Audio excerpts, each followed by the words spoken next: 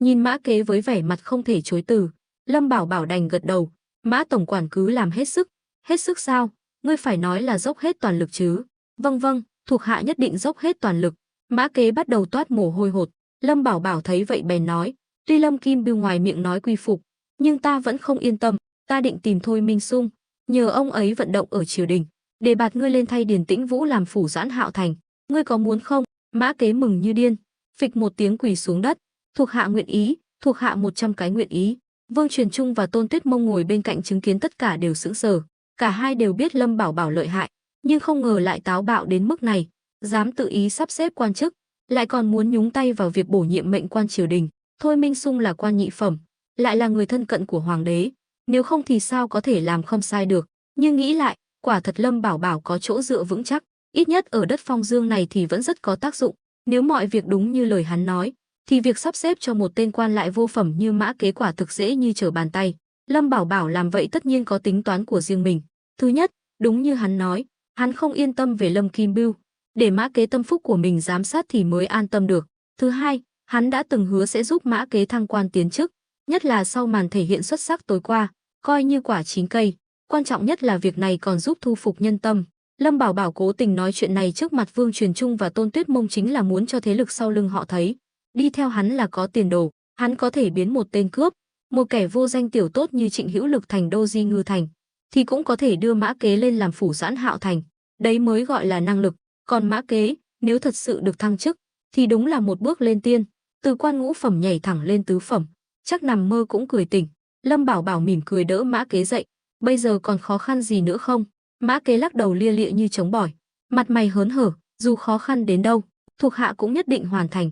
Lâm Bảo Bảo hài lòng gật đầu, sau đó quay sang Vương Truyền Trung.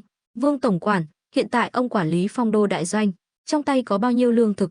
Vương Truyền Trung vội chắp tay, thuộc hạ không dám giấu giếm, tiểu mạch 5 vạn cân, gạo 3 vạn cân. Đây chỉ là số lương thực triều đình và phiên vương Lâm gia cấp hàng tháng, chuyên dùng để cung cấp cho 2 vạn quân thủ bị. Lâm Bảo Bảo gật gù, hắn biết rõ 2 vạn quân này là để giám sát phiên vương Lâm gia, nhưng Lâm gia vẫn phải ngoan ngoãn cung cấp lương thực cho họ. 1 tháng 8 vạn cân lương thực, cũng là một khoản kha khá.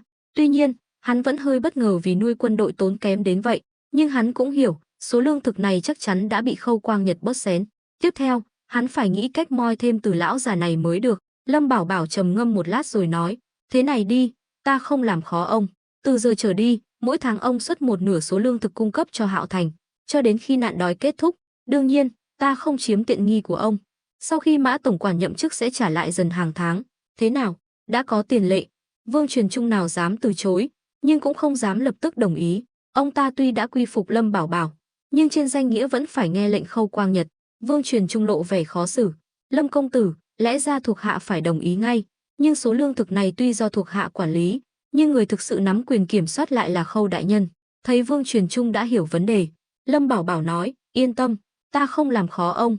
Lần này hỏi ông cũng chỉ là muốn thống kê số lượng cụ thể, sau khi ta bàn bạc với Khâu đại nhân sẽ quyết định sau.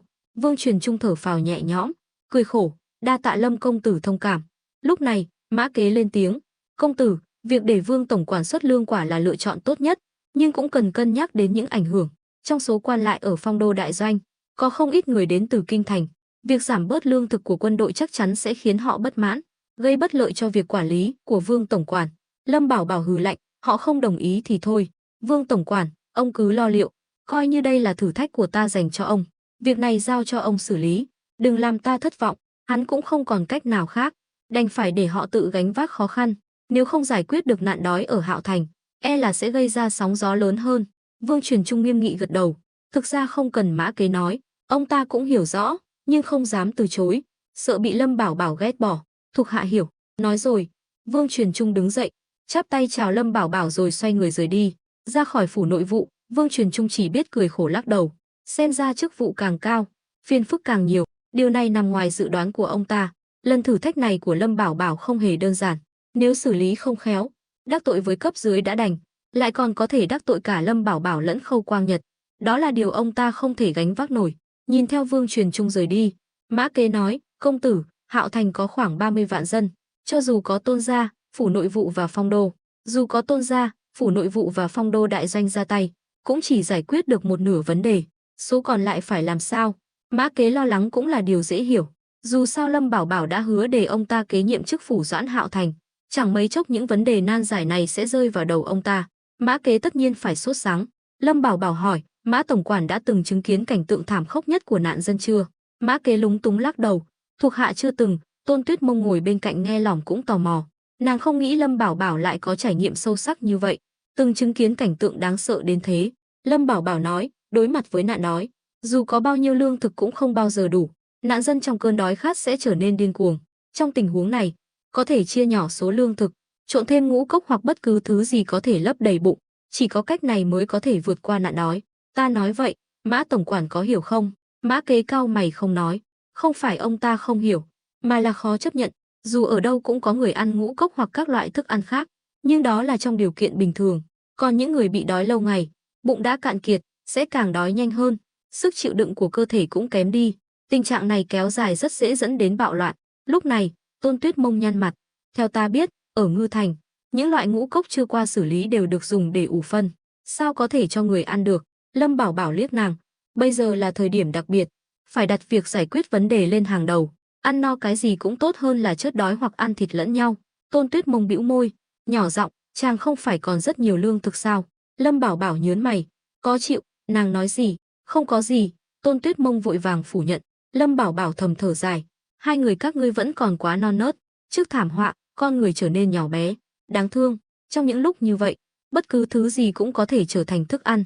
Mã Kế, ngươi phải hiểu rằng, mọi vấn đề đều cần phải tự tay giải quyết. Việc ngươi cần làm là dùng số lương thực hạn chế để giải quyết chuyện này. Nếu không, ta sẽ xử ngươi. Thêm nữa, nếu ngươi khôn ngoan, hãy tận dụng nạn đói này để khơi dậy ý chí của 30 vạn dân Hạo Thành. Hạo Thành vốn là vựa lúa phía tây bắc của Đại Đoan, tiềm lực rất lớn. Nhìn ánh mắt ẩn ý của Lâm Bảo Bảo, Mã Kế nghiêm nghị gật đầu. Thuộc hạ hiểu. Giây phút này, Mã Kế bỗng nhận ra con đường phía trước của mình còn rất dài và gian nan. Được rồi, những gì cần nói ta đã nói. Ngươi còn việc gì nữa không? Nếu không ta đi đây. Lâm Bảo Bảo đặt chén trà xuống. Mã Kế lắc đầu.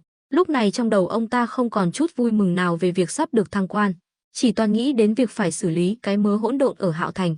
Đúng lúc này, bên ngoài vang lên tiếng bước chân dồn dập, khiến cả ba người đồng thời nhìn ra cửa. Cốc cốc cốc, ai đấy? Mã Kế hỏi. Đô Di Ngư Thành, Trịnh thống lĩnh cầu kiến. Mắt Mã Kế sáng lên, mau mời vào. Lâm Bảo Bảo cũng hứng khởi.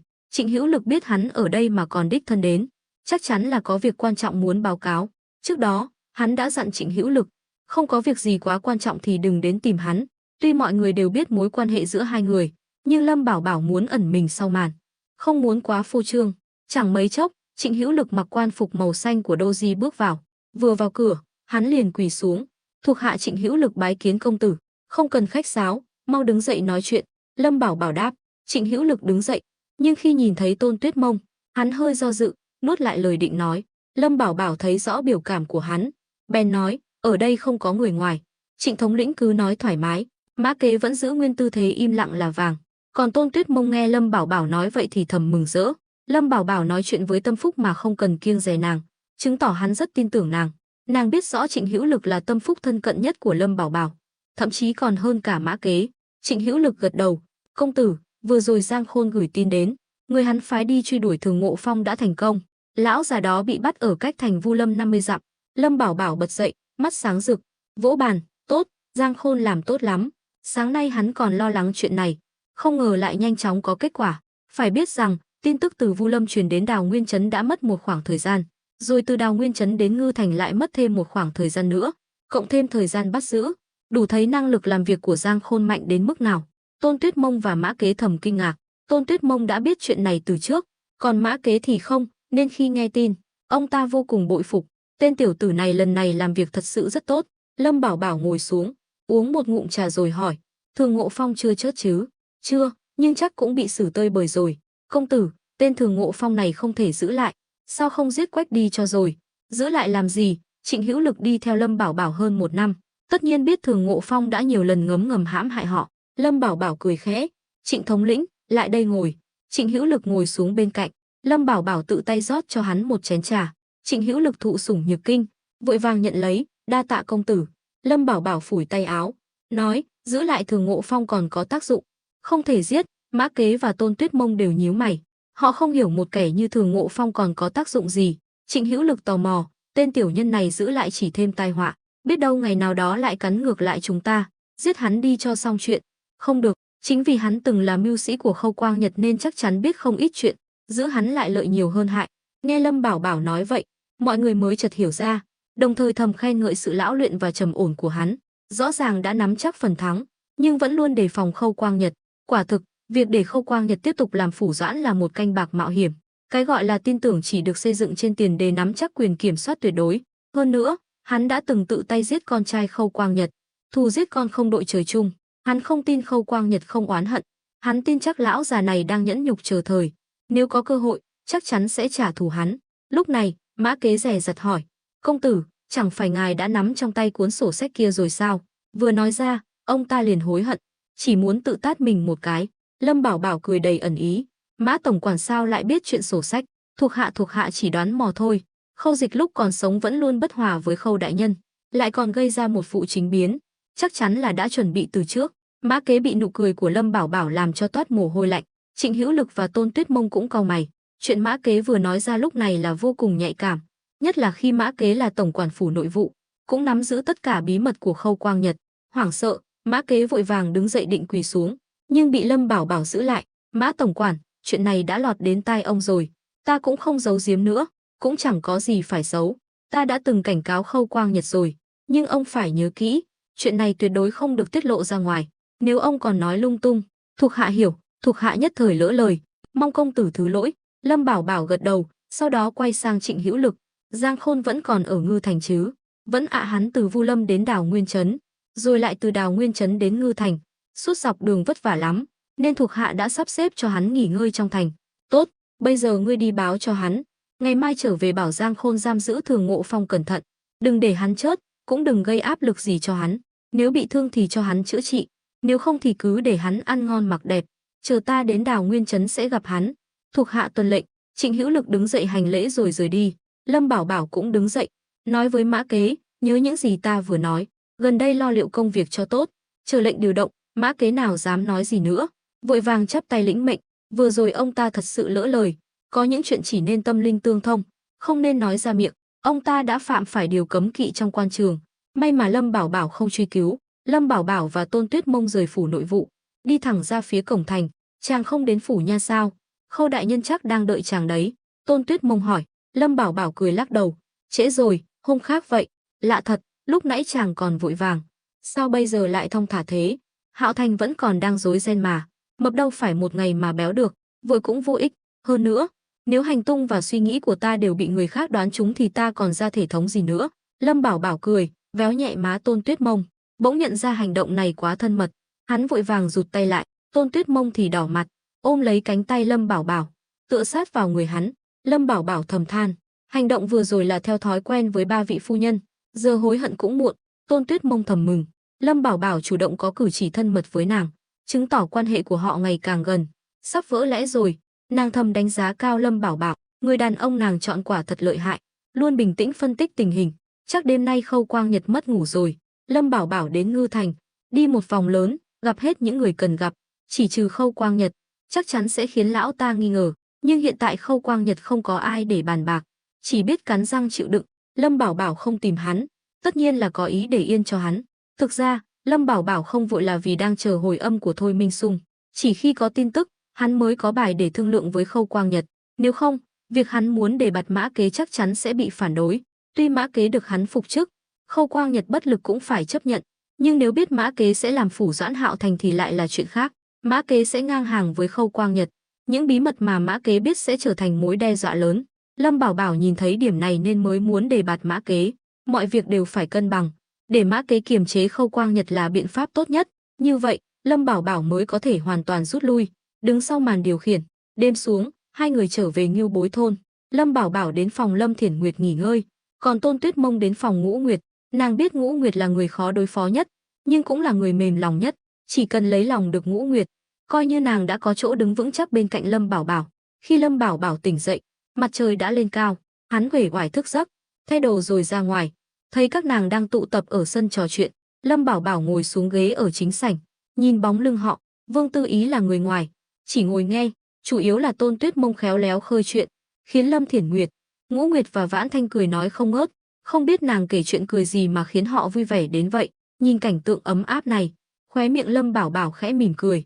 Nếu họ có thể hòa thuận với nhau, cuộc sống cũng thật tốt đẹp. Lâm Bảo Bảo chợt nghĩ, dù không muốn thừa nhận, nhưng hắn phải công nhận hình bóng Tôn Tuyết Mông đã in sâu trong tim hắn. Hắn tin rằng Lâm Thiển Nguyệt, Ngũ Nguyệt và Vãn Thanh cũng có suy nghĩ tương tự, nếu không họ đã không chấp nhận hắn. Lúc này, Lâm Bảo Bảo với tay lấy ấm trà, vô tình làm phát ra tiếng động, khiến mọi người quay lại nhìn. Bị nhìn chằm chằm, Lâm Bảo Bảo cười gượng, "Đừng nhìn ta, cứ tiếp tục trò chuyện đi, ta uống nước rồi đi rửa mặt." Nói rồi, hắn rót một chén trà, uống cạn rồi thản nhiên đi ra ngoài.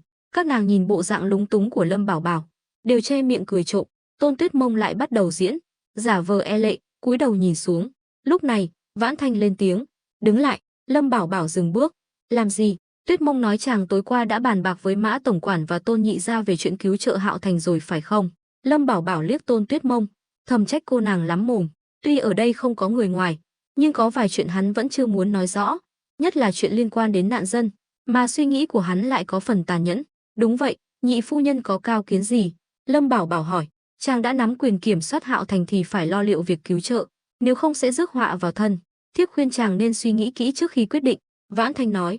Nhắc đến chuyện chính sự, Lâm Bảo Bảo tiến lên một bước, hỏi, "Vậy theo ý nhị phu nhân, nạn đói ở Hạo Thành nên giải quyết thế nào?" Vãn Thanh ho khan một tiếng, "Thực ra, thay vì tìm cách bán 20 vạn cân lương thực ra ngoài, chàng có thể bán ngay cho Hạo Thành, vừa được tiếng thơm, lại vừa nhanh chóng thu hồi vốn." Mắt Lâm Bảo Bảo sáng lên, hắn nhận ra Vãn Thanh đã có đối sách. Hạo Thành làm gì có tiền, cho dù có cũng không thể bỏ hết ra mua lương thực. Hơn nữa, bán cho Ngư Thành mục tiêu quá lớn, sẽ khiến chúng ta bị Lâm gia để ý. Vãn Thanh mỉm cười, "Chàng gần đây bận quá nên lú lẫn rồi sao? Thôi Minh Sung là thị lang bộ hộ, chuyên quản lý lương thực, chàng cứ để ông ta nghĩ cách tìm cớ bán số lương thực này cho triều đình, rồi để triều đình ra chỉ thị dùng để cứu trợ. Như vậy vừa tiết kiệm được chi phí vận chuyển và rủi ro, lại vừa giải quyết được vấn đề cấp bách. Một công đôi việc, cớ sao không làm? Đây là công lao to lớn. Chỉ cần Thôi Minh Sung không ngốc thì nhất định sẽ đồng ý." Lâm Bảo Bảo trầm ngâm suy nghĩ. Lâm Thiển Nguyệt và Âu Dương Mãn Mãn không hiểu chuyện này, chỉ đứng xem. Chỉ có Tôn Tuyết Mông và Vương Tư Ý thầm kinh ngạc, cả hai đều không ngờ Vãn Thanh lại cao tay đến vậy. Nếu làm theo cách này, mọi chuyện sẽ được giải quyết êm đẹp, vừa giải quyết được nạn đói ở Hạo Thành, lại vừa giải quyết được vấn đề của Lâm Bảo Bảo. 20 vạn cân lương thực để trong tay lúc nào cũng là mối nguy hiểm, nếu để lộ ra ngoài thì hậu quả khôn lường.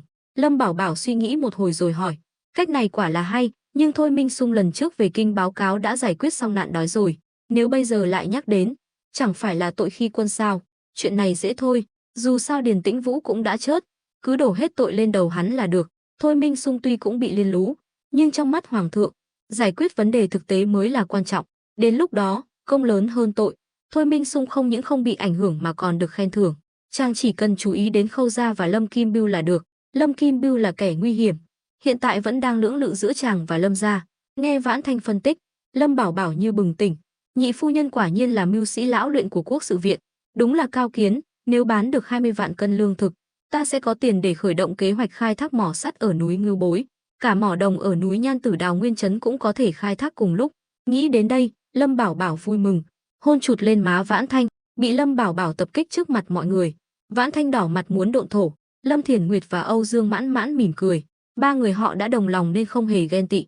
Tôn Tuyết Mông thì không có phản ứng gì, nàng chợt nhận ra đối thủ lớn nhất của mình không phải Lâm Thiển Nguyệt, cũng không phải Âu Dương Mãn Mãn nóng nảy, mà là Vãn Thanh, người am hiểu mưu lược. So với Vãn Thanh, nàng dường như chỉ biết dùng chút mưu mẹo vặt vãnh. Vương Tư Ý cảm nhận được tâm trạng của bạn thân, lặng lẽ nắm tay nàng. Tôn Tuyết Mông mỉm cười trấn an, ra hiệu mình không sao.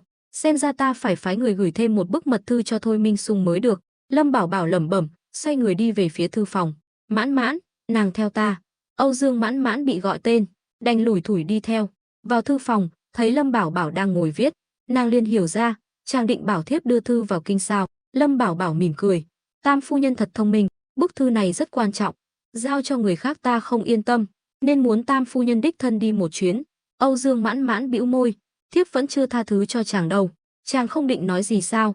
Lần trước vì chuyện của Tôn Tuyết Mông, nàng đã làm ầm ĩ lên, còn định động thủ. Lâm Bảo Bảo viết xong thư, thổi khô mực, cười khổ. Nàng ngốc ạ, nàng thật sự giận ta sao? Chúng ta là vợ chồng, nào có thù hằn qua đêm. Nói rồi, hắn gấp thư lại, bỏ vào phong bì. Âu Dương Mãn Mãn thầm thở phào, nàng cứ tưởng Lâm Bảo Bảo giận nàng.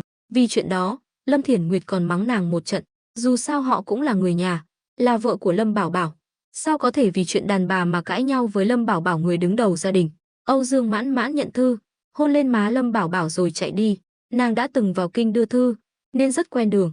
Lâm Bảo Bảo lắc đầu cười khổ, hắn biết tính nàng, miệng hùm gan sứa, càng làm ầm ĩ thì sau đó càng hối hận, hắn sao có thể chấp nhặt với nàng. Sau đó, Lâm Bảo Bảo rửa mặt, ăn sáng rồi đi ra cổng làng. Hắn vừa nhận được tin, dưới sự chỉ đạo của Dương Thiết Tâm, dân làng đã dùng lò luyện thép mới xây dựng, chế tạo thành công số lượng kính đủ để phủ 1000 mẫu ruộng. Hôm nay là ngày lắp đặt chính thức. Lâm Bảo Bảo dạo này bận quá, hôm nay mới có thời gian, hắn cũng muốn đến xem. Có Dương Thiết Tâm và lão thôn trưởng phối hợp, Lâm Bảo Bảo không cần phải tự mình làm mọi việc. Khi hắn cùng các nàng đến cổng làng, thấy dân làng đã chia thành từng nhóm nhỏ, làm việc theo bản vẽ lắp đặt mà hắn cung cấp. Từ xa đã thấy một nhà kính cao 3 mét được dựng lên ở gần cổng làng. Kính có màu nâu vàng, không trong suốt lắm, đó là do còn thiếu thạch anh. Lâm Bảo Bảo biết điều này, nhưng thạch anh không dễ tìm trong thời gian ngắn. Hiện tại như vậy là đủ dùng rồi, tuy màu nâu vàng nhưng vẫn hấp thụ được ánh sáng mặt trời, vẫn đảm bảo quá trình quang hợp, giúp cây trồng sinh trưởng. Lúc này, Tôn Tuyết Mông kinh ngạc, Lâm công tử, trong nhà kính này có thể trồng trọt vào mùa đông sao? Lâm Bảo Bảo mỉm cười gật đầu, trong lòng tràn đầy tự hào. Tuy việc này không phải do hắn trực tiếp làm, hoàn toàn là Dương Thiết Tâm thực hiện, nhưng nếu không có kỹ thuật luyện kính và ý tưởng tuyệt vời của hắn thì cũng không thể thành công. Đúng vậy, kính trong suốt, mùa đông vừa có thể hấp thụ ánh sáng mặt trời, giữ nhiệt độ trong nhà kính ổn định, vừa có thể ngăn chặn cái lạnh bên ngoài, như vậy có thể bù đắp hoàn toàn việc không thể canh tác vào mùa đông. Vãn Thanh đã nghe hắn nói qua nên không quá ngạc nhiên, chỉ là nhìn những nhà kính mọc lên san sát, nàng vẫn cảm thấy khó tin. Còn Vương Tư Ý, với tư cách là người ngoài, cũng bị phát minh đỉnh cao này của Lâm Bảo Bảo làm cho chấn động. Trồng trọt vào mùa đông, điều này gần như lật đổ nhận thức của nàng. Không chỉ nàng, e rằng nếu người dân Đại Đoan biết được cũng sẽ kinh ngạc. Lâm công tử, phát minh này của chàng thật sự quá tuyệt vời. Nếu chàng phổ biến cách này ra ngoài, chắc chắn sẽ kiếm được bộn tiền. Tôn Tuyết Mông nói. Lâm Bảo Bảo liếc nàng. Nhà kính này là vũ khí bí mật của ta sau này, không thể phổ biến ra ngoài. Một câu nói đã bộc lộ suy nghĩ của Lâm Bảo Bảo. Lẽ ra nhà kính không có giá trị gì, phổ biến cũng không sao, nhưng nhà kính có thể thúc đẩy sản lượng lương thực. Trong xã hội phong kiến, dù ở thời đại nào, lương thực luôn là thứ quan trọng nhất. Nói nghiêm trọng hơn, ai nắm giữ lương thực, người đó nắm giữ thiên hạ. Một thứ quan trọng như vậy, Lâm Bảo Bảo sao có thể để người khác hưởng lợi. Hơn nữa, hắn còn có một tham vọng khác, đó là biến những tấm kính vô giá trị này thành kim loại quý hiếm có thể sánh ngang với vàng bạc. Nếu hắn để kính lưu hành tràn lan trên thị trường, chẳng khác nào tự hại mình. Hơn nữa, Lâm Bảo Bảo không hề thiển cận, hắn muốn làm ăn lâu dài, chứ không phải chỉ vì lợi ích trước mắt mà phổ biến kính. Tôn Tuyết Mông bĩu môi, Lâm công tử, nếu kỹ thuật này được phổ biến trên toàn quốc, chắc chắn sẽ giải quyết được vấn đề thiếu lương thực ở các khu vực khác của Đại Đoan. Cơ hội tốt như vậy, sao chàng lại bỏ qua? Chưa kịp để Lâm Bảo Bảo lên tiếng, Vãn Thanh đã nói, ý chàng, muội vẫn chưa hiểu sao? Kính là công cụ để sản xuất lương thực, thay vì bán kính, chi bằng bán lương thực còn có lợi hơn. Hơn nữa, nơi khác càng thiếu lương thực, chúng ta càng kiếm được nhiều tiền, chẳng phải tốt hơn sao? Tôn Tuyết Mông mím môi, trong lòng không vui. Nàng nói vậy tất nhiên là muốn Tôn gia cũng được hưởng lợi từ kỹ thuật này. Nàng gả cho Lâm Bảo Bảo, nếu không thể giúp Tôn gia thăng tiến thì nàng đúng là đứa con gái bất hiếu. Nhưng lời nói của Vãn Thanh khiến nàng cứng họng, nàng giống như kẻ ếch ngồi đáy giếng. Nhị phu nhân nói đúng, Tôn tiểu thư, chuyện này đừng nhắc lại nữa. Ta biết rõ suy nghĩ của nàng, ta cảnh cáo nàng, nếu nàng tiếp cận ta với mục đích vụ lợi, ta tuyệt đối sẽ không để nàng đạt được mục đích. Lâm Bảo Bảo nói, hắn ghét nhất là bị người khác lợi dụng, nhất là khi liên quan đến đại sự. Tôn Tuyết Mông biết mình lỡ lời, vội vàng giải thích, Lâm công tử, chàng hiểu lầm rồi, thiếp chỉ là có ý tốt, chứ không có ý đồ xấu gì cả. Lâm Bảo Bảo lạnh lùng liếc nàng rồi bỏ đi về phía Dương Thiết Tâm. Lão Thiết vẫn đang chỉ đạo dân làng lắp đặt nhà kính. Tôn Tuyết Mông nhìn theo bóng lưng Lâm Bảo Bảo, trong lòng khó chịu, nhưng nàng không dám làm gì Lâm Bảo Bảo. Cuối cùng lại quay sang trách Vãn Thanh, Vãn Thanh tỷ, tỷ sao lại làm muội mất mặt trước mọi người chứ? Tuy trong lòng oán trách, nhưng trên mặt nàng vẫn giữ vẻ nũng nịu. Vãn Thanh cười khổ, ta chỉ nói sự thật, chứ không có ý trách mắng muội, nhưng Lâm công tử rất tình ý, nên ta khuyên muội, nếu không có ý đồ gì thì tốt nhất, nếu không, cái nhà này khó mà dung nạp muội được. Vãn Thanh không hề đơn giản như Lâm Thiển Nguyệt và Âu Dương Mãn Mãn, nàng từng là quan tam phẩm, đối mặt với những mưu mô trốn quan trường, nàng đều có thể xoay chuyển dễ dàng, huống chi là Tôn Tuyết Mông chỉ giỏi chút tiểu xảo. Tuy Tôn Tuyết Mông luôn che giấu rất kỹ, nhưng vừa rồi nàng đã vô tình để lộ sơ hở, nếu không Lâm Bảo Bảo đã không cảnh cáo nàng trước mặt mọi người. Vãn Thanh đuổi theo Lâm Bảo Bảo. Trên đường đi, nàng chợt hiểu ra mục đích của Tôn Tuyết Mông không hề đơn thuần. Với tư cách là nhị phu nhân, nàng phải tỉnh táo, luôn gác cửa cho Lâm Bảo Bảo. Tôn Tuyết Mông cau mày, trong lòng bực bội, nàng là người Tôn gia, nghĩ cho gia tộc thì có gì sai, đã lấy chồng thì phải lo cho cuộc sống của mình. Lâm Bảo Bảo có nhiều cách kiếm tiền như vậy, chia cho Tôn gia một chút cũng có sao.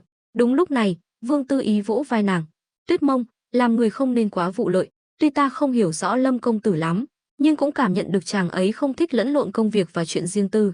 Nếu muội tiếp cận Lâm công tử với mục đích kiếm lợi cho Tôn gia, cuối cùng e là tiền mất tật mang. Tôn Tuyết Mông giật mình, nhưng lập tức cười xòa, che giấu sự lúng túng. Tư Ý tỷ nói gì vậy? Muội sao lại thế được? Vừa rồi muội chỉ vô tình nói ra suy nghĩ thôi mà. 2Z, tùy muội vậy. Vương Tư Ý lắc đầu, lời nói vừa rồi của Tôn Tuyết Mông, đến đứa trẻ lên 3 cũng hiểu được ẩn ý trong đó. Bên này, Dương Thiết Tâm đội chiếc mũ rơm cũ, một tay cầm bản vẽ, một tay chỉ đạo dân làng lắp đặt nhà kính. Bỗng nhiên, ông thấy bản vẽ trong tay bị một bóng đen che khuất, liền ngẩng đầu lên, cười nói: "Lâm công tử, sao ngài lại đến đây? Những việc này cứ để lão phu lo liệu là được. Chuyện lớn như vậy, ta phải đến xem chứ. Nhưng có ông ở đây, ta rất yên tâm. Ta vừa xem qua chất lượng kính rồi, rất tốt." Lâm Bảo Bảo khen. Được Lâm Bảo Bảo khen ngợi, Dương Thiết Tâm cười theo, vẫn là nhờ kỹ thuật mà công tử cung cấp, không ngờ cát bình thường lại có công dụng lớn đến vậy, thật sự mở mang tầm mắt cho lão phu. Lâm Bảo Bảo nhỏ giọng nói với Dương Thiết Tâm: "Lão Dương, phương pháp chế tạo thủy tinh này, ông phải giữ bí mật cho ta, tuyệt đối không được tiết lộ ra ngoài." Dương Thiết Tâm ngẩn người, vội vàng gật đầu: "Công tử yên tâm, lão phu sẽ không tiết lộ nửa lời."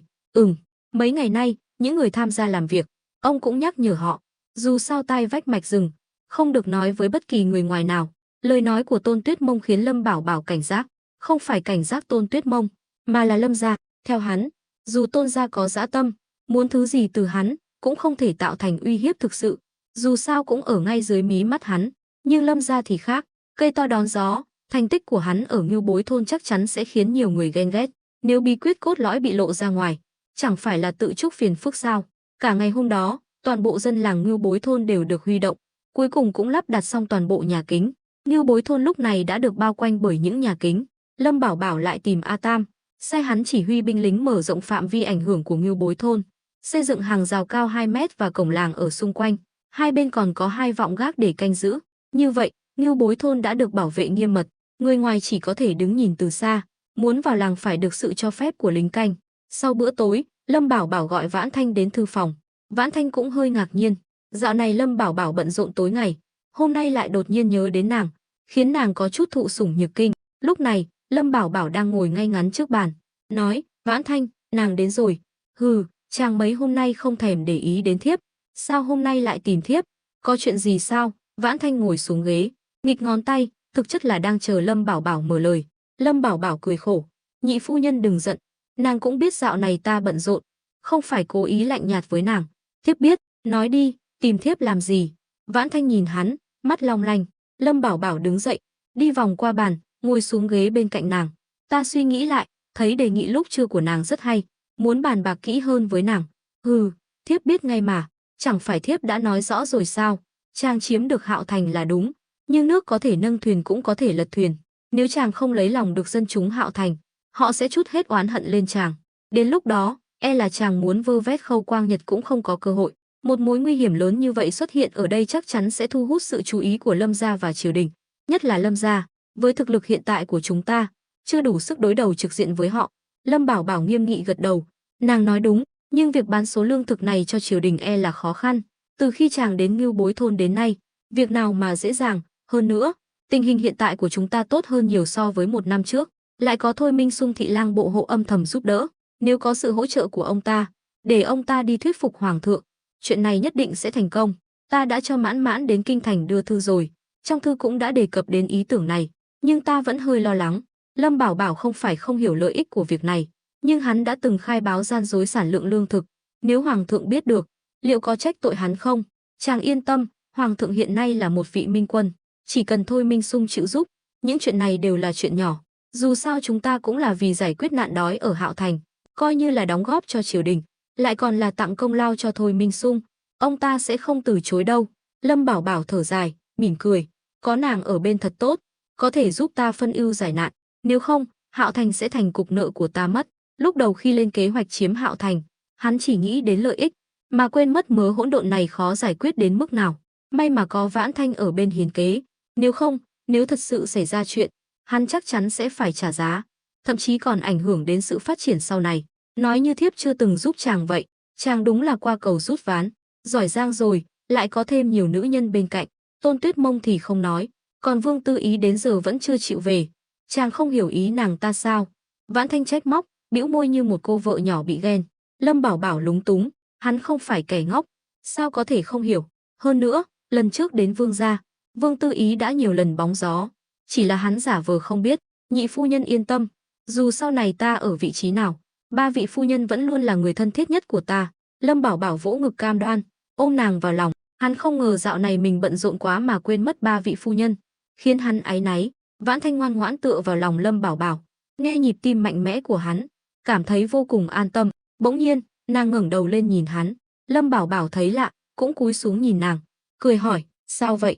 Chàng nói thật cho thiếp biết, chàng và Tôn tiểu thư thật sự đã. Lâm Bảo Bảo cười khổ, ta phải giải thích bao nhiêu lần nữa thì ba người mới tin. Ta chưa từng làm gì quá giới hạn với nàng ta, còn chuyện nàng ta nói có thai, hoàn toàn là bịa đặt. Vãn Thanh bĩu môi, Tôn tiểu thư cũng liều thật, vẫn còn là hoàng hoa khuê nữ mà dám nói năng bừa bãi. Lâm Bảo Bảo thở dài, thực ra Tôn tiểu thư không có ác ý, có lẽ là do ta quá ưu tú nên nàng ta mới nhiệt tình như vậy, nhưng chỉ cần ba người không đồng ý, ta tuyệt đối sẽ không cưới nàng ta. Người ta đã như vậy rồi mà chàng còn làm giá, ta phải nghĩ cho cảm xúc của ba vị phu nhân chứ. Lâm Bảo Bảo véo mũi nàng. Vãn Thanh mím môi, như đã quyết tâm điều gì đó. Chàng, sao vậy? Thiếp thiếp muốn có con. Vãn Thanh đỏ mặt, vùi đầu vào lòng Lâm Bảo Bảo. Lâm Bảo Bảo nhìn nàng hồi lâu, cười khổ, nàng ngốc ạ, bây giờ chưa phải lúc sinh con, mọi việc vẫn chưa ổn định, Lâm gia vẫn như thanh kiếm treo lơ lửng trên đầu ta, một ngày chưa giải quyết được mối nguy này, ta vẫn chưa thể yên tâm, nàng không muốn con của chúng ta sau này cũng phải sống trong sợ hãi chứ. Vãn Thanh gật đầu, cũng đúng, cái Lâm gia chết tiệt, thật đáng ghét. Thực ra, Lâm gia cũng làm được một việc tốt, nếu không có Lâm gia, ta biết tìm đâu ra ba vị phu nhân hiền lành, đức hạnh như vậy. Lâm Bảo Bảo hôn lên má Vãn Thanh, ghét quá, lúc đó chàng nói khoác, lại còn muốn rước cả ba chúng ta cùng lúc. Vãn Thanh nói rồi lại thở dài, nhưng thiếp cũng biết, trong lòng chàng, người chàng yêu nhất vẫn là đại phu nhân, người chàng chọn đầu tiên là Thiển Nguyệt tỷ tỷ.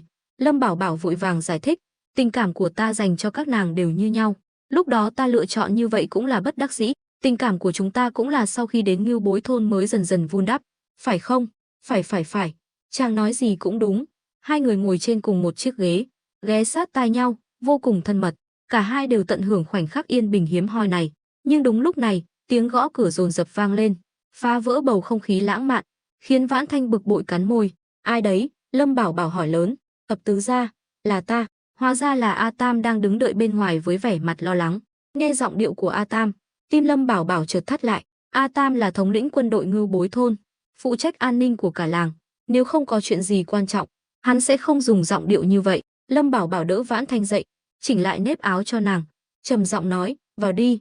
Cạch, cửa phòng mở ra, A Tam bước nhanh vào, nhưng khi thấy Vãn Thanh với vẻ mặt ửng hồng, hắn lúng túng chắp tay. Hóa ra nhị phu nhân cũng ở đây, vậy thuộc hạ xin cáo lui, có chuyện gì cứ nói thẳng. Lâm Bảo Bảo không cần giải thích, cũng không hề kiêng dè, Vãn Thanh là quân sư của hắn, tất nhiên không cần phải tránh mặt. Thập tứ gia, chuyện lớn không tốt rồi, vừa rồi Giang Khôn gửi tin đến, Bát gia trên đường về trấn Đào Nguyên bị một nhóm người lạ mặt tấn công, hiện giờ đang bị thương nặng, được đưa về doanh trại. Lâm Bảo Bảo đứng phắt dậy, đã điều tra ra là ai chưa? Lẽ ra lần trước đến Đào Nguyên trấn, hắn nên giết Lâm Hiên để trừ hậu họa, nhưng tình hình hiện tại phức tạp, động rừng rung cây, nhất là khi Lâm Hiên được Lâm gia sắc phong, giết hắn chắc chắn sẽ kinh động đến Lâm gia, hơn nữa, hắn còn có ích với hắn, lại bằng lòng quy phục, nên Lâm Bảo Bảo mới giữ hắn lại, nhưng hắn giết Lâm Hiên thì được, còn người ngoài động vào Lâm Hiên chẳng khác nào tát vào mặt hắn. A Tam lắc đầu, vẫn chưa rõ. Khi thuộc hạ của Giang Không phát hiện ra Bát gia, hắn đã gục ngã gần doanh trại, có lẽ là đã chạy thoát khỏi tay những kẻ tấn công. Lâm Bảo Bảo nói, chuẩn bị ngựa, ta phải đến đó một chuyến. Thập tứ gia, tình hình bên đó phức tạp, có thể nguy hiểm, ngài nên suy nghĩ kỹ. Trong lòng A Tam, Lâm Bảo Bảo là trụ cột, nếu Lâm Bảo Bảo xảy ra chuyện, bọn họ sẽ tiêu đời. Hắn cho rằng chuyện Lâm Hiên bị tấn công không phải ngẫu nhiên. Vãn Thanh vẫn luôn lắng nghe, lúc này lên tiếng, thiếp biết chàng lo lắng đối phương là người của Lâm gia, nhưng khả năng này không cao. Chàng bình tĩnh lại, Lâm Bảo Bảo nhớn mày. Sao nàng biết? Rất đơn giản. Với vị thế hiện tại của Lâm gia, nếu muốn giết Lâm Hiên, căn bản không cần phải lén lút. Thiếp cho rằng vụ tấn công này rất có thể là một hành động trả thù. Chỉ là không biết là do Lâm Hiên kết thù với người ngoài, hay là vì chàng. Mắt Lâm Bảo Bảo sáng lên. Ý nàng là... Vãn Thanh nghiêm nghị gật đầu. Mấy hôm nay xảy ra không ít chuyện, chàng có thể khoanh vùng nghi phạm. Thiếp đoán không phải Khâu Quang Nhật thì là Lâm Kim Bưu ở Hạo Thành. Lâm Bảo Bảo bừng tỉnh, ngẩng đầu nhìn lên trần nhà, trầm ngâm suy nghĩ. Vãn Thanh nói đúng, tuy mọi chuyện đều do hắn gây ra, nhưng xét cho cùng, dù là cái chết của Khâu Dịch hay việc Lâm Kim Bưu nổi dậy, đều có liên quan đến hắn và Lâm Hiên. Nếu hai người này muốn trả thù, cũng không phải là không có khả năng. Lâm Bảo Bảo mỉm cười. Nhị phu nhân nói chí phải, là ta nóng vội rồi, ta biết phải làm gì rồi. A Tam, có thuộc hạ. A Tam lập tức tiến lên nghe lệnh, trong lòng vô cùng khâm phục Vãn Thanh. Phân tích của nàng khiến hắn hoàn toàn đồng tình. Đêm nay toàn thôn giới nghiêm, canh giữ cẩn thận. A Tam, cho dù phải liều mạng, cũng không được để bất kỳ ai xâm nhập vào làng. Rõ, thuộc hạ xin lui xuống chuẩn bị. A Tam xoay người rời đi. Vãn Thanh hỏi, chàng định làm gì tiếp theo? Đương nhiên là đến doanh trại của Giang Khôn. Nhưng, không nhưng nhị gì cả. Trong tình huống này, nếu ta không xuất hiện, bên đó nhất định sẽ rối loạn. Tuy tên Lâm Hiên kia nhân phẩm không ra gì, nhưng thế lực của hắn ở Đào Nguyên Trấn đã ăn sâu bén rễ.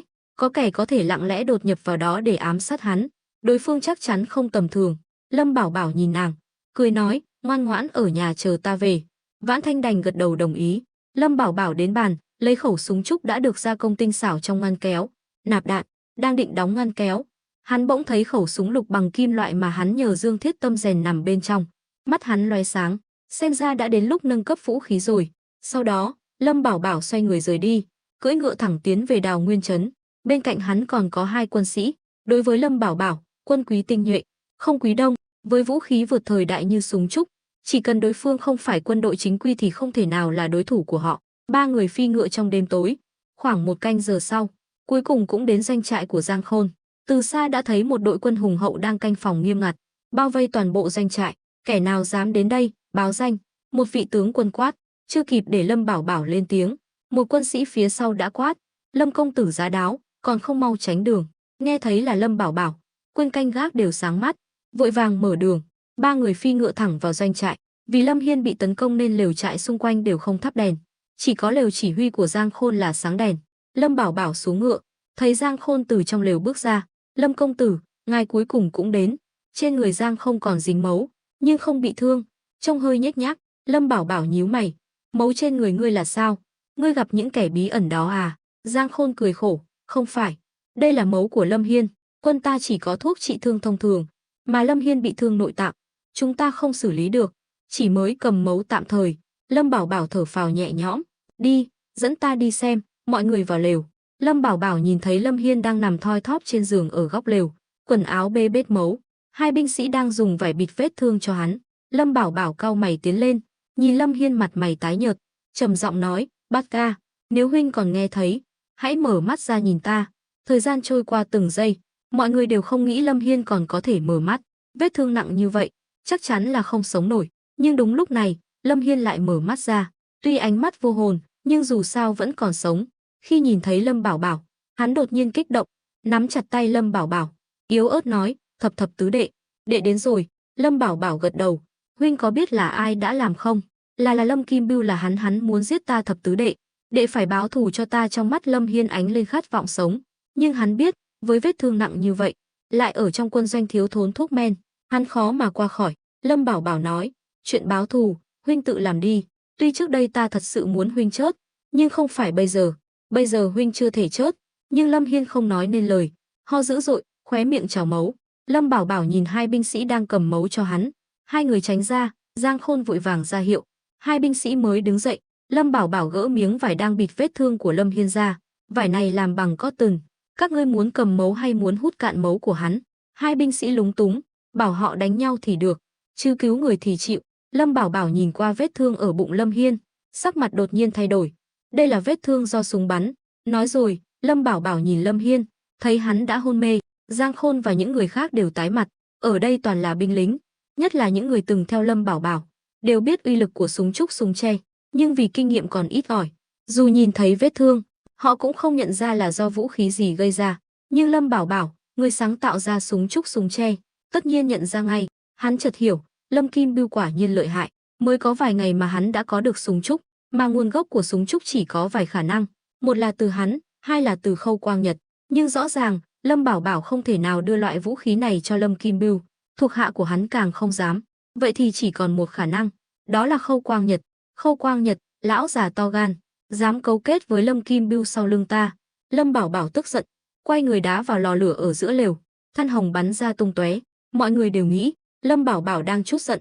Giang Khôn tiến lên an ủi, công tử, có cần thuộc hạ đi xử lý bọn chúng không? Lâm Bảo Bảo lắc đầu, bên này không thể thiếu người, ngươi cứ ở đây canh giữ cẩn thận. Nói rồi, hắn ra hiệu cho hai binh sĩ đang cầm mấu cho Lâm Hiên, thu dọn cho than trên mặt đất, bôi đều lên vết thương của hắn. Mọi người ngẩn ra, rồi đều sững sờ. Giang Khôn tò mò, công tử, đây là ý gì? Tất nhiên là để cầm mấu, đừng hỏi nhiều, mau làm đi. Lâm Bảo Bảo ra lệnh, nhưng hai binh sĩ vẫn đứng ngây ra đó. Họ không dám cãi lệnh, nhưng không thể tin nổi. Giang Không quát, hai tên vô dụng, còn đứng đó làm gì, mau làm theo lời công tử. Hai binh sĩ vội vàng ngồi xuống, mỗi người bốc một nắm tro, đổ lên vết thương ở bụng Lâm Hiên, dùng tay ấn chặt, đợi một chén trà. Lâm Bảo Bảo nói tiếp, hai binh sĩ đành làm theo. Lâm Bảo Bảo biết, ở nơi hoang dã, không có dụng cụ y tế, muốn cầm mấu nhanh thì dùng cho thực vật, than trong lò đốt bằng cành khô lá rụng, cũng coi như là cho thực vật chứa kali, phosphor, canxi, magie, vân vân, có tác dụng kháng viêm, diệt khuẩn, vừa cầm mấu, vừa ngăn ngừa nhiễm trùng vết thương. Giang Khôn và các binh sĩ tuy không hiểu, nhưng họ tin Lâm Bảo Bảo sẽ không hại Lâm Hiên, nên chỉ biết đứng nhìn. Quả nhiên, một chén trà sau, hai binh sĩ lau sạch cho than, vết thương của Lâm Hiên đã ngừng chảy máu. Giang Khôn bội phục, công tử thật sự lợi hại, cách này cũng được sao? Thuộc hạ lại học thêm được một chiêu, sau này nếu bị thương trên chiến trường cũng có thể dùng cách này để cầm máu. Lâm Bảo Bảo sờ trán Lâm Hiên, thấy hắn không bị sốt, mới thở phào nhẹ nhõm. Ở đây có cháo hay ngũ cốc gì không? Giang Khôn vội đáp, có. Lần trước cướp được mấy chuyến hàng tiếp tế của Nhan Tử Sơn, có rất nhiều lương thực, thuộc hạ sẽ nấu cháo, đợi hắn tỉnh lại cho hắn ăn. Lâm Bảo Bảo thấy Lâm Hiên chỉ bị thương ngoài da, mất máu nhiều là do mạch máu bị vỡ, chứ không bị thương nội tạng, coi như may mắn. Nếu bị đạn bắn vào nội tạng, Lâm Hiên chắc chắn đã sốt cao rồi, chỉ cần qua được đêm nay, chắc ngày mai hắn sẽ tỉnh lại, nhưng vì mất máu quá nhiều, chắc chắn sẽ rất yếu, lại thêm vết thương ở chân. Giang Khôn lập tức đi sắp xếp, vừa quay lại lều đã thấy Lâm Bảo Bảo đi ra. Công tử thật sự là thần y, nhanh như vậy đã cứu Lâm Hiên khỏi quỷ môn quan, nếu hắn chết, thuộc hạ không biết ăn nói thế nào. Lâm Bảo Bảo xua tay, chuyện này không trách ngươi, đừng lo lắng. Nói rồi, hắn ngồi xuống ghế. Giang Khôn hỏi, công tử, đã biết kẻ đứng sau rồi, chúng ta sẽ trả thù thế nào? Ta đang chờ hồi âm từ kinh thành, sau đó sẽ tìm Khâu Quang Nhật tính sổ, ta muốn xem hắn giải thích thế nào. Lão già to gan, dám đưa vũ khí lợi hại như súng trúc cho người ngoài. Tên Khâu Quang Nhật thật to gan, dám đưa thứ nguy hiểm như vậy cho người lạ. Công tử, ngài định xử hắn sao? Chưa chắc, phải nói chuyện với hắn mới biết. Ta đã cảnh cáo lão ta rồi, nhưng nếu hắn không biết điều thì đừng trách ta ra tay độc ác. Hắn gần như chắc chắn Khâu Quang Nhật làm vậy là để báo thù cho con trai, chỉ là Khâu Quang Nhật không dám ra tay với hắn, nên mới nhắm vào Lâm Hiên. Nhưng điều khiến Lâm Bảo Bảo thật sự tức giận không phải chuyện này, mà là việc Khâu Quang Nhật cấu kết với Lâm Kim Bưu. Đây là điều Lâm Bảo Bảo không thể chấp nhận, cả hai đều là nhân vật nguy hiểm, nhất là Lâm Kim Bưu. Tối hôm đó, Lâm Bảo Bảo đã nói về tầm quan trọng của Lâm Kim Bưu, vậy mà Khâu Quang Nhật vẫn dám giở trò, chẳng khác nào tự tìm đường chết. Đồng thời, chuyện này Trịnh Hữu Lực cũng có trách nhiệm. Hắn sắp xếp Trịnh Hữu Lực ở Ngư Thành là để giám sát nhất cử nhất động của Khâu Quang Nhật. Vậy mà chuyện lớn như vậy, hắn lại không hề hay biết. Tuy súng trúc không nằm trong tầm kiểm soát của Trịnh Hữu Lực, dù sao Khâu Quang Nhật tàng trữ súng ống, hắn không thể nào lúc nào cũng nắm rõ động tĩnh. Nhưng Khâu Quang Nhật gặp Lâm Kim Bưu, hắn không thể không biết, chỉ có thể nói tên này đã lơ là nhiệm vụ. Nhưng những lời này, hắn không thể nói với Giang Khôn, nói nhiều chỉ làm ảnh hưởng đến tinh thần quân đội. Công tử, có cần thuộc hạ chuẩn bị chút gì đó? Chúng ta uống vài chén không? Giang không khó khăn lắm mới có cơ hội, tất nhiên muốn lấy lòng Lâm Bảo Bảo. Ăn uống thì thôi, tình hình ở Nhan Tử Sơn thế nào? Trên núi đã có người của chúng ta, Lâm Hiên cũng rất hợp tác. Tốt, vừa hay ta đang rảnh, ngươi đi với ta một chuyến. Giang Khôn mừng thầm, được đi cùng Lâm Bảo Bảo làm việc cũng là cơ hội để gần gũi với hắn. Vậy thuộc hạ đi chuẩn bị ngựa. Giang Khôn đứng dậy định đi, Lâm Bảo Bảo chợt nhớ ra điều gì đó. À đúng rồi, Thường Ngộ Phong vẫn bị giam ở đây chứ? Đúng vậy, hắn đang bị giam trong lều bên kia. Tốt, ngươi dẫn ta đi gặp hắn. Sau đó, hai người đi thẳng đến lều giam giữ Thường Ngộ Phong. Trước cửa lều có hai lính canh, thấy Lâm Bảo Bảo và Giang Khôn, họ lập tức quỳ xuống hành lễ. Thường Ngộ Phong không có gì bất thường chứ? Giang Khôn hỏi. Bẩm đại nhân, hắn vừa ăn tối xong, giờ chắc đang ngủ. Tốt, mở cửa. Hai lính canh vén rèm cửa. Lâm Bảo Bảo và Giang Khôn bước vào. Trong lều chỉ có một ngọn đèn dầu leo lét. Thường Ngộ Phong đang nằm ngủ say sưa trên giường, xem ra cũng không đến nỗi nào. Giang Khôn định gọi hắn dậy, nhưng bị Lâm Bảo Bảo ngăn lại. Lâm Bảo Bảo bước đến, đứng trước mặt Thường Ngộ Phong. Sau một thời gian dài lưu lạc, Thường Ngộ Phong đã mất đi vẻ ngoài phong độ của một sư gia, trông tiều tụy, tóc tai bù xù, râu ria lởm chởm, hình như cảm nhận được có người đến gần. Hắn bỗng mở mắt, trong ánh sáng mờ ảo, hắn thấy Lâm Bảo Bảo đang đứng nhìn mình từ trên cao xuống. Thường Ngộ Phong giật bắn mình, ngồi bật dậy. Lâm công tử. Lâm Bảo Bảo mỉm cười. Thường sư gia, đã lâu không gặp. Hắn từng gặp Thường Ngộ Phong vài lần, nhưng chưa từng nói chuyện. Nhưng lão già này đã gây không ít phiền phức cho hắn, nhất là việc nhiều lần xúi giục Khâu gia phụ tử đối phó với hắn. Lâm Bảo Bảo hận hắn thấu xương. Thấy vẻ mặt của Lâm Bảo Bảo, Thường Ngộ Phong sợ hãi, quỳ sụp xuống giường, dập đầu lia lịa. Công tử tha mạng, tiểu nhân bị mỡ heo che mắt, mới làm ra những chuyện bất lợi cho công tử. Xin công tử đại nhân đại lượng, tha cho tiểu nhân một mạng. Lâm Bảo Bảo cười lạnh. Đừng sỉ nhục loài chó còn trung thành hơn ngươi nhiều. Vâng, tôi là hạng người thấp hèn hơn cả chó lợn. Quý công tử cứ coi tôi như một vật vô dụng. Đuổi tôi đi, tôi đảm bảo không nói nửa lời, biến mất vĩnh viễn. Thường Ngộ Phong van xin. Nhìn bộ dạng hèn hạ của hắn, Lâm Bảo Bảo nói, lão già, nếu ngươi cứng cỏi một chút, ta còn coi ngươi là bậc anh hùng. Không ngờ ngươi lại nhát gan đến vậy mà còn dám đối đầu với ta. Ngươi muốn ta tha cho ngươi, ta càng không tha. Ngươi có biết tại sao ta không giết ngươi ngay không? Thường Ngộ Phong hoàn toàn tuyệt vọng, nhưng con rắn còn muốn sống, huống chi là người. Hắn vẫn quỳ trên giường, dập đầu xuống đất, không dám nhìn Lâm Bảo Bảo. Công tử muốn dùng tiểu nhân để uy hiếp Khâu Quang Nhật. Ha ha, Thường sư gia, quả nhiên thông minh.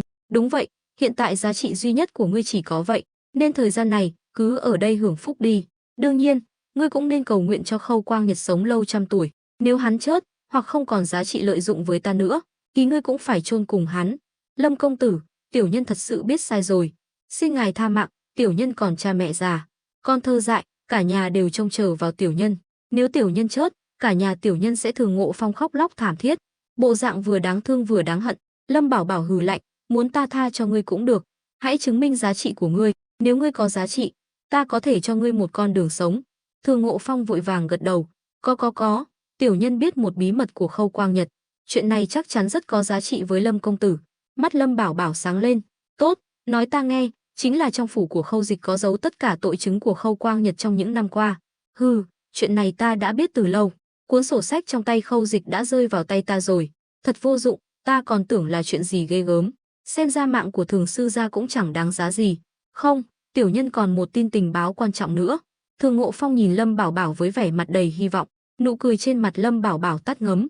Hắn im lặng, nhưng ánh mắt lại lóe lên tia hung dữ. Lúc này, Giang Khôn quát, lão già, ngươi còn giở trò. Hỏi một câu, ngươi trả lời một câu. Xem ra không cho ngươi chút đòn nhớ đời. Ngươi không biết thân biết phận. Nói rồi, Giang Khôn đá Thường Ngộ Phong ngã lăn ra đất. Thường Ngộ Phong đau đớn, vội vàng bò dậy van xin, Lâm công tử tha mạng. Tiểu nhân không dám nữa. Nhưng Lâm Bảo Bảo không nói gì, vẫn lạnh lùng nhìn hắn. Giang Khôn hiểu ý, tiến lên túm cổ áo Thường Ngộ Phong, tát liên tiếp mười mấy cái vào mặt hắn, cho đến khi miệng hắn chảy máu, gãy mất 3 cái răng. Lâm Bảo Bảo mới lên tiếng, được rồi. Giang Khôn dừng tay. Thường Ngộ Phong chưa bao giờ bị đánh như vậy, mặt mũi sưng vù, nhìn Lâm Bảo Bảo với ánh mắt kinh hoàng. Lâm Bảo Bảo thản nhiên nói, cho ngươi cơ hội cuối cùng, nói hết những gì ngươi biết. Nhớ kỹ, đây là cơ hội cuối cùng của ngươi. Nếu còn giấu giếm, ta sẽ không nghe nữa. Hiểu chưa? Hiểu. Tiểu nhân hiểu là người đứng sau Khâu Quang Nhật. Cuối cùng cũng nghe được câu trả lời mình muốn. Lâm Bảo Bảo sáng mắt, kích động túm lấy cổ áo Thường Ngộ Phong, gặng hỏi, nói, kẻ đó tên gì, chức vụ gì? Thường Ngộ Phong bị Lâm Bảo Bảo dọa sợ, nhất thời không nói nên lời. Lâm Bảo Bảo nhận ra mình đã mất bình tĩnh, liền buông tay, cứ từ từ nói, người đó tên là Lâm Tử Tường, là người Lâm gia, đồng thời là bố chính sứ Phong Dương quận, nắm giữ tài chính của cả Phong Dương quận. Người này là quan nhị phẩm. Thường Ngộ Phong cuối cùng cũng nói ra tất cả những gì mình biết, nhưng vẫn thấp thỏm lo âu. Hắn hiểu rõ, mạng sống của hắn nằm trong tay chàng trai trẻ này. Lâm Bảo Bảo trầm ngâm suy nghĩ, bố chính sứ, chức quan không nhỏ, quyền lực lại rất lớn, có thể nắm giữ tài chính của cả Phong Dương quận. Người này ở Lâm gia chắc chắn là nhân vật cốt cán. Lâm Bảo Bảo không biết Lâm Tử Tường cũng là chuyện bình thường, Địa vị của hắn lúc ở Lâm gia không đủ tư cách tiếp xúc với tầng lớp cao cấp của Lâm gia, nhưng nếu lời Thường Ngộ Phong là thật, thì dù hắn muốn động vào Khâu Quang Nhật cũng không đơn giản. Một quan chức có bối cảnh hùng mạnh như vậy, dù là quan địa phương, Lâm Bảo Bảo cũng không thể hành động thiếu suy nghĩ. Nghĩ tới nghĩ lui, Lâm Bảo Bảo hiểu rằng chuyện Lâm Hiên bị tập kích lần này e là phải bỏ qua. Lâm Bảo Bảo hoàn hồn, nhìn Thường Ngộ Phong, gặng hỏi, còn tin tức gì khác không? Hết rồi, thật sự hết rồi, tiểu nhân xin thề. Nếu còn giấu giếm, tiểu nhân sẽ không được chớt tử tế. Lâm Bảo Bảo cười, ngồi xuống, lấy ra một chiếc khăn lụa trắng, nhẹ nhàng lau vết máu trên khóe miệng Thường Ngộ Phong. Thường sư gia đừng giận, ta cũng là bất đắc dĩ, chỉ cần ông biểu hiện tốt, ta đảm bảo ông sẽ không sao, gia đình ông cũng sẽ được an toàn. Nhưng nếu ông còn giở trò với ta không đảm bảo ông và gia đình ông sẽ có kết cục tốt đẹp. Lâm Bảo Bảo quay sang Giang Khôn. Giang Khôn lập tức tiến lên, công tử có gì phân phó? Từ hôm nay, để Thường sư gia ở lại giúp đỡ ngươi, cũng có thể cho ngươi vài lời khuyên. Giang Khôn trừng mắt, công tử, chuyện này hình như không ổn lắm. Lâm Bảo Bảo nói, yên tâm, Thường sư gia đã thể rồi, ngươi lập tức phái người đưa cả nhà hắn đến Đào Nguyên Trấn, chăm sóc chu đáo. Giang Khôn hiểu ý, chắp tay, thuộc hạ tuân lệnh. Thường Ngộ Phong thất thần, hắn hiểu, không chỉ hắn, mà cả gia đình hắn đều bị Lâm Bảo Bảo khống chế. Hắn thầm than, Lâm Bảo Bảo thật sự tàn nhẫn, nhưng đến nước này, hắn chỉ có thể chấp nhận số phận, còn sống thì còn hy vọng. Hơn nữa, nếu được dựa hơi Lâm Bảo Bảo, tương lai hắn sẽ không phải lo lắng nữa. Màn trình diễn ngoạn mục của Lâm Bảo Bảo lần này đã khiến hắn thấy rõ thực lực đáng sợ của Lâm Bảo Bảo, dù là bối cảnh hay năng lực cá nhân, đều không thể chê vào đâu được. À đúng rồi, ta định đến phủ nha nói chuyện với Khâu Quang Nhật. Thường sư gia có lời khuyên nào không? Lâm Bảo Bảo không phải thật sự tin tưởng lão già này, mà chỉ muốn nghe ý kiến của hắn. Thường Ngộ Phong không dám ra vẻ, vội vàng nói, tiểu nhân không biết tình hình hiện tại thế nào, nhưng có một điều chắc chắn, Khâu Quang Nhật bây giờ chưa thể động đến. Với thủ đoạn của công tử, chỉ cần tiếp tục kéo dài là được, nhưng tuyệt đối không thể để hắn liên lạc với Lâm gia, nếu không sẽ hậu họa khôn lường. Lâm Bảo Bảo thở dài, e là đã muộn rồi. Nếu ta đoán không nhầm, Khâu Quang Nhật đã liên lạc với người phụ trách của Lâm gia ở Hạo Thành. Chuyện này tiểu nhân không dám chắc, công tử nên chuẩn bị trước. Được rồi, ông cứ nghỉ ngơi đi, chúng ta đi đây. Nói xong, Lâm Bảo Bảo xoay người rời đi. Giang Khôn lập tức đi theo. Ra khỏi lều, Giang Khôn hỏi, công tử, ngài thật sự định để lão già này làm quân sư cho ta sao? Tuy Thường Ngộ Phong gian xảo, nhưng cũng có chút bản lĩnh, nếu hắn thật lòng giúp đỡ, sẽ có lợi cho việc cai quản của ngươi, nhưng dù sao cũng phải cẩn thận, đừng để hắn có cơ hội giở trò. Hiểu chưa? Thuộc hạ hiểu. Giờ chúng ta đến Nhan Tử Sơn. Sau đó, hai người rời khỏi doanh trại, cưỡi ngựa đến Nhan Tử Sơn. Tuy là đường đêm, nhưng vì Giang Khôn rất quen thuộc địa hình xung quanh, nên đi lại thuận lợi. Trên đường đi, họ còn gặp vài toán lính do Giang Khôn bố trí. Điều này khiến Lâm Bảo Bảo rất hài lòng. Giang Khôn, ngươi quả là người giỏi cầm quân, ta có được ngươi giúp đỡ, thật sự may mắn. Giang Khôn cười ngượng ngùng, công tử quá khen, thuộc hạ chỉ làm tròn bổn phận, tốt chính là tốt, có ngươi giúp ta kiểm soát Đào Nguyên Trấn, ta rất yên tâm. À, ngày mai khi Lâm Hiên tỉnh lại, phái người đưa hắn về Đào Nguyên Trấn. Lâm Bảo Bảo trầm ngâm một lát rồi nói tiếp, đưa cho hắn một khẩu súng trúc. Giang Khôn kinh ngạc, công tử, chúng ta có thể tin Lâm Hiên sao?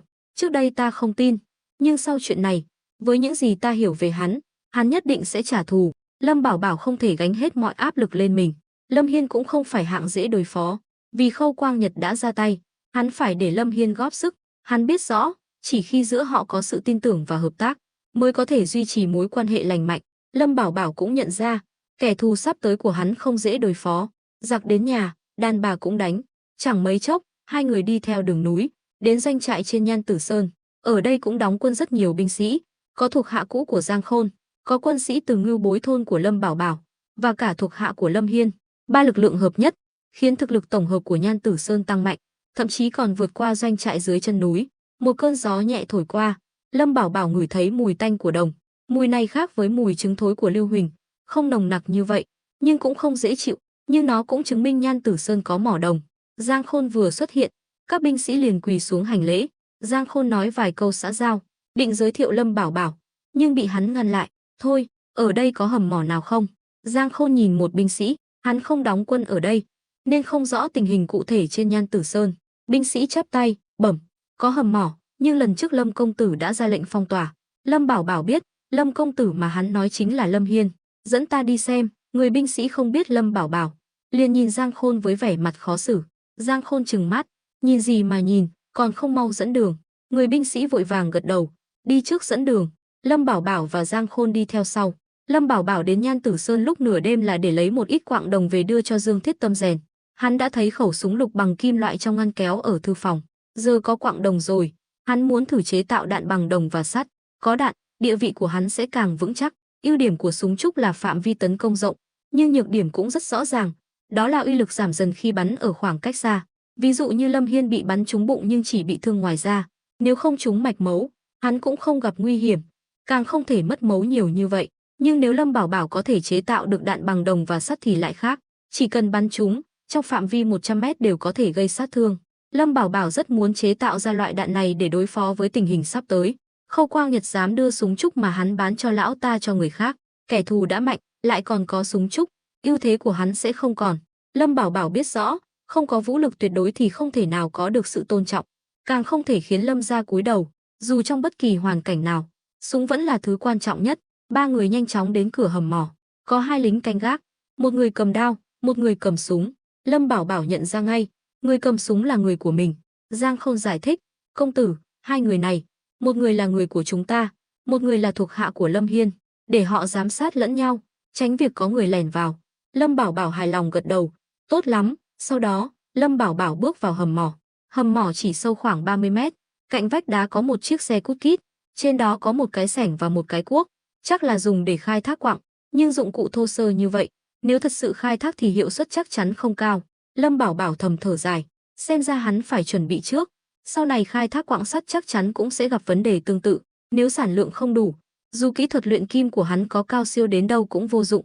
Lâm Bảo Bảo tiến lên, dùng tay gõ vào khối đá nhô ra trên vách đá, mắt sáng lên, quả nhiên là quặng đồng. Công tử, ngài không phải chỉ đến để kiểm tra thôi chứ? Lâm Bảo Bảo liếc hắn, đương nhiên không phải, ta chỉ muốn mang về một ít quặng đồng. Nói rồi, hắn cầm cây cuốc trên xe cút kít, đập mạnh vào vách đá, một khối quặng lớn bằng đầu người rơi xuống. Hắn biết, quặng ở vị trí này nằm ở rìa, độ tinh khiết chắc chắn không cao, nhưng cũng không sao, dù sao hắn cũng luyện vỏ đạn bằng hỗn hợp đồng và sắt. Lâm Bảo Bảo nhặt khối quặng lên, cười nói, được rồi, chúng ta đi thôi. Giang Khôn ngơ ngác, không hiểu Lâm Bảo Bảo lặn lội đến đây chỉ vì một khối quặng. Công tử, ngài mang quặng về làm gì? Ta mang về làm thí nghiệm. Nói ngươi cũng không hiểu. Hai người ra khỏi hầm mỏ. Lâm Bảo Bảo dùng miếng vải đã chuẩn bị sẵn bọc khối quặng lại, vác lên vai, rồi lên ngựa. Giang Khôn, ta vừa quan sát doanh trại xung quanh, thấy phòng thủ quá sơ sài. Ngày mai cho người bao vây toàn bộ ngọn núi này, cho người tuần tra ngày đêm, không được để bất kỳ ai xâm nhập. Công tử yên tâm, thuộc hạ đã bố trí lính canh ở dưới núi, sẽ không có sơ hở nào. Ta biết, nhưng hệ số an toàn của doanh trại này vẫn chưa đủ. Nếu có người từ dưới núi trà trộn lên, những binh lính này sẽ không thể phát hiện ra ngay lập tức. Thuộc hạ hiểu rồi, sáng mai thuộc hạ sẽ cho họ hành động. Giang Khôn đành đồng ý. Lâm Bảo Bảo gật đầu, tốt lắm, ta đi trước đây, nhớ những gì ta đã dặn. Giang Khôn chắp tay hành lễ, tiễn Lâm Bảo Bảo rời đi. Lúc này, người binh sĩ lúc nãy tiến lên, tò mò hỏi, đại nhân, vị công tử đó là ai vậy? Giang Khôn liếc hắn, những gì cần biết thì ta đã nói, không cần biết thì đừng hỏi nhiều, biết nhiều quá không tốt cho ngươi. Bị Giang Khôn dằn mặt, người binh sĩ chỉ biết gượng gạo gật đầu. Giang Khôn nhìn quanh, quát, các ngươi đều nghe rõ rồi chứ? Sáng mai, tu sửa lại toàn bộ doanh trại cho ta, đến một con chuột cũng không được lọt vào, hiểu chưa? Rõ, các binh sĩ đồng thanh đáp. Giang Khôn hài lòng gật đầu. Bên kia, khi Lâm Bảo Bảo trở về Ngưu Bối thôn, trời đã sáng, lại thêm một đêm không ngủ, khiến hắn mệt mỏi. Dạo này hắn ngủ rất ít, tuy ban ngày có thể ngủ nướng, nhưng sinh hoạt đảo lộn, cơ thể vẫn không được nghỉ ngơi đầy đủ. Lâm Bảo Bảo cảm thấy đầu óc choáng váng, nhưng trên đường về, hắn vẫn luôn suy nghĩ về tin tức từ Thường Ngộ Phong.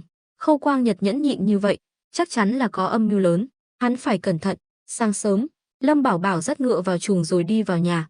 Vừa bước vào sân, hắn thấy Dương Thiết Tâm đang tập thể dục, xem ra lão Thiết vừa mới ngủ dậy. Lâm công tử, ngài vừa mới về sao? Nhìn quầng thâm dưới mắt Lâm Bảo Bảo, ai cũng thấy rõ. Đừng nhắc nữa, tối qua thức trắng đêm, ta sắp chết rồi. À, đúng lúc ông đến, ta vừa lấy được một ít quặng đồng ở Đào Nguyên trấn, cần ông ra công giúp. Dương Thiết Tâm trừng mắt, quặng đồng, công tử định rèn cái gì? Lâm Bảo Bảo cười bí hiểm, đi theo ta. Nói rồi, hắn đi vào xưởng, Dương Thiết Tâm đi theo sau. Sau một thời gian tiếp xúc, Dương Thiết Tâm cũng rất quen thuộc với xưởng rèn này. Tất nhiên, ngoài Lâm Bảo Bảo, chỉ có Dương Thiết Tâm mới được vào đây. Đây cũng là do Lâm Bảo Bảo dặn dò. Lâm Bảo Bảo đến bàn, vẽ phác thảo hình dáng vỏ đạn. Dương Thiết Tâm cau mày nhìn hồi lâu. Thứ dài dài này là cái gì? Ta muốn chế tạo một lô đạn bằng đồng và sắt, chuyên dùng để bắn. Ông còn nhớ những linh kiện bằng kim loại mà ta nhờ ông làm lúc trước không? Mắt Dương Thiết Tâm sáng lên, gật đầu, tất nhiên là nhớ. Đạn này dùng để lắp vào những linh kiện đó.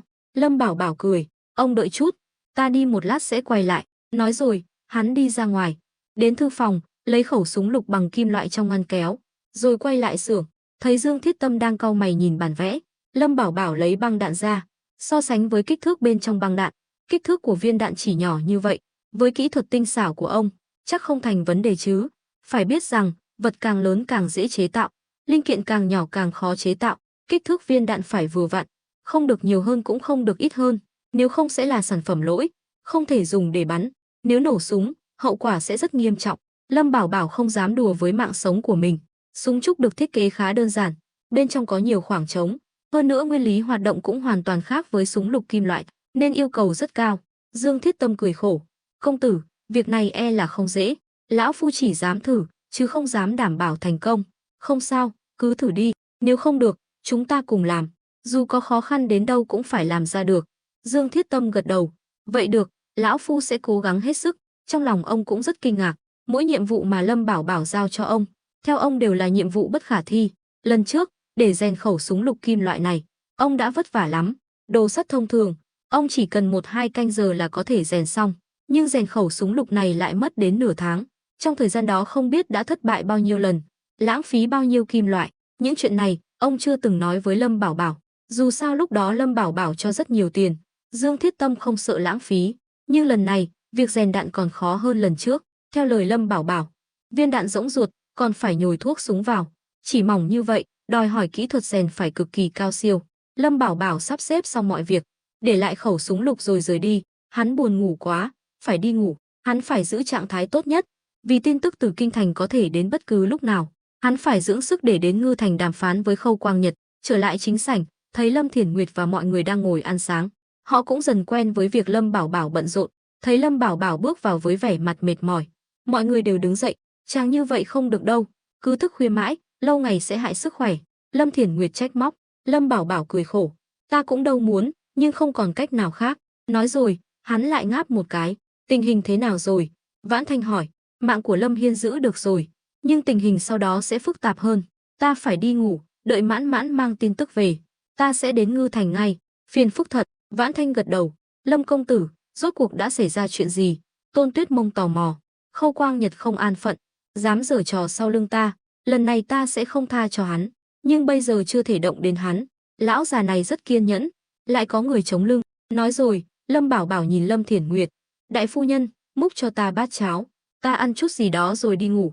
Thấy khuôn mặt gầy gò của Lâm Bảo Bảo, Lâm Thiển Nguyệt đau lòng, xoay người đi ra ngoài. Khâu Quang Nhật hắn còn muốn giở trò sao?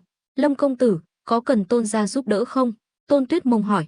Bây giờ chưa cần, hơn nữa Tôn gia cũng không giúp được gì. Người chống lưng cho Khâu Quang Nhật không phải tầm thường. Phiền phức thật, lão già này có thể leo lên vị trí hiện tại, ai cũng không phải dạng vừa đâu. Thấy Lâm Bảo Bảo mệt mỏi và buồn ngủ, mọi người không nói gì thêm. Sau đó, Lâm Bảo Bảo ăn qua loa rồi về phòng ngủ. Tôn Tuyết Mông nhìn Vãn Thanh. Vãn Thanh tỷ, tỷ có thể kể cho muội nghe, tối qua Lâm công tử đến Đào Nguyên trấn làm gì không? Vãn Thanh gật đầu, kể lại mọi chuyện. Mọi người đều kinh ngạc. Tôn Tuyết Mông cau mày. Hai vị tỷ tỷ, muội có việc phải về nhà một chuyến, xin phép đi trước. Vãn Thanh ngẩn người, nhìn nàng đầy ẩn ý. Tôn tiểu thư sao lại vội vàng thế? Chẳng lẽ có chuyện gì quan trọng sao? Tối qua nàng và Lâm Bảo Bảo nói chuyện trong thư phòng, đã biết được dã tâm và mưu đồ làm giàu của Tôn Tuyết Mông và Tôn gia, nên phản ứng đầu tiên của nàng là cô nàng này định giở trò. Tôn Tuyết Mông cười khổ. Vãn Thanh tỷ, tỷ đừng hiểu lầm, muội chỉ muốn để Tôn gia chuẩn bị trước thôi. Hơn nữa, tình hình ở Ngư Thành hiện tại không ổn định, có Tôn gia canh chừng, cũng coi như là giúp Lâm công tử. Thấy nàng nói vậy, Vãn Thanh cũng chỉ biết gật đầu đồng ý. Sau khi Tôn Tuyết Mông rời đi, Lâm Thiển Nguyệt thở dài. Vãn Thanh, muội có chuyện gì giấu ta phải không? Vãn Thanh vội vàng lắc đầu, cười nói, Thiển Nguyệt tỷ nói gì vậy? Muội nào dám giấu giếm tỷ, muội chỉ hơi lo lắng thôi. Lâm Thiển Nguyệt gật đầu, suy tư. Buổi chiều, Lâm Bảo Bảo vẫn đang ngủ say như chớt. Lâm Thiển Nguyệt và Vãn Thanh ngồi đợi ở phòng khách, cả hai đều đang đợi Lâm Bảo Bảo tỉnh dậy. Biểu hiện của Lâm Bảo Bảo sáng nay khiến họ cảm thấy bất an. Trước đây, dù trong bất kỳ hoàn cảnh nào, Lâm Bảo Bảo luôn tỏ ra tự tin, nhưng lần này lại hoàn toàn khác. Theo họ, dường như sắp có chuyện lớn xảy ra, mà chuyện khiến Lâm Bảo Bảo phải lo lắng chắc chắn liên quan đến 20 vạn cân lương thực. Dù sao, nếu nói Lâm Bảo Bảo có điểm yếu gì, thì đó chính là 20 vạn cân lương thực này. Số lương thực này vừa là vốn liếng để họ an cư lạc nghiệp, lại vừa là cục than nóng.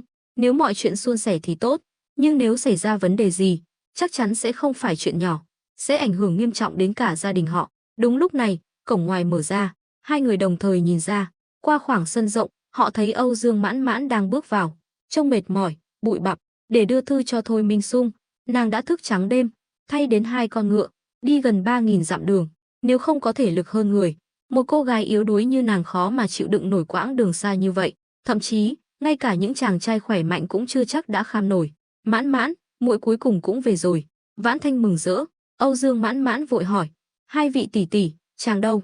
Chàng ấy vẫn đang ngủ, tối qua chàng ấy đi công chuyện, sáng sớm mới về, mau gọi chàng ấy dậy, muội còn dẫn theo một tâm phúc của Thôi đại nhân về.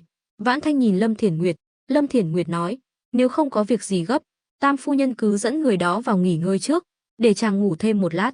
Lâm Thiển Nguyệt xót chồng, không muốn ai làm phiền giấc ngủ của hắn. Âu Dương Mãn Mãn thở dài, trong lòng không vui, nàng cũng thức trắng đêm, đâu phải chỉ mình Lâm Bảo Bảo mệt, nhưng Lâm Thiển Nguyệt không nghĩ vậy, có lẽ trong mắt nàng, chỉ có Lâm Bảo Bảo là quan trọng nhất. Vãn Thanh thấy Âu Dương Mãn Mãn không vui, liền nháy mắt ra hiệu. Âu Dương Mãn Mãn hậm hực ngồi xuống ghế. Lúc này, ngoài cửa vang lên tiếng bước chân, ba người nhìn ra, người đến chính là Kỳ Du thống lĩnh thị vệ đã từng đi cùng Thôi Minh Sung. Hắn vẫn lạnh lùng như trước, toát ra khí thế sát phạt. Đại phu nhân, ta là Kỳ Du, thống lĩnh thị vệ đại nội, phiền cô nương mời Lâm công tử ra, ta có việc quan trọng cần bàn bạc với hắn. Lâm Thiển Nguyệt định từ chối, nhưng chưa kịp mở lời, Vãn Thanh đã kéo tay nàng. Kỳ thống lĩnh đợi chút, thiếp đi gọi chàng ấy ngay. Rồi nàng quay sang Lâm Thiển Nguyệt, nhỏ giọng nói, Thiển Nguyệt tỷ, việc lớn quan trọng, tỷ đừng ngăn cản.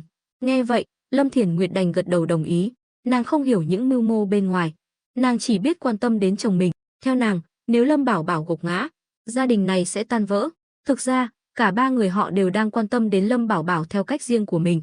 Vãn Thanh đẩy cửa phòng ngủ, thấy Lâm Bảo Bảo đang ngủ say, liền ngồi xuống mép giường, nhỏ giọng gọi, chàng dậy đi. Lâm Bảo Bảo thật sự mệt mỏi, nghe tiếng gọi, hắn khó chịu trở mình, nhưng vì trong lòng có chuyện, nghe tiếng Vãn Thanh gọi, hắn bỗng tỉnh giấc. Lâm Bảo Bảo biết, nếu không có việc gì quan trọng, Vãn Thanh sẽ không đánh thức hắn. Chuyện gì vậy? Hắn ngồi bật dậy, hỏi. Vãn Thanh nhìn đôi mắt đỏ ngầu của Lâm Bảo Bảo, lòng xót xa, nhưng việc lớn quan trọng, nàng chỉ đành nói, chàng, Mãn Mãn đã về, còn dẫn theo Kỳ Du thống lĩnh thị vệ đại nội, hắn đang đợi chàng ở phòng khách. Mắt Lâm Bảo Bảo sáng lên, vội vàng mặc quần áo, tuy vẫn còn buồn ngủ, nhưng hắn không thể trì hoãn việc lớn. Thôi Minh Sung phái tâm phúc của mình đến, chắc chắn là có việc muốn sắp xếp. Lâm Bảo Bảo thay đồ xong, xoa mặt, rồi bước ra ngoài. Kỳ Du đang ngồi uống trà, thấy Lâm Bảo Bảo với vẻ mặt mệt mỏi, hắn cười nói, Lâm công tử, từ lần trước chia tay đến nay cũng đã vài tháng rồi, không ngờ hôm nay gặp lại, chàng lại tiều tụy như vậy, xem ra làm chủ gia đình cũng không dễ dàng gì. Lâm Bảo Bảo nghe ra ý mỉa mai của hắn, thầm nghĩ, tham thì thâm, nhưng hắn không hề tức giận, cười nói, đúng vậy, dạo này ta hơi mệt, nhưng vẫn là Thôi đại nhân chu đáo nhất, phái Kỳ thống lĩnh đến giúp đỡ. Lâm Thiển Nguyệt đứng bên cạnh, rót cho hắn một chén trà. Lâm Bảo Bảo cũng không khách sáo, cầm chén trà lên nhấp một ngụm. Kỳ Du nhìn Lâm Bảo Bảo, thầm thở dài, thời gian quả là thước đo tốt nhất để nhìn rõ một con người.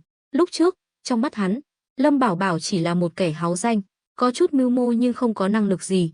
Dù sao trên đầu còn có Lâm gia đè nén, nhưng từ khi biết Lâm Bảo Bảo nắm trong tay 20 vạn cân lương thực, lại thêm việc vừa vào làng đã thấy ruộng đồng được bao phủ bởi nhà kính, qua lớp kính, hắn còn thấy dân làng đang canh tác bên trong, hắn mới nhận ra Lâm Bảo Bảo thật sự là nhân vật không phải dạng vừa. Đồng thời, trong lòng hắn càng thêm bội phục Thôi Minh Sung. Thôi Minh Sung là người đầu tiên phát hiện ra Lâm Bảo Bảo là nhân tài, nên Kỳ Du đã nhiều lần khuyên Thôi Minh Sung đừng nhúng tay vào chuyện của Ngưu Bối thôn, nhưng đều bị Thôi Minh Sung từ chối. Không những vậy, Thôi Minh Sung còn âm thầm hỗ trợ Lâm Bảo Bảo rất nhiều. Lần này tận mắt chứng kiến, Kỳ Du cuối cùng cũng phải thừa nhận Lâm Bảo Bảo là nhân tài, chỉ là ngoài miệng vẫn không chịu thừa nhận mà thôi. Lâm công tử, việc chàng cho Tam phu nhân vào kinh đưa thư, đề cập đến chuyện bán lương thực, là thật sao? Lâm Bảo Bảo mỉm cười, hai tay ôm chén trà ấm, tất nhiên là thật, lần trước ta đã nói chuyện bán lương thực với Thôi đại nhân rồi, nhưng vẫn chưa có động tĩnh gì. Ta cũng hiểu, một lượng lớn lương thực như vậy không dễ bán, nên mới mạo muội đề nghị với Thôi đại nhân. Kỳ thống lĩnh đã đích thân đến đây, có thể cho ta biết ý của Thôi đại nhân là gì không? Kỳ Du hừ lạnh, bĩu môi, tên nhóc nhà ngươi thật là cáo già, muốn bán số lương thực này cho triều đình, rồi lại để ngươi phân phát cho nạn dân Hạo Thành. Việc tốt thì ngươi làm hết, còn để thôi đại nhân ở kinh thành chịu trận. Lâm Bảo Bảo cười gượng, sờ mũi, vậy chuyện này có thành không? Thực ra, cả Lâm Bảo Bảo và Vãn Thanh đều biết rõ, nếu không thành công, Kỳ Du đã không đích thân đến đây. Hắn hỏi vậy chỉ là muốn xác nhận, đúng như Vãn Thanh phân tích, nếu việc này thành, Thôi Minh Sung sẽ được ghi công lớn, so với chút lỗi nhỏ mà ông ta phạm phải, hoàn toàn không đáng kể. Quả nhiên, Kỳ Du cười lớn, đương nhiên là thành công, nếu không, ta đến đây làm gì? Lâm Bảo Bảo cười lớn, thấy Lâm Bảo Bảo vui vẻ, ba vị phu nhân cũng thở phào nhẹ nhõm, nét mặt giãn ra, ta đi chuẩn bị bữa tối, Kỳ thống lĩnh đường xa đến đây, ở lại dùng bữa cơm đạm bạc nhé. Lâm Thiển Nguyệt nói rồi đứng dậy đi ra ngoài. Kỳ Du xua tay, đại phu nhân không cần khách sáo, ta lần này được lệnh đến bàn bạc công việc với Lâm công tử, xong việc phải về kinh ngay. Kỳ Du, ngươi đừng làm màu với ta, ngươi nghĩ ta không biết mục đích Thôi đại nhân phái ngươi đến sao? Lâm Bảo Bảo hiểu rõ, Kỳ Du đến đây chủ yếu là để giám sát hắn. Thôi Minh Sung cũng sợ Lâm Bảo Bảo nhận được tiền của triều đình rồi lại tham ô, ăn cả hai đầu. Kỳ Du cười gượng, xem ra Thôi đại nhân nói không sai, Lâm công tử quả là cáo già, chuyện gì cũng không qua mắt được chàng. Lâm Bảo Bảo cười lớn, vậy không biết Kỳ thống lĩnh có nể mặt ở lại dùng bữa không? Nói đến nước này, Kỳ Du chỉ đành gật đầu đồng ý, chắp tay, vậy ta xin từ chối thì bất kính. Tuy Kỳ Du luôn miệng xưng bản thống lĩnh, bản quan, nhưng thực chất hắn đã coi Lâm Bảo Bảo là người ngang hàng. Trong mắt hắn, cả Lâm Bảo Bảo và hắn đều là người làm việc cho Thôi Minh Sung, mà có thể lọt vào mắt xanh của Thôi Minh Sung, đủ thấy Lâm Bảo Bảo ưu tú đến mức nào. Kỳ Du cũng phải thừa nhận điều đó. Chẳng mấy chốc, Lâm Thiển Nguyệt đã bày biện một bàn ăn thịnh soạn, tuy không phải là sơn hào hải vị, nhưng đều là những món nàng nấu ngon nhất. Kỳ Du ngồi vào bàn, nhìn mâm cơm, khen ngợi, Lâm công tử thật có phúc, ba vị phu nhân đều là người đảm đang, thật khiến người khác phải ghen tị. Nhắc đến ba vị phu nhân, Lâm Bảo Bảo cũng tự hào, vỗ vai Kỳ Du, nói, nếu là chuyện khác, ta sẽ phản bác, nhưng ba vị phu nhân của ta quả thật rất xuất sắc. Thấy Lâm Bảo Bảo nổ, ba vị phu nhân đều mỉm cười, vẻ mặt đắc ý của Lâm Bảo Bảo không thể nào che giấu được. Lâm Thiển Nguyệt quán xuyến việc nhà, Âu Dương Mãn Mãn lo việc bên ngoài, còn Vãn Thanh thì hiền kế, cộng thêm sự lão luyện của Lâm Bảo Bảo, việc hắn có thể gầy dựng được cơ ngơi này chỉ trong một năm cũng là điều dễ hiểu. Kỳ Du bĩu môi, hỏi, Lâm công tử quả thật là người làm nên nghiệp lớn, điều này Thôi đại nhân ở kinh thành cũng khen ngợi hết lời, nhưng vừa rồi ta cùng Tam phu nhân vào làng, thấy xung quanh làng toàn là những nhà kính màu nâu, đó là cái gì? Đừng nói với ta là chàng có thể trồng trọt vào mùa đông đấy nhé. Lâm Bảo Bảo cười bí hiểm, Kỳ thống lĩnh thông minh như vậy, chẳng lẽ đoán không ra? Lâm Bảo Bảo gật đầu, đương nhiên, nếu không thì mùa đông dài như vậy, chẳng phải lãng phí sao? Kỳ Du hít sâu một hơi, tuy trong lòng đã đoán được, nhưng khi được Lâm Bảo Bảo xác nhận, hắn vẫn kinh ngạc. Trồng trọt vào mùa đông. Hắn chống hai tay lên đầu gối, thẳng lưng, ngươi thật sự làm được sao? Thành công hay không? Bây giờ ta nói gì cũng sẽ bị nghi ngờ. Đến ngày thu hoạch, Kỳ thống lĩnh sẽ biết. Nhìn vẻ mặt tự tin của Lâm Bảo Bảo, Kỳ Du trầm mặc. Nếu thật sự có thể bội thu vào mùa đông, thì đến mùa xuân năm sau, Ngưu Bối thôn sẽ lại có ít nhất 30 vạn cân lương thực. Chẳng trách Lâm Bảo Bảo vội vàng bán số lương thực trong tay. Nếu không bán đi, hắn sẽ không có chỗ chứa. Dù Kỳ Du có kiêu ngạo đến đâu cũng phải khâm phục thủ đoạn của Lâm Bảo Bảo. Lâm công tử, ngươi thật sự khiến ta mở rộng tầm mắt, nhưng số lương thực năm sau, chàng định xử lý thế nào? Lâm Bảo Bảo nghe ra Kỳ Du đang thay lời Thôi Minh Sung. Thôi đại nhân là quý nhân của ta, đã giúp ta rất nhiều, sản lượng 2 vụ mỗi năm, tất nhiên là phải nhờ Thôi đại nhân giúp đỡ. Kỳ Du hài lòng gật đầu, hắn chủ động rót rượu cho Lâm Bảo Bảo, rồi tự rót cho mình, nâng chén. Lâm công tử, chén rượu này ta kính chàng thay mặt Thôi đại nhân, sau này chúng ta coi như là người một nhà. Nói rồi, hắn uống cạn chén rượu, Lâm Bảo Bảo cũng uống cạn chén. Từ khi biết người đứng sau Khâu Quang Nhật là người của Lâm gia, hắn đã quyết tâm bám chắc Thôi Minh Sung, nếu mất đi chỗ dựa này, hắn sẽ gặp nguy hiểm, dù có phải thiệt một chút, hắn cũng phải lấy lòng Thôi Minh Sung. Có lời này của Kỳ thống lĩnh, ta yên tâm rồi. Lúc này, Lâm Thiển Nguyệt nói, Kỳ thống lĩnh đừng chỉ uống rượu, hãy nếm thử tài nghệ của thiếp. Kỳ Du vui vẻ, cầm đũa lên, cười nói, được nếm thử tài nghệ của đại phu nhân, ta cũng là nhờ phúc của Lâm công tử. Nói rồi, hắn gắp một miếng cá, vừa ăn vừa khen, ngon, tay nghề của đại phu nhân thật tuyệt vời, còn ngon hơn cả những quán ăn ở kinh thành. Lâm Thiển Nguyệt được khen, cười tít mắt. Lâm Bảo Bảo rất hài lòng, đại phu nhân của hắn đã thay đổi, từ một người nhút nhát, rụt rè, giờ đã biết cách ăn nói, ứng xử. Đột nhiên, Lâm Bảo Bảo nhớ đến chuyện thẩm vấn Thường Ngộ Phong ở doanh trại Giang Khôn tối qua, liền hỏi, Kỳ thống lĩnh, ta có một việc muốn hỏi. Lâm công tử cứ nói đừng ngại. Kỳ Du đang vui vẻ, cũng thoải mái hơn, nên tỏ ra rất nhiệt tình, nhưng đừng nhìn vẻ ngoài của hắn như vậy, thực chất hắn rất tỉnh táo, không bị sự nhiệt tình của gia đình Lâm Bảo Bảo làm mờ mắt. Lâm Bảo Bảo gật đầu, bố chính sứ Phong Dương quận có phải là người Lâm gia không? Nhắc đến Lâm gia, Kỳ Du hơi sững người, nhưng hắn biết quan hệ giữa Lâm Bảo Bảo và Lâm gia rất căng thẳng. Tuy hiện tại Lâm gia chưa coi Lâm Bảo Bảo ra gì, thậm chí còn chưa biết chuyện gì đã xảy ra ở Ngưu Bối thôn, nhưng lớp giấy mỏng này sớm muộn gì cũng bị chọc thủng. Kỳ Du đặt chén rượu xuống, nói, đúng vậy, bố chính sứ Phong Dương quận là người Lâm gia, tên là Lâm Tử Tường. Sao vậy? Lâm công tử sao lại đột nhiên nhắc đến người này? Lâm Bảo Bảo cười khẽ, ta vừa nhận được tin, người đứng sau Khâu Quang Nhật chính là Lâm Tử Tường. Sắc mặt Kỳ Du thay đổi, nheo mắt lại, hắn tất nhiên hận Khâu Quang Nhật. Lần trước, nếu không phải Lâm Bảo Bảo tiết lộ tin tức cho họ, hắn và Thôi Minh Sung đã chớt trên đường về kinh rồi. Lâm Bảo Bảo chủ động nhắc đến chuyện này là muốn mượn sức của Thôi Minh Sung để gây áp lực. Chỉ có như vậy, Khâu Quang Nhật mới không dám giở trò. Cũng chỉ có như vậy, dù Lâm Tử Tường có biết chuyện cũng phải cân nhắc. Lão già chớt tiệt, lần trước dám cả gan mai phục trên đường. Nếu không phải đại nhân dàn xếp, hắn đã mất mạng rồi. Nói rồi, Kỳ Du quay sang nhìn Lâm Bảo Bảo, cười đầy ẩn ý, Lâm công tử, chàng muốn mượn đao giết người sao? Kỳ Du không ngốc, hắn thấy rõ Lâm Bảo Bảo chủ động nói ra chuyện này là có ý đồ. Lâm Bảo Bảo tự tay rót rượu cho Kỳ Du. Kỳ thống lĩnh sao lại nói khó nghe vậy? Khâu Quang Nhật và người đứng sau hắn đều là kẻ thù chung của chúng ta. Chỉ khi bọn họ ngã ngựa, chúng ta mới có ngày yên ổn. Kỳ Du cầm chén rượu lên, cười nham hiểm, vậy sao? Lâm công tử nói cũng có lý, nhưng lần trước chính chàng đã cầu xin tha mạng cho Khâu Quang Nhật, bây giờ nói vậy chẳng phải đã muộn rồi sao? Theo Kỳ Du, Lâm Bảo Bảo hoàn toàn là tự làm tự chịu, nếu lúc đó giết Khâu Quang Nhật, đâm lao thì phải theo lao, cũng sẽ không có phiền phức bây giờ. Lâm Bảo Bảo thở dài, đúng vậy, nhưng ai cũng có lúc mắc sai lầm, ta cũng không ngoại lệ, lúc đó ta thật sự không biết người đứng sau Khâu Quang Nhật lại là người Lâm gia. Kỳ Du uống cạn chén rượu, ta hiểu ý của Lâm công tử, nhưng trước khi đến đây, Thôi đại nhân đã dặn, chỉ làm những việc trong phạm vi nhiệm vụ lần này, những chuyện khác không được nhúng tay vào. Ta dù muốn giúp cũng lực bất tòng tâm. Lâm Bảo Bảo hiểu, Thôi Minh Sung đang thử hắn, chỉ khi Lâm Bảo Bảo cầu xin, mới coi như hắn nợ Thôi Minh Sung, mà trên đời này, thứ khó trả nhất chính là ân tình. Lâm Bảo Bảo hiểu rõ đạo lý này, vậy thế này đi, nhờ Thôi đại nhân dùng quan hệ của mình, giúp ta thu thập tất cả tư liệu và tin tức về Lâm Tử Tường, chuyện còn lại cứ để ta lo. Kỳ Du mỉm cười gật đầu, chuyện này dễ thôi, nhưng lần này ta bận rộn toàn là công việc liên quan đến việc mua bán giữa chàng và Thôi đại nhân. Ta chỉ đổ mồ hôi chứ chẳng được gì.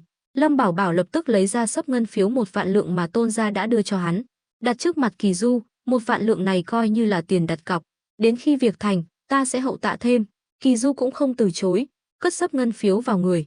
Hắn biết Lâm Bảo Bảo giàu có đến mức nào, lần này hắn đến đây chính là để đưa tiền cho Lâm Bảo Bảo. Sau khi số lương thực ở Hạo Thành được phân phát, hắn sẽ lấy phần tiền của Lâm Bảo Bảo từ 20 vạn cân lương thực đó. So với số tiền đó, 1 vạn lượng này chẳng đáng là bao. Phải biết rằng, lúc trước Lâm Bảo Bảo và Thôi Minh Sung thỏa thuận chia 3/7. Lâm Bảo Bảo ít nhất cũng bỏ túi 10 vạn lượng. Vậy là Kỳ thống lĩnh đồng ý rồi chứ? Lâm Bảo Bảo hỏi. Kỳ Du gật đầu. Chuyện nhỏ này, sau khi ta về kinh sẽ lập tức thu thập tư liệu về Lâm Tử Tường, rồi cho người nhanh chóng đưa đến cho Lâm công tử. Lâm Bảo Bảo hài lòng gật đầu. Biết người biết ta, trăm trận trăm thắng. Lâm Bảo Bảo hiểu rõ đạo lý này. Tuy lần này bị Kỳ Du lừa gạt, nhưng giá trị của hắn thật sự không nhỏ. Một khi Lâm Bảo Bảo nắm được điểm yếu của Lâm Tử Tường, hắn có thể dễ dàng khống chế Khâu Quang Nhật, thậm chí còn có thể can thiệp vào tầng lớp cao cấp của Lâm gia. Lâm Bảo Bảo đã quen với việc đứng sau màn thao túng, cho đến phút cuối cùng, hắn tuyệt đối sẽ không để lộ mình trước mặt Lâm gia. Sau đó, hai người tiếp tục ăn uống, nói chuyện vui vẻ. Lâm Bảo Bảo và Kỳ Du như anh em đã lâu không gặp, cuối cùng còn khoác vai nhau cười nói. Cảnh tượng này khiến Lâm Thiển Nguyệt, Vãn Thanh và Âu Dương Mãn Mãn ngạc nhiên, nhưng nghĩ đến việc Lâm Bảo Bảo dạo này bận rộn, hôm nay được thư giãn cũng là chuyện tốt.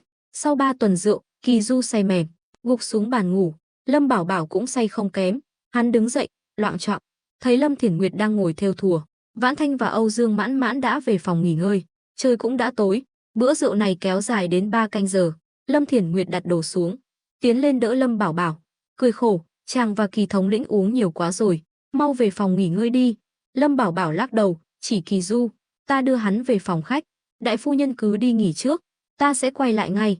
Nói rồi, hắn đỡ Kỳ Du đi ra ngoài, trong nhà còn nhiều phòng trống, đã được Lâm Thiển Nguyệt dọn dẹp sạch sẽ. Hắn đưa Kỳ Du vào phòng, đặt lên giường, rồi xoay người đi đến xưởng rèn. Hắn thấy đèn trong xưởng vẫn sáng, chắc chắn là Dương Thiết Tâm vẫn đang làm việc. Lâm Bảo Bảo đã giao nhiệm vụ cho Dương Thiết Tâm, cũng biết việc chế tạo vỏ đạn không hề dễ dàng. Hắn đẩy cửa bước vào, thấy Dương Thiết Tâm đang cởi trần, mồ hôi nhễ nhại, làm việc trước lò lửa. Dương Thiết Tâm cảm nhận được luồng gió mát sau lưng, quay đầu lại thấy Lâm Bảo Bảo, liền kích động nói, công tử, xem vỏ đạn này thế nào. Lâm Bảo Bảo loạng choạng bước tới, nhận lấy vỏ đạn, nhìn kỹ, cả người chấn động, cơn say cũng tan biến. Vỏ đạn bằng đồng và sắt đã thành hình, tuy hình dáng hơi khác so với dự kiến của hắn, nhưng cũng không khác biệt nhiều. Lão Dương, ông đúng là quý nhân của ta. Dương Thiết Tâm làm việc cả ngày, đã mệt mỏi rã rời, cười khổ. Lâm công tử đừng nói vậy, vỏ đạn này không có vấn đề gì chứ? Lâm Bảo Bảo gật đầu, nhìn thì không vấn đề gì, ta thử mới biết. Nói rồi, hắn lấy một túi vải trên giá, mở ra, bên trong đựng đầy thuốc súng đen. Hắn cẩn thận đổ thuốc súng vào vỏ đạn, rồi lắp đầu đạn vào. Một viên đạn hoàn chỉnh đã xuất hiện. Lâm Bảo Bảo tháo băng đạn của súng lục ra, lắp viên đạn vào, rồi lắp băng đạn vào súng. Lên đạn, cạch. Tuy Dương Thiết Tâm không biết có thành công hay không, nhưng chỉ nghe tiếng cạch giòn tan này, ông cũng cảm nhận được sát khí trong xưởng. Lâm Bảo Bảo chĩa súng vào túi vải đựng cát ở góc tường, bóp cò, đoàng, một tia lửa lóe lên từ nòng súng, túi cát bị bắn thủng, tuy chỉ có một lỗ nhỏ, nhưng uy lực mạnh mẽ khiến Dương Thiết Tâm kinh ngạc. Tiếng súng còn lớn hơn cả súng trúc, tiếng súng vang xa, đánh thức cả nửa làng Ngưu Bối thôn. Vãn Thanh và Âu Dương Mãn Mãn đang ngủ cũng giật mình tỉnh giấc, Lâm Thiển Nguyệt cũng giật mình, chạy ra phòng khách nhìn về phía xưởng. Kỳ Du đang say bí tỉ, nghe tiếng súng, cũng theo bản năng ngồi dậy, dựa vào góc tường. Từng trải qua vụ ám sát, Kỳ Du cũng có một khẩu súng trúc, biết uy lực của nó lớn đến mức nào. Thấy không còn động tĩnh gì, Kỳ Du đẩy cửa phòng, đi về phía xưởng rèn. Lâm Bảo Bảo vẫn còn đang vui mừng, hắn nhặt đầu đạn trong cát lên, nhìn Dương Thiết Tâm, lão Dương, viên đạn này làm tốt lắm, từ ngày mai cứ theo tiêu chuẩn này mà làm được bao nhiêu thì làm. Dương Thiết Tâm mỉm cười gật đầu, được Lâm Bảo Bảo hài lòng, ông tất nhiên cũng vui mừng, dù sao cũng chứng tỏ giá trị của mình, địa vị trong lòng Lâm Bảo Bảo cũng sẽ cao hơn. Lúc này, cửa phòng bỗng nhiên bị đẩy ra, Lâm Bảo Bảo và Dương Thiết Tâm đồng thời nhìn ra, thấy Kỳ Du đang đứng đó, người nồng nặc mùi rượu. Lâm Bảo Bảo thở phào nhẹ nhõm, theo bản năng giấu khẩu súng lục ra sau lưng. Súng lục kim loại có ưu điểm là dễ giấu, không dễ bị phát hiện, không giống như súng trúc cồng kềnh, dễ bị lộ. Kỳ thống lĩnh không ngủ, đến đây làm gì? Lâm Bảo Bảo hỏi. Kỳ Du nhìn hắn với vẻ nghi ngờ. Lâm công tử, chàng đang nghiên cứu gì vậy? Trong phòng nồng nặc mùi thuốc súng. Không có gì, vừa rồi súng trúc bị cướp cò, làm Kỳ thống lĩnh giật mình. Thật ngại quá. Kỳ Du thở phào, nhìn quanh xưởng. Lâm công tử, nhân tiện nói đến chuyện này, ta có một việc muốn nhờ, không biết chàng có thể đồng ý không? Lâm Bảo Bảo đoán được hắn muốn nói gì. Kỳ thống lĩnh muốn xin ta đạn dược phải không? Đúng vậy, lần trước Khâu Quang Nhật phái người ám sát Thôi đại nhân, ta may mắn thu được một khẩu súng trúc, nhưng không có đạn nên không dùng được.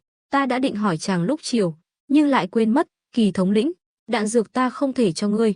Tại sao? Kỳ Du nhíu mày, hắn thấy Lâm Bảo Bảo giấu vũ khí lợi hại như vậy, khiến hắn thèm muốn. Không chỉ hắn, Thôi Minh Sung sau khi về kinh cũng nhiều lần nhắc đến súng trúc, cũng muốn xin Lâm Bảo Bảo, dù sao thứ này có thể cứu mạng trong những lúc nguy cấp. Kỳ thống lĩnh, ngươi cũng biết uy lực của súng trúc lớn đến mức nào, đây là thứ có thể thay đổi luật chơi, ngươi nghĩ ta có thể dễ dàng đưa ra sao? Hơn nữa, Kỳ thống lĩnh đừng trách ta keo kiệt, súng trúc là bí mật lớn nhất của ta hiện nay, nếu ngươi mang về kinh sử dụng, chắc chắn sẽ bị lộ ra ngoài, giấy không gói được lửa, ta không muốn rước họa vào thân. Kỳ Du hừ lạnh, chàng nghĩ súng trúc chưa bị lộ ra ngoài sao? Khâu Quang Nhật có trong tay, chắc chắn đã bị thế lực của hắn biết được. Hơn nữa, chúng ta bây giờ là người một nhà, sao Lâm công tử lại phân biệt đối xử? Thế này đi, cho ta thêm chút thời gian chuẩn bị, dù là Kỳ thống lĩnh hay Thôi đại nhân muốn, ta nhất định sẽ cho hai người một câu trả lời hài lòng. Sắc mặt Kỳ Du dịu lại, gật đầu, vậy còn được. Thấy Kỳ Du vẫn đang nhìn quanh, Lâm Bảo Bảo vội nói, Kỳ thống lĩnh, mau về nghỉ ngơi đi, ngày mai chúng ta còn phải đến Ngư Thành và Hạo Thành làm việc, đừng để lỡ. Kỳ Du gật đầu, xoay người rời đi. Tiễn Kỳ Du xong, Lâm Bảo Bảo thở dài, nhìn Dương Thiết Tâm. Dương Thiết Tâm cũng ngây người, là người phụ trách kỹ thuật rèn cho Lâm Bảo Bảo, ông tất nhiên hiểu tầm quan trọng của súng ống. Công tử, ngài thật sự định đưa súng trúc cho họ sao?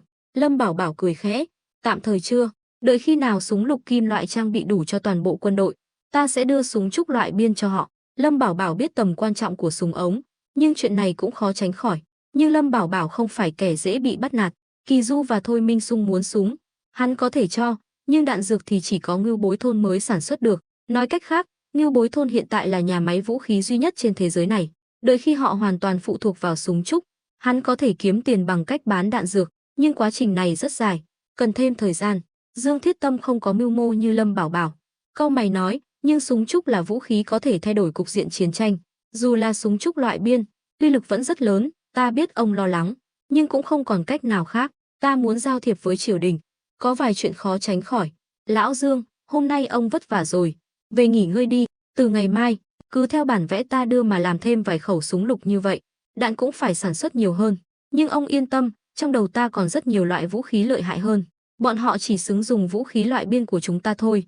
Thấy Lâm Bảo Bảo tự tin như vậy, Dương Thiết Tâm cũng yên tâm hơn, mỉm cười gật đầu.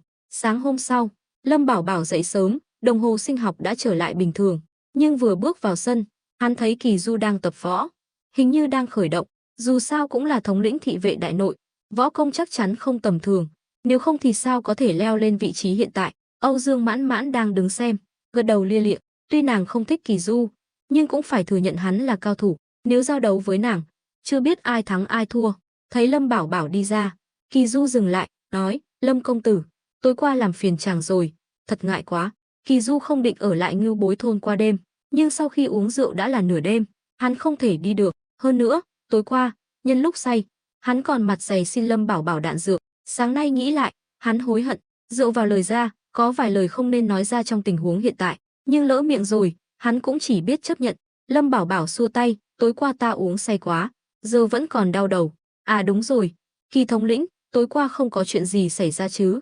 Sao ta không nhớ gì cả? Lâm Bảo Bảo cố tình giả ngu, muốn lấp liếm chuyện đó. Kỳ Du ngẩn người, rồi hiểu ý Lâm Bảo Bảo, thầm mắng, gian xảo. Hắn nói, Lâm công tử đúng là quý nhân hay quên, vậy ta nhắc chàng nhớ nhé. Lâm Bảo Bảo gật đầu, chúng ta vừa đi vừa nói. Kỳ Du vui vẻ đồng ý. Đúng lúc này, cửa xưởng rèn mở ra, Dương Thiết Tâm bước ra với vẻ mặt mệt mỏi. Hóa ra, tối qua sau khi Lâm Bảo Bảo đi ngủ, ông đã thức trắng đêm để chế tạo thêm một lô đạn, hơn nữa còn nhồi thuốc súng và lắp đầu đạn theo cách Lâm Bảo Bảo đã làm mẫu. Lâm Bảo Bảo ngạc nhiên, lão Dương, ông thức cả đêm sao? Dương Thiết Tâm cười khổ, gật đầu, đúng vậy, lão phu biết hôm nay công tử có việc quan trọng, nên đã làm suốt đêm. Nói rồi, ông lấy ra một túi vải đen từ trong người, đưa cho Lâm Bảo Bảo. Lâm Bảo Bảo không cần nhìn, chỉ cần cảm nhận trọng lượng của túi vải, cũng biết là gì, mừng rỡ nói, lão Dương, thật sự làm phiền ông rồi, nhưng hôm nay có thứ này, ta như hổ thêm cánh, đa tạ ông. Dương Thiết Tâm ngáp một cái, rồi về phòng ngủ. Ông lão đó đưa cho chàng cái gì vậy? Kỳ Du tò mò. Cuộc trò chuyện vừa rồi của hai người khiến hắn nghe ra ẩn ý, nhất là câu như hổ thêm cánh càng khiến hắn chú ý. Lâm Bảo Bảo nhét túi vải vào người, nói, không có gì đâu, chỉ là vài thứ linh tinh thôi, Kỳ thống lĩnh đừng để ý. Nói rồi, Lâm Bảo Bảo không đợi hắn nói gì, liền bước đi. Kỳ Du nhìn theo bóng lưng Lâm Bảo Bảo, nghiến răng, tối qua, sau khi về phòng, hắn đã cố gắng nhớ lại tiếng súng, gần như chắc chắn đó không phải là tiếng súng trúc, tiếng súng trúc giống như sấm sét, âm thanh lớn và vang xa, nhưng tiếng súng tối qua lại oanh động, âm thanh trong trẻo nhưng mạnh mẽ. Điều này khiến hắn nghi ngờ Lâm Bảo Bảo đã chế tạo ra vũ khí mới, nhưng Lâm Bảo Bảo không nói, hắn cũng không tiện hỏi trực tiếp.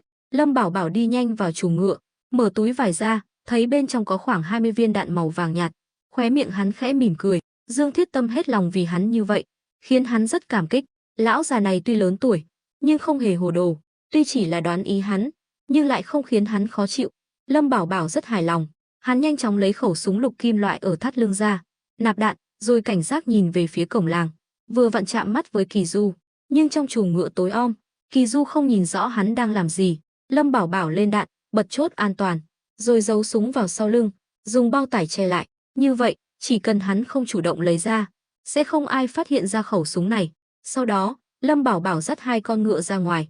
Kỳ Du nhíu mày, Lâm công tử, việc tầm thường này cần chàng phải làm sao? Hay là chàng đang giấu ta chuyện gì? Ở Ngưu Bối thôn, ngoài quân sĩ, mọi người đều bình đẳng, ta không cần ai hầu hạ. Còn chuyện Kỳ thống lĩnh nói ta giấu giếm, càng là vô lý, ta cần gì phải làm vậy? Nhìn ánh mắt kiên định của Lâm Bảo Bảo, Kỳ Du chỉ biết nhận dây cương, lên ngựa, tuy tỏ ra cứng rắn, nhưng thực chất, hắn không dám đắc tội với Lâm Bảo Bảo. Trước khi đến đây, Thôi Minh Sung đã nhắc nhở hắn, Lâm Bảo Bảo sẽ là mạnh thường quân lớn nhất của họ. Muốn kiếm tiền thì không thể thiếu Lâm Bảo Bảo. Tuy Lâm Bảo Bảo không có quyền lực thực sự, không bằng hắn một thống lĩnh thị vệ đại nội, nhưng thời buổi này, có tiền là có quyền. Dù là quan lại triều đình cũng phải cúi đầu. Lâm Bảo Bảo lên ngựa, đuổi theo Kỳ Du. Trên đường đi, hai người đi rất nhanh. Vì cuộc trò chuyện vừa rồi không vui vẻ, nên cả hai đều im lặng.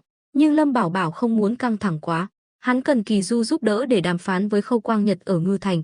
Nghĩ vậy, Lâm Bảo Bảo nói, à đúng rồi, Kỳ thống lĩnh, ngươi nói muốn nhắc ta nhớ chuyện tối qua. Giờ có thể nói rồi đấy. Kỳ Du nghiến răng, Lâm Bảo Bảo, ở đây chỉ có hai chúng ta, chàng còn muốn giả vờ đến bao giờ? Lâm Bảo Bảo ngoáy tai, cười nói, Kỳ thống lĩnh sao lại tức giận? Ta có tật xấu là cứ uống rượu vào là quên hết, ta thật sự không nhớ chuyện tối qua, hay là Kỳ thống lĩnh nhắc ta nhớ lại? Kỳ Du cười lạnh, được, tối qua, chàng đã tự mình hứa sẽ tặng ta 100 khẩu súng trúc và 1000 viên đạn. Lâm công tử, chàng nhớ kỹ đấy, nếu dám nuốt lời, đừng trách ta lật mặt. Lâm Bảo Bảo thầm mắng, hận không thể tự tát mình một cái. Hắn rảnh rỗi giả vờ mất trí nhớ làm gì? Để giờ Kỳ Du được nước lần tới, nhưng muốn chặt chém hắn cũng không dễ. Lâm Bảo Bảo cười gượng gạo, vỗ chán, à, ta nhớ ra rồi. Kỳ thống lĩnh muốn một lô đạn phải không? Còn 100 khẩu súng trúc và 1000 viên đạn. Lâm Bảo Bảo, chàng nghĩ ta dễ bị lừa lắm sao? Kỳ Du nói với giọng giận dữ. Lâm Bảo Bảo ho khan một tiếng, không diễn nữa, xem ra hắn không có khả năng nói dối như thật như Tôn Tuyết Mông. Kỳ thống lĩnh, tối qua ta đúng là có hứa cho ngươi một lô đạn, nhưng không phải bây giờ, không phải ta keo kiệt, mà ngươi cũng biết số vũ khí này đại diện cho điều gì. Đại diện cho cái gì? Tên nhóc nhà ngươi định tạo phản sao? Kỳ Du thấy đã nói rõ rồi, cũng không ngại vạch trần. Lâm Bảo Bảo lắc đầu, nhìn về phía trước, đối với các ngươi những quan lại triều đình, lương thực là tất cả, điều này ta không phủ nhận, ta cũng biết tầm quan trọng của lương thực, nhưng đối với ta, súng ống còn quan trọng hơn, thậm chí còn hơn cả 20 vạn cân lương thực, nên ta sẽ không dễ dàng đưa cho ngươi. Ta biết ngươi đang nói thay cho Thôi đại nhân, nhưng dù Thôi đại nhân có ở đây, ta cũng nói như vậy, nếu các ngươi thật sự muốn súng trúc, cũng được, hãy đưa ra thứ gì đó khiến ta động lòng. Lâm Bảo Bảo dù sao cũng là thương nhân, chức vị trong triều chỉ là hư danh, hắn chưa bao giờ để tâm đến. Theo hắn, sau này chỉ cần có tiền, bảo vệ tốt những con gà đẻ trứng vàng trong tay, hắn có thể tùy ý qua lại với quan lại. Kỳ Du nhìn chằm chằm Lâm Bảo Bảo, cuối cùng cũng hiểu được suy nghĩ thật sự của hắn. Lâm Bảo Bảo, ta cũng phải khâm phục gan dạ của ngươi, nhưng ngươi dường như quên mất một điều. Hiện tại ngươi có thể tung hoành ở Ngư Thành là nhờ Thôi đại nhân. Vậy mà ngươi còn dám mặc cả với ta. Tin hay không, khi ta về kinh báo cáo lại những lời này cho Thôi đại nhân, ngươi sẽ mất tất cả trong vòng vài ngày, còn bị Lâm gia thanh trừng. Lâm Bảo Bảo gật đầu, Kỳ thống lĩnh nói đúng, nhưng các ngươi đừng ép ta quá đáng. Thỏ không cùng đường cũng cắn người. Đến lúc đó, ta sẽ khiến tất cả các ngươi phải hối hận. Nói rồi, Lâm Bảo Bảo nở nụ cười đầy ẩn ý. Kỳ Du nhìn Lâm Bảo Bảo, hít sâu một hơi, khí thế ngạo mạn cũng tan biến. Hắn chợt nhận ra, Lâm Bảo Bảo dường như đã có thế lực nhất định, nuôi dưỡng một đội quân tư, lại được trang bị vũ khí vượt thời đại, có thể bộc phát sức chiến đấu ngoài sức tưởng tượng. Nếu thật sự xé rách mặt, sẽ khiến họ khổ sở. Nghĩ vậy, Kỳ Du cười nói, Lâm công tử đừng giận, ta chỉ nói đùa thôi, không có ý ép buộc chàng. Lâm Bảo Bảo cũng mỉm cười, hắn biết Kỳ Du đã nhượng bộ, đây chính là hiệu quả mà hắn muốn. Lâm Bảo Bảo phải thể hiện thái độ cứng rắn, nếu không, Thôi Minh Sung sẽ nghĩ hắn chỉ là nhân vật nhỏ bé không thể tách rời khỏi ông ta. Lâm Bảo Bảo không muốn ngang hàng với họ, nhưng cũng không muốn bị kiểm soát. Kỳ thống lĩnh, những lời vừa rồi, chúng ta cứ quên đi, dù là ngươi hay Thôi đại nhân muốn súng đạn, ta đều có thể cung cấp, nhưng thời gian cụ thể phải do ta quyết định. Kỳ Du gật đầu, được, vậy ta chờ tin tốt của Lâm công tử. Sau đó, hai người đến cổng thành Ngư Thành. Ngư Thành hiện tại đã nằm trong tầm kiểm soát của Lâm Bảo Bảo, nên họ đi lại thuận lợi, thậm chí không cần xuống ngựa, mà phi thẳng đến phủ nha. Đến cửa phủ nha, thấy Trịnh Hữu Lực đã đợi sẵn, mặc quan phục, oai phong lẫm liệt, nhưng khi thấy Lâm Bảo Bảo và Kỳ Du đến, hắn vội vàng tiến lên. Công tử, ngài đến rồi. Lâm Bảo Bảo gật đầu, nhìn hắn từ trên xuống dưới. Trịnh thống lĩnh làm quan ở Ngư Thành, có vẻ lơ là cảnh giác rồi nhỉ? Trịnh Hữu Lực giật mình. Công tử, Lâm Bảo Bảo xua tay. Chuyện Lâm Hiên bị tập kích tối hôm kia, ngươi không thể không biết chứ? Công tử, thuộc hạ đúng là biết hơi muộn, tin tức đến Ngư Thành trước, nhưng bị binh lính Phong Đô đại doanh canh giữ cổng thành chặn lại, thuộc hạ cũng chỉ biết sau đó. Lâm Bảo Bảo nhíu mày, gật đầu, được rồi, ta tạm thời không truy cứu. Khâu Quang Nhật có ở phủ không? Có ạ. Khâu đại nhân từ sáng sớm đã đến sảnh chính, hình như đang đợi công tử. Lâm Bảo Bảo cười khẩy, lão già này nói rồi. Hắn bước vào phủ nha, Kỳ Du vẫn đi theo Lâm Bảo Bảo như một khán giả. Hôm nay hắn đến đây chủ yếu là để xem kịch. Sau khi xong việc ở đây, đến Hạo Thành mới là mục đích chính của hắn. Đi trong phủ nha, tất cả thị vệ đều cúi chào Lâm Bảo Bảo. Điều này khiến Kỳ Du thầm kinh ngạc. Lâm công tử thật cao tay, mới vài tháng mà Ngư Thành đã nằm trong tay chàng rồi sao? Kỳ thống lĩnh quá khen, ta làm tất cả những việc này đều là để phối hợp với Thôi đại nhân. Nghe vậy, Kỳ Du hài lòng gật đầu. Hai người đến sảnh chính, thị vệ canh cửa rõ ràng là người của Khâu Quang Nhật. chặn Lâm Bảo Bảo lại. Lâm công tử, theo quy định, muốn vào sảnh chính phải giao nộp tất cả vũ khí. Lâm Bảo Bảo dường như đã đoán trước được, mỉm cười tháo súng trúc ra, đưa cho thị vệ. Kỳ Du cũng ngoan ngoãn giao nộp đao, rồi cả hai mới được vào. Lâm Bảo Bảo và Kỳ Du bước vào, thấy Khâu Quang Nhật đang nhắm mắt, ngồi yên lặng trên ghế thái sư đặt dưới bức tranh Bạch Hổ Hạ Sơn. Trên bàn là chén trà đang bốc khói. Vừa vào cửa, Lâm Bảo Bảo đã cảm nhận được bầu không khí khác thường, đó là sát khí, nhưng hắn không hề sợ hãi. Khâu đại nhân, sao sáng sớm đã bày ra vẻ mặt nghiêm trọng vậy? Chẳng lẽ có ai chọc giận ngài sao? Khâu Quang Nhật từ từ mở mắt, lạnh lùng nói, Lâm công tử, chúng ta đừng vòng vo, ta biết ngươi đã điều tra rõ mọi chuyện, ta thừa nhận việc ám sát Lâm Hiên có liên quan đến ta. Hôm nay ngươi đến đây định làm gì? Lời nói thẳng thừng này khiến nụ cười trên mặt Lâm Bảo Bảo tắt ngấm. Hắn ngồi xuống ghế, Kỳ Du cũng ngồi xuống theo, nhưng không nói gì. Tốt, đã thừa nhận rồi thì dễ nói chuyện, ta cũng muốn hỏi ngài một câu. Khâu đại nhân muốn làm gì? Con trai ta chớt ở Đào Nguyên trấn, Lâm Hiên cũng có phần, nợ mấu phải trả bằng mấu. Lâm Bảo Bảo cười khẩy, hay cho câu nợ mấu phải trả bằng mấu. Sao, Khâu đại nhân cũng muốn giết ta? Khâu Quang Nhật nói, ta đúng là có ý đó, nhưng ta biết hiện tại ta không làm được, nhưng ta cũng hy vọng Lâm công tử đừng quá ngạo mạn. Lâm Bảo Bảo gật đầu, được, chuyện đó để sau. Ta hỏi thêm một việc nữa, quan hệ giữa ngài và Lâm Tử Tường là gì? Hắn vốn không định hỏi thẳng, nhưng Khâu Quang Nhật đã lật bài ngửa, hắn cũng không cần phải do dự. Khâu Quang Nhật sững người, đứng phát dậy, quát, là Thường Ngộ Phong nói cho ngươi biết phải không? Ai nói không quan trọng? Khâu đại nhân cứ trả lời câu hỏi của ta. Quan hệ giữa ta và Lâm Tử Tường thì liên quan gì đến ngươi? Lâm Bảo Bảo thản nhiên nói, vậy thế này đi, ngài hẹn Lâm Tử Tường ra đây, để ta nói chuyện riêng với hắn. Thế nào? Lâm Bảo Bảo, ngươi nghĩ ngươi là ai? Đúng là ngươi có thể hô mưa gọi gió ở Ngư Thành, nhưng Lâm gia không phải là thứ ngươi có thể tùy tiện đụng vào. Ta khuyên ngươi nên từ bỏ ý định đó, nếu không sẽ không có kết cục tốt đẹp. Nói đúng hơn là, kết cục của ngươi đã được định đoạt rồi. Hôm nay Khâu Quang Nhật tỏ ra rất tự tin, khiến Lâm Bảo Bảo cảm thấy bất an. Lúc này, Kỳ Du vẫn luôn im lặng, lên tiếng, Lâm công tử, ta còn tưởng chàng đã thâu tóm được Ngư Thành, nhưng xem ra chàng vẫn còn non lắm. Lâm Bảo Bảo cười khổ, gật đầu, Kỳ thống lĩnh thấy rõ rồi đấy. Nói rồi, hắn nhìn Khâu Quang Nhật với ánh mắt sắc khí.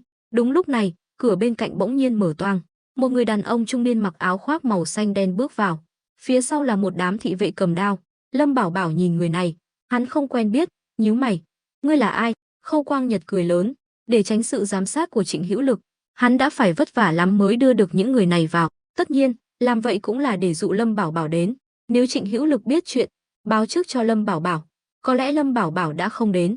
Hắn là Lâm Tử Tường, Kỳ Du nhỏ giọng nói.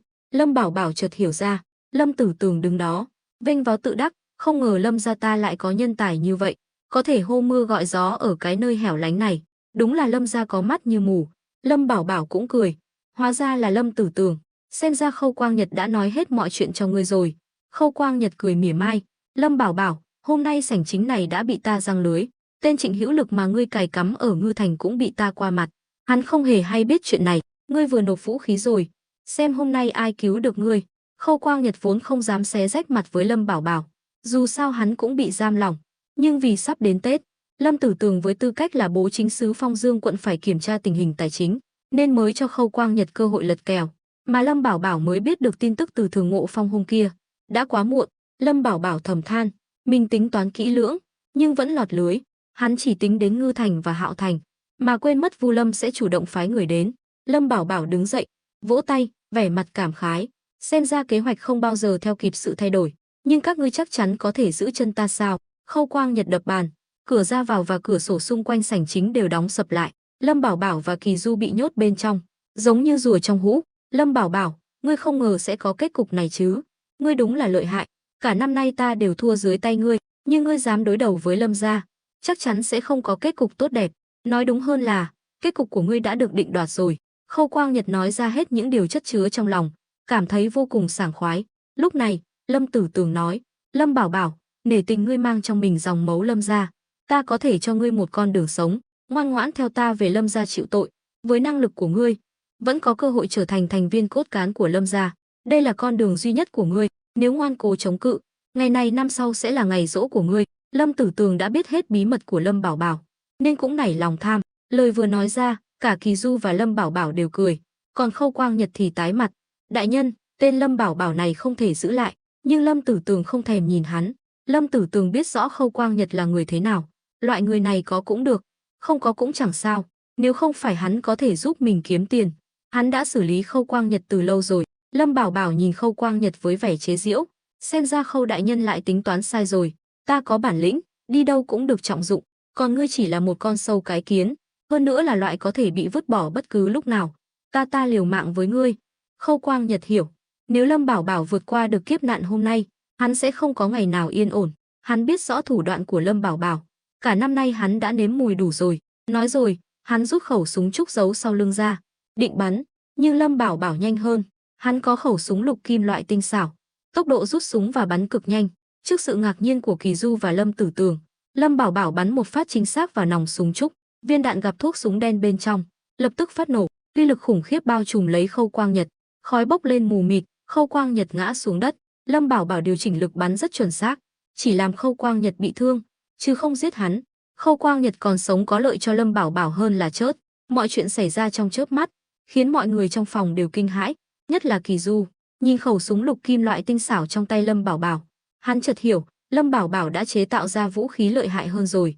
Lâm Tử Tường cũng sởn gai ốc, cả đám thuộc hạ cầm đao của hắn cũng hoảng sợ. Tuy Lâm gia hùng mạnh, nhưng đối mặt với vũ khí mạnh mẽ này, vẫn không đủ trình. Lúc này, Trịnh Hữu Lực ở ngoài sân nghe tiếng súng, biết có chuyện chẳng lành, liền dẫn theo thuộc hạ chạy đến, nhưng bị người của Khâu Quang Nhật chặn lại. Trịnh Hữu Lực không nói nhiều, trực tiếp ra lệnh giết chết những kẻ cản đường, rồi xông vào trong. Hắn vội vàng chạy đến sau lưng Lâm Bảo Bảo, quỳ xuống, công tử, thuộc hạ đến muộn. Lâm Bảo Bảo đúng là có trách Trịnh Hữu Lực, hắn để tên này ở đây canh chừng, vậy mà hắn lại không làm tốt việc gì, khiến hắn rất thất vọng. Nhưng bây giờ không phải lúc trừng phạt Trịnh Hữu Lực. Lâm Bảo Bảo chỉ cười lạnh, hiện tại bên cạnh hắn cũng có thuộc hạ, hơn nữa đều được trang bị súng trúc, nếu hôm nay thật sự đổ máu, những người mà Lâm Tử Tường mang đến chắc chắn sẽ chết. Lâm Tử Tường cũng hiểu rõ tình hình, thầm mắng Khâu Quang Nhật vô số lần, súng trúc lợi hại như vậy, sao lại đưa cho Lâm Bảo Bảo? Khâu Quang Nhật không hề nói cho hắn biết, cũng không chuẩn bị trước, khiến hắn rơi vào thế bị động. Nếu biết vũ khí này lợi hại như vậy, Lâm Tử Tường đã không đến đây. Lúc này, Khâu Quang Nhật đang nằm trong vũng máu, toàn thân đầy mảnh đạn, nhất là cánh tay phải cầm súng đã bị gãy nát, trông vô cùng thảm hại. Hắn biết hôm nay mình đã thua vì không hiểu rõ Lâm Bảo Bảo. Hắn không ngờ Lâm Bảo Bảo lại chế tạo ra vũ khí lợi hại hơn, ngay cả thị vệ khám xét cũng không phát hiện ra. Lâm Bảo Bảo, ta hận không thể ăn tươi nuốt sống ngươi, báo thù cho con ta. Khâu Quang Nhật hoàn toàn tuyệt vọng, nên mới gào thét như vậy, nhưng Lâm Bảo Bảo không hề tức giận. Theo hắn, những lời gào thét này chỉ là biểu hiện của sự bất lực, không giải quyết được vấn đề gì, ngược lại còn cho thấy hắn đã hoàn toàn thất bại. Lâm Bảo Bảo không để ý đến Khâu Quang Nhật, bình tĩnh bước về phía Lâm Tử Tường, đối mặt với đám lính tinh nhuệ của Lâm gia mà không hề sợ hãi. Lâm Tử Tường, ta cho ngươi hai lựa chọn, một là ngồi xuống nói chuyện với ta, hai là ta giết ngươi ngay bây giờ, sau đó chính thức khai chiến với Lâm gia. Tuy Lâm Bảo Bảo không muốn khai chiến sớm như vậy, nhưng bị dồn vào đường cùng, hắn cũng không còn cách nào khác. Dựa vào Ngưu Bối thôn, vốn đã dễ thủ khó công, lại thêm vũ khí tinh nhuệ và nguồn lương thực tự cung tự cấp, hắn hoàn toàn có đủ tư cách để thách thức Lâm gia. Không ai ở đây là kẻ ngốc. Sự tự tin của Lâm Bảo Bảo đến từ nguồn lực mà hắn nắm giữ. Kỳ Du thấy rõ, Lâm Tử Tường càng hiểu rõ hơn.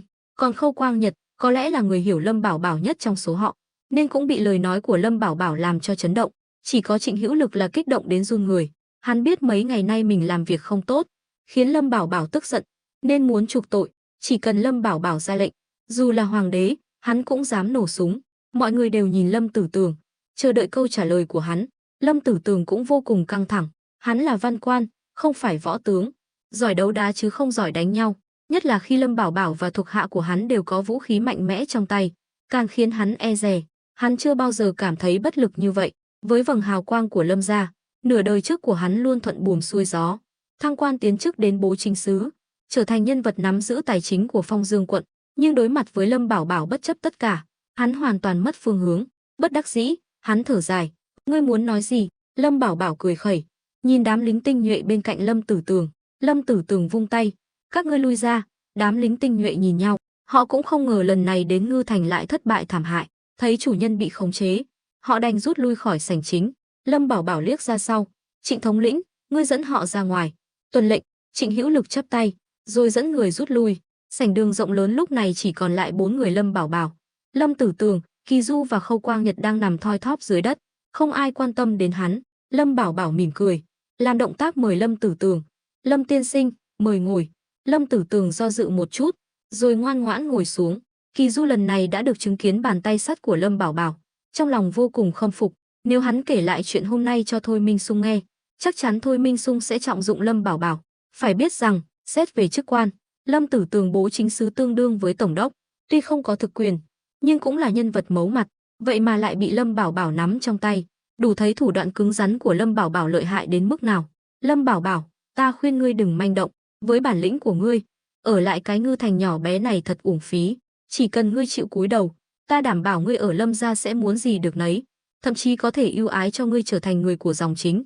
Theo Lâm Tử Tường, lời nói này của hắn coi như đã cho Lâm Bảo Bảo vinh dự lớn.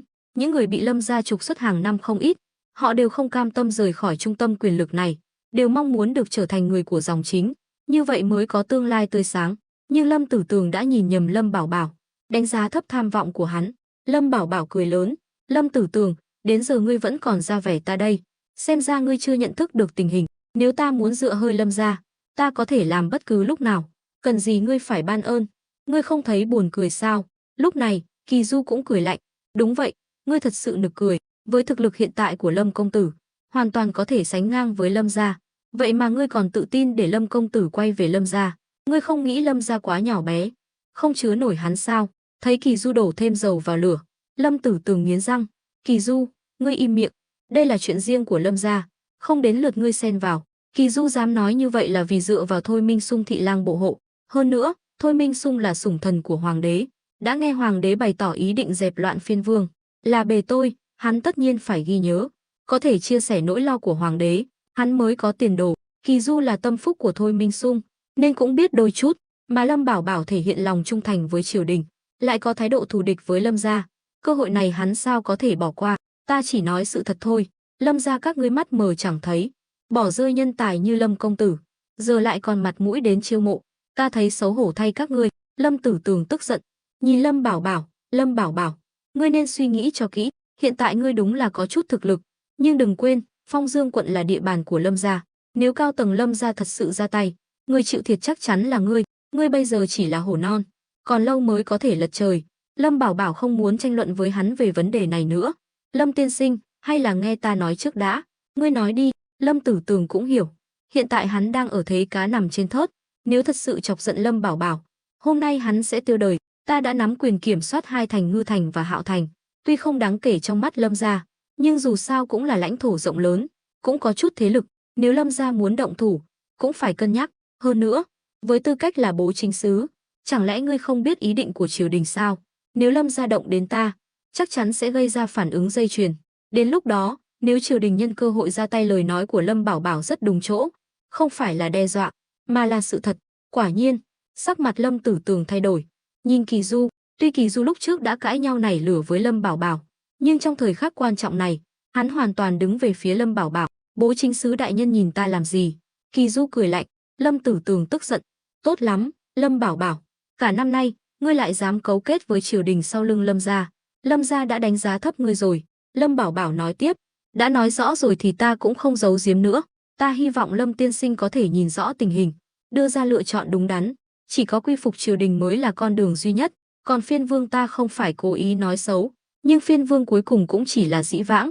Mắt Kỳ Du sáng lên, hắn không ngờ Lâm Bảo Bảo lại có nhận thức cao như vậy, lại còn trung thành với triều đình. Đây là cơ hội tốt, là đại sự của đại đoan. Còn Lâm Tử Tường thì ngây người nhìn Lâm Bảo Bảo, cười nhạt, ngươi muốn chiêu hàng ta sao? Ta chỉ tin vào một câu, ngươi thức thời mới là tuấn kiệt. Ta không tin Lâm tiên sinh lại cam tâm chớt vì một con hổ đang hấp hối. Thực ra, không cần Lâm Bảo Bảo nói những đạo lý này. Lâm Tử Tường với tư cách là bố chính sứ, chân trong chân ngoài giữa triều đình và Lâm gia còn hiểu rõ hơn ai hết, cũng biết rõ quyết tâm dẹp loạn phiên vương của triều đình, chỉ là vấn đề thời gian. Không chỉ hắn biết, mà cao tầng Lâm gia cũng biết, nhưng ai cũng có tâm lý may mắn. Hơn nữa Lâm gia là gia tộc của hắn tất nhiên muốn dựa hơi Lâm gia. Nhưng lời nói của Lâm Bảo Bảo đã khiến lỗ hổng trong lòng hắn càng lớn hơn. Thấy Lâm Tử Tường trầm ngâm suy nghĩ, Lâm Bảo Bảo không hề sốt ruột, mà cầm ấm trà lên, rót cho hắn một chén, rồi nhìn Kỳ Du, Kỳ thống lĩnh, màn trình diễn của ta có làm ngài hài lòng không? Kỳ Du khen ngợi, tốt lắm, Lâm công tử có tầm nhìn xa như vậy, tương lai chắc chắn sẽ làm nên nghiệp lớn. Sau khi ta về kinh sẽ báo cáo lại với Thôi đại nhân. Thực ra, cả Lâm Bảo Bảo và Kỳ Du đều hiểu, Đây là xu thế, dù hôm nay Lâm Bảo Bảo không nói rõ, triều đình sớm muộn gì cũng sẽ xử lý những phiên vương này. Lúc này, Lâm Tử Tường thở dài, nhìn Lâm Bảo Bảo, Lâm Bảo Bảo, những lời ngươi nói hôm nay, ta có thể coi như không nghe thấy, những chuyện ngươi làm ở Ngư Thành, ta cũng có thể làm ngơ, nhưng chỉ có một điều kiện, đó là thả ta đi. Lâm Tử Tường không ngốc, trước khi tình hình rõ ràng, hắn không muốn đưa ra bất kỳ quyết định nào, vì theo hắn, bây giờ chưa phải lúc, nếu chọn sai, hắn sẽ mất mạng, nên hắn muốn tiếp tục quan sát, còn Lâm Bảo Bảo ngỗ ngược này, hắn không muốn dây vào. Qua chuyện hôm nay, hắn thấy rõ Lâm Bảo Bảo không phải người dễ đối phó, mà Lâm gia, tuy như lời Lâm Bảo Bảo nói là đang hấp hối, nhưng trăm chân nuốt chớt không cứng, thực lực của Lâm gia vẫn còn nó. Nếu hắn thật sự bị Lâm Bảo Bảo lôi kéo, từ nay về sau, hắn sẽ phải sống trong lo sợ. Kỳ Du nhíu mày, hắn không hài lòng với câu trả lời của Lâm Tử Tường, nhưng cũng không tiện nói gì, mà nhìn Lâm Bảo Bảo. Lâm Bảo Bảo nở nụ cười đầy ẩn ý, nhấp một ngụm trà, Lâm tiên sinh, ta có thể đồng ý thả ngươi đi, không sợ ngươi về báo tin, cũng cho ngươi thời gian suy nghĩ, nhưng ngươi phải biết, đời ngươi sẽ có vài lần lựa chọn quan trọng, chọn đúng thì tương lai tươi sáng, còn nếu bỏ lỡ, cả đời này coi như hết. Lâm Tử Tường nghiêm nghị gật đầu, hắn nhìn Lâm Bảo Bảo với ánh mắt phức tạp, theo hắn, Lâm Bảo Bảo mới hơn 20 tuổi, ở độ tuổi này không nên có thành phủ và mưu mô sâu sắc như vậy, nhưng sự thật bày ra trước mắt, hắn không thể không thừa nhận, tên nhóc này quả thật là nhân vật có mấu mặt, tưởng như không ép hắn chọn phe, nhưng lại khiến hắn day dứt. Ta hiểu rồi, giờ ta có thể đi chưa? Lâm Tử Tường gật đầu, Lâm Bảo Bảo làm động tác mời, tất nhiên, nhưng Lâm tiên sinh, ta sẽ đợi ngươi ở Ngư Thành, hy vọng lần sau gặp mặt, chúng ta có thể cùng nâng chén, chứ không phải đối đầu như hôm nay. Lâm Tử Tường không trả lời, sắc mặt khó coi, xoay người rời đi. Lâm Bảo Bảo và Kỳ Du nhìn theo hắn, còn Khâu Quang Nhật đang nằm thoi thóp dưới đất, tâm trạng rơi xuống đáy vực, chỗ dựa lớn nhất của hắn lại bỏ mặc hắn, chẳng khác nào vứt bỏ hắn. Hắn không dám tưởng tượng, lát nữa hắn sẽ phải chịu đựng cơn thịnh nộ của Lâm Bảo Bảo như thế nào. Lâm công tử, chàng cứ thế thả hắn đi sao? Không sợ hắn tiết lộ bí mật à? Kỳ Du nhíu mày, Lâm Bảo Bảo cười khẩy, Kỳ thống lĩnh cũng là người thông minh, chẳng lẽ không hiểu? Hiểu gì? Kỳ Du khó hiểu. Lâm Bảo Bảo cười khổ. Lâm Tử Tường rõ ràng đã dao động, nhưng vẫn chưa dám đưa ra quyết định. Điều này chứng tỏ điều gì? Chứng tỏ hắn đang cân nhắc, lo lắng cho tương lai của mình. Đúng vậy, nhưng đó không phải là điều ta quan tâm. Rõ ràng, Lâm Tử Tường bây giờ là kẻ gió chiều nào theo chiều ấy. Hắn không những không tiết lộ bí mật, mà còn tiếp tục quan sát ta. Chỉ cần ta thể hiện thêm chút thực lực, hắn sẽ lập tức đưa ra lựa chọn. Nhìn vẻ mặt tự tin của Lâm Bảo Bảo, Kỳ Du khó chịu, mỉa mai. Lâm công tử, tâm lý cờ bạc của chàng thật đáng nể, nhưng đi đêm lắm, có ngày gặp ma, chàng không sợ nhìn nhầm người sao? Ta cảnh cáo chàng, Lâm Tử Tường có thể làm đến bố chính sứ, tuyệt đối không phải người tầm thường, tốt nhất chàng đừng đánh giá thấp hắn. Ta biết hắn muốn cân bằng, không đắc tội với ta cũng không đắc tội với Lâm gia, đợi khi nào tình hình rõ ràng, hắn sẽ đưa ra lựa chọn, nhưng hắn quá ngây thơ, thế giới này đen trắng rõ ràng, hắn chưa đủ trình để đứng ngoài cuộc, cứ chờ xem, ta sẽ lôi kéo hắn như thế nào. Kỳ Du nhìn Lâm Bảo Bảo với vẻ mặt phức tạp. Lâm Bảo Bảo, sao ta thấy ngươi rất gian xảo? Kỳ Du nói, gian xảo, từ này dùng không đúng, ngươi có thể nói ta khôn ngoan, cũng có thể nói ta thâm hiểm, nhưng gian xảo là để chỉ kẻ tiểu nhân, ta sao có thể là loại người đó? Kỳ Du gật đầu, coi như đã hiểu. Lâm Bảo Bảo rất giỏi mượn gió bẻ măng, vừa rồi khi đối đầu với Lâm Tử Tường, nếu không mượn uy thế của triều đình, chỉ dựa vào sức mình, Lâm Bảo Bảo không thể nào dọa được Lâm Tử Tường. Lúc này, Kỳ Du nhìn Khâu Quang Nhật đang nằm dưới đất. Lâm công tử, ngươi định xử lý lão già này thế nào? Kỳ Du thật sự muốn nhân cơ hội này giết Khâu Quang Nhật. Dù sao lần trước hắn và Thôi Minh Sung về kinh, chính lão già này đã giở trò. Nếu không có Lâm Bảo Bảo âm thầm báo tin, có lẽ họ đã chết rồi. Lâm Bảo Bảo nhìn Khâu Quang Nhật với ánh mắt lạnh lùng. Khâu Quang Nhật sợ hãi tột độ, hắn tưởng rằng mình đã tính toán chu toàn, lại thêm sức mạnh của Lâm Tử Tường, chắc chắn có thể tiêu diệt Lâm Bảo Bảo. Hắn không chỉ có thể giành lại quyền kiểm soát Ngư Thành, mà còn thu nạp tất cả cơ nghiệp mà Lâm Bảo Bảo gây dựng trong 1 năm qua. Nhưng lý tưởng chỉ là lý tưởng, muốn thực hiện lại vô cùng khó khăn. Lâm công tử, ngươi không thể giết ta. Đến nước này, Khâu Quang Nhật vẫn không chịu xuống nước cầu xin. Lâm Bảo Bảo bước đến trước mặt hắn, nhìn xuống vị phủ doãn từng làm mưa làm gió ở Ngư Thành. Phủ doãn đại nhân nói gì vậy? Tuy ngài bất nghĩa với ta, nhưng ta sẽ không bất nhân với ngài, nên ngài cứ yên tâm, ta không những không giết ngài, mà còn để ngài tiếp tục làm phủ doãn Ngư Thành. Khâu Quang Nhật ngơ ngác nhìn hắn, không thể tin nổi. Kỳ Du cũng khó hiểu. Lâm công tử, đây là cơ hội ngàn năm có một, giết hắn là tốt nhất, ta có thể làm chứng cho chàng. Sau đó nhờ Thôi đại nhân vận động một chút, chắc chắn có thể để chàng làm phủ doãn Ngư Thành. Nghe Kỳ Du nói vậy, Khâu Quang Nhật tái mặt, nhìn hắn với vẻ oán hận. Hắn không ngờ Kỳ Du lại độc ác như vậy, không cho hắn đường sống. Nhưng Lâm Bảo Bảo lắc đầu, cười nói, đa tạ Kỳ thống lĩnh hảo ý, nhưng ta đạm bạc danh lợi, chưa từng nghĩ đến việc chính thức bước vào quan trường. Nếu không, không cần Kỳ thống lĩnh giúp đỡ, ta đã lên chức từ lâu rồi. Lâm Bảo Bảo không ngốc, hiện tại ẩn mình là tốt nhất, nếu hắn đích thân ra mặt, sẽ trở thành tâm điểm. Đó không phải là điều tốt. Hắn biết rõ, giấu mình làm giàu mới là thượng sách, giống như việc hắn âm thầm phát triển trong 1 năm qua. Lần này gặp Lâm Tử Tường có thể khiến hắn cúi đầu. Lâm Bảo Bảo thắng là vì đối phương không hiểu rõ hắn, không biết hắn có những quân bài gì, nhưng nếu hắn làm phủ doãn Ngư Thành, chắc chắn sẽ bị nhiều thế lực giám sát. Kỳ Du bĩu môi, tỏ vẻ không tin. Theo hắn, nếu Lâm Bảo Bảo thật sự đạm bạc danh lợi, đã không làm những chuyện này, hắn cũng nghi ngờ động cơ của Lâm Bảo Bảo. Có cơ hội thăng quan tiến chức lại không cần, ngược lại còn tiếp tục trọng dụng Khâu Quang Nhật phản bội. Vậy được, nếu chàng đã suy nghĩ kỹ rồi, ta không nói nhiều nữa. Chúng ta khi nào thì đến Hạo Thành? Kỳ Du đã ở Ngư Thành khá lâu, hắn cũng muốn nhanh chóng hoàn thành công việc, trở về kinh. Kỳ thống lĩnh cứ ra ngoài đợi ta, chúng ta sẽ xuất phát ngay. Kỳ Du gật đầu, cũng hiểu Lâm Bảo Bảo có chuyện muốn nói riêng với Khâu Quang Nhật, nên xoay người rời đi. Trong sảnh chính rộng lớn chỉ còn lại Lâm Bảo Bảo và Khâu Quang Nhật. Lâm Bảo Bảo đỡ Khâu Quang Nhật dậy, để hắn ngồi xuống ghế nghỉ ngơi. Khâu Quang Nhật vẫn lo lắng, nhíu mày, Lâm Bảo Bảo, ngươi rốt cuộc là có ý gì? Ta không có ý gì, chỉ muốn dùng chân thành để cảm hóa Khâu đại nhân. Chỉ vậy thôi. Lâm Bảo Bảo mỉm cười. Khâu Quang Nhật suy nghĩ, cũng hiểu dù có hỏi cũng không hỏi được gì. Lâm Bảo Bảo làm vậy cũng là bất đắc dĩ. Khâu Quang Nhật bây giờ chưa thể ngã ngựa, hắn có mối quan hệ chằng chịt ở Ngư Thành. Nếu Lâm Bảo Bảo giết hắn, Ngư Thành sẽ đại loạn. Hơn nữa, tin tức sẽ lan truyền ra ngoài, không chỉ khiến Thôi Minh Sung khó xử, mà còn thu hút sự chú ý của Lâm gia. Như vậy, dù Lâm Tử Tường có muốn giấu cũng không giấu được. Tha chớt cho Khâu Quang Nhật không chỉ khiến hắn biết ơn, mà còn có thể hoàn toàn thu phục hắn. Vì sau hôm nay, chỗ dựa lớn nhất của hắn cũng đã sụp đổ. Sau này hắn chỉ có thể ngoan ngoãn nghe lời Lâm Bảo Bảo, làm con rối của Lâm Bảo Bảo. Lâm Bảo Bảo có thể yên tâm, ít nhất trong vòng nửa năm đến 1 năm tới, hắn có thể an nhàn, thuận lợi cho việc phát triển sau này. Hiện tại hắn đang chạy đua với thời gian, cố gắng khai thác mỏ sắt ở núi Ngưu Bối và mỏ đồng ở Nhan Tử Sơn càng sớm càng tốt. Dù là bán hay để dành dùng, đều có thể khiến thực lực của hắn tăng lên nhanh chóng. Đợi khi vạn sự sẵn sàng, Lâm Bảo Bảo sẽ không còn sợ bị Lâm gia phát hiện. Đến lúc đó, muốn đánh thì đánh. Lâm Bảo Bảo tuyệt đối sẽ không lùi bước. Ta không ngờ hôm nay ta đối xử với ngươi như vậy, ngươi vẫn tha cho ta một mạng được. Từ hôm nay, mạng của ta là của ngươi. Lâm Bảo Bảo chỉ chờ câu nói này của hắn. Tốt, chỉ cần Khâu đại nhân ghi nhớ lời này, ngày tháng tốt đẹp của chúng ta còn ở phía sau. Ngài cứ yên tâm dưỡng thương trong phủ. Nhìn theo bóng lưng Lâm Bảo Bảo rời đi, Khâu Quang Nhật hỏi, Lâm công tử, ngươi định đến Hạo Thành sao? Đúng vậy, Hạo Thành bây giờ cũng là của ta. Ta không thể bỏ mặc dân chúng trong thành. Lâm Bảo Bảo liếc hắn, rồi đột nhiên nhớ ra điều gì đó, vỗ trán, à, còn một chuyện ta quên nói. Ta đã liên lạc với Thôi đại nhân, quyết định đề bạt Mã Kế làm phủ doãn Hạo Thành. Ngài không có ý kiến gì chứ? Khâu Quang Nhật sững người, hắn để hắn làm phủ doãn Hạo Thành.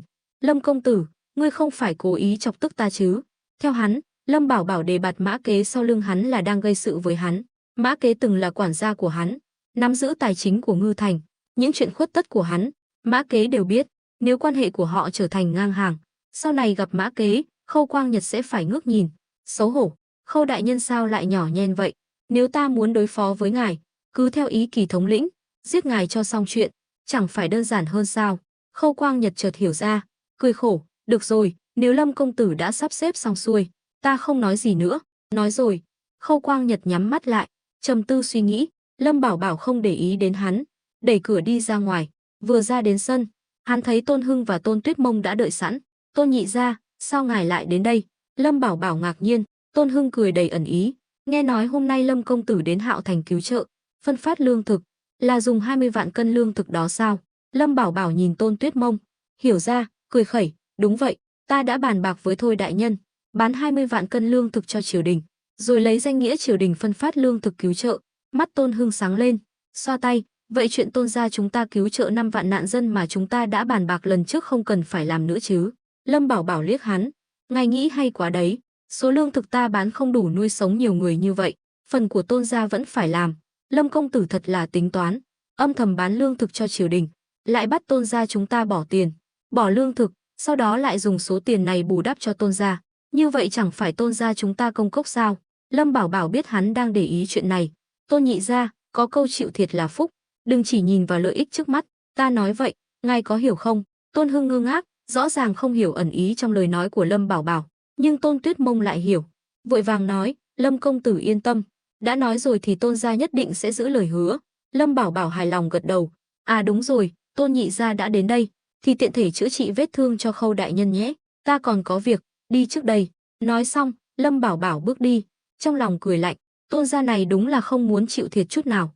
Tôn Tuyết Mông cũng thật sự đặt Tôn gia lên hàng đầu, hắn vừa có chút động tĩnh, nàng đã lập tức báo tin về nhà, điều này khiến hắn hơi thất vọng, nếu cưới về không phải là vợ mà là gián điệp, thì cuộc hôn nhân này còn ý nghĩa gì? Nhị thúc, thúc mau đi chữa trị cho Khâu đại nhân, con đi tìm Lâm công tử.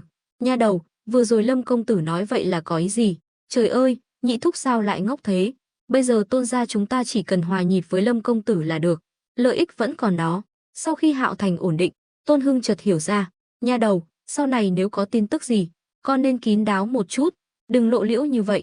Cách làm của con tuy có lợi cho Tôn gia, nhưng trong mắt Lâm công tử lại rất đáng ghét. Tôn Tuyết Mông nhíu mày, thì sao chứ, con lo cho gia tộc mình thì có gì sai? Không sai, nhưng đứng ở góc độ của Lâm công tử, con nghĩ hắn sẽ vui sao? Không thấy vừa rồi hắn không thèm để ý đến con sao? Được nhị thúc nhắc nhở, Tôn Tuyết Mông cũng nhận ra điều gì đó không ổn. Con biết rồi. Nói xong, Tôn Tuyết Mông đuổi theo Lâm Bảo Bảo. Theo nàng, lo cho gia tộc mình là chuyện đương nhiên, chứng tỏ nàng là người biết ơn. Phẩm chất tốt đẹp như vậy, chẳng lẽ không đáng được yêu mến sao? Tôn Tuyết Mông nghĩ vậy, đây là tư tưởng điển hình của tiểu thư khuê các. Từ nhỏ được nuông chiều, suy nghĩ vấn đề gì cũng chỉ xuất phát từ lợi ích của bản thân. Lâm Bảo Bảo ra khỏi phủ nha, thấy trước cửa đã có khoảng 100 người lính xếp hàng chỉnh tề. Đây là do Trịnh Hữu Lực sắp xếp. Lúc này, hắn đang nói chuyện vui vẻ với Kỳ Du. Tuy cấp bậc của hai người chênh lệch rất nhiều, nhưng một người là Đô Di, một người là thống lĩnh thị vệ đại nội, cũng coi như là đồng nghiệp. Hơn nữa, Kỳ Du biết Trịnh Hữu Lực là tâm phúc của Lâm Bảo Bảo, nên cũng muốn lấy lòng hắn. Lâm Bảo Bảo bước tới, đá vào mông Trịnh Hữu Lực. Trịnh Hữu Lực giật mình, định nổi giận, nhưng thấy là Lâm Bảo Bảo, liền cười nói, công tử, hừ, ngươi từ khi đến Ngư Thành làm quan, cả sự cảnh giác lẫn năng lực làm việc đều kém đi. Khâu Quang Nhật lén lút đưa Lâm Tử Tường và đám lính tinh nhuệ vào mà ngươi cũng không biết. Trịnh Hữu Lực cũng biết lần này mình tội lỗi tày trời, phịch một tiếng quỳ xuống đất, thuộc hạ làm việc bất lực, xin công tử trách phạt. Trước mặt bao nhiêu người, lại có cả dân chúng qua lại, Trịnh Hữu Lực quỳ xuống, khiến Lâm Bảo Bảo lộ diện. Lâm Bảo Bảo cau mày, kéo hắn dậy, chỉ vào mặt hắn, Trịnh Hữu Lực, đây là lần cuối cùng, nếu ngươi còn như vậy, trước Đô Di của ngươi cũng đến đây là thôi. Thuộc hạ biết lỗi, nhất định không tái phạm. Trịnh Hữu Lực vội vàng gật đầu, trong lòng hắn rất cay đắng, hàng ngày hắn đều làm việc tận tụy, không hề lơ là, lần này suýt chút nữa gây ra đại họa cũng không thể trách hắn hoàn toàn. Hắn dù sao cũng chỉ là Đô Di, quan hệ với Khâu Quang Nhật lại không tốt, Khâu Quang Nhật luôn đề phòng hắn, nên việc Khâu Quang Nhật lén lút đưa Lâm Tử Tường và đám lính tinh nhuệ vào, Trịnh Hữu Lực không hề hay biết, nhưng sai lầm vẫn là sai lầm. Phải biết rằng, lính canh bắt không được trộm hoặc để trộm chạy thoát vẫn có thể tiếp tục làm lính canh, nhưng vệ sĩ chỉ cần phạm sai lầm một lần là nghỉ việc. Đô Di là người nắm giữ an ninh của cả Ngư Thành, hắn sai sót nghiêm trọng như vậy, có thể nói là chất người. Lâm Bảo Bảo hừ lạnh, xoay người lên ngựa. Lâm công tử, ngươi ngoài miệng nói đạm bạc xanh lợi, nhưng hành động của ngươi lại toát ra khí chất của quan lại. Kỳ Du cười nói. Lâm Bảo Bảo liếc hắn, ngươi biết điều là gì không? Kỳ Du nhíu mày, không trả lời được. Vậy nên ngươi không hiểu, chính vì ta không hiểu, nên ngươi mới không thể nói cho ta biết. Ngươi rõ ràng có cơ hội tốt để làm phủ doãn Ngư Thành. Lâm Bảo Bảo thở dài, xem ra tâm cảnh của chúng ta không cùng đẳng cấp. Câu hỏi này của ngươi, ta không thể trả lời. Đợi ngươi về kinh hỏi thôi đại nhân, chắc chắn ông ấy sẽ cho ngươi câu trả lời thỏa đáng. Nói rồi, Lâm Bảo Bảo thúc ngựa đi. Kỳ Du nghiến răng, đuổi theo. Hắn rất ghét vẻ mặt tự tin của Lâm Bảo Bảo, rõ ràng chỉ là một tên lái buôn, biết chút mưu mẹo, lại còn đấu võ mồm với hắn một quan lại triều đình. Phải biết rằng, 12 năm trước, Kỳ Du là trạng nguyên võ, hơn nữa cha hắn Kỳ Trường Thiên là cửu môn đế đốc, quan nhị phẩm, nắm giữ quyền lực lớn trong triều, nên chức thống lĩnh thị vệ đại nội của hắn chỉ là tạm thời, vài năm nữa chắc chắn sẽ được thăng chức. Mà Kỳ Trường Thiên, để tránh tai mắt, nên mới để con trai mình phục vụ Thôi Minh Sung.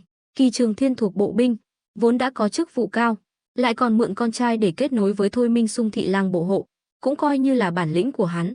Kết bè kết phái bên cạnh hoàng đế vốn là trọng tội, nhưng nhờ thân phận đặc biệt của Kỳ Du, hai bên coi như là người một nhà. Tất nhiên, đây là chuyện trong cung, Lâm Bảo Bảo hiện tại chưa biết, đây không phải đường ra khỏi thành, ngươi còn muốn đi đâu? Kỳ Du đuổi kịp, hỏi, không phải đã nói rồi sao, để Mã Kế làm phủ doãn Hạo Thành, ngươi không mang theo văn bản bổ nhiệm chứ? Kỳ Du sờ vào văn bản trong người, tất nhiên là có, ngươi sắp xếp người khác làm quan, còn mình thì đứng quan sát, ngươi rốt cuộc là có ý gì? Lâm Bảo Bảo không muốn giải thích với hắn, Kỳ thống lĩnh đừng hỏi nữa, ta làm vậy tất nhiên có lý do của mình. Hừ, đúng rồi, vũ khí mà ngươi dùng để bắn Khâu Quang Nhật là gì? Sao lại khác với súng trúc? Kỳ Du lại đưa câu chuyện về vấn đề này. Lâm Bảo Bảo nhìn hắn đầy ẩn ý. Ta vẫn luôn nghiên cứu vũ khí mới, khẩu súng lục này chỉ là ta vừa mới hoàn thành, tiện mang theo bên người thôi. Kỳ thống lĩnh còn câu hỏi nào nữa không? Có thể cho ta xem không? Kỳ Du vốn là võ tướng, tất nhiên rất quan tâm đến vũ khí mới lạ này. Lâm Bảo Bảo lắc đầu, cười nói, không được, khẩu súng lục này là vũ khí bí mật của ta, sao có thể dễ dàng cho người khác xem. Kỳ thống lĩnh đừng làm khó ta. Lâm công tử, chàng như vậy là không đúng rồi, có vũ khí tốt như vậy mà còn giấu, ta cũng muốn đặt hàng một khẩu, chàng cứ ra giá, chỉ cần không vi phạm luật lệ, ta nhất định đáp ứng. Lâm Bảo Bảo vừa rồi lấy một địch 10, khiến hắn vô cùng phấn khích, nhất là khẩu súng lục kim loại tinh xảo kia, càng khiến hắn thèm muốn, nếu có một khẩu súng như vậy để phòng thân, sau này dù gặp nguy hiểm gì, hắn cũng có thể xoay chuyển tình thế. Lâm Bảo Bảo cười khẩy, ngươi nghĩ hay lắm, khẩu súng này ta mất hơn nửa năm mới chế tạo ra được, muốn có khẩu thứ hai, nào phải chuyện dễ, nhưng Kỳ thống lĩnh đừng ghen tị, đợi khi nào kỹ thuật của ta hoàn thiện, với mối quan hệ của chúng ta tặng không cho ngươi một khẩu cũng được. Kỳ Du trừng mắt, ngươi đừng hứa hão với ta, vậy đưa khẩu súng này cho ta, ngươi ở nhà nghiên cứu thêm một khẩu là được. Kỳ Du tất nhiên biết Lâm Bảo Bảo giỏi nhất là dùng những thứ hão huyền này để mua chuộc lòng người, hắn sao có thể mắc bẫy. Không được, khẩu súng này rất quan trọng với ta, nó là mẫu, sau này muốn sản xuất hàng loạt còn cần đến nó. Kỳ thống lĩnh dù sao cũng là quan triều đình, sao lại cướp đồ của người khác? Bị Lâm Bảo Bảo nói đến mức này, Kỳ Du cũng đỏ mặt. Được rồi, Lâm công tử, ngươi nhớ đấy, sau khi súng này được sản xuất hàng loạt, ngươi nhất định phải tặng ta một khẩu, nếu ngươi nuốt lời, đừng trách ta. Hắn đột nhiên im bặt, đừng trách ngươi thế nào? Lâm Bảo Bảo cười hỏi. Kỳ Du nghĩ mãi cũng không biết nên đe dọa thế nào, với khả năng hiện tại của hắn, thật sự không thể đe dọa được Lâm Bảo Bảo, hắn không thể nào vạch trần những chuyện mờ ám của Lâm Bảo Bảo, làm vậy không chỉ đắc tội với Lâm Bảo Bảo, mà còn tự hại mình. Tùy ngươi vậy. Sau đó, Kỳ Du không nói gì nữa, hắn phát hiện, trước Lâm Bảo Bảo giảo hoạt này, hắn muốn kiếm trác được gì đó thật khó như lên trời. Hai người đến phủ nội vụ, từ khi biết mình sắp được bổ nhiệm làm phủ doãn Hạo Thành, Mã Kế đã ăn không ngon, ngủ không yên, dồn hết tâm trí vào chuyện này. Lúc này, hắn đang lục tung phòng mình, tìm được xấp ngân phiếu tích góp bao năm qua, tổng cộng 45.000 lượng. Đây là tài sản của hắn vẫn luôn nghĩ cả đời này sẽ chớt già ở Ngư Thành, không ngờ lại có ngày được thăng quan tiến chức, nên việc hắn làm này cũng là lẽ thường tình. Nhưng sự xuất hiện của Lâm Bảo Bảo đã hoàn toàn thay đổi quỹ đạo cuộc đời hắn, cũng khiến hắn tràn đầy hy vọng vào tương lai. Lần này nếu được bổ nhiệm làm phủ doãn Hạo Thành, coi như hắn đã tiến một bước dài, sau này chỉ cần đi theo Lâm Bảo Bảo, có lẽ hắn sẽ còn có tương lai tươi sáng hơn. Mã Kế mỉm cười, hắn biết 45.000 lượng này không thể giải quyết được nạn đói ở Hạo Thành, nhưng theo hắn hiểu, Lâm Bảo Bảo không thể nào thấy chớt mà không cứu. Để có được Hạo Thành, Lâm Bảo Bảo đã phải trả giá không nhỏ. Giờ đây, Hạo Thành còn là vựa lúa của Lâm Bảo Bảo, đủ thấy tầm quan trọng của Hạo Thành, nên hắn lấy ra toàn bộ tài sản của mình, cũng là muốn đánh cược một phen, cũng là để bày tỏ thái độ với Lâm Bảo Bảo. Lâm công tử, lần này ta đã dốc hết sức lực rồi, ngài đừng làm ta thất vọng. Mã Kế lẩm bẩm, trong lòng tràn đầy cảm xúc lẫn lộn, vừa hy vọng vào tương lai tươi đẹp, lại vừa lo lắng, vì trên đầu họ còn có Lâm gia. Từ khi bước lên con thuyền của Lâm Bảo Bảo, sớm muộn gì hắn cũng phải đối mặt với vấn đề này. Đúng lúc này, ngoài cửa vang lên tiếng gõ cửa. Ai đấy? Mã Kế hỏi. Tất nhiên là Lâm công tử rồi, hiện tại đang đợi đại nhân ở ngoài cửa. Mắt Mã Kế sáng lên, trách móc. Lâm công tử đến sao không mời vào? Đại nhân, không phải lão nô không mời, mà Lâm công tử không chịu vào. Người hầu cười khổ. Ngoài cửa còn có rất nhiều quan binh của Ngư Thành, hình như họ sắp xuất phát. Nghe nói sắp xuất phát, Mã Kế chợt hiểu ra, vội vàng bước ra ngoài. Ta không ở nhà thì trông coi mọi việc cẩn thận, nhớ kỹ, không có lệnh của ta, không được tự ý quyết định bất cứ chuyện gì, dù là lệnh của Khâu đại nhân, cũng phải câu giờ, hiểu chưa? Lão nô hiểu, đại nhân cứ yên tâm. Người nói là gia nhân của Mã Kế, đã theo hắn hơn 10 năm, nên Mã Kế rất tin tưởng hắn. Mã Kế hài lòng gật đầu, rồi vội vã đi ra ngoài. Đồng thời, trong lòng hắn cũng nảy sinh vài suy nghĩ. Hắn biết Lâm Bảo Bảo phô trương như vậy chắc là muốn đến Hạo Thành, nhưng hắn càng mong đợi Lâm Bảo Bảo sẽ mang đến tin tốt cho hắn. Ra đến cổng, quả nhiên thấy Lâm Bảo Bảo đang ngồi trên ngựa, phía sau là hơn trăm quan binh. Bên cạnh Lâm Bảo Bảo còn có một người đàn ông trung niên khí chất bất phàm. Mã Kế nhận ra ngay, đó là Kỳ Du thống lĩnh thị vệ đại nội. Hơi thở của hắn trở nên gấp gáp. Hắn biết, Kỳ Du với tư cách là quan triều đình đích thân đến đây, chắc chắn là có việc quan trọng. Mã Kế tiến lên, chắp tay hành lễ. Thuộc hạ Mã Kế bái kiến Lâm công tử, bái kiến Kỳ thống lĩnh. Mã tổng quản không cần khách sáo, biết ta đến đây làm gì không? Lâm Bảo Bảo nói. Mã Kế cười toe toét, nhưng không dám nói bừa. Tuy trong lòng đã có suy đoán, nhưng chưa nghe tận tai, hắn không dám mở miệng. Nếu nói sai, mất mặt đã đành, lại còn gây rắc rối cho Lâm Bảo Bảo. Lúc này, Kỳ Du thấy Lâm Bảo Bảo nhìn mình với vẻ mặt tươi cười, liền lấy ra tờ chiếu thư đã chuẩn bị sẵn. Mã Kế, nghe chiếu. Mã Kế mừng như điên, quỳ sụp xuống đất, dập đầu thật mạnh. Tuy không phải diện kiến hoàng thượng, nhưng những gì sắp diễn ra sẽ là bước ngoặt lớn nhất trong cuộc đời hắn. Kỳ Du rất hài lòng với thái độ của Mã Kế, lớn tiếng đọc: Phụng Thiên Thừa vận, Hoàng đế chiếu viết, tổng quản phủ nội vụ Ngư Thành Mã Kế phẩm hạnh đoan chính, tận tụy với công việc, có công trấn hưng, đặc biệt phong làm phủ doãn Hạo Thành, mong khanh thương dân như con, không phụ lòng trấn hưng. Câm thử. Mã Kế quỳ dưới đất, nghe chiếu thư, mắt tròn xoe. Hắn không ngờ lần thăng chức này của mình lại được hoàng thượng đích thân ban chiếu. Nghĩ đến việc tất cả những điều này đều do Lâm Bảo Bảo sắp xếp, trong lòng hắn càng thêm kinh ngạc, vội vàng dập đầu: thuộc hạ tuân chỉ, nhất định không phụ lòng thánh thượng. Kỳ Du cất chiếu thư, Mã Kế đứng dậy, cung kính tiến lên, hai tay nhận lấy chiếu thư với vẻ mặt thành kính. Lâm Bảo Bảo cũng ngạc nhiên, hắn không ngờ Thôi Minh Sung lại kinh động đến hoàng thượng, nhưng như vậy, e là chuyện của hắn cũng bị hoàng thượng biết được.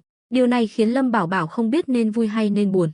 Hắn vốn định giấu mình, ngoài vài người, không để ai biết thông tin về hắn, nhưng xem ra Thôi Minh Sung đã không giữ được bí mật. Lúc này, Kỳ Du nhìn Lâm Bảo Bảo với vẻ mặt đầy ẩn ý. Lâm công tử, người của chàng, Thôi đại nhân đã sắp xếp xong rồi, sao chàng không vui? Lâm Bảo Bảo cười gượng, vui chứ, tất nhiên là vui, chỉ là không ngờ lại kinh động đến thánh thượng. Chẳng lẽ Thôi đại nhân đã nói hết với hoàng thượng sao? Lâm công tử nghĩ nếu không nói gì, hoàng thượng sẽ đồng ý sao? Hoàng thượng là bậc minh quân, lại là người tỉ mỉ, hơn nữa, những chuyện của Lâm công tử cũng không thể giấu được những người có tâm. 20 vạn cân lương thực từ trên trời rơi xuống, không thể không có nguồn gốc, cũng phải cho Thôi đại nhân một lời giải thích chứ. Nhìn Kỳ Du với nụ cười ẩn ý, Lâm Bảo Bảo thầm chửi, hắn chắc chắn đây là Thôi Minh Sung cố tình làm vậy, vừa là để nhắc nhở hắn, vừa là để hắn nợ Thôi Minh Sung một ân tình. Lâm Bảo Bảo sao có thể không hiểu, hắn gật đầu cười, Mã Kế, con đường đã được dọn sẵn cho ngươi rồi, tiếp theo ngươi phải tự mình đi, đừng làm những người đã giúp ngươi thất vọng. Mã Kế vội vàng gật đầu, hắn được thánh thượng thưởng thức tất nhiên là nhờ Lâm Bảo Bảo giúp đỡ. Uống nước nhớ nguồn, hắn biết ơn hoàng thượng, nhưng cũng phải cảm ơn Lâm Bảo Bảo đã bồi dưỡng, nếu không có Lâm Bảo Bảo, cả đời này hắn chỉ có thể mắc kẹt ở Ngư Thành, thậm chí vài năm nữa, khi hắn già đi hoặc làm việc không tốt, Khâu Quang Nhật còn có thể hại hắn. Dù sao Mã Kế cũng biết không ít bí mật của Khâu Quang Nhật, đến lúc đó, kết cục của hắn chắc chắn sẽ không tốt đẹp. Công tử và Kỳ đại nhân cứ yên tâm, thuộc hạ không phải kẻ ăn cháo đá bát. Mã Kế chỉ có thể nói như vậy, có vài lời không nên nói nhiều, nhưng cũng không thể không nói. Lâm Bảo Bảo hài lòng gật đầu, ngươi về chuẩn bị đi, chúng ta đến Hạo Thành giải quyết nạn đói. Mã Kế chắp tay hành lễ, rồi quay về phủ. Lâm Bảo Bảo nhìn Kỳ Du, Kỳ thống lĩnh, Thôi đại nhân có lời nào nhắn nhủ ta không? Kỳ Du mỉm cười, hắn biết Lâm Bảo Bảo tuy tỏ ra bình tĩnh, nhưng trong lòng chắc chắn đang loạn. Có, nhưng ta định đợi khi về kinh sẽ nói cho Lâm công tử, không cần phiền phức vậy. Kỳ thống lĩnh cứ nói thẳng, chúng ta bây giờ cũng không phải người ngoài. Thôi đại nhân dặn ta chuyển lời, đã làm thì phải làm cho ra trò. Triều đình hiện tại rất đánh giá cao chàng, hy vọng chàng có thể làm tốt việc này, làm gương cho đại đoan. Kỳ Du vừa nói vừa cười, vẻ mặt khiêu khích. Lâm Bảo Bảo ngứa răng, nhưng chỉ có thể nhịn. Tất nhiên, hắn hiểu làm cho ra trò mà Kỳ Du nói chính là Lâm gia. Thôi Minh Sung biết sau này Lâm Bảo Bảo sẽ đối đầu với Lâm gia, mà đây cũng chính là điều triều đình muốn làm mà chưa làm được. Vì không có cớ, 36 phiên vương của Đại Đoan đều giảo hoạt, họ biết triều đình muốn dẹp loạn, nên không cho triều đình cơ hội ra tay. Hầu như mọi việc liên quan đến triều đình, họ đều làm rất tốt, nhưng sự xuất hiện của Lâm Bảo Bảo lại khiến triều đình nhìn thấy hy vọng, một mồi lửa có thể đốt cháy cả cánh đồng. Chỉ cần Lâm Bảo Bảo có thể châm ngòi cho Lâm gia, đến lúc đó, họ trong ứng ngoài hợp, chắc chắn có thể khiến Lâm gia thua tan tác, dù không thể hoàn toàn xóa sổ, cũng có thể làm suy yếu Lâm gia, một mất một còn, vài năm nữa, Lâm gia sẽ diệt vong, đến lúc đó, có tiền lệ, sẽ có cách đối phó với những phiên vương khác, nên hoàng thượng mới đồng ý hợp tác với Lâm Bảo Bảo, phong chức cho Mã Kế, hoàn toàn là vì có lợi. Lâm Bảo Bảo hiểu rõ logic này, nhưng cũng toát mồ hôi lạnh, Hắn cũng lo lắng một ngày nào đó mình sẽ thỏ khôn chớt, chó săn bị nấu. Phải biết rằng, vua chúa vô tình, vì sự ổn định của đất nước, vua chúa có thể làm bất cứ chuyện gì. Lúc này, Kỳ Du nhìn Lâm Bảo Bảo đang trầm ngâm suy nghĩ. Lâm công tử, sao lại mặt nặng mày nhẹ vậy? Chẳng lẽ chàng không muốn cống hiến cho triều đình sao? Đây là lần đầu tiên hắn thấy Lâm Bảo Bảo lo lắng, nên muốn nhân cơ hội dìm hàng Lâm Bảo Bảo. Lâm Bảo Bảo cười khổ. Kỳ thống lĩnh, thôi đại nhân không nói gì khác sao? Chàng muốn thôi đại nhân nói gì? Ví dụ như sự bảo đảm cho chàng. Trước đây là ân oán cá nhân giữa ta và Lâm gia. Ta muốn làm gì cũng được, nhưng bây giờ ta đang gánh vác thánh chỉ. Nếu một ngày nào đó ta hoàn thành nhiệm vụ, hoặc vì lý do nào đó mà kế hoạch thất bại, ta sẽ có kết cục gì? Lâm Bảo Bảo phải hỏi rõ ràng, ít nhất cũng phải có một lời hứa miệng, để hắn yên tâm, hoặc là để hắn chuẩn bị tâm lý.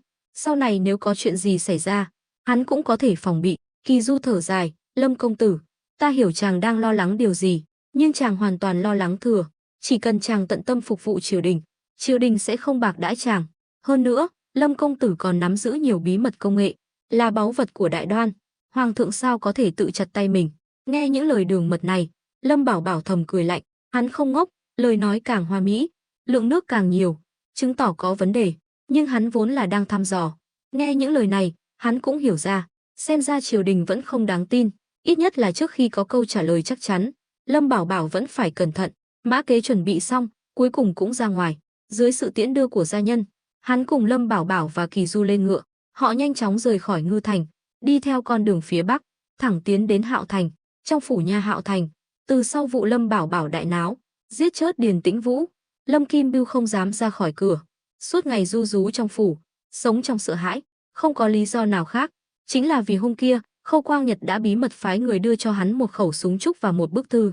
Trong thư viết rõ ràng là Lâm Hiên đã tiết lộ thân phận của hắn, nên mới dẫn Lâm Bảo Bảo đến, mà Lâm Kim Bưu, qua những dòng chữ trong thư, cũng đoán được quan hệ giữa Khâu Quang Nhật và Lâm Bảo Bảo không tốt đẹp như vẻ bề ngoài, ít nhất là không hòa thuận như vậy. Thêm vào đó, Khâu Quang Nhật nói cho hắn biết, người đứng sau hắn là Lâm Tử Tường bố chính sứ Phong Dương quận, nên Lâm Kim Bưu mới đồng ý phái người ám sát Lâm Hiên.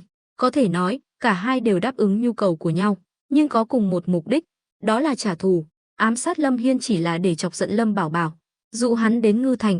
Đây là kế hoạch của Khâu Quang Nhật. Lâm Kim Bưu đang lo lắng chờ đợi, hắn hy vọng sẽ nhận được tin Lâm Bảo Bảo bị giết, như vậy, hắn có thể thoát khỏi sự kiểm soát của Lâm Bảo Bảo. Thêm vào đó, Điền Tĩnh Vũ đã chết, hắn hoàn toàn có cơ hội độc chiếm quyền lực, nắm giữ toàn bộ Hạo Thành. Lúc này, Lâm Kim Bưu đang đi đi lại trong phòng khách, vẻ mặt vô cùng lo lắng và bối rối. Đúng lúc này, một tên thám tử mặc đồ đen bước vào. Bẩm đại nhân. Mắt Lâm Kim Bưu sáng lên, nói, tình hình thế nào? Tên thám tử lúng túng. Đại nhân, vừa rồi người của chúng ta mang tin về, thấy bố chính sứ Lâm Tử Tường bỏ chạy. Nghe nói Lâm Bảo Bảo hôm nay đã đến phủ nha Ngư Thành. Tiếng súng vang lên đinh tai nhức óc chẳng bao lâu sau. Nghe được tin này, sắc mặt Lâm Kim Bưu biến đổi. Hắn túm lấy cổ áo tên thám tử, quát, tin tức chó má gì thế này? Nói mau, Lâm Hiên còn sống hay đã chết? Tên thám tử mặt mày tái mét, tim đập thình thịch. Đại nhân, hắn còn sống. Lâm Kim Bưu thất vọng buông tay, lảo đảo lùi lại 2 bước, cuối cùng ngã phịch xuống ghế. Hắn ngước mắt nhìn tên thám tử, giọng như rên rỉ, Lâm Hiên còn sống, vậy là Khâu Quang Nhật thất bại rồi. Hắn ta chết chưa? Dạ chưa, nghe nói Khâu Quang Nhật bị thương nặng, tình hình cụ thể thì không ai rõ, nhưng chắc chắn là hắn ta chưa chết. Tên thám tử nói xong liền cúi đầu im thin thít. Hắn biết lúc này nói nhiều cũng bằng thừa, chỉ tổ rước họa vào thân. Lâm Kim Bưu sốt sắng như vậy là vì lo Lâm Bảo Bảo sẽ tìm hắn tính sổ. Kế hoạch của Khâu Quang Nhật thất bại đồng nghĩa với việc chuyện hắn phái người ám sát Lâm Hiên không thể giấu được nữa. Với sự thông minh của Lâm Bảo Bảo, chắc chắn hắn sẽ lần ra manh mối. Khốn kiếp, Khâu Quang Nhật khốn kiếp, lão già chớt tiệt dám hãm hại ta. Lâm Kim Bưu chửi rủa om sòm, tất cả đều là bất mãn với Khâu Quang Nhật. Nếu không nghe lời xúi giục của lão già đó, hắn đau đến nỗi phải sống trong sợ hãi thế này. Giờ thì hay rồi, ngay cả Lâm Tử Tường bố chính sứ Phong Dương quận cũng phải chạy trối chớt. Chuyện này chứng tỏ Lâm Bảo Bảo đã ra tay, hơn nữa còn tung ra quân bài khiến Lâm Tử Tường cũng phải khiếp sợ. Nghĩ đến đây, Lâm Kim Bưu hoàn toàn tuyệt vọng, ngả người ra ghế thái sư, nhìn chân chân lên xà nhà. Tên thám tử lần đầu thấy chủ nhân của mình sợ hãi đến vậy, dè dặt tiến lên, nhỏ giọng, đại nhân, Lâm Bảo Bảo dù có lợi hại đến đâu thì cũng chỉ kiểm soát được Ngư Thành và Hạo Thành thôi, hay là chúng ta quay về Lâm gia? Lâm Kim Bưu liếc xéo hắn, ngươi biết cái quái gì? Từ khi Hạo Thành bị Lâm Bảo Bảo chiếm, đám lính Phong Đô đại doanh đến vận chuyển lương thực hôm đó vẫn đóng quân trong thành, bọn chúng đều là tay chân của Lâm Bảo Bảo. hễ ta có động tĩnh gì là chúng sẽ ra tay ngay, chúng ta chạy không thoát đâu. Tên thám tử cũng tái mặt. Đúng lúc hai chủ tớ đang buồn bã, tiếng bước chân vang lên bên ngoài. Một tên thị vệ đeo đao bước vào, chắp tay, bẩm đại nhân. Vừa rồi vọng gác trên tháp canh ngoài thành phát hiện một toán người đang tiến về phía này. Người dẫn đầu là Lâm Bảo Bảo và Mã Kế. Bên cạnh còn có một người lạ mặt. Lâm Kim Bưu bật dậy, cau mày. Lâm Bảo Bảo đột ngột đến đây chắc chắn chẳng phải chuyện tốt gì. Chẳng lẽ hắn đến để tính sổ với mình? Lâm Kim Bưu bắt đầu tự dọa mình. Nhưng nghĩ đi nghĩ lại, hắn dần bình tĩnh. Binh đến tướng chặn, nước đến đất ngăn, đã không chạy thoát thì chỉ còn cách đối mặt. Hắn là người phụ trách của Lâm gia ở vùng Tây Bắc này. Dù sao cũng có chút tác dụng. Lâm Bảo Bảo chưa chắc đã dám giết hắn. Cùng lắm là cảnh cáo một chút, tự an ủi mình như vậy. Lâm Kim Bưu ra lệnh, ra ngoài thành nghênh đón. Nhớ dặn dò đám thị vệ trong phủ phải cẩn thận. Kẻ nào dám gây chuyện vào lúc này thì chết chắc. Nói rồi, Lâm Kim Bưu dẫn đầu đi ra ngoài. Về phía Lâm Bảo Bảo, cuối cùng hắn cũng đến cổng thành Hạo Thành. Vì nạn đói hoành hành, dưới chân bức tường thành tuy mới xây lại nhưng lại dựa lưng vào vô số nạn dân. Họ như những kẻ ăn mày, người nào người nấy bẩn thỉu, hôi hám, gầy gò đến trơ xương. Thấy Lâm Bảo Bảo đến, đám nạn dân lập tức xông lên, vây chặt lấy đoàn người. Đại nhân, bố thí cho chúng tôi miếng ăn đi. Đại nhân, cứu giúp chúng tôi với, con tôi sắp chết đói rồi. Một người phụ nữ mặt mày vàng vọt khẩn cầu. Những tiếng kêu than tương tự vang lên khắp nơi quanh Lâm Bảo Bảo. Hắn mặt lạnh như tiền. Lần trước đến đây là vào ban đêm nên hắn không tận mắt chứng kiến cảnh tượng kinh hoàng này. Hắn thấy được sự hung dữ và điên cuồng trong ánh mắt của những người đói khát. Chắc chắn rằng những nguyên tắc đạo đức mà họ vẫn luôn giữ vững đã sắp bị vứt bỏ. Khi cơn đói ập đến, nhân nghĩa đạo đức đều là chuyện viển vông, chỉ có lấp đầy bụng mới là lẽ sống. Thấy vậy, Lâm Bảo Bảo quay sang Mã Kế. Mã tổng quản, không cần Lâm Bảo Bảo nhắc nhở. Mã Kế đã hiểu ý, lập tức vẫy tay ra hiệu cho đám thuộc hạ phía sau. Hai tên thuộc hạ liền đánh xe ngựa chở lương thực đến, phân phát thức ăn cho dân chúng xung quanh. Có cơm, có bánh bao, nhưng phần lớn là bánh bột ngô. Mã Kế đã nghe theo lời khuyên của Lâm Bảo Bảo nên mấy hôm nay đã chuẩn bị sẵn sàng. Vừa thấy thức ăn, đám nạn dân trở nên điên cuồng, vây kín chiếc xe ngựa đến mức không thể nhúc nhích. Mã Kế cau mày, còn đứng ngây ra đó làm gì? Mau giữ gìn trật tự. Đám thuộc hạ lập tức hợp sức, vất vả lắm mới kiểm soát được tình hình, cho nạn dân xếp hàng nhận thức ăn. Tất nhiên, đám lính mà Lâm Bảo Bảo mang theo cũng góp công không nhỏ. Trong số đó có khoảng mười mấy người là tâm phúc của Trịnh Hữu Lực, đều được trang bị vũ khí nên mới trấn áp được đám nạn dân.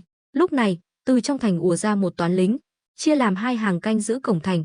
Lâm Kim Bưu tươi cười bước ra, bộ dạng này nào còn chút thù hận nào lúc trước, hắn đúng là đang sợ hãi, nhưng lại cố tỏ ra bình tĩnh.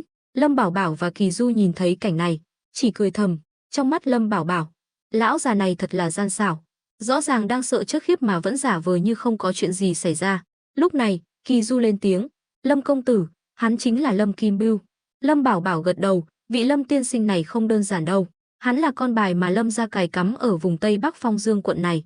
Thấy Lâm Bảo Bảo và Kỳ Du tự tiện bàn tán về mình, Lâm Kim Bưu cảnh giác tột độ, hỏi, Lâm Bảo Bảo, vị này là theo lẽ thường, Lâm Bảo Bảo phải gọi hắn là chú, nên hắn cố tình gọi thẳng tên Lâm Bảo Bảo. Lâm Bảo Bảo cũng chẳng bận tâm, giới thiệu, đây là Kỳ thống lĩnh, thị vệ do triều đình phái đến, Lâm tiên sinh chắc không lạ gì chứ. Ồ, thì ra là Kỳ thống lĩnh. Nói rồi, Lâm Kim Bưu chắp tay chào. Hai người vốn chẳng quen biết nhau. Lần trước khi Thôi Minh Sung đến Hạo Thành giải quyết nạn đói, Lâm Kim Bưu luôn lẩn trốn trong bóng tối. Dù sao thân phận của hắn cũng đặc biệt, không đến lúc vạn bất đắc dĩ thì không thể lộ diện. Vì vậy, khi Lâm Bảo Bảo giới thiệu như vậy, hắn âm thầm suy đoán, chẳng lẽ Lâm Bảo Bảo đã cấu kết với triều đình? Nếu vậy thì Lâm gia sẽ gặp rắc rối to. Trong mắt hắn, chỉ riêng Lâm Bảo Bảo thôi đã rất khó đối phó rồi. Lâm Bảo Bảo chậm rãi nói, Lâm tiên sinh, lần này ta đến đây chủ yếu là để giải quyết nạn đói ở Hạo Thành. Mắt Lâm Kim Bưu sáng lên, vậy thì ta xin thay mặt bá tánh Hạo Thành cảm tạ. Lâm Bảo Bảo cười khẩy, đừng vội cảm tạ, từ hôm nay trở đi, Mã Kế sẽ là phủ doãn mới của Hạo Thành. Lâm tiên sinh thấy thế nào? Lâm Kim Bưu sững người, nhưng ngay lập tức hiểu ra ý nghĩa của câu nói này. Hắn trầm giọng, Lâm Bảo Bảo, chức phủ doãn này phải do triều đình và Lâm gia chúng ta cùng phê chuẩn mới được bổ nhiệm. Ngươi làm sao có quyền tự ý sắp đặt? Lâm Bảo Bảo biết hắn sẽ không dễ dàng chịu thua, liền ra hiệu cho Mã Kế. Mã Kế lập tức lấy ra văn thư đã chuẩn bị sẵn, nói, Lâm sư gia có nhận ra đây là gì không? Lâm Kim Bưu nhìn thấy hình rồng trên bìa văn thư, hít một hơi lạnh, đây là thánh chỉ. Lúc này, Kỳ Du quát lớn, Lâm Kim Bưu, thấy thánh chỉ mà ngươi còn không quỳ xuống. Dù trong lòng không phục, nhưng Lâm Kim Bưu cũng không dám làm càn, lập tức quỳ xuống, Ngô Hoàng vạn tuế, vạn tuế, vạn tuế. Mã Kế tự mình đọc to nội dung thánh chỉ, trong lòng đắc ý vô cùng, cả đời này được hoàng thượng ban thưởng, coi như là vinh quy bái tổ rồi. Lâm Kim Bưu quỳ dưới đất nghiến răng ken két, hắn luôn coi Hạo Thành là địa bàn của mình. Giờ thì hay rồi, không chỉ phải khuất phục trước Lâm Bảo Bảo mà còn mất cả địa bàn. Điều này khiến hắn vô cùng căm phẫn. Lúc này, Lâm Bảo Bảo trầm giọng, Lâm tiên sinh, đứng dậy đi, ta biết ngươi không cam lòng, nhưng lần này chúng ta đến đây không phải để thương lượng với ngươi. Giờ ngươi hãy mau chóng dọn ra khỏi phủ nha Hạo Thành. Đến nước này, Lâm Kim Bưu chỉ còn cách gật đầu đồng ý. Từ sau khi Điền Tĩnh Vũ chết, hắn liền dọn vào phủ nha. Chưa được 3 ngày đã phải cuốn gói ra đi. Đây quả là nỗi nhục nhã lớn đối với hắn. Nhưng thánh chỉ khó cãi, hắn cũng không dám làm trái. Sau đó, Lâm Bảo Bảo vẫy tay về phía một người lính mặc giáp phía sau. Người này lập tức thúc ngựa tiến lên. Hắn là phó tướng của Vương Truyền Trung, cũng là phó tổng quản binh mã của Ngư Thành. Lâm công tử, người lính cung kính nói. Lâm Bảo Bảo ra lệnh, ngươi hãy dẫn Kỳ thống lĩnh đến kho lương Hạo Thành, kiểm kê số lượng cụ thể. Sau khi bàn giao xong thì phái người phân phát lương thực cho nạn dân trong thành. Tuân lệnh, nói rồi, người lính quay sang Kỳ Du. Kỳ thống lĩnh, mời. Kỳ Du gật đầu, theo hắn cưỡi ngựa hướng kho lương Hạo Thành. Bên đó có người của bọn họ canh giữ nên cũng không sợ xảy ra vấn đề gì. Còn Lâm Bảo Bảo và Mã Kế thì coi như không thấy Lâm Kim Bưu, cưỡi ngựa lướt qua hắn. Hành động sỉ nhục trắng trợn này khiến Lâm Kim Bưu căm hận trong lòng. Nhưng giờ thì, đừng nói là trả thù, ngay cả việc giữ được mạng sống hay không cũng còn chưa biết. Lâm Bảo Bảo hoàn toàn không nhắc đến chuyện ám sát Lâm Hiên, điều này khiến hắn thấp thỏm bất an. Lâm Kim Bưu nháy mắt ra hiệu cho thuộc hạ, định tìm cơ hội bỏ trốn, nhưng đám lính phía sau đã được Lâm Bảo Bảo dặn dò từ trước, thấy Lâm Kim Bưu định chạy liền bắt giữ hắn, áp giải vào thành.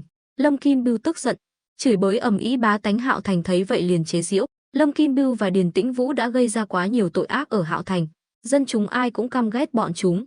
Khi biết tin Điền Tĩnh Vũ đã chết, mọi người đều vui mừng. Giờ thấy Lâm Kim Bưu cũng bị bắt, ai nấy đều hò reo phấn khích, đi theo sau đám lính, tiến về phủ nha Hạo Thành. Lâm Bảo Bảo và Mã Kế đi đầu hàng, đương nhiên hiểu rõ mọi chuyện. Lâm Bảo Bảo mỉm cười, tay nắm chặt dây cương, ánh mắt nhìn thẳng về phía trước. Lúc này, Mã Kế hỏi, công tử, ngươi định giết hắn sao? Lâm Bảo Bảo cười đáp, giết hay không còn phải xem biểu hiện của hắn. Mã Kế, giờ ngươi cũng là phủ doãn rồi, lát nữa ta sẽ xem ngươi thể hiện thế nào. Mã Kế mừng thầm, hiểu rằng Lâm Bảo Bảo muốn cho hắn cơ hội lập uy. Quan mới nhậm chức 3 ngọn lửa không phải là lửa vô danh, mà là muốn thiết lập uy tín. Không có uy tín thì làm sao được quan lại và dân chúng Hạo Thành nể phục. Chẳng bao lâu sau, Lâm Bảo Bảo và Mã Kế, dưới sự hộ tống của đám lính, cuối cùng cũng tiến vào đại sảnh phủ nha. Hai người vừa ngồi xuống, mấy tên lính liền áp giải Lâm Kim Bưu vào, đẩy mạnh một cái khiến hắn ngã quỵ xuống đất. Lúc này, Lâm Kim Bưu vô cùng căng thẳng, nhất là không biết thái độ của Lâm Bảo Bảo ra sao càng khiến hắn đứng ngồi không yên. Nhưng vào lúc này, hắn không dám lộ ra chút sơ hở nào, vội vàng đứng dậy chỉnh lại y phục, trầm giọng hỏi, Lâm Bảo Bảo, ngươi rốt cuộc là có ý gì? Dù muốn giết ta thì cũng phải cho ta chết cho minh bạch chứ. Lâm Bảo Bảo cười khẩy, đừng căng thẳng, hôm nay ta chỉ đến đây làm khách thôi, ngươi sống hay chết là do Mã đại nhân quyết định. Lâm Bảo Bảo gọi Mã Kế là đại nhân khiến Mã Kế hơi lúng túng, hắn ho khan một tiếng, vỗ bàn quát, Lâm Kim Bưu, ngươi có biết tội không? Lâm Kim Bưu cười lạnh, hiểu rõ ý đồ của Mã Kế, biết tội, muốn thêm tội thì còn sợ không có cớ hay sao? Mã Kế, ngươi đừng có giả nhân giả nghĩa nữa, muốn giết ta thì cứ ra tay đi. Ta biết giờ ngươi có tên nhóc này chống lưng nên có thể làm càn làm bậy, nhưng ngươi đừng quên, ta là sư gia do phủ doãn tiền nhiệm của Hạo Thành mời đến, đồng thời ta còn là người của Lâm gia. Nếu ngươi thật sự có gan thì cứ động vào ta thử xem. Mã Kế rõ ràng bị dọa cho chùn bước, hắn lúng túng nhìn Lâm Bảo Bảo, còn Lâm Bảo Bảo thì vẫn ung dung ngồi trên ghế thái sư, tay cầm chén trà, nhìn ra phong cảnh bên ngoài. Hắn đã nói rồi, muốn xem Mã Kế thể hiện thế nào. Mã Kế trước kia chỉ là thuộc hạ của Khâu Quang Nhật, là kẻ làm việc cho người khác, nhưng bây giờ thì khác, được làm phủ doãn Hạo Thành cũng coi như là một phương quan chủ. Nếu việc nhỏ này mà cũng không xử lý được, thì chỉ có thể trách Lâm Bảo Bảo mắt mù mới chọn hắn ta lên làm quan. Thấy vẻ mặt của Lâm Bảo Bảo, Mã Kế cuối cùng cũng quyết tâm, hắn lớn tiếng, Lâm Kim Bưu, ngươi thật sự cho rằng bản quan không biết gì sao? Sau lần gặp trước, bản quan đã cho người điều tra kỹ lưỡng về ngươi, ngươi phạm tổng cộng 7 tội, đủ để chém đầu 7 lần. Nói rồi, Mã Kế lấy từ trong ngực ra một tập giấy. Lâm Bảo Bảo thấy vậy, âm thầm tán thưởng, Mã Kế dù sao cũng vừa mới nhậm chức, vị trí chưa vững chắc, muốn làm gì cũng cần có uy quyền, nếu không sẽ khó được cấp dưới hợp tác. Vì vậy, hắn muốn thuận lợi nắm quyền thì còn phải làm rất nhiều việc. Việc hắn chuẩn bị sẵn tội trạng của Lâm Kim Bưu, trong mắt Lâm Bảo Bảo, chẳng khác nào điểm trúng tử huyệt của hắn ta. Có vài chuyện không thể nói trên bàn, hắn không cần hỏi cũng biết, chỉ cần lôi ra một chuyện thôi cũng đủ để Lâm Kim Bưu chết không toàn thây. Quả nhiên, Lâm Kim Bưu bắt đầu hoảng sợ, mắt dán chặt vào tập giấy, lắp bắp, Mã đại nhân, ngài đừng có ngậm máu phun người, những việc ta làm trước kia đều là theo lệnh của Điền Tĩnh Vũ, cho dù có làm gì sai trái thì cũng không phải do ta tự nguyện. Mã Kế cười lạnh, Lâm Kim Bưu đã mở miệng gọi hắn là đại nhân, chứng tỏ là muốn xuống nước rồi. Vậy có cần ta đọc to lên cho tất cả quan binh ở đây nghe xem những năm qua ngươi đã làm những chuyện thất đức gì không? Không cần, Lâm Kim Bưu vội vàng nói, rồi quay sang Lâm Bảo Bảo, Lâm công tử thiếu gia, ngài nói gì đi chứ, lần trước ngài bảo tôi suy nghĩ kỹ mà, tôi đã nghĩ thông rồi, tôi nguyện ý quy phục ngài. Lâm Kim Bưu bằng lòng cúi đầu, tất nhiên là miệng phục tâm bất phục, nhưng hắn cũng hiểu rõ điểm yếu của mình đã bị Lâm Bảo Bảo và Mã Kế nắm chắc, một khi những chuyện này bị phanh phui, hắn chắc chắn sẽ thân bại danh liệt, đến lúc đó, cho dù là Lâm gia cũng sẽ phái người truy sát hắn. Những năm qua, hắn đã lợi dụng chức vụ ở Hạo Thành để vơ vét không ít tiền của, phần lớn đều lấy danh nghĩa thu thuế cho Lâm gia. Thực chất, số thuế thu được đều bị hắn bỏ túi riêng, còn Điền Tĩnh Vũ chỉ là phủ doãn trên danh nghĩa, sau lưng hai người cấu kết với nhau, nếu không thì Hạo Thành đâu đến nỗi bị nạn đói hoành hành thế này. Bọn chúng to gan lớn mật đến mức đem cả lương thực của dân chúng Hạo Thành đi bán lấy tiền, để đối phó với sự điều tra của Lâm gia. Hắn còn đút lót khắp nơi để bịt miệng người của Lâm gia. Hắn luôn cho rằng chỉ cần có tiền thì không việc gì không làm được. Lâm Bảo Bảo ngồi thẳng dậy, vắt chéo chân, nói, ta đã nói rồi, hôm nay ta chỉ đến đây làm khách thôi, mọi chuyện đều do Mã đại nhân quyết định, nếu Mã đại nhân muốn giết ngươi thì ta cũng không can thiệp được, ngươi vẫn phải chớt. Thấy Lâm Bảo Bảo giả vờ như vậy, Lâm Kim Bưu tức đến nghiến răng. Lúc này, Mã Kế thấy phòng tuyến tâm lý của Lâm Kim Bưu đã bị phá vỡ, lập tức thừa thắng xông lên. Được rồi, Lâm Kim Bưu, bản quan vừa mới nhậm chức, hôm nay cũng coi như là ngày lành tháng tốt, bản quan cũng không muốn thấy máu. Vậy đi, chỉ cần ngươi đáp ứng một điều kiện của ta không những không giết ngươi mà còn để ngươi ở lại làm sư gia. Thế nào? Lâm Bảo Bảo đang nghe lỏng bỗng sáng mắt lên, hắn rất tò mò không biết Mã Kế sẽ đưa ra điều kiện gì. Lâm Kim Bưu mặt mày tái mét, giây phút này, hắn mơ hồ nhìn thấy bóng dáng của Lâm Bảo Bảo trên người Mã Kế, trong lòng càng thêm chắc chắn rằng những lời này nhất định là do Lâm Bảo Bảo bày mưu tính kế từ trước. Nghĩ đi nghĩ lại, hắn đành gật đầu. Mã đại nhân cứ nói trước xem sao. Nạn đói ở Hạo Thành lần này hoàn toàn là do ngươi và tên Điền Tĩnh Vũ đã chất kia gây ra. Ngươi cũng đừng chối. Bản quan đã điều tra rõ ràng, tuyệt đối không oan uổng ngươi. Giờ bản quan cho ngươi một cơ hội chuộc tội. Hãy giao ra 10 vạn lượng bạc mà ngươi tham ô để cứu trợ nạn dân, coi như là lập công chuộc tội. Đến lúc đó, dù Lâm công tử có muốn đối phó với ngươi, bản quan cũng có thể nói giúp cho ngươi. Gần mực thì đen, gần đèn thì rạng. Mã Kế đi theo Lâm Bảo Bảo bấy lâu, cũng học được vài chiêu trò của hắn, đem những thủ đoạn này áp dụng triệt để. Lâm Bảo Bảo nghe xong, cười toe toét, thầm khen, chiêu này quả là cao tay. Lâm Kim Bưu là kẻ gây ra tội ác, tất nhiên không thể để hắn nhởn nhơ. Bọn họ cũng không có lý do gì phải gánh tội thay hắn, để hắn nôn ra số bạc đã nuốt vào quả là một nước cờ hay. Mã Kế len lén liếc nhìn Lâm Bảo Bảo, thấy hắn đang cười mỉm thì mới thở phào nhẹ nhõm, biết mình đã vượt qua bài khảo nghiệm. Từ sau đêm hôm đó nói chuyện với Lâm Bảo Bảo, mấy ngày nay Mã Kế đã nhốt mình trong thư phòng, ngày đêm nghĩ đồi sách, cũng là tình cờ khi xem chứng cứ phạm tội của Lâm Kim Bưu mà thuộc hạ thu thập được, hắn chợt nhận ra gỡ chuông còn phải do người buộc chuông. Mọi tai họa ở Hạo Thành đều do Lâm Kim Bưu gây ra. Chỉ cần khiến hắn nôn ra số bạc tham ô thì không những có thể giải quyết được tình hình cấp bách của Hạo Thành, mà còn giúp hắn tạo dựng hình tượng trước mặt Lâm Bảo Bảo, một mũi tên trúng hai đích. Mã Kế tất nhiên sẽ không bỏ qua cơ hội này. Lâm Kim Bưu chớt lặng người, nhưng hắn không tin đây là chủ ý của Mã Kế, liền nhìn chằm chằm vào Lâm Bảo Bảo.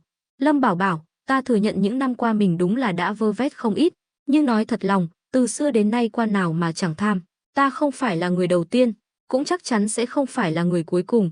Lâm Bảo Bảo nhún vai, ngươi nói với ta làm gì? Đâu phải ta sai khiến. Hừ, chủ ý rút củi đáy nồi này chắc chắn là phong cách của ngươi rồi. Đừng có chối, còn tiền thì ta đã dùng để lo lót khắp nơi rồi. Nếu ngươi muốn lấy lại toàn bộ thì cứ đi tìm Lâm gia mà đòi. Lâm Kim Bưu cũng không ngốc, bản thân đã phải trả giá đắt như vậy, nếu còn phải nôn ra số bạc này thì đúng là công cốc. Thấy hắn không thừa nhận, Lâm Bảo Bảo chỉ cười khổ lắc đầu. Lúc này, Mã Kế cười lạnh, được lắm, ngươi nói 10 vạn lượng bạc đã dùng để lo lót, nhưng chắc cũng còn dư chứ. Nói một con số ra, nếu thấy ngươi có thành ý thì bản quan cũng chưa chắc đã không tha mạng cho ngươi. Vô hình chung, Mã Kế đã toát ra khí thế của một vị phủ doãn, nhất là vẻ mặt mưu tính sâu xa càng khiến Lâm Bảo Bảo tán thưởng. Đây mới đúng là người mà hắn coi trọng. Lâm Kim Bưu nghiến răng ken két, nếu ánh mắt có thể giết người thì Mã Kế chắc đã bị hắn băm thành trăm mảnh. Mã đại nhân, làm người nên chừa cho nhau một con đường lui, sau này mới dễ gặp mặt, đừng làm quá, như vậy đối với ai cũng không có lợi. Mã Kế phớt lờ lời đe dọa của hắn, lại lấy ra một cuốn sổ sách, mở ra đọc to, năm Sùng Đức Nguyên Niên, cũng chính là năm Hoàng thượng đăng cơ, cũng là năm ngươi được điều đến Hạo Thành. Điền Tĩnh Vũ lấy danh nghĩa nộp thuế cho Lâm gia, đưa cho ngươi 15 vạn lượng bạc, ngươi nộp cho Lâm gia 12 vạn lượng, biển thủ 3 vạn lượng, năm Sùng Đức thứ hai, Hạo Thành được mùa, ngươi lấy danh nghĩa hỗ trợ trấn Nam Vương. Mã Kế không quan tâm đến lời đe dọa của Lâm Kim Bưu, cứ thế đọc từng khoản nợ cũ. Điều này khiến Lâm Bảo Bảo vô cùng hài lòng. Mã Kế có thể làm việc chu đáo đến mức này, chứng tỏ lần này hắn thật sự đã dốc hết tâm sức. Chỉ nghe nói Lâm Kim Bưu một lần tham ô 3 vạn lượng cũng đủ khiến hắn đỏ mắt. Hắn vất vả bán nước hoa, bán thuốc, cộng lại cả năm cũng chỉ được chừng đó, thậm chí còn có thể nhiều hơn một chút. Nhưng số tiền này cũng không dễ kiếm. Nếu không phải hắn cải tạo đất ở Ngưu Bối thôn, tổng được mấy trăm ngàn cân lương thực thì hắn tuyệt đối không có được thực lực và chỗ dựa như ngày hôm nay. Vậy mà Lâm Kim Bưu chỉ cần động động miệng là kiếm được bộ tiền. Thầm nghĩ, tham quan đúng là kiếm tiền dễ như trở bàn tay. Tuy nhiên, loại người này thường chết rất thảm. Gieo gió ắt gặp bão mà. Lần này chính là cơ hội tốt để vặt lông Lâm Kim Bưu. Quả nhiên, Lâm Kim Bưu không chịu đựng được nữa, vội vàng nói, đừng đọc nữa, ta đồng ý giao ra một phần, nhưng cũng phải có con số cụ thể chứ. Mã Kế lập tức gập cuốn sổ lại, cười khẩy, không nhiều, chỉ cần ngươi lấy ra 7 phần số tiền đang có trong tay để cứu trợ nạn dân, ta sẽ bảo đảm ngươi bình an vô sự. Lâm Kim Bưu, thời buổi này, cơ hội dùng tiền mua mạng không có nhiều đâu, ngươi nên nắm chắc lấy. Lời nói vừa đe dọa vừa dụ dỗ của Mã Kế khiến Lâm Kim Bưu hoàn toàn hết kiên nhẫn, như quả bóng xì hơi, ngồi phịch xuống đất, mồ hôi đầm đìa. Đối với một tên tham quan, giết hắn chưa phải là cách trả thù thích đáng nhất. Đã hắn thích tiền bạc thì cứ để hắn nôn ra bao nhiêu nuốt vào bấy nhiêu, đó mới là sự trừng phạt lớn nhất. Lâm Bảo Bảo khi thì gật gù hài lòng, khi thì mỉm cười. Hắn thấy Mã Kế đúng là đã học được tinh túy của mình, một loạt đòn liên hoàn như vậy, dù Lâm Kim Bưu có cứng miệng đến đâu cũng phải ngoan ngoãn chịu thua. Cách này quả thật rất hiệu quả, vừa tiết kiệm chi phí cho bọn họ, vừa có thể vét sạch túi tiền của Lâm Kim Bưu. Nhưng theo Lâm Bảo Bảo, điều quan trọng nhất là thông qua liệu pháp cạo xương này có thể trói chặt Lâm Kim Bưu vào phe mình. Dù sao thì cái đuôi của hắn ta cũng đang nằm trong tay Mã Kế. Nghĩ đến đây, Lâm Bảo Bảo chợt nảy ra một ý tưởng. Sau này muốn mở rộng thế lực, cách tốt nhất chính là đối phó với đám tham quan ô lại này, vừa có thể hắc ăn hắc để tăng cường thực lực cho mình, vừa có thể nắm thóp tội trạng của chúng để khống chế chúng hoàn toàn. Quả là một mũi tên trúng hai đích. Lúc này, Lâm Kim Bưu nghiến răng nói, hiện tại ta chỉ còn 7 vạn lượng, ta có thể lấy ra 6 vạn lượng để cứu trợ nạn dân.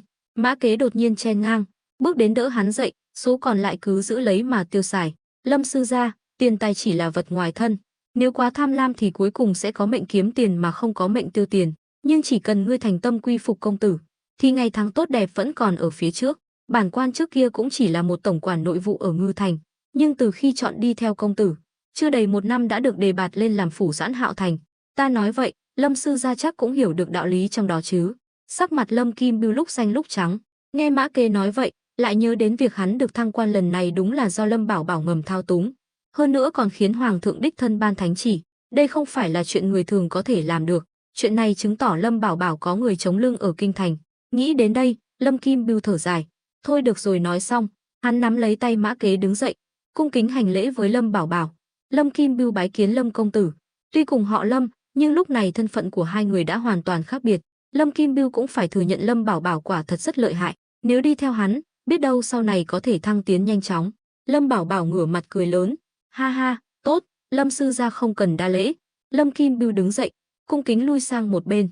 Lâm Bảo Bảo bước đến bên cạnh Mã Kế, vỗ vai hắn, vẻ mặt hài lòng. Mã đại nhân, biểu hiện hôm nay của ngươi thật sự khiến ta bất ngờ. Bây giờ ta mới hoàn toàn yên tâm. Ngươi là người có năng lực nhất trong số những người bên cạnh ta. Đừng làm ta thất vọng. Mã Kế trong lòng đắc ý, vội vàng chắp tay, công tử yên tâm. Dù chức quan của ta có lớn đến đâu thì ta vẫn là người của ngài. Chỉ cần ngài lên tiếng, dù có phải đao sơn hỏa hải, ta cũng không chối từ. Được rồi, ta sẽ không để ngươi phải đao sơn hỏa hải đâu. Trước mắt, ngươi chỉ cần quản lý Hạo Thành thật tốt là đã có công lớn rồi. Lâm Bảo Bảo khen ngợi. Mã Kế gật đầu, quay sang Lâm Kim Bưu. Lâm sư gia, giờ thì ngươi nên lấy bạc ra rồi chứ. Lâm Kim Bưu đã hoàn toàn tâm phục khẩu phục, tất nhiên không dám chần chừ.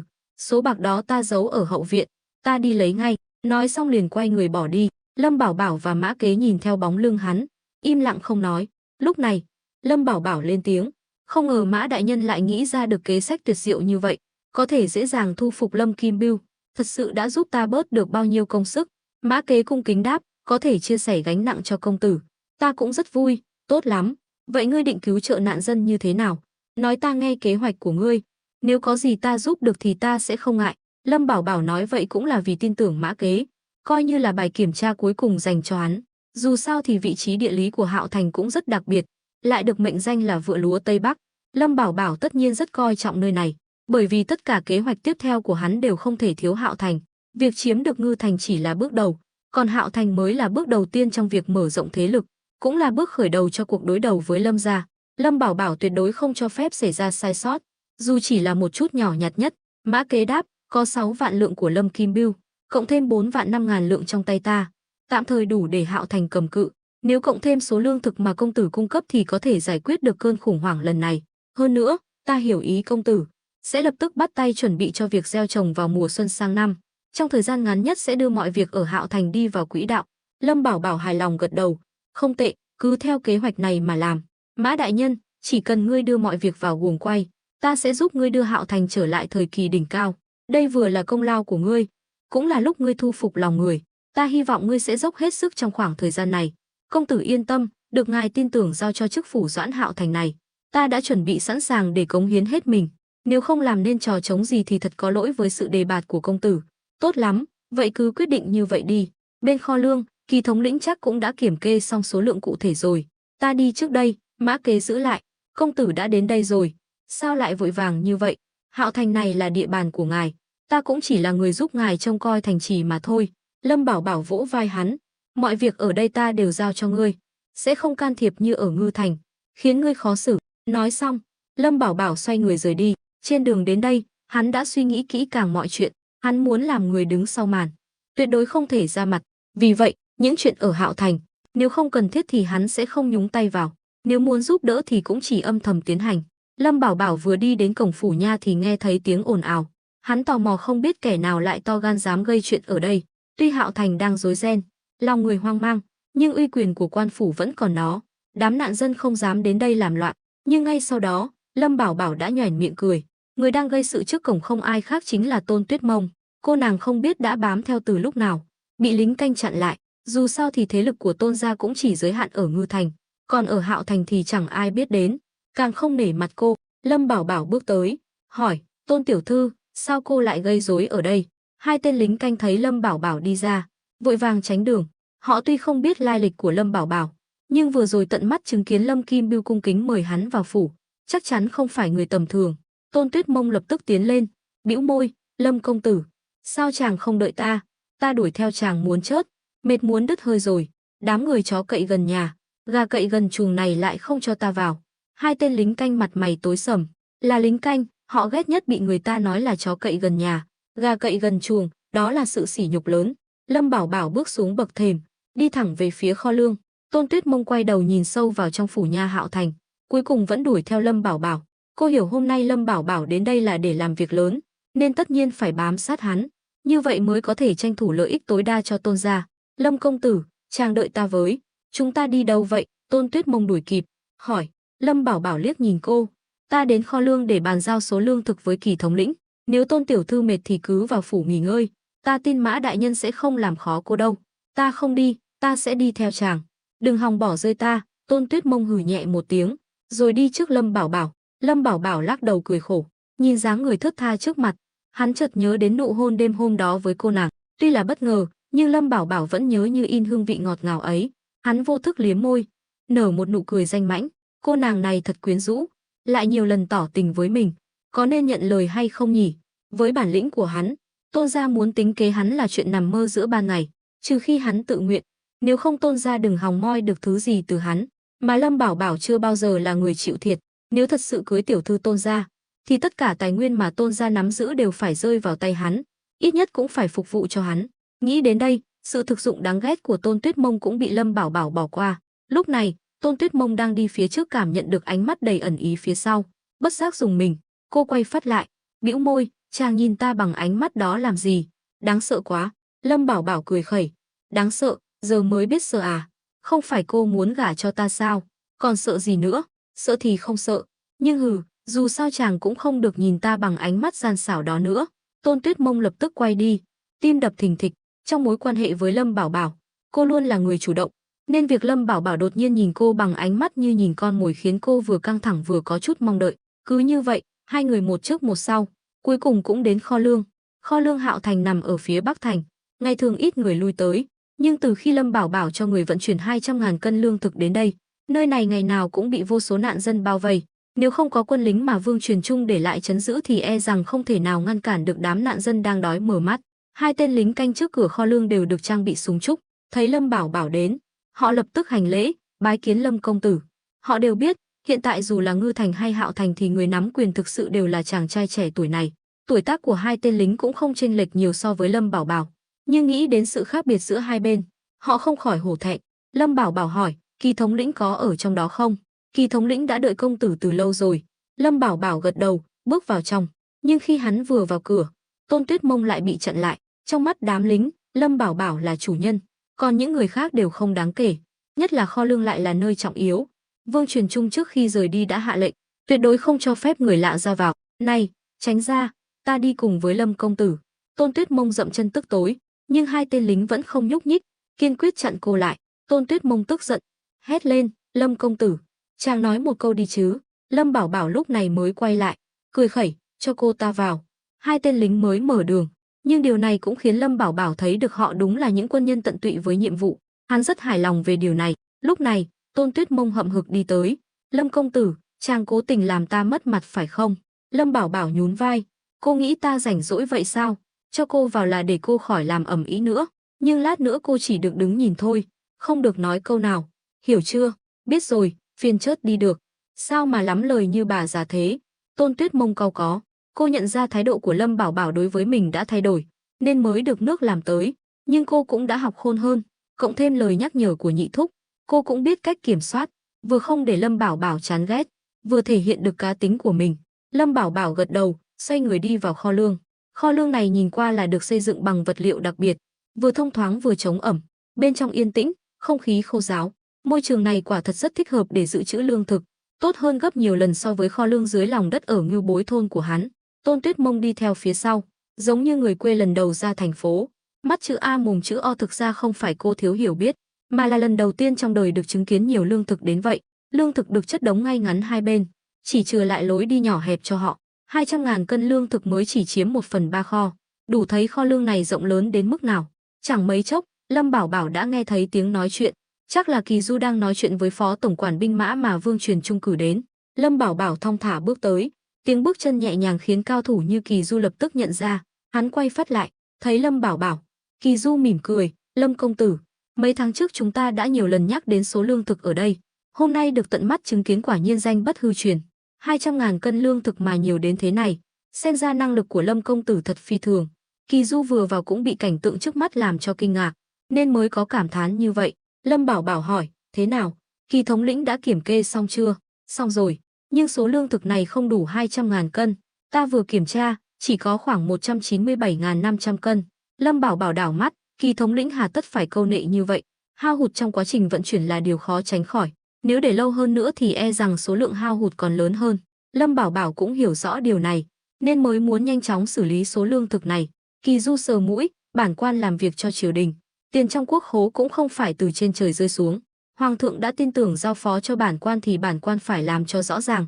Lâm Bảo Bảo gật đầu, được rồi, vậy cứ trừ đi số tiền tương ứng với 2.500 cân lương thực bị hao hụt. Thực chất, Lâm Bảo Bảo biết rõ số lượng hao hụt không thể nhiều đến vậy, chắc chắn là có kẻ đã ăn bớt dọc đường, nhưng hắn cũng lười điều tra. Có đôi khi mắt nhắm mắt mở cho qua chuyện là tốt nhất, dù sao hắn cũng cần dựa vào những người này để làm việc. Nếu đắc tội với họ, khiến họ ngoài mặt vâng lời, trong lòng chống đối thì lại hỏng việc. Vì vậy, chỉ cần không quá đáng thì Lâm Bảo Bảo cũng lười so đo. Lúc này, Kỳ Du ho khan một tiếng, liếc nhìn Tôn Tuyết Mông vẫn đang đứng sau Lâm Bảo Bảo. Vị này là hắn nhận ra cô nàng này là ai, nhưng lát nữa hắn và Lâm Bảo Bảo sẽ bàn bạc chi tiết, không thể để cô ta nghe lỏm được. Lâm Bảo Bảo hiểu ý hắn, nói, Tôn tiểu thư, cô ra ngoài trước đi, ta có chuyện muốn nói riêng với Kỳ thống lĩnh. Tôn Tuyết Mông bĩu môi, chuyện gì mà ta không được nghe? Lần này cô đi theo là để kiếm lợi, nếu cái gì cũng không nghe được thì còn ý nghĩa gì nữa? Lâm Bảo Bảo cau mày, ra ngoài. Vào thời khắc quan trọng, không ai được phép cãi lệnh hắn. Thấy Lâm Bảo Bảo giận, Tôn Tuyết Mông đành phụng phịu bỏ đi. Xung quanh không còn ai ngoài.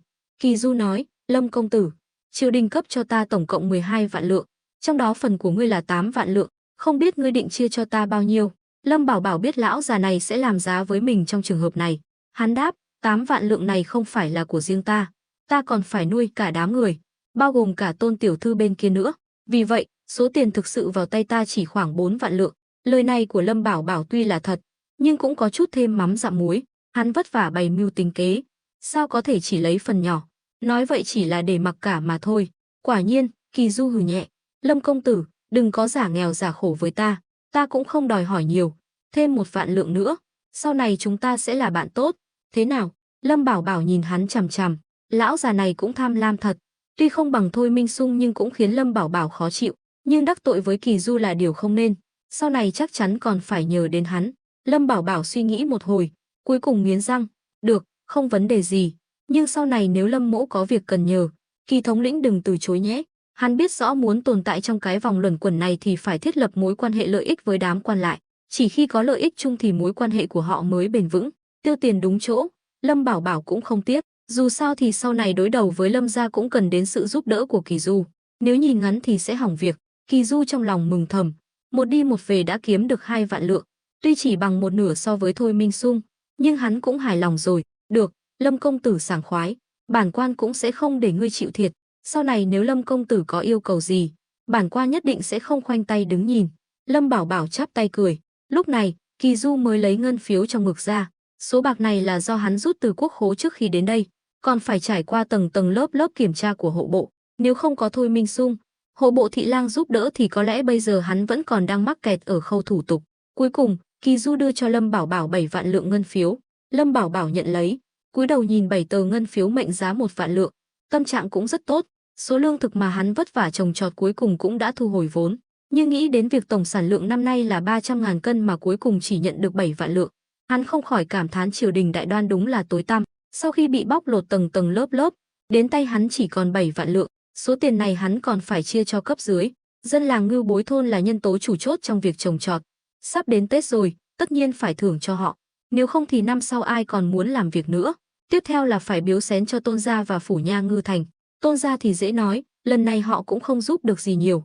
Lâm Bảo Bảo chỉ cần làm chút cho có lệ là có thể hối lộ được lão hồ ly Tôn Hưng. Chỉ có Khâu Quang Nhật là khiến hắn đau đầu. Nếu không phải vì thân phận đặc biệt của lão ta thì Lâm Bảo Bảo đã sớm xử lý hắn rồi. Khâu Quang Nhật và Điền Tĩnh Vũ tuy đều là quan lại ở Phong Dương quận, nhưng hai người hoàn toàn khác nhau. Người thực sự nắm quyền ở Hạo Thành là Lâm Kim Bưu, nên Điền Tĩnh Vũ có hay không cũng không quan trọng.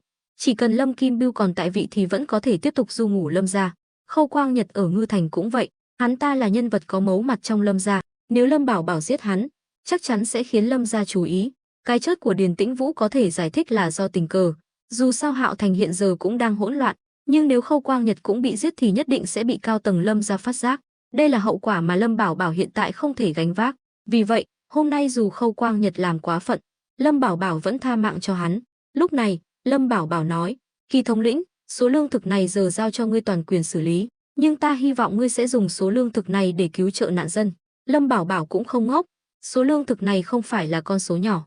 Tuy nói là triều đình mua từ hắn để cứu trợ nạn dân, nhưng những người phụ trách như Kỳ Du chắc chắn sẽ bớt xén, thậm chí còn có thể biển thủ một phần để bán lại. Kỳ Du mỉm cười, việc phân bổ số lương thực này thế nào thì Lâm công tử không cần phải bận tâm, nhưng ngươi cứ yên tâm, bản quan sẽ không để bá tánh ở đây phải chịu đói, nếu không thì bản quan cũng không thể nào trở về kinh thành phục mệnh. Lâm Bảo Bảo gật đầu, vậy thì tốt, ta xin phép cáo từ. Nói xong, Lâm Bảo Bảo xoay người rời đi. Nghe câu trả lời của Kỳ Du, Lâm Bảo Bảo hiểu rõ số lương thực thật sự được dùng để cứu trợ nạn dân ở Hạo Thành e rằng không nhiều.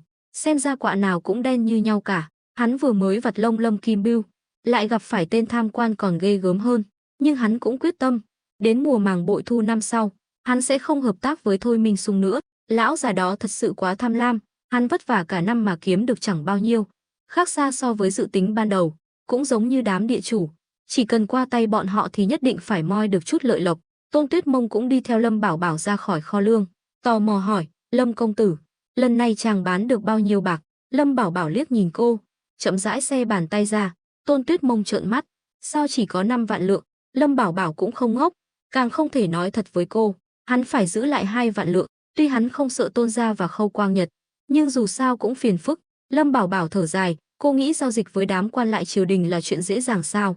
Tôn Tuyết Mông gật đầu, lại thăm dò, Vậy Lâm công tử định chia cho Tôn gia bao nhiêu? Lâm Bảo Bảo cười khẩy, nhà họ Tôn giàu có, đâu cần đến chút lợi nhỏ này. Ai nói không cần chứ? Kiến tha lâu ngày cũng đầy tổ, gia sản nghìn vàng cũng là tích góp từng chút một mà có. Lâm công tử, chàng đừng nuốt lời nhé. Được rồi, Tôn gia lần này cũng không giúp được gì nhiều. Chia cho Tôn gia 5.000 lượng. 5.000 lượng, ít quá vậy. Tôn Tuyết Mông tỏ vẻ không vui. Lâm Bảo Bảo trừng mắt. Tôn tiểu thư, làm người phải biết đủ.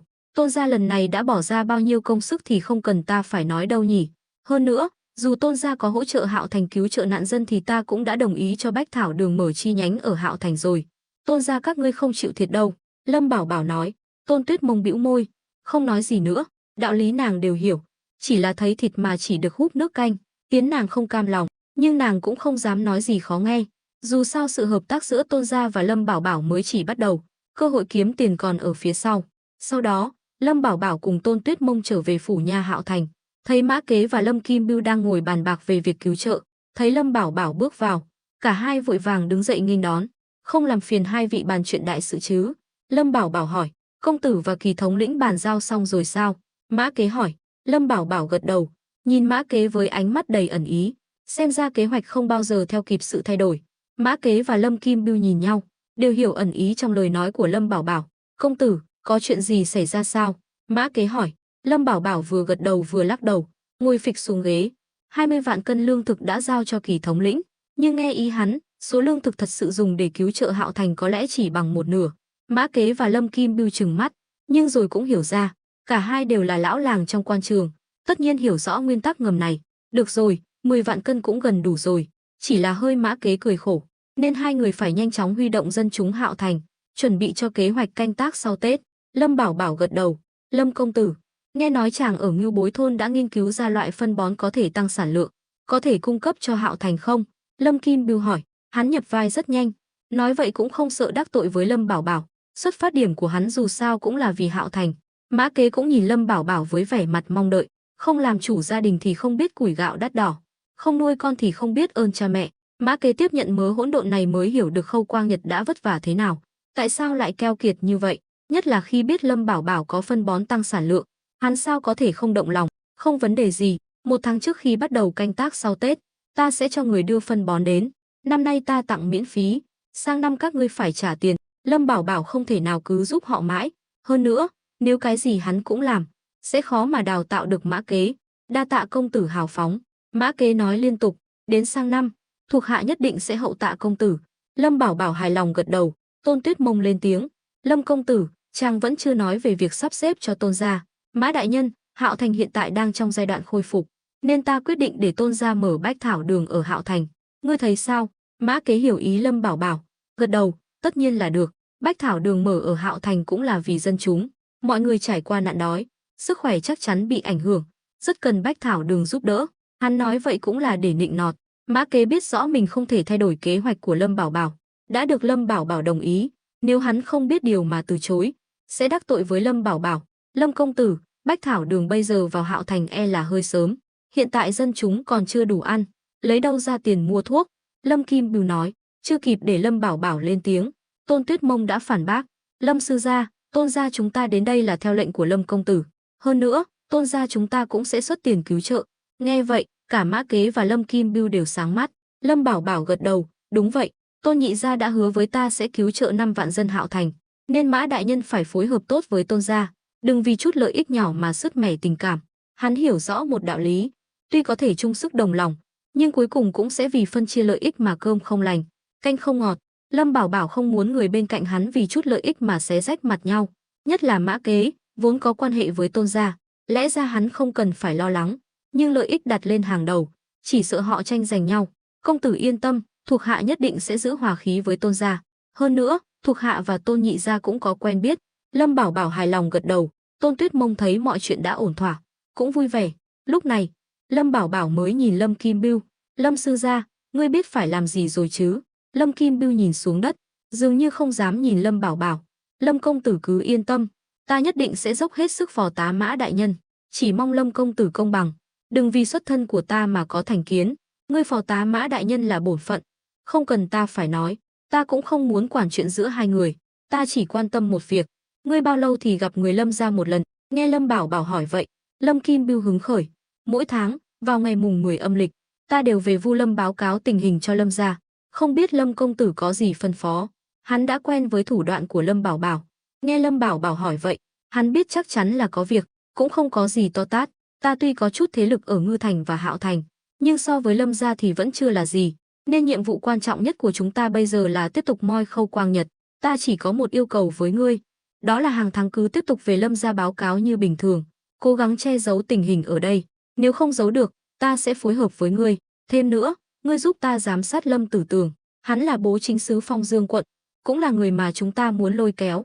Sáng nay ta đã nói chuyện với hắn ở Ngư Thành, nhưng hắn cũng giống như ngươi, vẫn đang do dự, nên đến lúc quan trọng, ta cần ngươi giúp ta kết nối với hắn. Nếu ngươi có thể lôi kéo được Lâm Tử Tường, ta sẽ ghi nhớ công lao của ngươi. Lâm Kim Bưu suy nghĩ, gật đầu, nhưng thực chất, trong lòng hắn đang dậy sóng. Hắn tất nhiên biết Lâm Tử Tường, ở Lâm gia, Lâm Tử Tường là nhân vật cấp cao, nắm giữ tài chính của cả Phong Dương quận, có thể nói là quyền cao chức trọng, nhưng Lâm Bảo Bảo lại có thể lôi kéo được nhân vật như vậy, thật sự khiến hắn kinh ngạc. Lâm công tử, theo ta được biết, Lâm Tử Tường là tâm phúc của gia chủ, chàng chắc chắn có thể lôi kéo được người này, chứ không phải để hắn tiết lộ bí mật của chúng ta sao?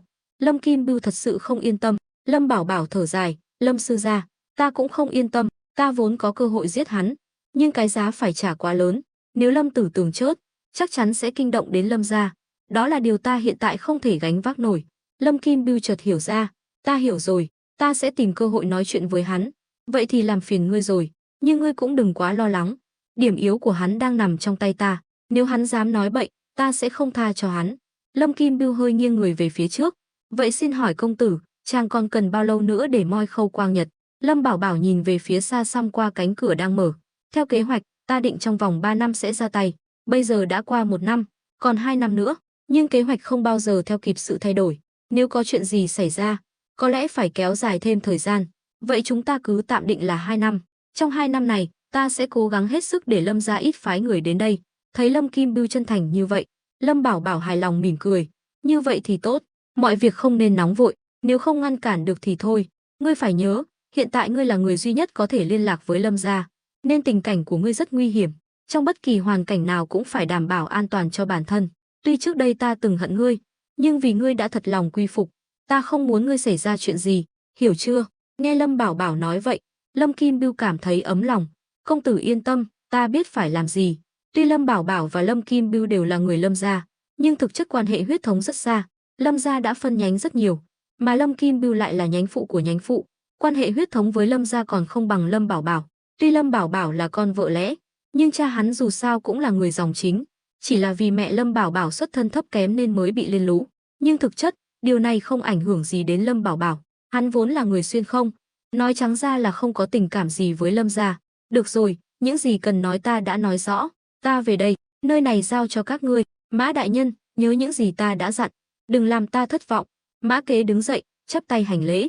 Công tử, sau này đừng gọi ta là Mã đại nhân nữa, thuộc hạ không dám nhận. Lâm Bảo Bảo là người tri ngộ hắn, cũng là quý nhân thay đổi vận mệnh của hắn tất nhiên phải biết ơn. Lâm Bảo Bảo xua tay, riêng tư thì khác, nhưng ta không muốn người ngoài biết, nên cứ xưng hô như bình thường. Ngươi đừng lo lắng. Sau đó, Lâm Bảo Bảo cùng Tôn Tuyết Mông rời đi, trở về Ngư Thành. Lâm Bảo Bảo đến ngân hàng đổi 5.000 lượng bạc, đưa cho Tôn Tuyết Mông. Số tiền này, ngươi mang về đưa cho Tôn nhị gia, để ông ấy lo liệu, đừng chê ít. Ta biết rồi, chàng đừng nói nữa. Lâm công tử định khi nào thì về Ngưu Bối thôn? Sao? Ngươi hỏi vậy là có ý gì? Tôn Tuyết Mông liếc hắn, nắm lấy tay Lâm Bảo Bảo. Giữa ban ngày ban mặt, nàng không quan tâm đến ánh mắt của những người xung quanh. Lâm công tử, chàng định khi nào cưới ta? Lâm Bảo Bảo ho khan một tiếng, rút tay ra. Dù cưới ngươi, cũng không thể rước ngươi về. Nếu ngươi đồng ý, có thể đến Ngưu Bối thôn bất cứ lúc nào. Lâm Bảo Bảo không thể thiên vị, lúc trước cưới 3 vị phu nhân cũng là bất đắc dĩ. Nếu hắn rước Tôn Tuyết Mông về, chắc chắn sẽ khiến 3 vị phu nhân không vui. Người ta đã xuống nước như vậy rồi, chàng vẫn không chịu cưới ta sao? Tôn tiểu thư, ngươi phải hiểu, dù ngươi có gả vào cửa, ngươi cũng chỉ là thiếp, ngươi hiểu chứ? Ánh mắt Tôn Tuyết Mông tối sầm lại. Lâm Bảo Bảo không muốn tiếp tục vấn đề này. Ngươi về suy nghĩ đi, nếu không đồng ý, chuyện này cứ coi như thôi. Nói xong, Lâm Bảo Bảo xoay người đi về phía phủ nhà. Hắn vẫn hơi lo lắng cho Khâu Quang Nhật. Tôn Tuyết Mông nhìn theo bóng lưng Lâm Bảo Bảo, đột nhiên nói, ta đồng ý. Lâm Bảo Bảo dừng lại, gật đầu, tốt, vậy lát nữa ngươi có thể về Ngưu Bối thôn trước. Ta còn có việc. Lâm Bảo Bảo lúc này tâm trạng cũng rất phức tạp. Ở trái đất, một vợ một chồng là chế độ hôn nhân, nhưng ở xã hội phong kiến này, đàn ông ba vợ bốn nàng hầu là chuyện bình thường. Hơn nữa, trong chế độ xã hội này, thước đo thành công của một người đàn ông không phải là giàu có hay quyền lực, mà là có bao nhiêu vợ. Vợ càng nhiều, chứng tỏ thực lực càng mạnh, cũng chứng tỏ người đàn ông đó có năng lực. Lâm Bảo Bảo đồng ý nạp thiếp cũng là vì muốn xây dựng mối quan hệ dây mơ dễ má. Kết thông gia là con đường tắt để tiến thân, có thể tránh được nhiều đường vòng. Lâm Bảo Bảo hiểu rõ điều này, nên hắn không phản đối, chỉ là cảm thấy có lỗi với Tôn Tuyết Mông. Nàng không giống ba vị phu nhân kia, ba vị phu nhân đều là tù nhân, nếu hắn không cứu họ, họ sẽ bị Lâm gia xử tử. Còn Tôn Tuyết Mông là tiểu thư lá ngọc cành vàng, lại cam tâm tình nguyện. Việc này quả thật không phải người thường có thể làm được. Đương nhiên, hắn nào đâu có nghĩ đến bối cảnh của mình. Người nhà họ Tôn cũng không phải kẻ ngốc, cho dù là Liên Anh cũng chẳng để Tôn Tuyết Mông chịu thiệt thòi. Chỉ là Lâm Bảo Bảo đã thể hiện năng lực hơn người nên Tôn gia mới bằng lòng. Lâm Bảo Bảo vừa đến trước cửa phủ Nha Ngư Thành thì chạm mặt Tôn Hưng. Ông ta đang đeo hòm thuốc, xem chừng vừa từ chỗ Khâu Quang Nhật chữa trị xong. Vừa thấy Lâm Bảo Bảo, Tôn Hưng liền kéo hắn lại, oán trách: "Lâm công tử, cậu hại khổ tôi rồi." Lâm Bảo Bảo tỏ vẻ ngạc nhiên: "Tôn nhị gia, sao lại nói vậy? Tôi vừa từ Hạo Thành về, khi nào thì hại ông?" "Hừ, cậu còn nói nữa, cái tên Khâu Quang Nhật kia bị thương nặng ở chân phải, tôi phải vất vả lắm mới lấy ra được viên đạn vàng từ trong chân hắn. Cái thứ đó rốt cuộc là gì vậy?" Tôn Hưng tuy biết Lâm Bảo Bảo có súng tre, nhưng đạn dược lần này hoàn toàn khác, muốn lấy ra vô cùng khó khăn. Lâm Bảo Bảo lúc này mới chợt hiểu ra, tôi cứ tưởng là chuyện gì to tát, chỉ có vậy thôi mà. Ông dùng cách gì mà chữa khỏi cho Khâu Quang Nhật?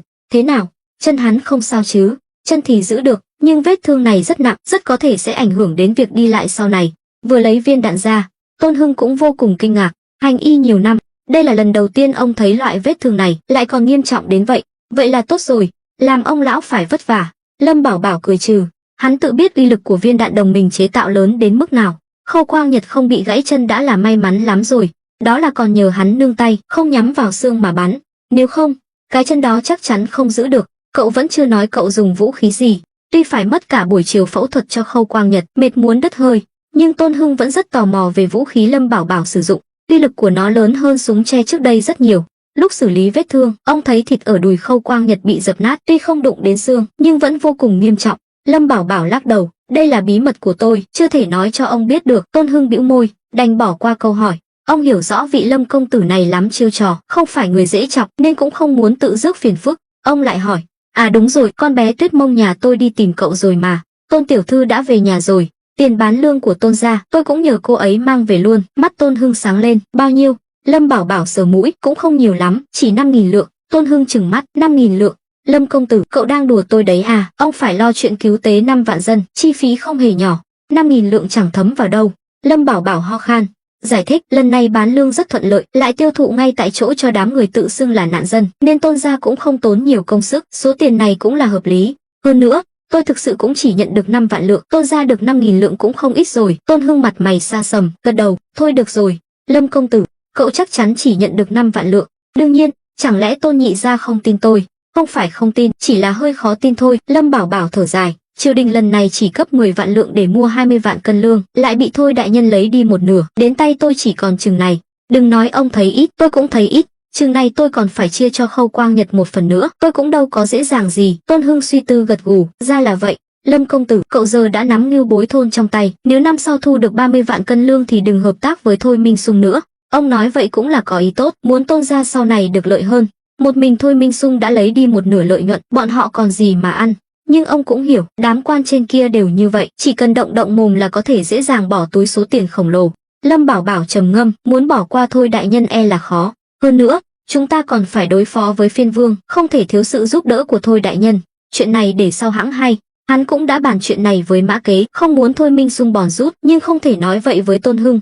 Dù sao Thôi Minh Sung hiện giờ là chỗ dựa duy nhất của hắn, đắc tội ai chứ không thể đắc tội ông ta, nếu không chính là tự tìm đường chết. Sau khi tiễn Tôn Hưng, Lâm Bảo Bảo bước vào phủ nhà. Lúc này, Trịnh Hữu Lực tiến lên, công tử, ngài đã về. Lâm Bảo Bảo nhìn Trịnh Hữu Lực với vẻ mặt lạnh lùng. Trịnh Hữu Lực, biểu hiện gần đây của ngươi khiến ta rất không hài lòng. Ta cảnh cáo ngươi, ta có thể nâng ngươi lên thì cũng có thể kéo ngươi xuống. Nếu ngươi tiếp tục làm việc kiểu này, đừng trách ta không khách khí. Sáng nay bị động như vậy đều là lỗi của Trịnh Hữu Lực. Lâm Bảo Bảo sắp xếp hắn làm việc ở phủ Nha Ngư Thành là để thu thập tình báo, vậy mà hắn suốt ngày lượn lờ trong phủ, ngay cả việc Lâm gia phái người đến cũng không biết. Thêm chuyện của Lâm Hiên nữa, khiến Lâm Bảo Bảo vô cùng bất mãn với Trịnh Hữu Lực. Trịnh Hữu Lực vội vàng cúi đầu, công tử, thuộc hạ biết tội rồi, xin ngài nghe tôi giải thích. Hiện tại tôi chỉ quản lý một nửa phủ nha, phần còn lại là khu vực riêng của Khâu Quang Nhật, ngay cả tôi cũng không được phép đến gần. Lâm Bảo Bảo cười lạnh, ngươi còn định chối cãi? Đúng là phủ nha có khu vực riêng, nhưng an ninh toàn thành đều nằm trong tay ngươi. Chỉ cần một con chuột vào thành, ngươi cũng phải biết rõ, đó mới là nhiệm vụ của ngươi. Nếu làm không được thì nhường chỗ cho người khác. Trịnh Hữu Lực toát mồ hôi hột, mặt mày tái mét. Lâm Bảo Bảo cũng không phải cố tình làm khó hắn. Gần đây Trịnh Hữu Lực có phần tự mãn, so với sự điềm tĩnh của Mã Kế thì kém xa. Có lẽ là do sống yên ổn quá lâu nên lơ là. Lâm Bảo Bảo nhìn hắn từ trên xuống dưới, thôi được, ta không muốn nói nhiều nữa, ta sẽ xem xét biểu hiện của ngươi, tự mà biết thân biết phận. Nói xong, Lâm Bảo Bảo không để ý đến hắn nữa, đi thẳng về phía hậu viện. Khâu Quang Nhật bị thương nặng, đang nằm dưỡng thương ở nhà. Trịnh Hữu Lực nhìn theo bóng lưng Lâm Bảo Bảo, thở dài, đúng là ở trong chăn mới biết chăn có giận, chỉ khi thực sự làm việc mới biết vị trí thống lĩnh phủ nha khó khăn đến nhường nào. Trước đây, Trịnh Hữu Lực cứ tưởng mình đã ngoi lên mặt nước, có thể đường hoàng làm quan, quang tông diệu tổ, nhưng thực tế chứng minh hắn đã nghĩ quá đơn giản. Hắn đang ở trong vòng xoáy đấu đá, lại là cái gai trong mắt Khâu Quang Nhật, ngày nào cũng bị Khâu Quang Nhật gây khó dễ, thậm chí là bài xích. Vì vậy, rất nhiều việc cần sự hợp tác của Khâu Quang Nhật đều không thể tiến hành thuận lợi. Điều này dẫn đến việc các quan lại cấp dưới đều chống đối hắn, gây ra nguy cơ tiềm ẩn rất lớn. Chính vì vậy, người Lâm gia bí mật vào thành mà hắn cũng không thể nào biết được ngay lập tức. Nhưng những nỗi khổ này chỉ có một mình hắn gánh chịu, Lâm Bảo Bảo không thể nào, cũng không cần phải nghĩ cho hắn. Xét theo góc độ của Lâm Bảo Bảo, quả thực không cần phải bận tâm đến Trịnh Hữu Lực. Mục đích ban đầu khi Lâm Bảo Bảo đề bạt hắn là để giám sát nhất cử nhất động của Khâu Quang Nhật. Ngay cả việc này mà hắn cũng làm không xong, trong mắt Lâm Bảo Bảo chính là năng lực kém, hoặc là có vấn đề về lòng trung thành, mà Trịnh Hữu Lực lại chẳng hay biết gì. Dù sao hắn cũng chỉ là một người thô kệch. Trước đây ở bên cạnh Lâm Bảo Bảo thì không sao, nhưng bây giờ thì khác, 10 ngày nửa tháng cũng chưa chắc được gặp Lâm Bảo Bảo một lần. Không có giao tiếp thì làm sao có tình cảm. Lâm Bảo Bảo vừa đến cổng vòng phía sau hậu viện thì bị hai tên gia nhân nhà họ Khâu chặn lại. Lâm công tử, xin dừng bước. Một lão già lên tiếng. Lâm Bảo Bảo hỏi, sao vậy? Khâu Quang Nhật không muốn gặp ta đến đưa bạc cho hắn mà. Lão già cười gượng, Lâm công tử hiểu lầm rồi.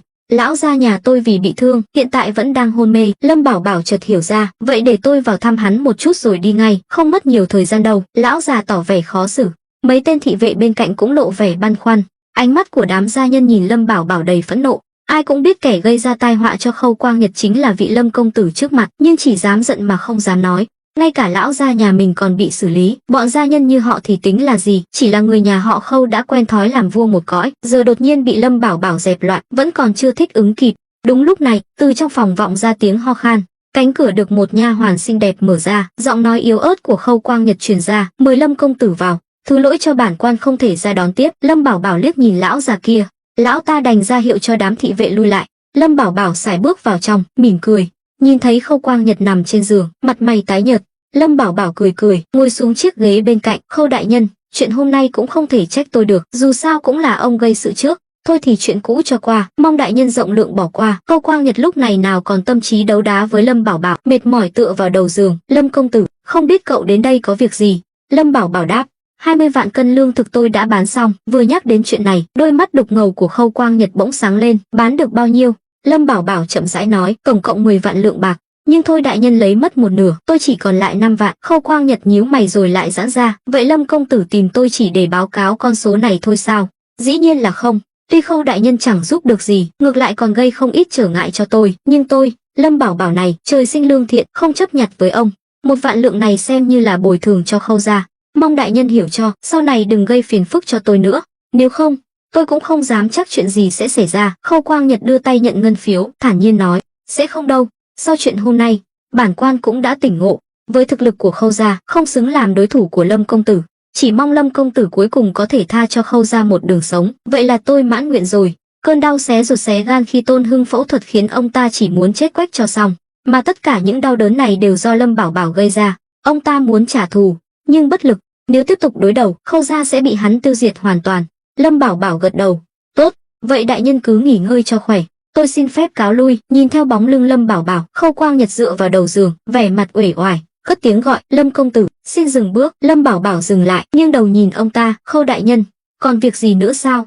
Bản quan tự biết năng lực kém cỏi, muốn từ quan về quê an dưỡng tuổi già. Ngày mai, tôi sẽ trình lên Lâm gia và triều đình. Lâm công tử có thể tìm Thôi đại nhân, sắp xếp người khác thay thế vị trí của tôi. Nghe vậy, Lâm Bảo Bảo nhíu mày, quay lại, nói, xem ra Khâu đại nhân vẫn còn oán hận tôi nên mới định làm như vậy. Không phải, tôi thực sự không làm nổi nữa, muốn an hưởng tuổi già. Đại nhân năm nay mới ngoài 50, đang độ tuổi sung sức trên quan trường, tại sao lại muốn về hưu sớm? Lâm Bảo Bảo hoàn toàn biết rõ lý do. Khâu Quang Nhật chắc chắn là oán hận hắn, nhưng lại không còn cách nào khác nên mới nghĩ ra cách từ quan. Một khi ông ta từ quan, triều đình và Lâm gia chắc chắn sẽ bàn bạc, sắp xếp người mới. Vậy thì mọi thứ sẽ trở về điểm xuất phát. Lâm Bảo Bảo lại phải bắt đầu lại từ đầu với Tân Phủ Doãn. Đây là điều Lâm Bảo Bảo không thể chấp nhận. Tôi giờ bị thương nặng, nghe Tôn đại phu nói, dù có khỏi cũng sẽ bị què. Triều đình sẽ không để một kẻ tàn phế làm quan, ảnh hưởng đến thanh danh. Lâm Bảo Bảo nhíu mày, đây quả là vấn đề. Nếu sau này quan trên đến thị sát, phát hiện Khâu Quang Nhật bị què, chắc chắn sẽ gây ra rắc rối lớn.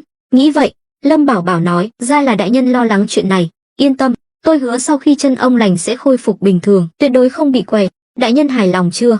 Mắt Khâu Quang Nhật sáng lên, cậu nói thật chứ? Tôi, Lâm Bảo Bảo này, chưa bao giờ nói dối, điều đó thì đúng. Nhưng Lâm công tử làm thế nào để đảm bảo? Tôi đã hỏi Tôn đại phu, ông ấy cũng bó tay. Lâm Bảo Bảo mỉm cười, ông ấy không làm được, không có nghĩa là tôi cũng không làm được. Đại nhân đừng lo lắng, cứ an tâm dưỡng thương, sau này đừng nhắc đến chuyện từ quan nữa. Không có sự đồng ý của tôi, dù có giả, ông cũng phải làm tiếp. Hai tay Khâu Quang Nhật nắm chặt dưới chân. Tuy Lâm Bảo Bảo cho ông ta hy vọng, nhưng cũng khiến ông ta cảm thấy khó chịu. Ông ta đã hoàn toàn mất tự do, ngay cả một ý nghĩ cũng không có. Đối với một người luôn tự cao tự đại như Khâu Quang Nhật, đây quả là một sự sỉ nhục lớn. Nhưng sau chuyện hôm nay, ông ta không còn lá bài nào trong tay, ngay cả Lâm Tử Tường cũng bỏ rơi ông ta. Nếu không đầu hàng, chỉ có con đường chết. Lâm Bảo Bảo vừa ra khỏi phủ Nha Ngư Thành thì thấy Trịnh Hữu Lực đã đợi sẵn, còn dắt theo một con tuấn mã. Lâm Bảo Bảo bước tới, nhận dây cương, xoay người lên ngựa, hỏi: Trịnh thống lĩnh không bận công vụ, ở đây chờ ta làm gì? Trịnh Hữu Lực bịch một tiếng quỳ xuống: công tử, thuộc hạ năng lực kém cỏi, e là không thể đảm đương chức vụ đốc vệ thống lĩnh, xin ngài thu hồi mệnh lệnh, cho tôi về Ngưu Bối thôn tiếp tục làm thống lĩnh tư binh. Trịnh Hữu Lực không ngốc, biết rõ đây là việc khó khăn, sao có thể tiếp tục làm?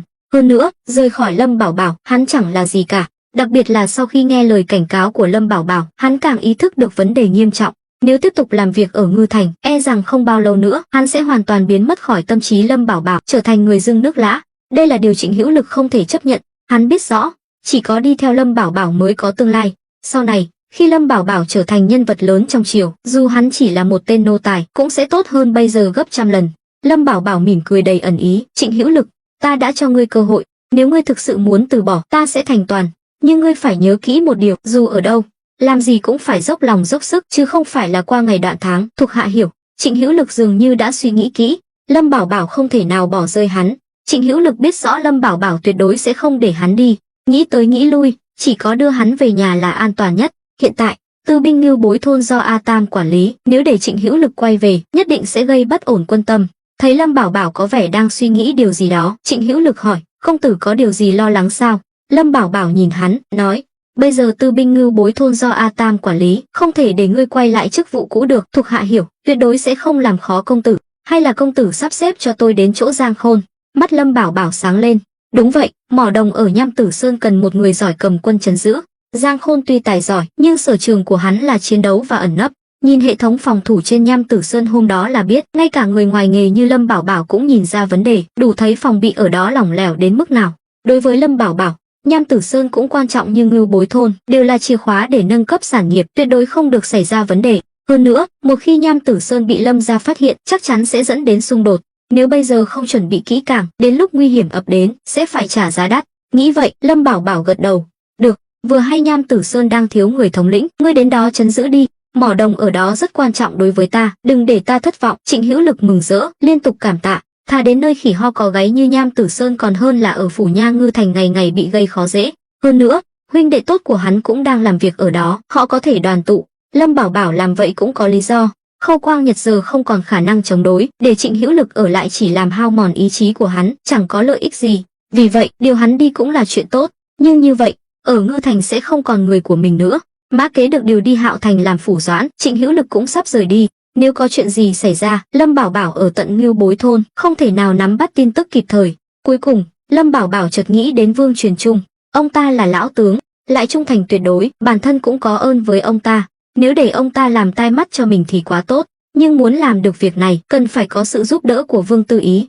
Nghĩ đến cô nàng này, Lâm Bảo Bảo lại thấy đau đầu. Tôn Tuyết Mông đeo bám hắn từ chối rồi dần dần chấp nhận sự thật.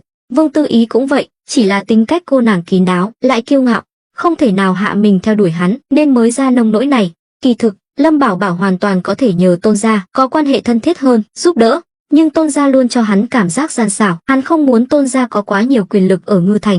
Lúc này, Lâm Bảo Bảo thúc ngựa, nói với Trịnh Hữu Lực, ngươi ở lại đây chờ tin tức, khi nào ta sắp xếp xong, ngươi hãy đến Đào Nguyên trấn. Trịnh Hữu Lực nghe được câu trả lời chắc chắn, trong lòng thở phào nhẹ nhõm, nói lời cảm tạ rồi quay về phủ nhà.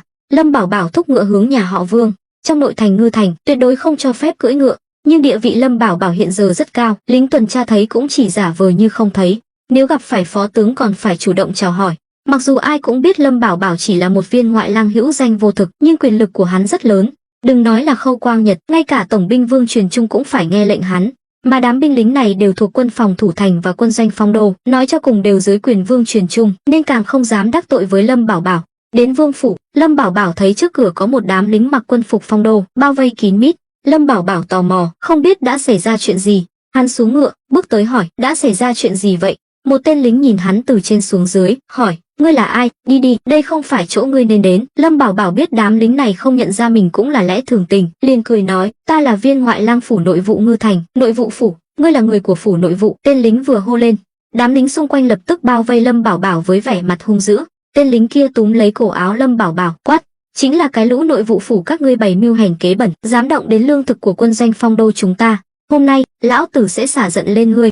Nói rồi, hắn vung tay đấm về phía Lâm Bảo Bảo. Lâm Bảo Bảo nhanh nhẹn né tránh, khiến tên lính kia đấm hụt, suýt nữa thì ngã sấp mặt. Đám lính xung quanh không những không can ngăn mà còn hò reo cổ vũ, khiến tình hình trở nên hỗn loạn. Lâm Bảo Bảo không có thể lực tốt như đám lính này, liên tục né tránh khiến hắn có phần mệt mỏi. Hắn thực sự hối hận vì đã nói mình là người của phủ nội vụ. Hắn cũng hiểu tại sao đám lính này lại tụ tập ở đây gây rối. Nói cho cùng, vẫn là do mệnh lệnh hắn giao cho Mã Kế và Vương Truyền Trung đêm qua ở phủ nội vụ. Vương Truyền Trung quả thực là người làm việc dứt khoát, trực tiếp trưng dụng lương thực của quân doanh Phong Đô để cứu tế. Lâm Bảo Bảo thầm chửi một câu, nhìn thấy nắm đấm lại vung tới, hắn lăn một vòng né tránh, đồng thời rút súng che ra, chĩa thẳng vào giữa trán tên lính kia, tay còn lại giấu sau lưng, đã nắm chặt khẩu súng lục, phòng trường hợp bất trắc, nếu không khống chế được tình hình, vì sự an toàn của bản thân, hắn cũng chỉ có thể nổ súng tự vệ. Tên lính thấy họng súng đen ngòm chĩa vào mình, lập tức đứng im như phỗng, nắm đấm dừng lại giữa không trung, không dám nhúc nhích. Đám lính xung quanh cũng ngây người. Bọn họ đương nhiên nhận ra khẩu súng che danh bất hư truyền. Trong những sự kiện lớn xảy ra ở Ngư Thành trước đây, đều có bóng dáng của súng che. Hơn nữa, ai cũng biết uy lực của nó rất lớn. Ở khoảng cách gần như vậy, chỉ cần bóp cò, tất cả bọn họ đều sẽ toi mạng. Tên lính bị chĩa súng vào đầu có thể sẽ bị nổ đầu ngay tại chỗ. Đừng động đậy, Lâm Bảo Bảo quát. Thấy đám lính đã bị trấn áp, hắn thầm thở phào nhẹ nhõm. May mà đây là lính Phong Đô, bọn họ chưa được trang bị súng. Nếu trong tay chúng cũng có súng che, thì hắn tiêu đời rồi. Tên lính bị dọa đến mặt mày tái mét, vội vàng cầu xin, đại nhân tha mạng, tiểu nhân có mắt như mù. Lâm Bảo Bảo một tay chỉnh lại quần áo, một tay cầm súng, cười nói, thật là nguy hiểm.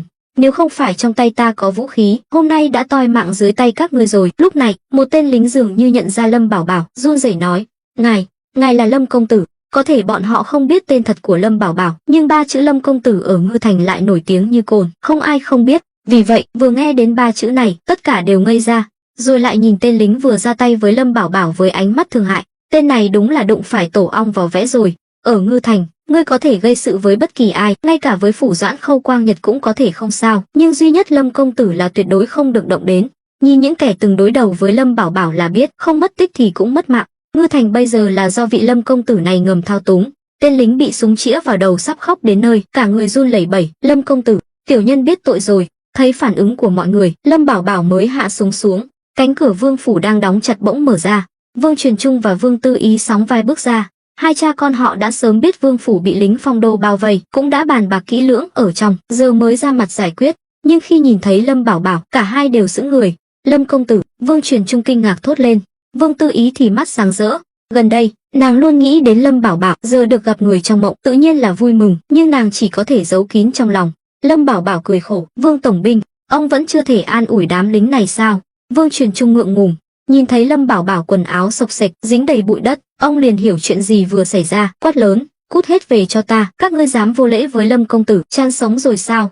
Đám lính ý thức được vấn đề nghiêm trọng, bị Vương Truyền Trung mắng té tát, sợ hãi bỏ chạy tán loạn. Chỉ còn tên lính vừa ra tay với Lâm Bảo Bảo vẫn đứng im tại chỗ. Trước khi được Lâm Bảo Bảo tha thứ, hắn không dám rời đi, sợ bị trả thù sau này. Dù sao trên quan trường, nhất phẩm quan đè chết người, huống hồ hắn chỉ là một tên lính quèn. Tuy hắn là người Kim Thành, ở đó có quan hệ rộng, nhưng phép vua thua lệ làng, nếu thực sự chọc giận vị Lâm công tử này, có khi bị bắn chết tươi, thế thì oan uổng quá.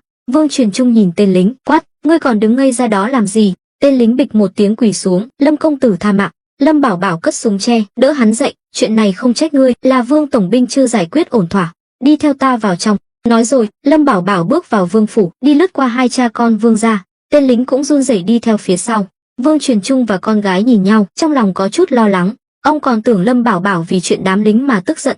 Vương Tư Ý tinh ý nói, cha đừng lo, Lâm công tử không phải người nhỏ nhen, chắc là chàng đến đây có việc khác. Vương Truyền Trung thở phào nhẹ nhõm, đến chính sảnh, thấy Lâm Bảo Bảo đã ngồi xuống ghế, Vương Truyền Trung vội nói, công tử, mời ngài ngồi ghế trên. Lâm Bảo Bảo xua tay, Vương tổng binh đừng khách sáo, tôi đến đây có việc cần nói, không phải đến để cướp ghế của ông. Thấy thái độ của Lâm Bảo Bảo, Vương Truyền Trung mới yên tâm ngồi xuống ghế chủ vị, còn tên lính kia thì ngơ ngác đứng đó, không biết nên đứng hay ngồi.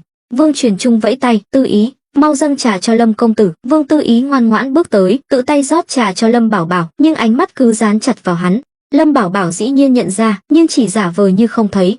Nhưng Vương Tư Ý quá đám đuối, rót trà đến tràn cả ra ngoài. Lâm Bảo Bảo nắm lấy tay nàng, Vương tiểu thư, trên mặt tôi có gì sao? Bị Lâm Bảo Bảo nắm tay, cảm nhận được hơi ấm từ tay hắn, Vương Tư Ý đỏ mặt, vội vàng lắc đầu, ngượng ngùng rụt tay lại. Cảnh tượng này đương nhiên không qua được mắt Vương Truyền Trung. Ông mỉm cười hài lòng, ông hiểu rõ con gái mình, biểu hiện này chắc chắn là đã phải lòng Lâm Bảo Bảo. Lâm Bảo Bảo vốn rất thoải mái, tự nhiên, nhưng thấy Vương Tư Ý e lệ như vậy, hắn cũng có chút ngượng ngùng, ho khan một tiếng, chuyển chủ đề, Vương tổng binh, ông có biết tôi đến đây là vì chuyện gì không? Vương Truyền Trung nhíu mày, công tử, chẳng lẽ là vì chuyện lương thực cứu tế? Nhắc đến chuyện này, tên lính kia cũng vểnh tai lên nghe. Lâm Bảo Bảo lắc đầu cười, dĩ nhiên là không, nhưng chuyện này quả thực cần được giải quyết ổn thỏa. Vậy công tử muốn nói gì? Chuyện là thế này, tôi vừa từ phủ Nha Ngư thành đến, Khâu Quang Nhật bị thương nặng, cần tĩnh dưỡng, không còn là mối đe dọa với tôi nữa. Vì vậy, tôi định điều Trịnh Hữu Lực đi nơi khác, chỉ để hắn giữ chức vụ hữu danh vô thực ở Ngư thành. Ồ, ra là vậy. Vương Truyền Trung vẫn chưa hiểu ý Lâm Bảo Bảo, không hiểu tại sao hắn lại nói chuyện này với mình. Ông là tổng binh, nắm trong tay binh mã Ngư thành và quân doanh Phong Đô, nhưng không có quyền can thiệp vào chuyện của phủ Nha và phủ nội vụ. Lâm Bảo Bảo nói tiếp, nhưng Ngư thành không thể một ngày không có người quản lý, nên tôi muốn nhờ Vương tổng binh hỗ trợ Khâu đại nhân xử lý mọi việc lớn nhỏ ở Ngư thành. Vương Truyền Trung chợt hiểu ra, tiếp lời, quan trọng nhất là phải báo cáo ngay lập tức cho Lâm công tử bất kỳ người ngoài nào đến, hay những tin tức quan trọng. Mắt Lâm Bảo Bảo sáng lên, nói về cách làm quan, dù là Vương Truyền Trung hay Mã Kế, đều hơn Trịnh Hữu Lực rất nhiều, không cần phải nói nhiều, bọn họ đều hiểu ý ngay. Trái lại, Trịnh Hữu Lực thì chậm chạp, không biết biến báo, quả thực không thích hợp lăn lộn trên quan trường. Vương Truyền Trung và Vương Tư Ý mừng rỡ, hai cha con cuối cùng cũng hiểu, Lâm Bảo Bảo muốn giao toàn quyền quản lý Ngư thành cho Vương gia. Đây quả là tin vui trời cho, cũng khiến Vương Tư Ý mơ mộng viển vông, cho rằng Lâm Bảo Bảo làm vậy là vì nàng. Không biết Vương tổng binh thấy thế nào? Vương Truyền Trung lập tức đứng dậy, chắp tay, được công tử tin tưởng, thuộc hạ nhất định không phụ lòng. Tốt, vậy chuyện này cứ quyết định như vậy. Nhưng Vương tổng binh phải nhớ kỹ, giám sát Khâu Quang Nhật thật chặt chẽ, nhưng không được để ông ta phát hiện, đặc biệt là khi có người ngoài đến gặp Khâu Quang Nhật, càng phải cẩn thận. Báo cáo ngay cho tôi, thuộc hạ hiểu. Vương Truyền Trung lập tức đồng ý. Ông đã làm tổng binh ở Ngư thành 10 mấy năm, luôn bị người khác quản lý, giờ cuối cùng cũng được ngoi lên mặt nước, nắm quyền quản lý toàn bộ Ngư thành, tự nhiên là vô cùng vui mừng. Nhất là khi thấy Mã Kế được bổ nhiệm làm phủ doãn Hạo thành, ông cũng rất ghen tị. Nếu sau này ông có thể may mắn trở thành phủ doãn Ngư thành thì Vương gia coi như là thật sự ngẩng cao đầu. Nhưng suy nghĩ này ông chỉ dám giữ trong lòng, có thể thực hiện được hay không còn phải xem ý của Lâm Bảo Bảo. Trải qua chuyện của Mã Kế, Vương Truyền Trung đã hoàn toàn hiểu rõ năng lực của Lâm Bảo Bảo lớn đến nhường nào. Lâm Bảo Bảo lúc này mới quay sang tên lính vẫn đang đứng đó, nói, giờ thì nói đến chuyện quân doanh Phong Đô. Vương Truyền Trung vội vàng giải thích, thuộc hạ đã làm theo ý công tử, trưng dụng lương thực của quân doanh Phong Đô để cứu tế Hạo thành.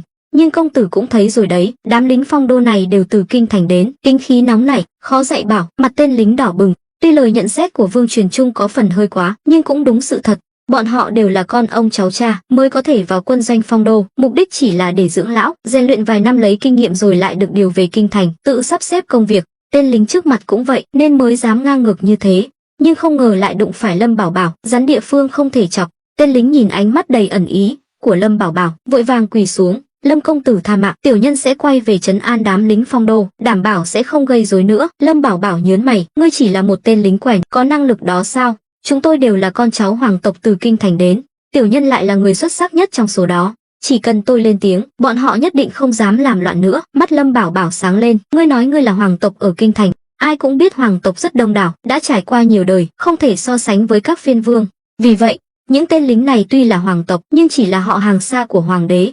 Tuy thân phận cao quý hơn người thường, có thể dọa nạt thường dân, nhưng khi đối mặt với người có quyền lực như Lâm Bảo Bảo, bọn họ cũng không dám làm càn, nhất là ở Phong Dương quận, nơi xa xôi cách trở này. Lâm Bảo Bảo lại nảy ra ý định, tuy đám con cháu hoàng tộc này chẳng có bản lĩnh gì, nhưng dù sao cũng mang danh hoàng tộc, nếu hắn có thể tìm được nguồn gốc của bọn họ, có lẽ cũng có thể lôi kéo được. Có thể nói, ý tưởng của Lâm Bảo Bảo rất hay, nhưng cũng vô cùng nguy hiểm. Nguồn gốc của hoàng tộc dĩ nhiên là hoàng đế đương triều, nhưng Lâm Bảo Bảo không định hối lộ hoàng thượng, mục tiêu của hắn là các thân vương, cận vương, họ là anh em hoặc chú bác của hoàng đế. Tuy họ lánh xa trung tâm quyền lực để tự bảo vệ mình, nhưng quan hệ của họ rất rộng. Chỉ cần Lâm Bảo Bảo có thể lôi kéo được một người trong số họ để đối phó với Lâm gia, sẽ vô cùng hữu ích. Hơn nữa, tuy đám con cháu hoàng tộc này không được hoàng đế trọng dụng, nhưng dù sao cũng cùng chung huyết thống. Đến lúc nguy cấp, hoàng đế sẽ không bỏ rơi người nhà mình. Vì vậy, nếu Lâm Bảo Bảo có thể lôi kéo được họ, cũng coi như là tìm được một lá bùa hộ mệnh. Nghĩ vậy, Lâm Bảo Bảo đứng dậy, đỡ tên lính lên, hỏi: "Ngươi tên gì?" Tên lính vội vàng chắp tay: "Tiểu nhân họ Lý, tên là Lý Phi, ra là họ Lý, chung với quốc tính." Lâm Bảo Bảo gật đầu: "Được rồi, ngươi quay về khuyên nhủ đám lính Phong Đô. Lần này trưng dụng lương thực của quân doanh Phong Đô không phải ý của Vương tổng binh, mà là ta cố ý. Vì vậy, các ngươi không thể trách ông ấy, nhưng đã mượn thì phải trả, coi như là ta, Lâm Bảo Bảo này mượn. Đợi Hạo Thành vượt qua cơn nguy khốn, ta nhất định sẽ trả lại cả vốn lẫn lãi. Thế nào? Nghe nói Lâm công tử trọng tình trọng nghĩa, hôm nay được gặp, quả nhiên danh bất hư truyền. Chỉ bằng câu nói này của Lâm công tử, anh em quân doanh Phong Đô chúng tôi tuyệt đối sẽ không gây rối nữa." Lâm Bảo Bảo hài lòng mỉm cười, không ngờ tên lính quèn này lại có thể nói ra được những lời như vậy, khiến hắn phải thán phục, đúng là con nhà Tông chứ chẳng phải dạng vừa đâu. Hơn nữa, đây cũng là cơ hội để hắn tiếp cận hoàng tộc. Nếu hắn có thể lấy lòng quân doanh Phong Đô, lợi dụng họ để đối phó với Lâm gia, sau này nếu có chuyện gì xảy ra, với thân phận đặc biệt của đám lính Kim Thành này, nhất định sẽ khiến Lâm gia và hoàng tộc trở mặt thành thù. Âm mưu này của Lâm Bảo Bảo quả thực rất hiểm độc, nhưng thắng làm vua, thua làm giặc, chỉ cần có thể thắng, Lâm Bảo Bảo không quan tâm đến thủ đoạn. Lâm Bảo Bảo cười nói quá rồi, giờ ngươi có thể về, ta cũng không để ngươi giúp không, khẩu súng tre này thưởng cho ngươi. Lâm Bảo Bảo tháo súng tre ở bên hông đưa cho Lý Phi. Hành động này khiến Vương Truyền Trung giật mình, ngay cả ông cũng không có tư cách được tặng súng tre, vậy mà Lâm Bảo Bảo lại dễ dàng tặng cho một tên lính quèn của quân doanh Phong Đô. Lý Phi mừng rỡ, vội vàng nhận lấy. Là quân nhân, tự nhiên là yêu thích loại vũ khí có sức sát thương lớn này, chỉ là địa vị hắn thấp kém, không có tư cách sở hữu. Nhưng Lâm Bảo Bảo tặng súng tre cho hắn không phải là không có mục đích, vừa muốn Lý Phi giúp hắn giải quyết vấn đề, vừa muốn dùng khẩu súng này để lôi kéo Lý Phi, lấy hắn làm bước đệm, từng bước tiếp cận hoàng tộc. Có thể nói, chiêu này của Lâm Bảo Bảo quả thực rất cao tay, lại không dễ bị phát hiện ý đồ. Không ai ngờ Lâm Bảo Bảo lại dám cả gan nhắm đến hoàng tộc, nhưng đạo cao một thước, ma cao một trượng, hắn dám đối đầu với phiên vương Lâm gia, còn sợ gì nữa. Hơn nữa, súng tre sau này sẽ là thương hiệu của hắn, bất kể là ai, nhìn thấy súng tre, chắc chắn sẽ nghĩ ngay đến hắn. Như vậy, dù sau này Lâm gia có biết chuyện, cũng sẽ kiêng nể mà không dám manh động. Lâm Bảo Bảo rất biết giữ bài, cơ hội tốt như vậy, hắn sẽ không bỏ lỡ. Lý Phi được lợi, hài lòng rời đi. Trong mắt hắn, khẩu súng tre này không hề thua kém vàng bạc châu báu. Ngược lại, có thứ này, hắn không chỉ có thể tự bảo vệ mình, mà còn có thể lập công. Lâm Bảo Bảo nhìn theo Lý Phi rời đi rồi mới quay lại, thấy Vương Truyền Trung và Vương Tư Ý đều đang nhìn mình chằm chằm với vẻ mặt kinh ngạc. Lâm Bảo Bảo cười khổ: "Sao vậy? Mặt tôi dính bẩn à?" Vừa nói, hắn vừa đưa tay sờ mặt. Vương Truyền Trung vội vàng xua tay: "Không phải, Lâm công tử, khẩu súng tre kia rất quan trọng, cậu cứ thế mà tặng cho một tên lính quèn, có phải là quá đường đột không?" Lâm Bảo Bảo cười ẩn ý, xem ra Vương tổng binh vẫn chưa hiểu. Súng tre của tôi không phải dễ lấy vậy đâu. Tuy Vương Truyền Trung làm quan nhiều năm, nhưng dù sao xuất thân là võ tướng, không có nhiều mưu mô như Lâm Bảo Bảo, nhất thời không hiểu ý hắn. Lúc này, Vương Tư Ý thăm dò: "Lâm công tử, chàng định dùng súng tre này để lôi kéo Lý Phi sao?" Vương tiểu thư quả nhiên thông minh, nhưng cô chỉ nhìn thấy bề nổi, chưa thấy được ý nghĩa sâu xa, vậy xin công tử chỉ giáo. Vương Tư Ý càng thêm tò mò về Lâm Bảo Bảo. Nàng không thể tưởng tượng được chàng trai trẻ tuổi tác gần bằng mình này tại sao lại có mưu trí sâu sắc đến vậy. Nhớ lại, dường như mọi việc Lâm Bảo Bảo làm đều có tính toán cả. Điều này khiến nàng vừa tò mò, vừa ngưỡng mộ, lại có chút sợ hãi. Trong mắt nàng, chỉ trong vòng 1 năm, bằng bản lĩnh của mình, Lâm Bảo Bảo đã nắm trong tay 2 thành lớn. Đối với người thường, đây là điều không thể tưởng tượng nổi. Lâm Bảo Bảo lắc đầu cười, chuyện này chỉ có thể lĩnh hội, không thể nói rõ. Vương tiểu thư nếu không hiểu thì đừng hỏi nữa. Nghe vậy, Vương Truyền Trung cũng ý thức được hai cha con đã lỡ lời, vội nói: "Tư Ý, con lui xuống trước đi. Lâm công tử đường xa đến đây, chắc chắn là có chuyện quan trọng." Lâm Bảo Bảo đứng dậy, xua tay: "Không cần đâu, những gì cần nói tôi đã nói xong." Vương tổng binh, từ hôm nay hãy tiếp quản nhiệm vụ của Trịnh thống lĩnh, nhưng tôi vẫn phải nhắc nhở ông, Ngư Thành hiện giờ đang trong tình trạng phòng thủ yếu nhất. Vương tổng binh nhất định phải cẩn thận. Thuộc hạ minh bạch, xin Lâm công tử yên tâm. Vương Truyền Trung vội vàng chắp tay đáp, nghĩ kỹ lại, quả thực đúng như lời Lâm Bảo Bảo nói, Khâu Quang Nhật bị thương, lui về tĩnh dưỡng, Thường Ngộ Phong cũng bị Lâm Bảo Bảo khống chế. Mã Kế, người có năng lực cũng bị điều đi Hạo Thành. Nói Ngư Thành đang rỗng ruột cũng không hoa.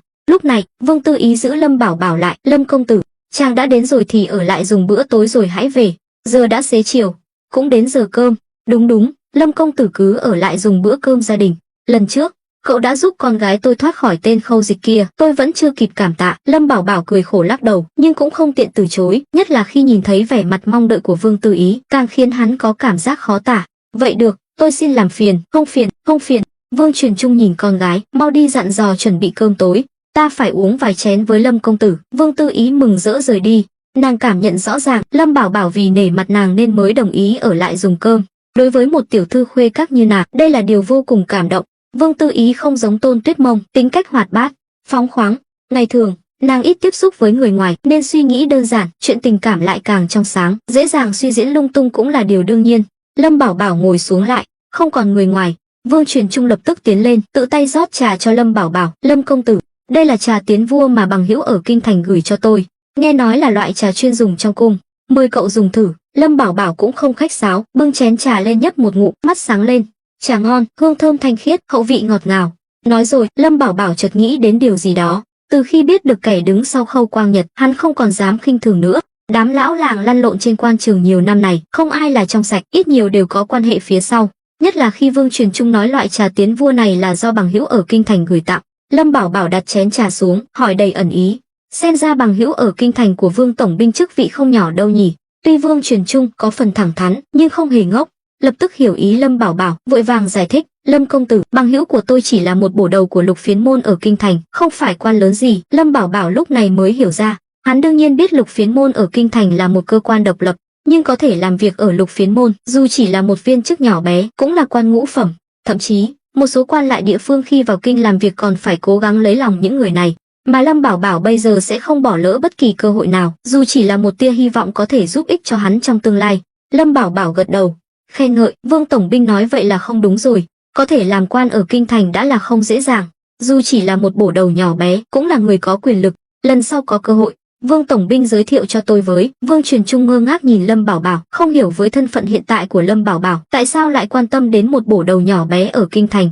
Trong mắt ông, Lâm Bảo Bảo là người có quan hệ mật thiết với bộ hộ, không vấn đề gì. Nếu Lâm công tử muốn kết giao, lần sau khi hắn đến, tôi nhất định sẽ gọi cậu. Lâm Bảo Bảo hài lòng mỉm cười. Lúc này, Vương Truyền Trung hỏi, à đúng rồi, Lâm công tử hôm nay từ Hạo Thành trở về, tình hình bên đó thế nào? Nhắc đến Hạo Thành, Lâm Bảo Bảo thở dài, loạn lạc, dân chúng lầm than, nhưng mọi việc đã được sắp xếp ổn thỏa, tin rằng với năng lực của Mã đại nhân, mọi thứ sẽ sớm trở lại bình thường. Vương Truyền Trung gật đầu, nghiêng người về phía trước. Lâm công tử, theo tôi được biết, Lâm Kim Bưu không phải là kẻ dễ đối phó, lưu hắn lại sớm muộn gì cũng gây họa. Lâm Bảo Bảo xua tay, không cần lo lắng, hôm nay tôi đã thu phục hắn hoàn toàn, bắt hắn nôn ra số tài sản tham ô bao năm nay để cứu tế. Nhưng sau này, Vương tổng binh nên giữ liên lạc với Mã đại nhân, hai người là người nắm quyền ở Hạo Thành và Ngư Thành, có thể giúp đỡ lẫn nhau. Tôi nói vậy, Vương tổng binh hiểu chứ? Mắt Vương Truyền Trung sáng lên, chắp tay, thuộc hạ hiểu. Đây cũng là điều thuộc hạ muốn nói nhưng không dám nói. Ông hiểu rất rõ, chỉ cần duy trì được trạng thái hiện tại mới có lợi nhất cho Vương gia. Tuy Lâm Bảo Bảo không nói lý do tại sao Trịnh Hữu Lực bị điều đi, nhưng mấy hôm trước, khi tình cờ gặp Trịnh Hữu Lực, ông cũng nghe hắn than thở về những khó khăn khi làm việc ở Ngư Thành. Không gì khác ngoài việc trên dưới đều không ủng hộ, mệnh lệnh ban ra không được chấp hành, khiến hắn khó lòng triển khai công việc. Nhưng đứng ở góc độ của Vương Truyền Trung, ông nhìn ra được nhiều điều hơn. Kỳ thực, không phải Trịnh Hữu Lực làm không tốt, mà là do hắn rời xa Lâm Bảo Bảo. Dù có làm nhiều đến đâu, nếu không có thành tích thì cũng như không làm. Nhưng một khi phạm lỗi, chắc chắn sẽ bị phát hiện ngay lập tức. Cứ như vậy, địa vị của Trịnh Hữu Lực trong lòng Lâm Bảo Bảo chắc chắn sẽ giảm sút. Đây cũng là do năng lực của Trịnh Hữu Lực còn kém. Trước đây, hắn có thể làm tốt là vì ở bên cạnh Lâm Bảo Bảo, ai cũng phải nể mặt hắn 3 phần. Nhưng khi Trịnh Hữu Lực phải tự lực cánh sinh, hắn liền lộ nguyên hình. Xuất thân thảo khấu chính là vết nhơ lớn nhất của hắn. Trừ khi năng lực của Trịnh Hữu Lực thực sự đạt đến trình độ của Mã Kế, mà Lâm Bảo Bảo tự nhiên cũng nhận ra điều này. Những suy nghĩ này, Lâm Bảo Bảo và Vương Truyền Trung đều giữ kín trong lòng, không nói ra. Lâm Bảo Bảo nói tiếp, ngoài ra, ta có một lời khuyên cho Vương tổng binh. Vương Truyền Trung lập tức sáng mắt, Ông biết Lâm Bảo Bảo rất mưu lược, ngày thường chỉ có thể âm thầm đoán, hiếm khi được hắn công khai nhắc nhở như vậy, vội vàng nói, xin Lâm công tử cứ nói. Lâm Bảo Bảo cười ẩn ý, thực ra, Vương tổng binh bây giờ chỉ cần làm 2 việc. Thứ nhất, như ta vừa nói, quản lý chặt chẽ an ninh Ngư Thành, mở rộng phạm vi kiểm soát ra vài trăm dặm xung quanh. Ta biết việc này rất khó, nhưng lại vô cùng ý nghĩa. Thứ hai, chính là quân doanh Phong Đô. Nếu Vương tổng binh là người thông minh, nên biết quân doanh Phong Đô có bối cảnh rất lớn, lại được hoàng tộc chống lưng. Nếu Vương tổng binh có thể lấy được lòng tin và sự ủng hộ của hàng vạn binh lính Phong Đô, sau này không dám nói là thăng quan tiến chức như diều gặp gió, nhưng chí ít cũng sẽ được đề bạt. Vương Truyền Trung kích động trong lòng, quả thực là nghe quân một lời, hơn đọc sách 10 năm. Trước đây, ông chưa từng nghĩ đến việc lôi kéo quân doanh Phong Đô. Tuy ông biết thế lực đứng sau đám lính này, nhưng nếu chỉ đơn thuần kết giao, e là khó lay chuyển được họ. Lâm Bảo Bảo cười hỏi, Vương tổng binh, ông có biết tại sao Khâu Dịch lại muốn tranh giành vị trí tổng binh không? Vương Truyền Trung thăm dò, chẳng lẽ là vì quân doanh Phong Đô? Chính xác, Khâu Dịch thông minh như vậy, nếu không quá kiêu ngạo thì thành tựu sau này của hắn sẽ không thua kém gì cha hắn. Ông cũng thấy rồi đấy, Lý Phi là con cháu hoàng tộc, muốn kết giao với bọn họ rất dễ dàng. Ta hy vọng ông suy nghĩ kỹ, đừng bỏ lỡ cơ hội này. Lâm Bảo Bảo hết lòng chỉ điểm cho Vương Truyền Trung, cũng là để mở đường cho bản thân tiếp cận đám con cháu hoàng tộc này. Thông qua lời nói của Vương Truyền Trung, nói ra những ưu điểm của mình, sẽ tốt hơn là tự mình khoe khoang. Vương Truyền Trung âm thầm gật đầu. Ông không ngốc, đương nhiên hiểu được tầm quan trọng của việc kết giao với quân doanh Phong Đô, nhưng đã làm quan, lại còn giao thiệp với người mưu mô như Lâm Bảo Bảo, tự nhiên phải suy nghĩ nhiều hơn. Lâm Bảo Bảo cứ xoáy vào chuyện quân doanh Phong Đô, rõ ràng là muốn kết giao với hoàng tộc, để ông tham gia chắc chắn là có mưu đồ. Công tử yên tâm, thuộc hạ đã hiểu. Những lời này của Lâm Bảo Bảo đã gây chấn động sâu sắc cho Vương Truyền Trung. Ông rốt cuộc cũng hiểu, để đối phó với phiên vương Lâm gia, Lâm Bảo Bảo đã bắt đầu nhắm đến con cháu hoàng tộc. Việc này chẳng khác nào chơi với lửa, nhưng nếu chơi tốt, sẽ mang lại lợi ích không ngờ. Vương Truyền Trung bây giờ đã lên thuyền của Lâm Bảo Bảo, cho dù phía trước là vực thẳm, ông cũng phải nhảy xuống. Lúc này, ngoài cửa vang lên tiếng gõ cửa. Vương Tư Ý đẩy cửa bước vào. Cha, Lâm công tử, cơm tối đã sẵn sàng. Vương Truyền Trung lập tức đứng dậy, nói, Lâm công tử, mời. Lâm Bảo Bảo mỉm cười đi theo. Đến bàn ăn ở phòng khách, trên bàn đã bày sẵn những món ăn ngon. Tuy nói là cơm gia đình, nhưng toàn là hải sản tươi sống. Phải biết rằng, Phong Dương quận là vùng nội địa, muốn ăn hải sản không phải chuyện dễ dàng. Cho dù có mua được, cũng phải tốn không ít bạc. Có thể thấy, Vương Truyền Trung đã bỏ ra không ít tâm huyết để khoản đãi Lâm Bảo Bảo. Lâm Bảo Bảo cười khổ, Vương tổng binh, lần này lại để ông hao phí rồi. Vương Truyền Trung đáp, Lâm công tử đừng nói vậy. Nếu không có cậu giúp đỡ, Vương gia chúng tôi đã bị tên tiểu tử Khâu Dịch kia hại chết rồi. Bên cạnh, ngoài mấy nha hoàn đang hầu hạ, chỉ còn phu nhân Vương gia là Kiều Thị cũng đang mỉm cười. Lúc này Kiều Thị nói, Lâm công tử, mời ngồi. Vị trí được gọi là ghế trên thường là chiếc ghế đối diện với cửa ra vào, cũng là vị trí trung tâm, nổi bật nhất. Với địa vị hiện tại của Lâm Bảo Bảo ở Ngư Thành, xứng đáng được Vương gia tôn trọng. Lâm Bảo Bảo cũng không khách sáo, ngồi ngay xuống. Kiều Thị liếc mắt nhìn Vương Tư Ý, nói, Tư Ý, mau ngồi cạnh Lâm công tử.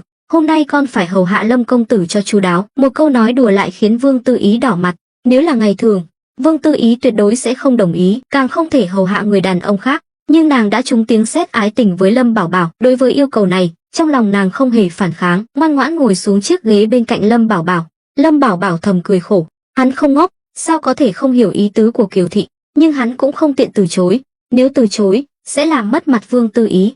Vương Truyền Trung và Kiều Thị nhìn nhau, mỉm cười, mọi thứ đều không cần nói ra. Sau đó, mọi người bắt đầu dùng bữa. Lâm Bảo Bảo và Vương Truyền Trung cụng ly, trò chuyện rôm rả. Vương Tư Ý quả nhiên nghe lời mẫu thân, bóc tôm, bóc cua cho Lâm Bảo Bảo, bận rộn nhưng rất vui vẻ. Lúc này, Lâm Bảo Bảo hỏi, à đúng rồi, Vương tổng binh, trước đây nghe nói ông còn có một tiểu công tử, sao không thấy đâu? Vừa nhắc đến đứa con trai út, nụ cười trên mặt Vương Truyền Trung chợt tắt.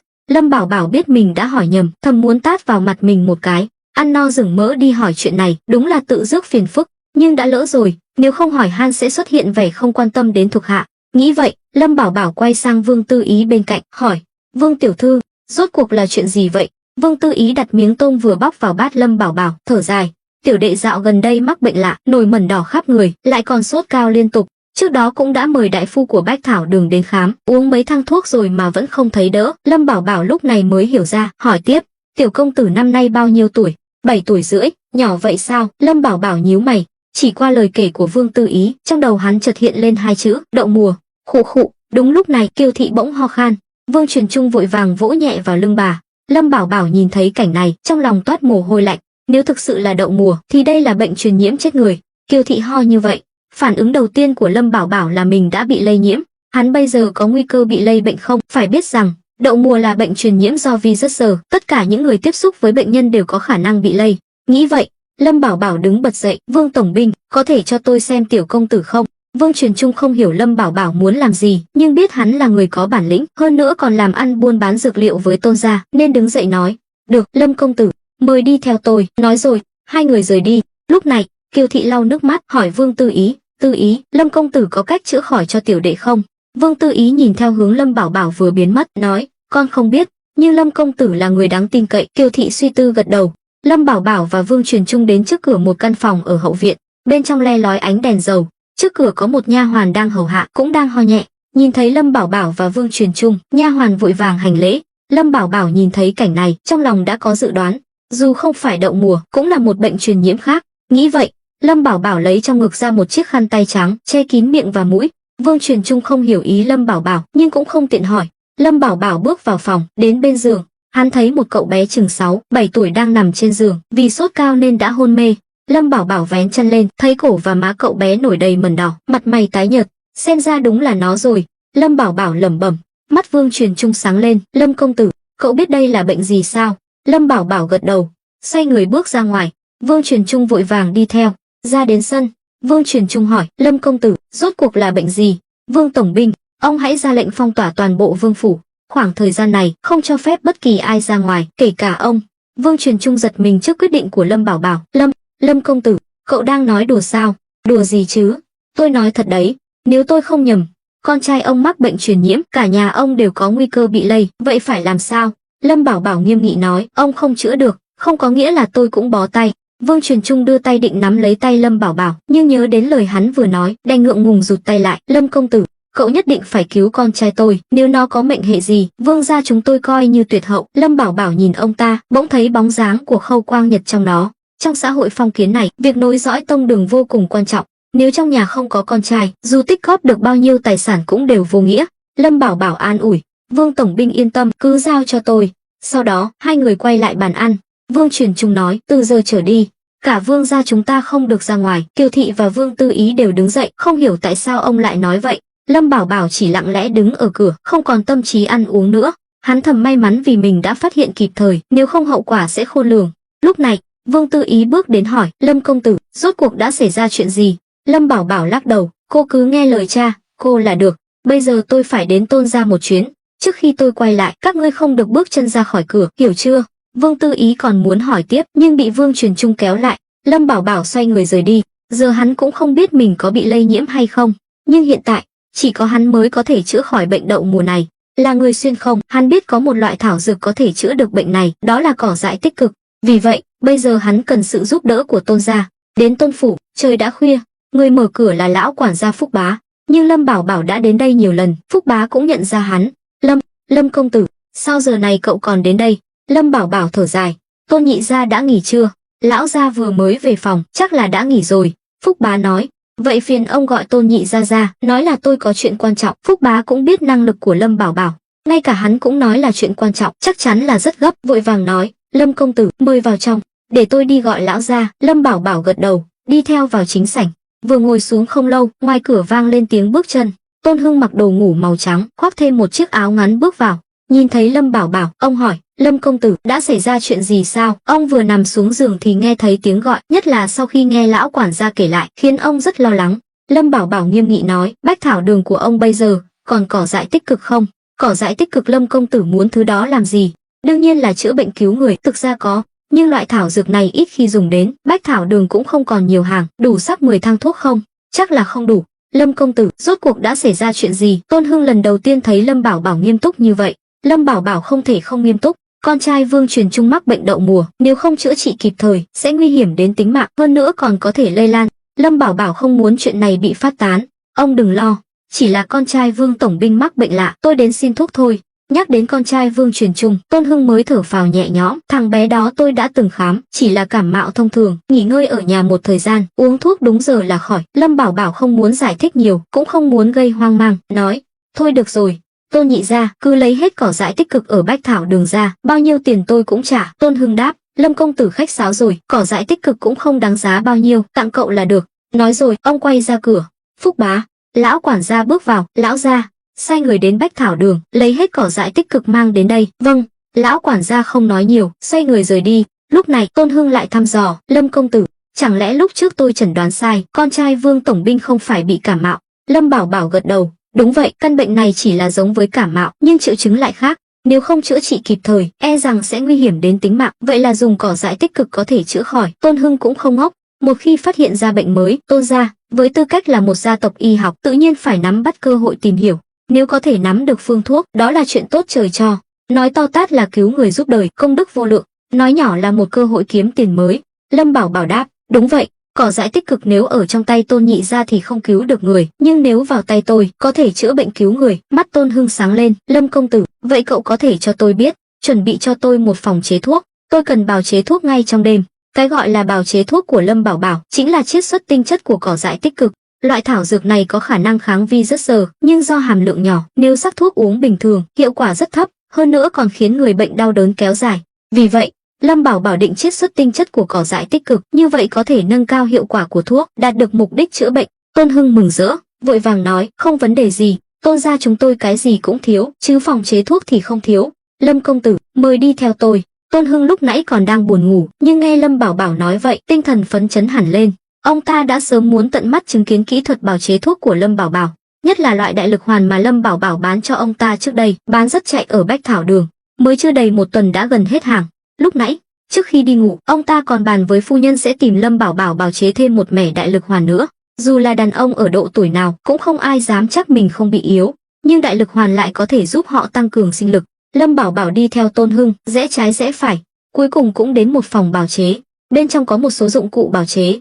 Lâm Bảo Bảo nhìn quanh một lượt, lắc đầu, những thứ này đều không dùng được. Ngoài lò lửa, dọn hết ra ngoài, tìm cho tôi mấy cái vại sành, chung vại gì đó. Hắn muốn chiết xuất tinh chất của cỏ dại tích cực, tự nhiên không cần những thứ này. Tôn Hưng ngẩn người, tuy không hiểu Lâm Bảo Bảo muốn làm gì, nhưng vẫn sai người đi làm theo. Chẳng mấy chốc, mấy tên gia nhân bưng một đống bình lọ, chung vại đến. Tôn gia giàu có, những đồ gốm sứ này đều là đồ trang trí trong nhà, ngày thường không bao giờ động đến, nên phủ đầy bụi. Bọn họ đều cầm khăn lau chùi. Tôn Hưng ngượng ngùng, thầm mắng đám gia nhân vô dụng. Ngày thường, bọn chúng luôn tay luôn chân, vậy mà lại để đồ đạc bám bụi nhiều như vậy. Xem ra công việc hàng ngày của bọn chúng đều là làm cho có lệ. Lâm Bảo Bảo cũng nhìn thấy, nói, lau như vậy không được, phải khử trùng ở nhiệt độ cao. Tìm một cái chậu lớn, đổ đầy nước sôi, luộc những thứ này trong 2 khắc đồng hồ. Đám gia nhân nhìn nhau, nhưng không ai nhúc nhích. Giữa đêm hôm khuya khoắt thế này, ai mà muốn lúi húi nhóm lửa chứ? Tôn Hưng thấy vậy, đang bực mình, lại thấy đám gia nhân tỏ vẻ khó chịu, liền mắng, còn đứng ngây ra đó làm gì, mau đi làm đi, lũ ăn hại, nếu làm lỡ việc của Lâm công tử, ngày mai cút hết cho ta. Đám gia nhân giật mình, vội vàng bưng bình lọ, chung vại rời đi. Tôn Hưng quay sang Lâm Bảo Bảo, vẻ mặt áy náy, Lâm công tử, để cậu chê cười rồi. Lâm Bảo Bảo lắc đầu, không sao, đêm hôm khuya khoắt lại làm phiền Tôn gia, tôi cũng rất ngại, cũng khó trách bọn họ có thái độ như vậy. Hừ, bọn chúng ăn lương của Tôn gia, lại còn lười biếng, gian dối. Ngày mai ta sẽ tính sổ với chúng. Lâm Bảo Bảo gật đầu. Chẳng mấy chốc, ngoài cửa vang lên tiếng bước chân dồn dập. Phúc Bá cùng một gia nhân bước nhanh vào trong tay ông ta ôm một bó cỏ dại tích cực được bọc trong vải trắng. Lão gia, Lâm công tử, đây là toàn bộ cỏ dại tích cực. Nói rồi, tên gia nhân đặt bó cỏ dại tích cực lên bàn. Lâm Bảo Bảo bước tới mở tấm vải trắng ra, quan sát kỹ lưỡng, hài lòng gật đầu, quả nhiên là cỏ dại tích cực. Lúc này, Tôn Hưng hỏi, Lâm công tử, có cần sai người rửa sạch số cỏ dại tích cực này không? Không cần, những loại thảo dược này không được rửa sẽ mất dược tính. Tôn Hưng thầm kinh ngạc, hành y nhiều năm, cả đời tiếp xúc với đủ loại thảo dược, đây là lần đầu tiên ông nghe nói rửa thảo dược sẽ làm giảm dược tính. Chẳng mấy chốc, đám gia nhân quay lại, đặt những bình lọ, chung vại đã được khử trùng lên bàn. Lâm công tử, mọi thứ đã chuẩn bị xong, cậu cần gì, cứ nói. Tôn Hưng muốn tận mắt xem Lâm Bảo Bảo bào chế thuốc như thế nào. Lâm Bảo Bảo nói, chuẩn bị thêm chút nước sạch. Lão quản gia lập tức sai người đi làm. Khi mọi thứ đã sẵn sàng, Lâm Bảo Bảo nói, được rồi, các ngươi ra ngoài hết đi. Tôn Hưng quay sang mọi người, quát, lui hết ra ngoài. Mọi người lần lượt rời đi. Lâm Bảo Bảo cười khổ, Tôn nhị gia, sao ông không ra ngoài? Tôi cần ra ngoài sao? Cậu yên tâm, tôi sẽ không làm phiền cậu, tôi chỉ xem thôi. Lâm Bảo Bảo cũng hiểu ý ông ta, nhưng việc bào chế thuốc của hắn cũng không có gì phải giấu giếm. Quy trình có thể dạy cho Tôn Hưng, nhưng những phương thuốc thực sự quý giá đều nằm trong đầu Lâm Bảo Bảo. Những thứ này, Tôn Hưng có muốn học cũng không học được. Lâm Bảo Bảo gật đầu, không nói gì thêm, đổ nước sạch vào nồi sắc thuốc, đặt lên lò lửa. Tôn Hưng tò mò hỏi, đây là làm gì vậy? Tôn nhị gia không nhìn ra sao? Đun nước. Lâm công tử định đợi nước sôi rồi mới cho cỏ dại tích cực vào sao? Lâm Bảo Bảo lắc đầu, dĩ nhiên là không. tôi chỉ muốn lấy chút nước cất. Nước cất là gì? Tôn Hưng nhíu mày, ánh mắt tràn đầy ham học hỏi. Lâm Bảo Bảo bất lực. Nước cất là nước tinh khiết, không chứa bất kỳ tạp chất nào, có thể dùng trong các thí nghiệm nghiên cứu. Tôi nói vậy, ông hiểu chứ? Tôn Hưng im lặng, rõ ràng là không hiểu. Rõ ràng là nước bình thường, chẳng lẽ còn có gì khác biệt sao? Thấy vậy, Lâm Bảo Bảo cũng lười giải thích, nếu không hiểu thì cứ chờ xem kết quả. Chẳng mấy chốc, nước sôi, Lâm Bảo Bảo lấy ra một cái lọ sứ, đặt vào giữa nồi sắc thuốc, rồi đậy nắp lại, yên lặng chờ đợi. Khoảng 15 phút sau, Lâm Bảo Bảo mở nắp nồi, hơi nước bốc lên nghi ngút. Hắn lấy lọ sứ đựng đầy nước cất ra, nói: "Đây là nước cất." Tôn Hưng tò mò đến gần nhìn, gãi đầu, chẳng khác gì nước lúc nãy cả, không thấy khác biệt gì, ông không nhìn thấy bằng mắt thường được đâu. Tóm lại, nước cất theo cách này không chứa bất kỳ tạp chất nào. Nói rồi, Lâm Bảo Bảo tiếp tục lấy thêm một ít nước cất đổ vào nồi, rồi mới cho cỏ dại tích cực vào, đun nhỏ lửa trong khoảng 1 canh giờ. Nước trong nồi chuyển sang màu xanh đen, nhưng Lâm Bảo Bảo chỉ thỉnh thoảng đảo đều, không có ý định bắc ra. Tôn Hưng khó hiểu: "Lâm công tử, đun nữa sẽ bị cháy đấy." "Tôi muốn nó cháy." Lâm Bảo Bảo mỉm cười, chỉ còn bước cuối cùng nữa là thành công. Nhưng trong mắt Tôn Hưng lại không thể nào hiểu nổi, cách bào chế thuốc của Lâm Bảo Bảo hoàn toàn trái ngược với những gì ông biết. Nếu có thể bào chế ra thuốc mới lạ, nhưng ông ta cũng không dám nói thẳng, chỉ nhìn trong lòng thầm nghĩ, lãng phí số cỏ dại tích cực này rồi. Tuy cỏ dại tích cực không đắt, nhưng số lượng nhiều như vậy cũng đáng giá mấy chục lượng bạc. Chẳng mấy chốc, nước trong nồi đã cạn. Lâm Bảo Bảo dùng đũa gấp bã thuốc ra, vứt bỏ, trải một tấm vải trắng lên bàn, úp ngược nồi xuống, gõ nhẹ, bột màu xanh lá cây khô rơi xuống tấm vải trắng. Tôn Hưng nhìn thấy, hỏi: "Vậy là xong rồi sao?" "Chưa đâu, Tôn nhị gia, ông có thuốc cảm sẵn không?" "Đương nhiên là có." "Lâm công tử cần bao nhiêu?" "Cứ theo liều lượng của những loại thuốc này mà cân." Đến nước này, Tôn Hưng cũng chỉ có thể làm theo. Hôm nay ông ta được mở rộng tầm mắt, lần đầu tiên thấy cách bào chế thuốc như vậy. Tuy trong lòng vẫn còn nhiều nghi ngờ, nhưng khi nhìn thấy thứ thuốc màu xanh lá cây này, ông ta cũng hiểu được phần nào. Lâm Bảo Bảo đã chiết xuất tinh chất của cỏ dại tích cực. Theo cách này, nếu cho người bệnh uống, quả thực có thể đạt được hiệu quả. Sau đó, Tôn Hưng lấy thuốc cảm đến. Lâm Bảo Bảo lại dùng cách tương tự để chiết xuất thuốc cảm thành bột, trộn hai loại bột thuốc với nhau, gói vào giấy, coi như hoàn thành. Mất công cả buổi, giờ đã là canh 2, nhưng Lâm Bảo Bảo không hề thấy mệt mỏi, nói: "Cảm ơn Tôn nhị gia đã giúp đỡ, tôi xin phép về trước." Tôn Hưng vội nói: "Lâm công tử định đến nhà họ Vương sao?" "Ừ, con trai Vương tổng binh vẫn đang hôn mê, nếu không dùng thuốc kịp thời, e là sẽ nguy hiểm đến tính mạng." Kỳ thực, Lâm Bảo Bảo biết rõ, bệnh đậu mùa dù không dùng thuốc cũng có khả năng tự khỏi, nhưng cũng giống như cá lớn nuốt cá bé, người sống sót chỉ là số ít. Đứa trẻ mới 7 tuổi rưỡi, sức đề kháng chắc chắn không bằng người lớn. Hơn nữa, hắn vừa thấy phu nhân Vương gia là Kiều thị cũng có triệu chứng ho. Lâm Bảo Bảo chuẩn bị nhiều thuốc như vậy cũng là để đề phòng. Tôn Hưng nói: "Dù sao cũng đã canh 2 rồi, tôi đi cùng Lâm công tử xem thuốc có hiệu quả không. Mất công cả buổi tối, ông cũng muốn xem loại thuốc Lâm Bảo Bảo bào chế có hiệu quả thực sự hay không." Lâm Bảo Bảo biết suy nghĩ của ông ta, liền đồng ý. Hai người rời khỏi Tôn phủ, đi thẳng đến Vương gia. Trên đường, Lâm Bảo Bảo hỏi: "À đúng rồi, Tôn tiểu thư đâu? Sao không thấy cô ấy?" Trong mắt hắn, đã đến Tôn phủ, không thể nào không thấy Tôn Tuyết Mông. Con bé đó đã đến Ngưu Bối thôn từ sớm rồi. "Lâm công tử, tôi nghe nói chiều nay cậu định cưới con bé đó." Lâm Bảo Bảo cười khổ: "Tôi có nói qua, nhưng Tôn nhị gia cũng biết tôi đã có 3 vị phu nhân, không thể nào minh bạch chính thức cưới cô ấy. Nếu Tôn gia đồng ý, tôi tự nhiên không có ý kiến." Lâm Bảo Bảo nói thẳng, tránh để Tôn gia nghi ngờ. Nếu đồng ý thì tốt quá, dù sao Tôn Tuyết Mông cũng đã thu phục được 3 vị phu nhân của hắn. Qua thời gian tiếp xúc, Lâm Bảo Bảo cũng có tình cảm với nàng. Quan trọng nhất là việc kết thông gia với Tôn gia lợi nhiều hơn hại. Điều này, Lâm Bảo Bảo biết rõ, sẽ không bỏ lỡ. Hơn nữa, hắn cũng không thể bỏ qua tuyến đường thương mại mà Tôn gia nắm giữ. Tôn Hưng gật đầu: "Không vấn đề gì. Lâm công tử là nhân trung long phượng, sớm muộn gì cũng sẽ bay cao. Chỉ mong Lâm công tử sau này có thể giúp đỡ Tôn gia chúng tôi, đừng chê bai." Lâm Bảo Bảo đáp: "Dĩ nhiên là không. Những gì Tôn gia làm cho tôi bây giờ, tôi coi đó là điều bất ngờ quý giá như tuyết giữa mùa hè chứ không phải là việc thêm thắt hoa văn cầu kỳ lên đồ vật đã rất đẹp. Tôi, Lâm Bảo Bảo này, không phải kẻ vong ân bội nghĩa. Sau này, nếu tôi thành đạt, Tôn gia cũng sẽ được nhờ. Điều này không cần phải bàn cãi." "Được, Lâm công tử nói vậy, tôi sẽ thay mặt cha Tuyết Mông đồng ý." Lâm Bảo Bảo nhớn mày, lúc này mới hỏi: "Cha của Tôn tiểu thư đang ở đâu? Sao tôi chưa từng gặp?" Đến nước này, Tôn Hưng cũng không giấu giếm nữa, như tôi đã nói, cha Tuyết Mông vẫn luôn làm việc ở Bách Thảo Đường tổng ở kinh thành. Tuy không phải nhân vật tầm cỡ, nhưng cũng từng khám bệnh cho hoàng tộc. Mắt Lâm Bảo Bảo sáng lên, "Vậy là nhạc phụ tương lai của tôi là thái y sao?" "Cũng có thể nói như vậy. Bây giờ vẫn chỉ là ngự y, có thể trở thành thái y hay không còn phải chờ Bách Thảo Đường tổng đánh giá." Lâm Bảo Bảo lúc này mới hiểu ra, Tôn nhị gia nếu có gì cần tôi giúp đỡ, cứ nói đừng ngại. Ông cũng biết tôi có quan hệ rất tốt với Thôi đại nhân, bộ hộ thị lang. Tôn Hưng thầm mừng rỡ. Quả nhiên, Tôn Tuyết Mông ở bên Lâm Bảo Bảo rất có lợi cho Tôn gia. Tuy rằng việc kết thông gia thường mang lại ấn tượng không tốt, nhưng đó là vì hai bên đều không hài lòng. Mà Lâm Bảo Bảo và Tôn Tuyết Mông lại là lưỡng tình tương duyệt, trai tài gái sắc, nên đây coi như là chuyện tốt. Vậy thì cảm ơn Lâm công tử, nếu có việc cần, tôi nhất định sẽ mở lời. Vừa nói chuyện, hai người đã đến vương phủ. Từ khi Lâm Bảo Bảo rời đi, cả nhà Vương Truyền Trung đều mất ngủ. Ban đầu, họ chỉ lo lắng cho bệnh tình của con trai, nhưng sau khi nghe Lâm Bảo Bảo nói, lại càng lo lắng hơn. Nhất là Vương Truyền Trung, ông biết Lâm Bảo Bảo không bao giờ làm việc vô cớ. Hắn đột ngột rời đi như vậy, chắc chắn là có chuyện lớn xảy ra. Chẳng lẽ con trai ông thực sự gặp nguy hiểm? Không chỉ ông suy nghĩ lung tung, mà Kiều Thị cũng rối bời, ngồi trên ghế, vẻ mặt lo lắng. Chỉ có Vương Tư Ý là không biết chuyện gì. Vương Truyền Trung không muốn họ lo lắng, nên không nói ra những lời Lâm Bảo Bảo vừa nói. Lúc này, Kiều Thị hỏi, lão gia, Lâm công tử vừa xem bệnh cho con trai xong, nói gì vậy? Sao lại vội vàng rời đi, còn bảo ông phong tỏa vương phủ, làm ầm ĩ như vậy? Ngay cả kẻ ngốc cũng nhìn ra là có chuyện rồi. Đúng vậy, cha, rốt cuộc đã xảy ra chuyện gì? Ngay cả người thân cận nhất như chúng con, cha cũng không thể nói sao. Vương Tư Ý cũng tò mò, nhưng mơ hồ đoán ra điều gì đó chẳng lành. Với sự hiểu biết của nàng về Lâm Bảo Bảo, chắc chắn là có chuyện lớn xảy ra, nếu không, hắn sẽ không có vẻ mặt nghiêm trọng như vậy. Vương Truyền Trung thở dài, bực bội nói, các ngươi đừng hỏi nữa, bây giờ chưa phải lúc nói ra, chờ Lâm công tử quay lại rồi hãy nói.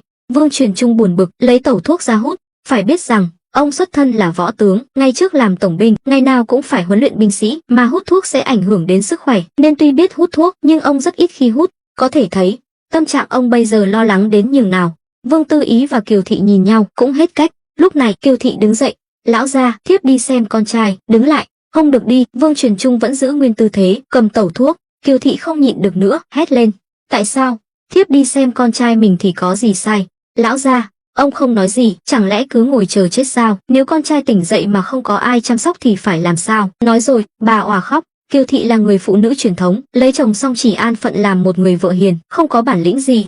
Gặp chuyện này, ngoài khóc lóc, bà cũng không biết làm gì khác. Nhưng Vương Truyền Trung chỉ nhíu mày hút thuốc, không nói gì.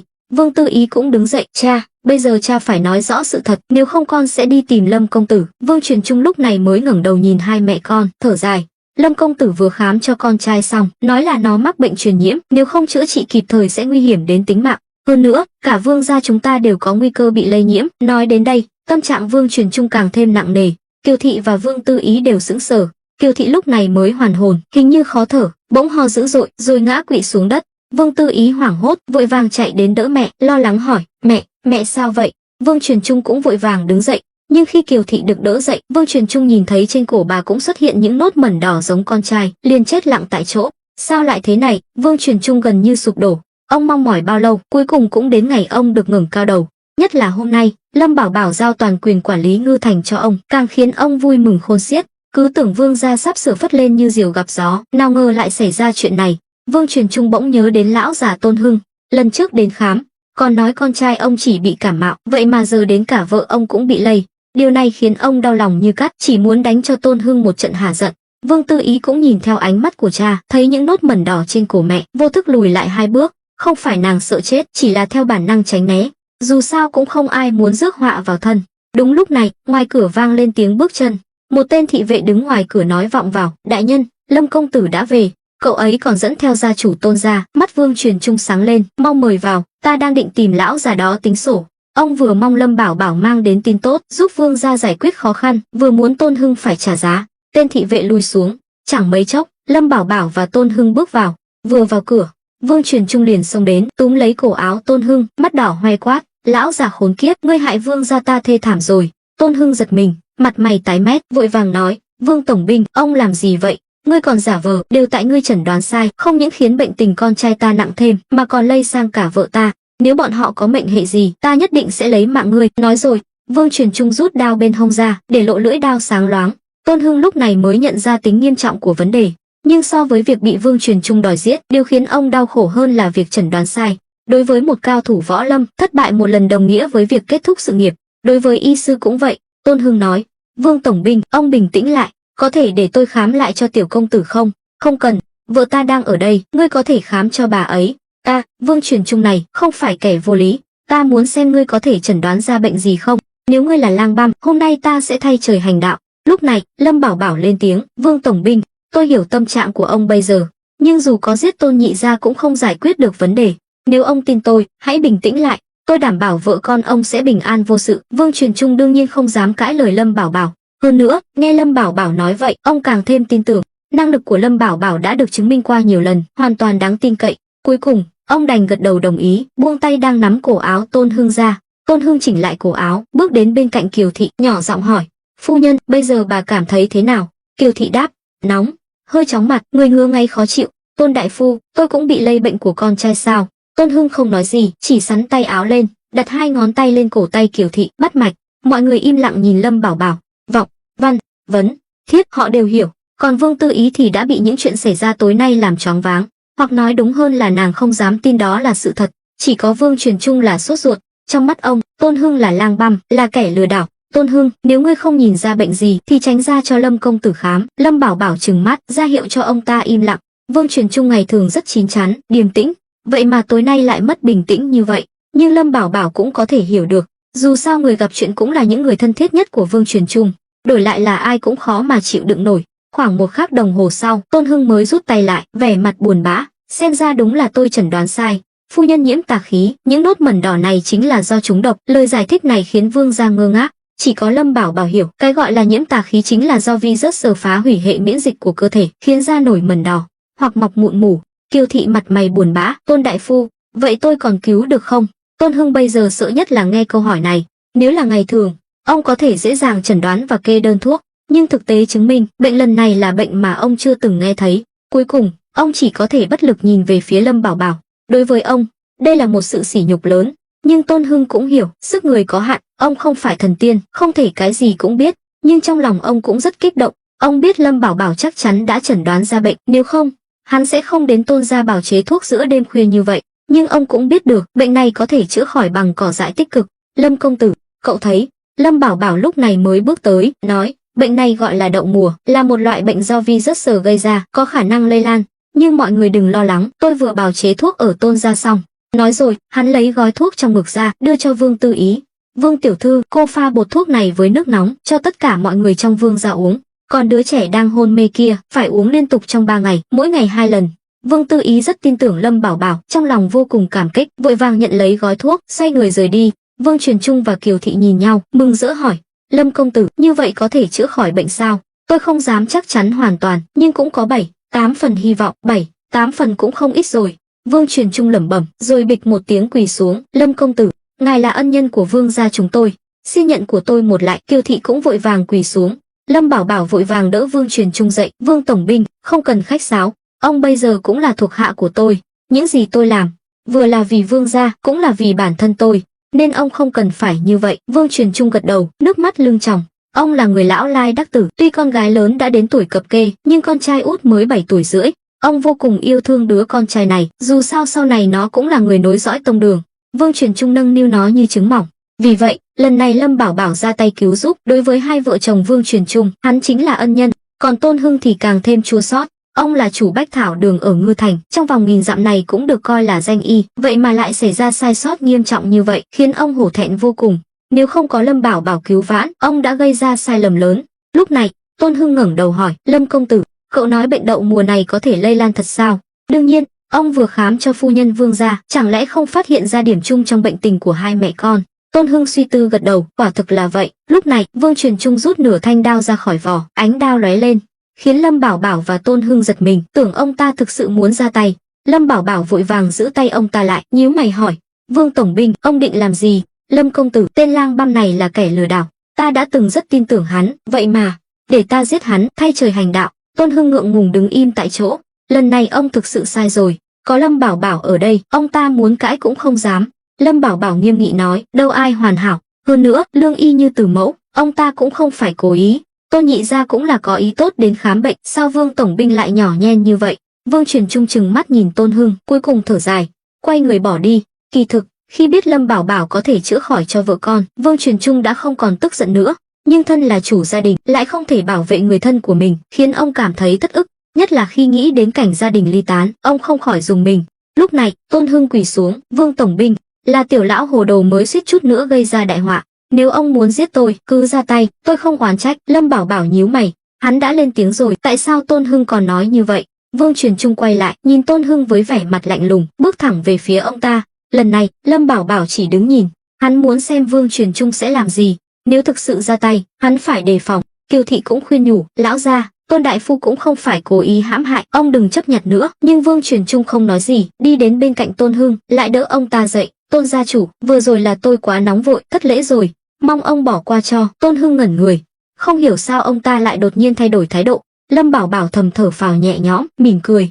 Vương Truyền Trung không ngốc, ông biết Lâm Bảo Bảo muốn ông tha cho người thì hãy tha. Hơn nữa, nếu ông thực sự giết Tôn Hưng, chắc chắn sẽ đắc tội với Lâm Bảo Bảo, chuyện tốt sẽ biến thành chuyện xấu. Lâm Bảo Bảo bước tới, hòa giải. Phải như vậy chứ, Vương tổng binh cứ yên tâm, người nhà ông sẽ không sao. Tôn Hưng cười khổ, chắp tay, cảm ơn Vương tổng binh tha mạng. Đúng lúc này, Vương Tư Ý chạy vào, mừng rỡ nói, cha, tiểu đệ tỉnh rồi. Vương Truyền Trung mừng rỡ, vội vàng chạy đến phòng con trai. Kiều Thị cũng muốn đi theo, nhưng bị Lâm Bảo Bảo ngăn lại. Vương tiểu thư, cho phu nhân uống thuốc đi. Vương Tư Ý liền sai người mang thuốc đến. Kiều Thị không chút do dự, bưng bát thuốc lên uống cạn. Bệnh tình của bà còn nhẹ, lại là người lớn, nên hồi phục cũng nhanh. Sau khi toát mồ hôi, bà cảm thấy dễ chịu hơn hẳn, các triệu chứng trước đó cũng biến mất. Sau đó, Tôn Hưng lại bắt mạch cho hai mẹ con, quả nhiên là đã khỏi hẳn, khiến ông vô cùng kinh ngạc, chắp tay nói, Lâm công tử quả nhiên cao tay, tiểu lão bội phục. Lâm Bảo Bảo mỉm cười, thầm thở phào nhẹ nhõm, may mà hắn đã chọn ở lại phủ Vương gia dùng bữa tối, nếu hắn cứ thế mà về nhà, e rằng không bao lâu nữa, Ngư Thành sẽ bị nhấn chìm, đến lúc đó hắn sẽ gặp rắc rối lớn. Sau đó, cả Vương gia đều bận rộn, nhất là Vương Truyền Trung, cứ ôm con trai không rời, ánh mắt tràn đầy yêu thương, khiến Lâm Bảo Bảo cảm nhận được khát khao tình thân của ông. Một đêm trôi qua, Lâm Bảo Bảo và Tôn Hưng cuối cùng cũng rời khỏi vương phủ. Đi trên đường, đã lác đác bóng người qua lại. Tôn Hưng nói, cảm ơn Lâm công tử, đêm nay, nếu không có cậu ra tay cứu giúp, không chỉ sự nghiệp của tiểu lão bị hủy hoại, mà cơ nghiệp của Tôn gia ở Ngư Thành cũng sẽ tan thành mây khói. Lâm Bảo Bảo thở dài, Tôn nhị gia đừng khách sáo, kỳ thực, chuyện này cũng không trách ông được. Mỗi khi có bệnh mới xuất hiện, đều sẽ gây ra tai họa khôn lường, đó là điều khó tránh khỏi. Nhưng là y sư, trước mỗi lần chẩn đoán, đều phải cẩn thận, không nên vội vàng kết luận. Dù sao, nhất cử nhất động của ông đều có thể thay đổi vận mệnh của một sinh mạng. Tiểu lão xin ghi nhớ lời dạy của Lâm công tử. Lâm công tử, cậu có thể đồng ý với tôi một việc không? Lâm Bảo Bảo nhớn mày cười, Tôn nhị gia, ông đừng có nhân cơ hội đòi hỏi đấy nhé. Lâm công tử tài giỏi như vậy, chắc chắn còn nhiều bản lĩnh chưa thể hiện ra. Tôi muốn mời cậu làm y sư danh dự của Bách Thảo Đường. Như vậy, sau này nếu có bệnh nan y gì, cũng có đất cho Lâm công tử dụng võ. Cậu yên tâm, tôi sẽ không để Lâm công tử ra tay không công.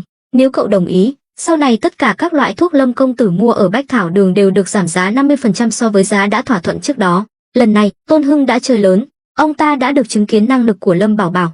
Về khả năng chẩn đoán và dùng thuốc, Lâm Bảo Bảo tuyệt đối không thua kém gì một lão y sư hành nghề mấy chục năm như ông ta. Hơn nữa, Tôn Hưng mơ hồ cảm thấy Lâm Bảo Bảo còn nắm giữ rất nhiều phương thuốc lợi hại. Nếu có thể mang ra chữa bệnh cứu người, đó là một việc công đức vô lượng. Lâm Bảo Bảo nhìn ông ta hồi lâu, lắc đầu, thôi khỏi, tôi không muốn bị bất kỳ thế lực nào ràng buộc. Nếu tôi bận việc công, chẳng phải sẽ làm hỏng danh tiếng của Bách Thảo Đường sao? Hơn nữa, nếu tôi gia nhập Bách Thảo Đường, chẳng phải sẽ trở thành người làm công cho Tôn gia sao? Lâm Bảo Bảo không ngốc, việc này nhìn thì có vẻ được lợi, nhưng thực chất là chịu thiệt. Mà lão già Tôn Hưng này lại đang dụ dỗ hắn.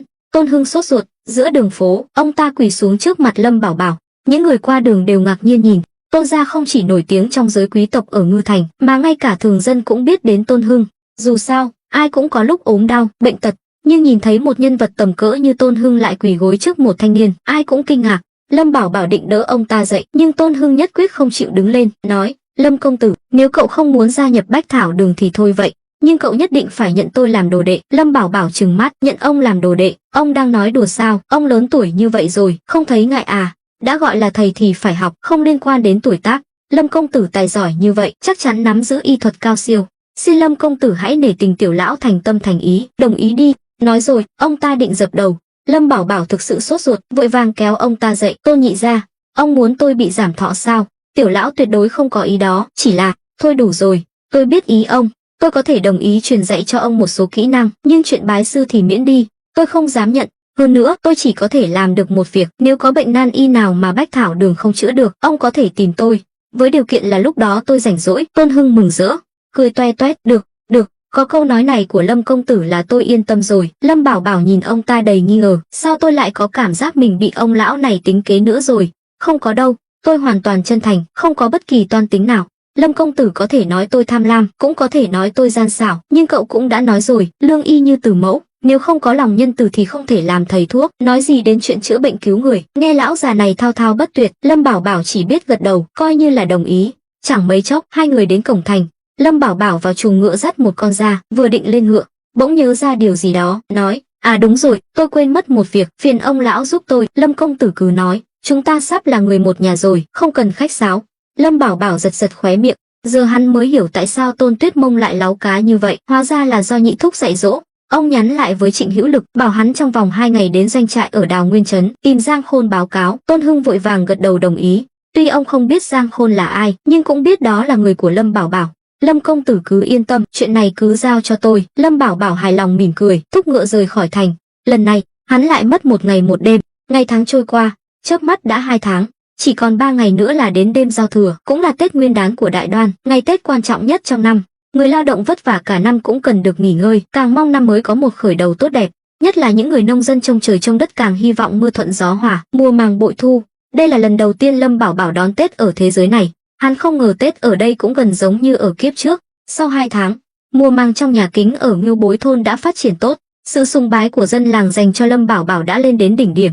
Thậm chí, có người còn nói, chỉ cần Lâm Bảo Bảo lên tiếng, dù có lật đổ Đại Đoan, mọi người cũng sẽ nhất quyết ủng hộ. Bởi vì năng lực của Lâm Bảo Bảo thực sự quá mạnh mẽ. Chỉ trong vòng 1 năm, không chỉ giúp Ngưu Bối thôn thoát khỏi cảnh nghèo đói, mà còn trở nên giàu có.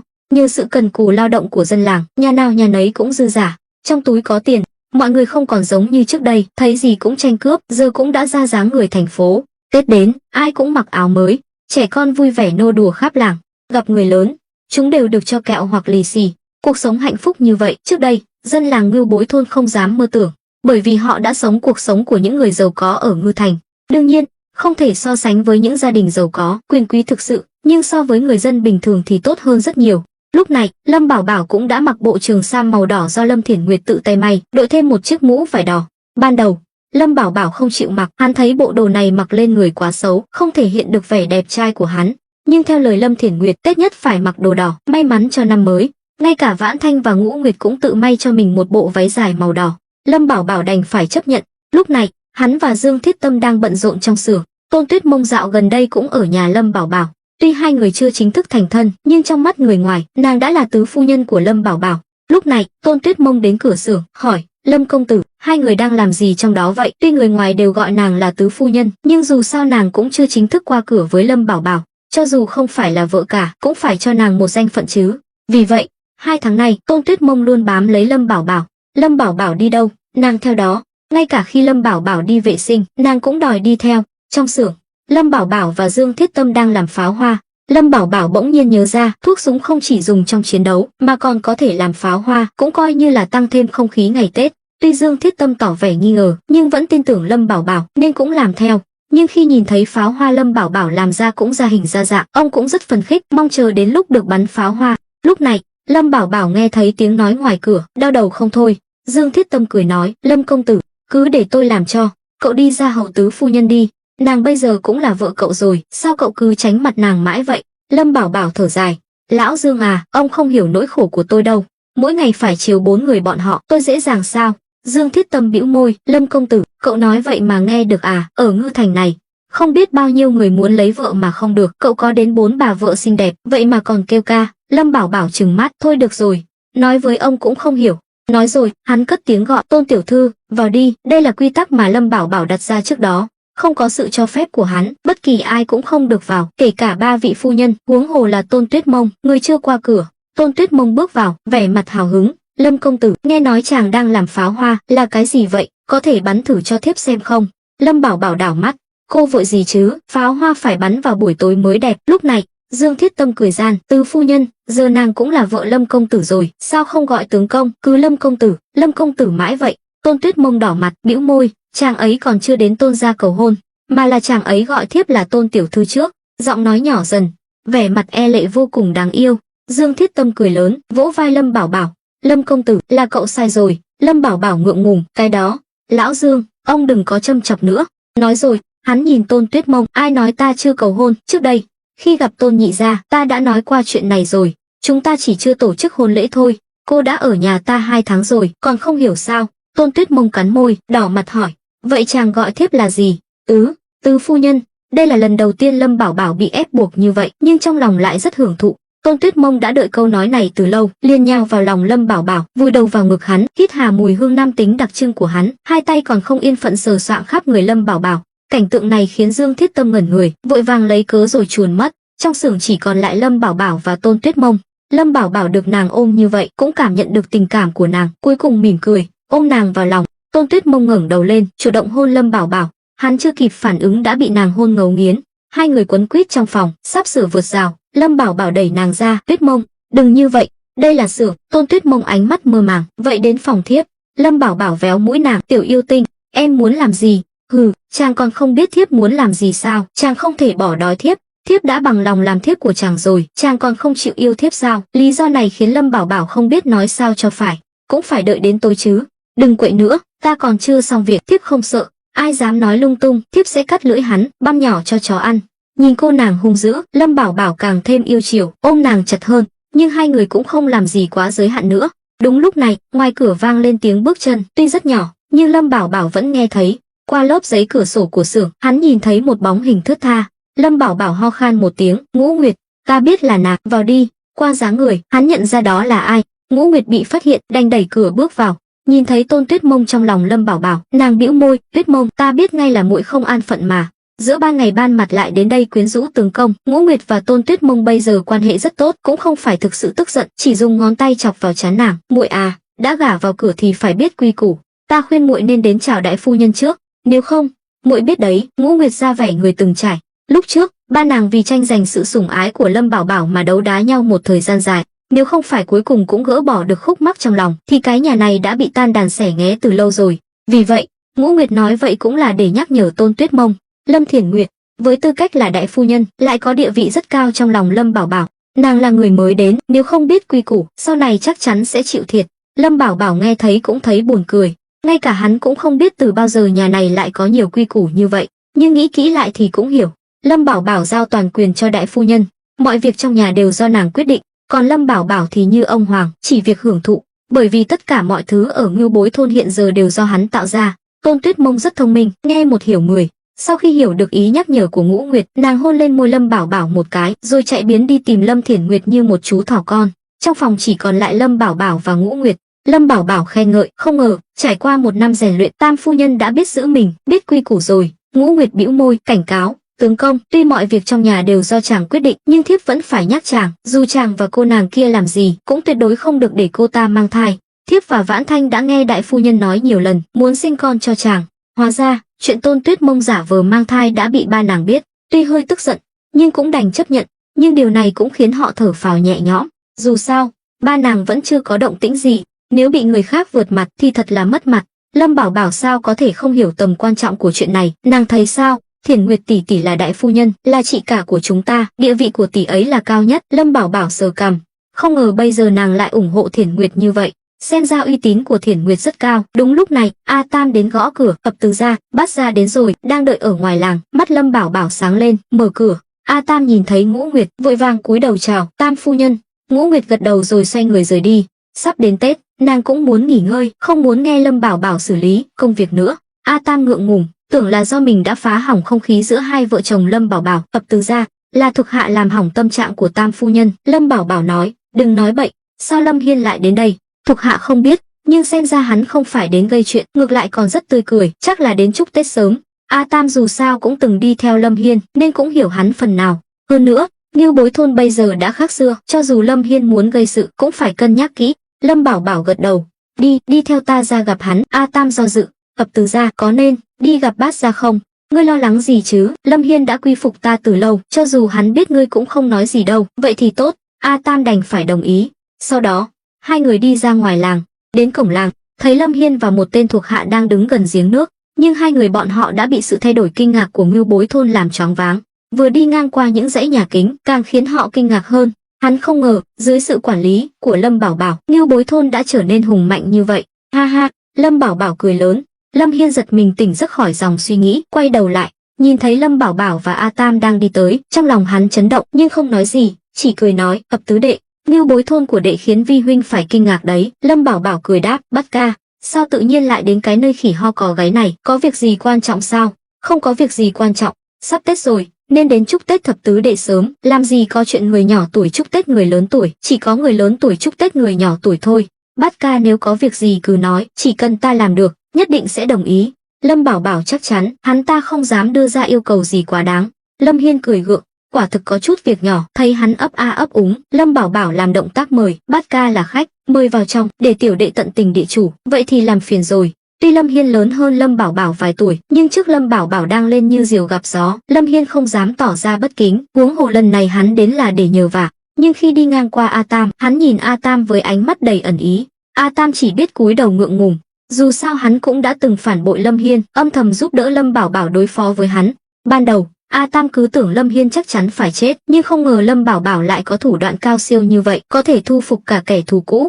Đây không phải là điều người thường có thể làm được. Nhưng Lâm Bảo Bảo biết rõ, trong cuộc đấu tranh quyền lực chỉ có lợi ích vĩnh cửu, không có kẻ thù vĩnh viễn. Chỉ cần tìm ra điểm yếu của đối phương, tận dụng nó, hoàn toàn có thể hóa thù thành bạn. Nếu lúc đó Lâm Bảo Bảo giết Lâm Hiên, tuy giải quyết được nguy cơ trước mắt, nhưng về lâu dài lại là tổn thất của hắn. Đối phó với phiên vương Lâm gia là chuyện lớn, chỉ dựa vào sức lực của mình, Lâm Bảo Bảo không thể nào thành công. Vì vậy, hắn phải vận dụng tất cả những người có thể lợi dụng được xung quanh mình. Chỉ cần hắn trở thành người lãnh đạo, khiến họ tâm phục, khẩu phục, hết lòng vì hắn, đó mới là cách lâu dài và an toàn nhất. Nếu không, nếu Lâm Bảo Bảo tỏ ra quá tàn nhẫn, sẽ khiến thuộc hạ lo lắng, bất an. Bởi vì không biết ngày nào đó, nếu làm sai chuyện gì, có thể sẽ mất mạng. Lâm Bảo Bảo đương nhiên cũng nhìn thấy ánh mắt đầy ẩn ý của Lâm Hiên khi nhìn A Tam. Nhưng vì Lâm Hiên không nói gì, hắn cũng giả vờ như không thấy. Chẳng mấy chốc, hai anh em vào nhà, ngồi xuống ghế ở phòng khách. A Tam lập tức rót trà cho hai người. Hắn là gia nhân được Lâm gia nuôi dưỡng từ nhỏ, nên có sự hiểu biết đặc biệt về Lâm gia. Lâm Bảo Bảo nói, Bát ca, mời dùng trà. Đây là trà tiến vua mà ta mang từ Hạo Thành về, bình thường huynh khó mà được uống. Nói rồi, Lâm Bảo Bảo tự mình thưởng thức. Lâm Hiên cũng nhấp một ngụm, gật đầu, rồi nhìn A Tam, nói, thập tứ đệ, không ngờ tên thuộc hạ cũ của ta lại trở thành gia nhân của đệ, thật bất ngờ. Lâm Bảo Bảo mỉm cười, lúc trước, Bát ca phái hắn đến ám sát ta, cuối cùng bị ta bắt sống. Thấy hắn có năng lực, ta mới động lòng trắc ẩn, giữ lại dùng. Bát ca sẽ không tức giận chứ? Không, đương nhiên là không. A Tam theo thập tứ đệ cũng là chuyện tốt, nước chảy chỗ trũng. Hắn tiếp tục theo ta chỉ là hạt ngọc ẩn giấu thôi. Dù trong lòng không thoải mái, nhưng Lâm Hiên cũng không dám nói gì. Bịch, A Tam quỳ xuống, Bát gia, tiểu nhân không hoàn thành nhiệm vụ của ngài, đáng lẽ không còn mặt mũi nào sống trên đời. Nhưng thập tứ gia là người nhân trung long phượng, lại trọng tình trọng nghĩa, tiểu nhân cảm động trước tấm lòng của thập tứ gia, nên mới bằng lòng quy thuận. Xin Bát gia đại nhân đại lượng, tha thứ cho tiểu nhân. Lâm Bảo Bảo âm thầm gật đầu. Biểu hiện của A Tam khiến hắn rất hài lòng. Tuy đã quy thuận hắn, nhưng A Tam không hề tỏ ra oán hận chủ cũ, ngược lại còn rất biết ơn, chứng tỏ hắn là người sống có tình có nghĩa. Hơn nữa, nói như vậy cũng coi như là hóa giải mâu thuẫn giữa hắn và Lâm Hiên. Lâm Hiên xua tay, chuyện cũ rồi, ngươi đừng áy náy nữa. Hơn nữa, ta bây giờ cũng đã quy phục thập tứ đệ, chúng ta là người cùng một phe. Lâm Hiên không ngốc, càng không so đo với một tên gia nhân. Những lời hay ý đẹp này cũng khiến người nghe thoải mái. Lâm Bảo Bảo nói, A Tam, ngươi đứng dậy đi. A Tam đứng dậy, cung kính đứng sau Lâm Bảo Bảo như một vệ sĩ trung thành. Lâm Hiên nhìn thấy, thở dài, thập tứ đệ, vi huynh rốt cuộc cũng hiểu tại sao mình lại thua đệ. Lâm Bảo Bảo thấy hứng thú, tại sao? Thập tứ đệ trời sinh đã có khí chất lãnh đạo, lại có sức hút đặc biệt với nhân tài. Đừng nói là thuộc hạ, ngay cả vi huynh cũng bị nhân cách của thập tứ đệ chinh phục. Lâm Hiên vẫn nhớ như in, đêm hôm đó, trên đường về Đào Nguyên trấn, hắn bị thương nặng, Lâm Bảo Bảo đã đến tận nơi, đích thân chữa trị cho hắn. Có thể nói, nếu không có Lâm Bảo Bảo, hắn đã chết. Nói cách khác, Lâm Bảo Bảo là ân nhân của hắn. Lâm Bảo Bảo nói, Bát ca quá khen. Dù sao chúng ta cũng là anh em, tuy trước đây có nhiều chuyện không vui, nhưng đánh kẻ chạy đi, không ai đánh người chạy lại. Chỉ cần sau này chúng ta đồng lòng, nhất định sẽ có tương lai sáng lạn. Lâm Hiên gật đầu, hắn nói vậy cũng là muốn thân thiết hơn với Lâm Bảo Bảo. Dù sao, quan hệ cũng cần phải vun đắp, nếu lâu ngày không gặp, dù thân thiết đến đâu cũng sẽ trở nên xa lạ. Huống hồ bọn họ từng là kẻ thù. Lâm Bảo Bảo hỏi, à đúng rồi, Bát ca vừa nói có việc, là việc gì vậy? Nhắc đến chuyện chính, Lâm Hiên thở dài, theo kế hoạch của thập tứ đệ, việc khai thác mỏ ở Nham Tử Sơn đã đi vào quỹ đạo, nhưng hôm qua, ta nhận được một bức thư mật từ Lâm gia. Lâm Bảo Bảo nhớn mày, thư mật, thập tứ đệ đừng hiểu lầm, tuy vi huynh đã rời khỏi Lâm gia nhiều năm, nhưng ở Lâm gia vẫn còn một vài người đáng tin cậy. Trong thư nói, đại trưởng lão Lâm gia là Lâm Phượng Tiêu không biết nghe được tin tức từ đâu, hình như đã biết chuyện có mỏ đồng ở Nham Tử Sơn. Nghe vậy, Lâm Bảo Bảo im lặng, không khí trong phòng trở nên ngột ngạt. Lâm Hiên nhíu mày, không nói gì, dường như đang chờ đợi Lâm Bảo Bảo trả lời. A Tam cũng nín thở. Lâm gia là tảng đá đè nặng trong lòng tất cả bọn họ. Từ khi Lâm Bảo Bảo giấy binh, chiêu mộ nhân tài, tập hợp những người này lại, ai cũng hiểu, Sớm muộn gì Lâm gia cũng sẽ phát hiện ra sự tồn tại của họ, cuối cùng sẽ phải giao chiến. Nếu thắng thì tốt, nhưng nếu thua, tất cả bọn họ đều phải chết. Ban đầu, Lâm Hiên không có dũng khí, cũng không có ý định chống lại Lâm gia, nhưng trong lòng hắn cũng hiểu, tuy cách làm của Lâm Bảo Bảo có phần điên rồ, nhưng đó là sự thật. Lâm gia phái những tử sĩ như bọn họ ra ngoài, mục đích chính là để ném đá giấu tay, không cho họ đường sống, càng không cho họ cơ hội tích lũy lực lượng, ảnh hưởng đến sự thống trị của Lâm gia. Vì vậy, đằng nào cũng chết, chi bằng liều một phen. Thấy Lâm Bảo Bảo im lặng hồi lâu, Lâm Hiên thăm dò, "Thập tứ đệ, đệ thấy sao?" Ánh mắt Lâm Bảo Bảo lóe lên tia sắc lạnh, "Thấy sao? Kẻ đến ta chém, nước đến ta ngăn, mỏ đồng ở Nham Tử Sơn, ta sẽ không từ bỏ, càng không cho bất kỳ thế lực nào cơ hội nhúng chàm. Lâm gia nếu dám đến bao nhiêu, ta giết bấy nhiêu, giết người Lâm gia thì dễ, nhưng cũng sẽ chính thức trở mặt với Lâm gia." "Thập tứ đệ, đệ đã chuẩn bị sẵn sàng chưa?" Lâm Bảo Bảo thở dài, "Ta cứ tưởng sau Tết còn có thể yên ổn phát triển thêm 1-2 năm nữa, không ngờ lại bị lộ nhanh như vậy. Chúng ta không thể lùi bước, nếu không, Lâm gia sẽ càng được nước lần tới. Đến bước đường cùng, chỉ còn một con đường là chiến đấu." Còn Bát Ca hỏi ta đã chuẩn bị chưa, điều đó không quan trọng. Từ ngày ta quyết định đối đầu với Lâm gia, ta đã chuẩn bị tâm lý sẵn sàng. Nếu Bát Ca nguyện cùng ta đồng cam cộng khổ, ta nhất định sẽ không để huynh thất vọng. Lâm Hiên chờ đợi chính là câu nói này, mắt sáng lên, chắp tay nói, "Vi huynh bất tài, nguyện nghe theo sự điều động của thập tứ đệ." Lâm Bảo Bảo quay sang A Tam, "A Tam, đi mời lão Dương đến đây." "Vâng." A Tam xoay người rời đi. Lâm Hiên nhíu mày, "Lão Dương, đó là ai?" Lâm Bảo Bảo đáp, "Bát Ca đừng vội, cuộc chiến với Lâm gia sắp tới là điều khó tránh khỏi, ta sẽ cho Bát Ca một vài thứ tốt." Lâm Hiên âm thầm chờ đợi. Hắn đã được chứng kiến thủ đoạn của Lâm Bảo Bảo, biết em trai thứ 14 của mình có rất nhiều chiêu trò. Nếu thực sự đối đầu với Lâm gia cũng chưa chắc đã thua, ít nhất là trong thời gian ngắn, Lâm gia sẽ không chiếm được lợi gì. Lấy mạnh đánh yếu, bọn họ cũng không phải là không có cơ hội. Ban đầu, Lâm Hiên chỉ muốn làm một phú ông, sống an nhàn sung sướng qua ngày. Nhưng một năm nay, hắn cũng chiêu mộ được một đám thuộc hạ ở Đào Nguyên Trấn, cũng coi như là có chút chuẩn bị. Con kiến còn muốn sống, huống hồ là con người. Chẳng mấy chốc, A Tam và Dương Thiết Tâm bước vào. Dương Thiết Tâm thấy có người ngoài, vội vàng cúi đầu chào, "Tiểu lão bái kiến công tử." Lâm Bảo Bảo đứng dậy cười, đỡ ông ngồi xuống ghế. Lâm Hiên nhìn thấy cũng âm thầm kinh ngạc, được Lâm Bảo Bảo đối đãi như vậy, chắc chắn lão già này không phải người tầm thường. Lâm Bảo Bảo ngồi xuống, giải thích, "Lão Dương, vị này là Lâm Hiên, là huynh đệ cùng cha khác mẹ của ta, cũng là Bát Ca của ta." Dương Thiết Tâm hiểu ra, vội vàng chắp tay chào, "Bát gia, vị này là lão Dương, trước đây là thợ rèn ở tiệm rèn Ngư Thành, nhưng đừng xem thường ông ấy, lão Dương tay nghề rất giỏi, đã từng giúp ta rất nhiều. Hiện tại, ông ấy là người phụ trách sản xuất và chế tạo vũ khí, trang bị ở Ngưu Bối thôn." Lâm Hiên trừng mắt, vội vàng đứng dậy hành lễ. Trong mắt hắn, tuy Lâm Bảo Bảo chỉ giới thiệu qua loa, nhưng nghe vào tai hắn lại khác. Bây giờ, trong phạm vi Ngư Thành và Hạo Thành, không ai là không biết Ngưu Bối thôn có vũ khí tinh nhuệ, thực lực hùng mạnh, nhất là súng tre, đã trở thành thương hiệu của Ngưu Bối thôn. Nếu đúng như lời thập tứ đệ nói, thì lão già có vẻ ngoài bình thường trước mặt này tuyệt đối là nhân vật lợi hại. Súng tre là vũ khí vượt thời đại, có thể thay đổi cục diện chiến tranh trong tương lai.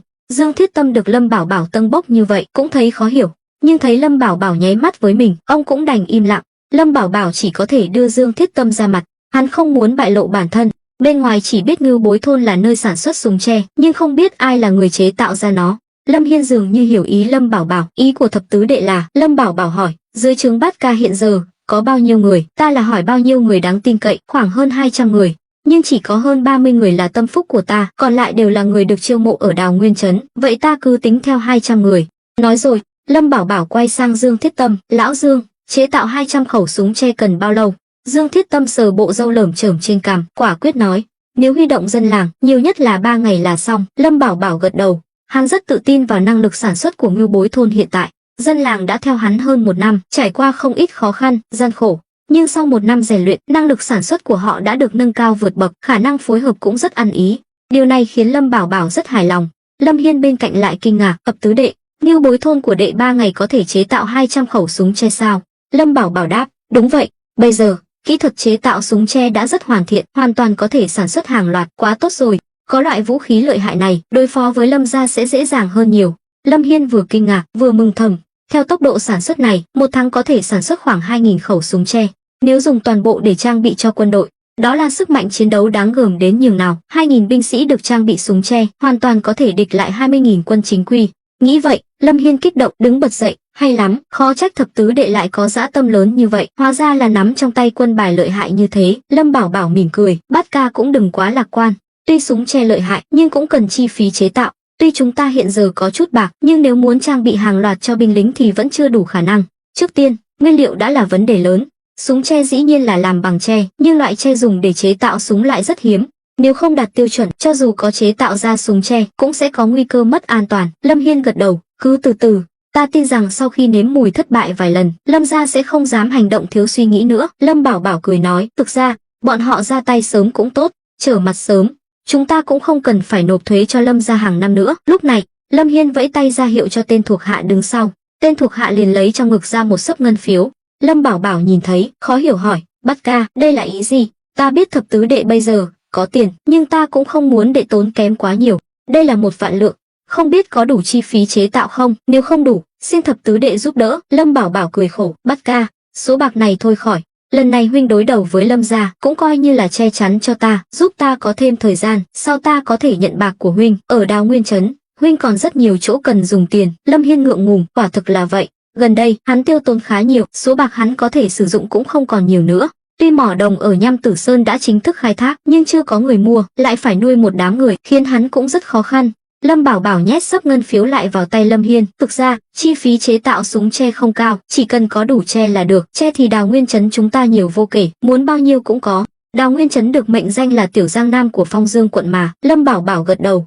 Được, nếu cần, ta sẽ báo cho Bát ca. Cho chuyện xong, Lâm Hiên đứng dậy chắp tay. Thập tứ đệ, thời gian không còn sớm, ta xin phép về trước. Lâm Bảo Bảo vội vàng ngăn lại, Bát ca sao lại vội vàng như vậy, ở lại dùng bữa rồi hãy về. Thôi khỏi, bên đó còn một đống việc đang chờ ta không thể trì hoãn thêm nữa.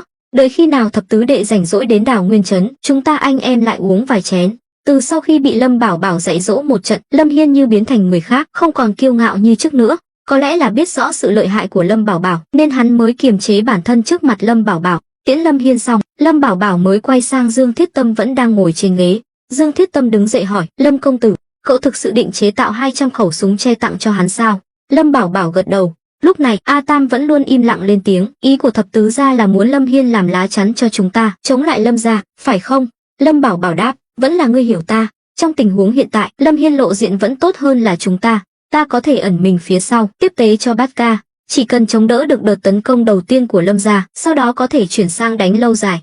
Đến lúc đó, không những có thể giữ được Nham Tử Sơn, mà còn có thể rút máu Lâm gia. A Tam suy tư gật đầu, hỏi ngược lại, thập tứ gia, kế hoạch này tuy khả thi, nhưng chúng ta cũng không nên đánh giá thấp thực lực của Lâm gia. Hơn nữa, Lâm gia giàu có, cho dù đợt đầu Lâm Hiên có thể chống đỡ được, nhưng thời gian kéo dài, e rằng Lâm gia chưa suy yếu, chúng ta đã gục ngã trước. Lâm Bảo Bảo cười lạnh, A Tam, ta hỏi ngươi một câu, trong thời chiến, thứ gì quan trọng nhất? Đương nhiên là vật tư, vũ khí, trang bị và lương thực. Vậy ngươi nghĩ chúng ta thiếu vũ khí, trang bị và lương thực sao? Sản lượng của Ngưu Bối thôn năm ngoái là 30 vạn cân, năm nay bắt đầu thu hoạch 2 vụ, cho dù sản lượng 50 vạn cân, số lương thực này đừng nói là cung cấp cho Đào Nguyên trấn, cho dù cộng thêm Ngư Thành và Hạo Thành cũng dư giả. Hơn nữa, Hạo Thành hiện tại đã vượt qua cơn nguy kịch, dưới sự lãnh đạo của Mã Kế, đã bắt tay vào chuẩn bị gieo trồng vụ sau. Đến lúc đó, vấn đề lương thực sẽ được giải quyết hoàn toàn. Còn vũ khí, đạn dược, Ngưu Bối thôn muốn bao nhiêu cũng có. Những lời ta vừa nói chỉ là để cho Bát ca nghe thôi, ta không muốn hắn biết thực lực thực sự của Ngưu Bối thôn. Ngươi hiểu chứ? Nghe Lâm Bảo Bảo nói vậy, A Tam hoàn toàn bị chấn động. Ngay cả Dương Thiết Tâm cũng tỏ vẻ tán thưởng, Lâm công tử thật anh minh, ngày sau nhất định có thể đánh bại Lâm gia. Cuối cùng ông cũng hiểu tại sao Lâm Bảo Bảo lại cho chồng nhiều lương thực và chế tạo vũ khí, đạn dược như vậy. Chỉ cần có đủ vũ khí, đạn dược và lương thực, tuyệt đối có thể đánh lâu dài. Cuối cùng, người bị đánh bại chắc chắn là Lâm gia. Dù Lâm gia có bao nhiêu tinh binh, cũng chỉ sử dụng vũ khí thô sơ. Một khi khai chiến, bọn họ thậm chí còn chưa kịp phá vỡ phòng tuyến đã bị bắn chết tại chỗ. Lâm Bảo Bảo với vẻ mặt đầy tự tin hỏi, hai người có biết ai là người tiết lộ chuyện Nham Tử Sơn không? Dương Thiết Tâm và A Tam nhìn nhau, lắc đầu. Họ sống lâu năm ở Ngưu Bối thôn, không có cơ hội tiếp xúc với thế giới bên ngoài, nên rất nhiều thông tin đều không nắm bắt được kịp thời. Trong cả Ngưu Bối thôn, chỉ có Lâm Bảo Bảo là người có thể nắm bắt được thông tin nhanh nhất. Đây là yêu cầu của Lâm Bảo Bảo đối với Giang Khôn ở Đào Nguyên trấn, Vương Truyền Trung ở Ngư Thành và Mã Kế ở Hạo Thành, mỗi ngày bọn họ đều phải làm. Nếu không có đủ thông tin, sao Lâm Bảo Bảo có thể yên tâm ở nhà mỗi ngày được? A Tam nhìn nụ cười đầy ẩn ý của Lâm Bảo Bảo, thăm dò. Thập tứ gia chẳng lẽ là người bên Hạo Thành? Hắn từng nghe Lâm Bảo Bảo nhắc đến, sư gia của phủ Doãn Hạo Thành là Mã Kế chính là người Lâm gia, tên là Lâm Kim Bưu. Mắt Lâm Bảo Bảo sáng lên, giỏi lắm. Bây giờ ngươi đoán tâm tư của ta là đoán đâu chúng đó. A Tam bịch một tiếng quỳ xuống, thập tứ gia thứ tội, thuộc hạ không có ý đó. Lâm Bảo Bảo chỉ đùa thôi. Tuy hắn không thích bị người khác đoán được suy nghĩ, nhưng ngươi đứng dậy nói chuyện, ta không trách ngươi. Nhưng ngươi nói đúng, tin tức này là do ta cố tình để Lâm Kim Bưu tiết lộ cho Lâm gia. biết tại sao ta làm vậy không? Lâm Bảo Bảo ngồi xuống ghế, một tay vén tay áo, một tay cầm ấm trà rót nước. A Tam suy nghĩ một lúc cuối cùng vẫn lắc đầu, thuộc hạ không biết. Kỳ thực không phải hắn không biết mà là không dám thừa nhận, là thuộc hạ nếu nhìn thấu được mọi suy nghĩ của Lâm Bảo Bảo là một việc rất nguy hiểm. Lâm Bảo Bảo nhìn thấy qua ánh mắt của hắn, biết hắn đang cố tình giấu giếm nhưng không nói toạc ra, nói: ta làm vậy có hai lý do. Thứ nhất là củng cố địa vị của Lâm Kim Bưu trong Lâm gia, để hắn lập công, tránh bị Lâm gia nghi ngờ. Hơn nữa, nếu Lâm Kim Bưu thăng chức cũng sẽ giúp chúng ta nắm bắt được động tĩnh của Lâm gia. Thứ hai là thu hút sự chú ý của Lâm gia. Ngưu Bối thôn phát triển quá nhanh, giống như sao chổi xẹt qua bầu trời. Nếu ta không làm gì, sớm muộn gì Lâm gia cũng sẽ chú ý đến Ngưu Bối thôn. Đây không phải là điều ta muốn thấy. Mà Đào Nguyên Trấn giao chiến với Lâm gia, tuy không dám nói nhiều, nhưng ít nhất cũng có thể giúp chúng ta câu giờ thêm nửa năm. Nửa năm này đủ để chúng ta làm rất nhiều việc. Ta muốn đánh du kích, đợi đến khi Lâm gia nhận ra muốn đối phó với chúng ta thì đã muộn rồi. Nghe kế hoạch của Lâm Bảo Bảo, A Tam và Dương Thiết Tâm đều âm thầm thán phục, nhưng trong lòng cũng thấy lạnh sống lưng, thầm nghĩ, Lâm Bảo Bảo thật thâm hiểm, lại thấy tội nghiệp cho Lâm Hiên. Hắn không chỉ làm lá chắn cho Lâm Bảo Bảo mà còn không hề hay biết, lại còn phải cảm ơn Lâm Bảo Bảo vì đã cung cấp vũ khí, trang bị. Đây chính là điểm cao tay nhất của Lâm Bảo Bảo, chuyển tất cả nguy hiểm, chiến tranh đến nơi xa Ngưu Bối thôn. Phải biết rằng, Ngưu Bối thôn cách Đào Nguyên Trấn một khoảng không nhỏ, hơn nữa giữa hai nơi còn có một vùng đất hoang vu, là bức tường thành tự nhiên. Chỉ cần Lâm gia cứ tập trung vào Đào Nguyên Trấn thì đừng nói là Ngưu Bối thôn, ngay cả Ngư Thành cũng sẽ không gặp rắc rối gì từ Lâm gia. Đến lúc đó, chỉ cần Lâm Bảo Bảo âm thầm báo tin cho Thôi Minh Sung và Kỳ Du ở kinh thành, hoàn toàn có thể khiến Lâm gia trong giặc ngoài thủ. A Tam và Dương Thiết Tâm đồng thanh nói: công tử anh minh. Lâm Bảo Bảo đáp: thôi, hai người đừng tâng bốc ta nữa. Ta biết trong lòng hai người chắc chắn đang mắng ta thâm độc, nham hiểm, nhưng các ngươi cũng phải hiểu, làm việc lớn không câu nệ tiểu tiết. Con người có thể xấu, nhưng không thể không có nguyên tắc. Hơn nữa, ta đối đầu với Lâm gia cũng là vì dân trừ hại. Nhìn sự bóc lột của Lâm gia đối với dân chúng Phong Dương quận bao năm nay, ta làm vậy cũng là thuận theo ý trời. Nhìn Lâm Bảo Bảo ra vẻ đường hoàng, A Tam và Dương Thiết Tâm chỉ biết cười khổ. Chẳng mấy chốc đã đến đêm giao thừa. Tối nay, Ngưu Bối thôn rất náo nhiệt. Theo sự sắp xếp của Lâm Bảo Bảo, cả làng đều dán câu đối, ăn bánh chưng mặc áo mới, không khí tưng bừng, rộn rã, khiến dân làng cảm nhận được niềm hạnh phúc chưa từng có. 4 vị phu nhân của Lâm Bảo Bảo cũng đều mặc những bộ y phục màu đỏ mà họ yêu thích. Tuy Lâm Bảo Bảo chưa chính thức cưới Tôn Tuyết Mông về nhà, nhưng trong không khí này, dưới sự xúi giục của ba nàng kia, Lâm Bảo Bảo và Tôn Tuyết Mông đã thành đôi. Sự thật đã được sáng tỏ. Lâm Bảo Bảo còn sắp xếp một tiết mục đặc biệt để chào mừng giao thừa. Hắn cho hơn 200 tư binh Ngưu Bối thôn bắn pháo hoa ở bãi đất trống cách xa làng. Đoảng, một tiếng nổ vang trời làm rung chuyển cả màn đêm. Dân làng ngẩng đầu nhìn lên, thấy một tia sáng bay lên không trung, rồi nổ tung, tạo thành những bông pháo hoa rực rỡ, đẹp mắt. Tiếng pháo nổ vang trời, ngay cả những ngôi làng lân cận cũng có thể nhìn thấy rõ ràng. Tết giao thừa này là ngày hội chung của những người dân đã lao động vất vả cả năm. Nhìn pháo hoa, ai cũng vui mừng phấn khởi, ánh mắt lấp lánh như nhìn thấy sao băng, âm thầm ước nguyện cho năm mới tốt đẹp hơn. Còn lũ trẻ, khi nào lại được chứng kiến cảnh tượng này, cứ như phát điên chạy nhảy khắp nơi. Lúc này, Lâm Thiển Nguyệt cười nói: Tuyết Mông, muội thật may mắn, tướng công vì đón muội vào cửa mà đặc biệt chuẩn bị màn chào đón long trọng, lãng mạn như vậy. Ba chúng ta lúc trước có được như vậy đâu. Vãn Thanh cũng cười nói: đúng vậy, tuy tướng công không nói ra, nhưng trong lòng chàng rất coi trọng muội. Tiểu nha đầu này, lúc trước còn giả vờ mang thai để lừa chúng ta, đáng đánh đòn. Ngũ Nguyệt cười duyên, giơ tay như muốn đánh. Đương nhiên, chỉ là nói đùa thôi. Tôn Tuyết Mông cảm động ôm lấy cánh tay Lâm Bảo Bảo, nói: tướng công, cảm ơn chàng. Lâm Bảo Bảo cười lớn, dang rộng vòng tay ôm cả 4 vị phu nhân. Các nàng xem, ta và lão Dương đã mất bao nhiêu công sức để chuẩn bị pháo hoa này. 4 nàng đều tò mò, chờ đợi. Một tiếng nổ vang lên, bầu trời đêm như bị xé toạc, hiện lên tên của Lâm Thiển Nguyệt, xung quanh còn được điểm xuyết bằng những hình trái tim nhỏ xinh. Lâm Thiển Nguyệt kinh ngạc che miệng. Tiếp đó, lại 3 tiếng nổ vang lên liên tiếp, tên của Vãn Thanh, Ngũ Nguyệt và Tôn Tuyết Mông cũng lần lượt xuất hiện trên bầu trời. Ba nàng đều xúc động đến rơi nước mắt. Ngũ Nguyệt thì vui mừng nhảy cẫng lên, ôm lấy đầu Lâm Bảo Bảo, hôn chụt một cái. Nhìn thấy 4 vị phu nhân vui vẻ như vậy, Lâm Bảo Bảo cảm thấy những gì mình làm thật xứng đáng. Cả nửa năm nay, hắn bận rộn tối mặt tối mũi, không có thời gian bầu bạn với họ. Lâm Bảo Bảo đắc ý nói: sau này đừng ai nói ta không lãng mạn nữa nhé. Ta đã chuẩn bị món quà này từ rất lâu rồi. Dân làng xung quanh đều nhìn Lâm Bảo Bảo và 4 vị phu nhân với ánh mắt ngưỡng mộ, nhất là Dương Thiết Tâm và A Tam, đều bị màn pháo hoa này làm cho chấn động. Tuy Dương Thiết Tâm cũng tham gia chế tạo pháo hoa, nhưng ông biết rõ làm pháo hoa tốn kém đến nhường nào. Để đạt được hiệu quả này, Lâm Bảo Bảo đã sử dụng rất nhiều thuốc nổ, trước đó còn phải thử nghiệm nhiều lần.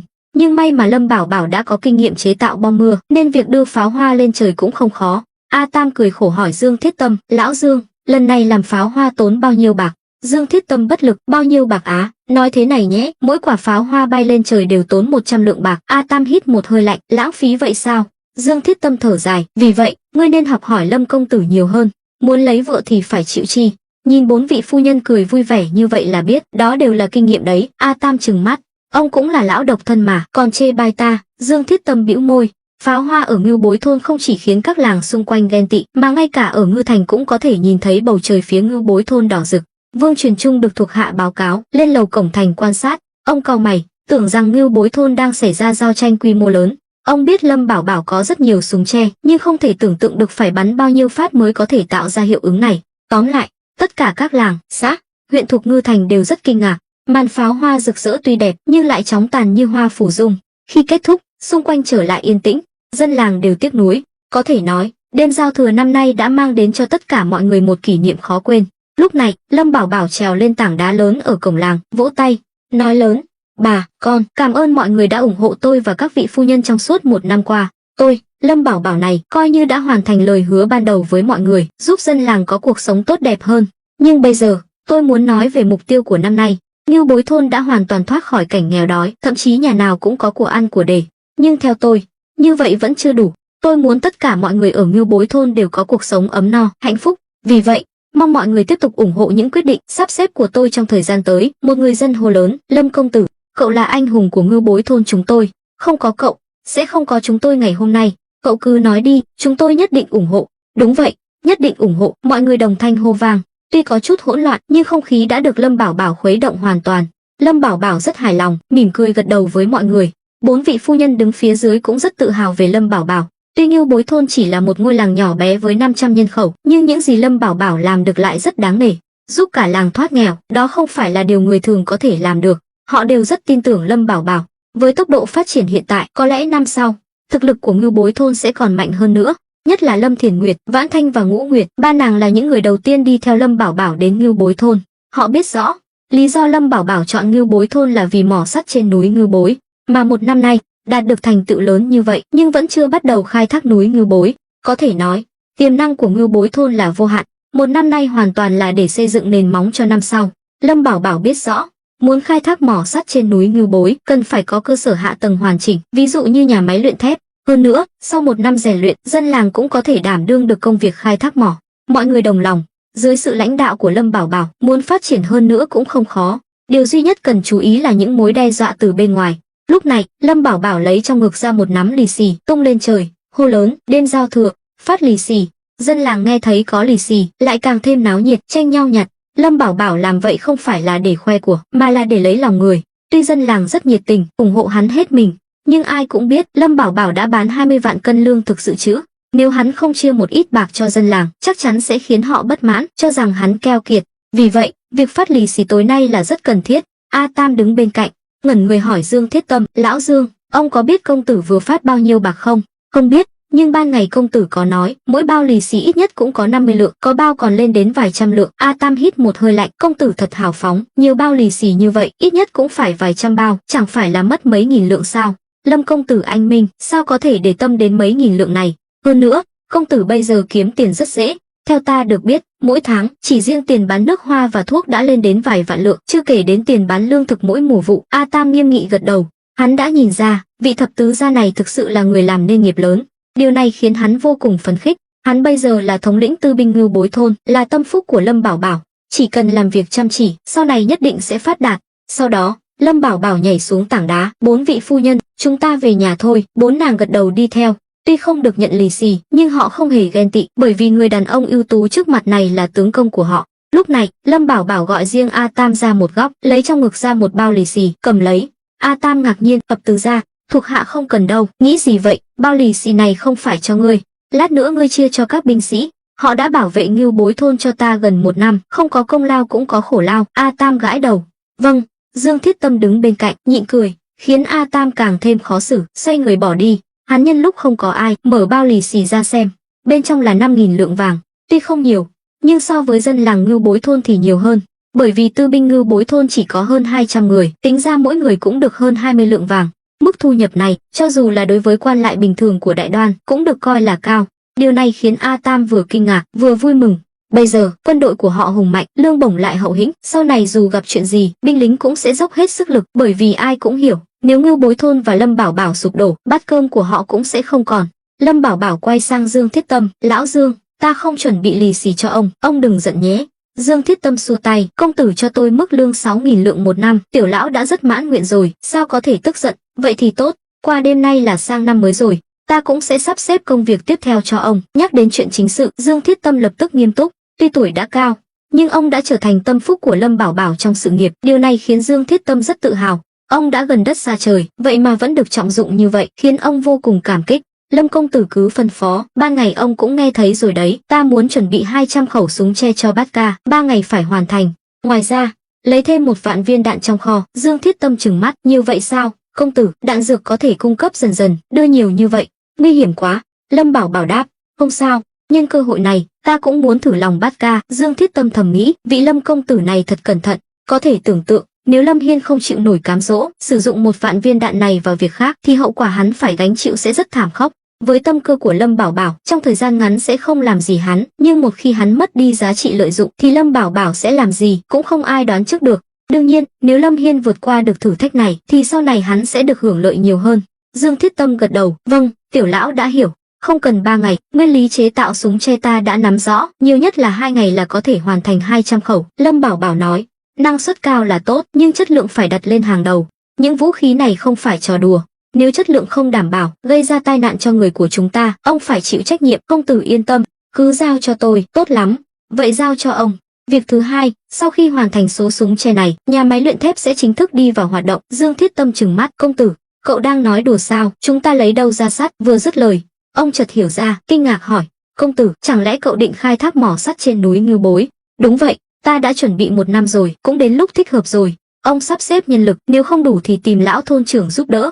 Chia dân làng thành 3 nhóm, một nhóm tiếp tục chế tạo đạn dược và súng ống, một nhóm làm ruộng, nhóm cuối cùng lên núi Ngưu Bối khai hoang, tìm một vị trí ở lưng chừng núi xây dựng doanh trại. Khi nào bắt đầu khai thác mỏ sắt, đợi ta thông báo sau." Lâm Bảo Bảo không muốn chờ đợi thêm nữa, hắn hiểu rõ, theo sự lớn mạnh của Ngưu Bối thôn, việc tiếp tục che giấu dưới mí mắt Lâm gia sẽ ngày càng khó khăn.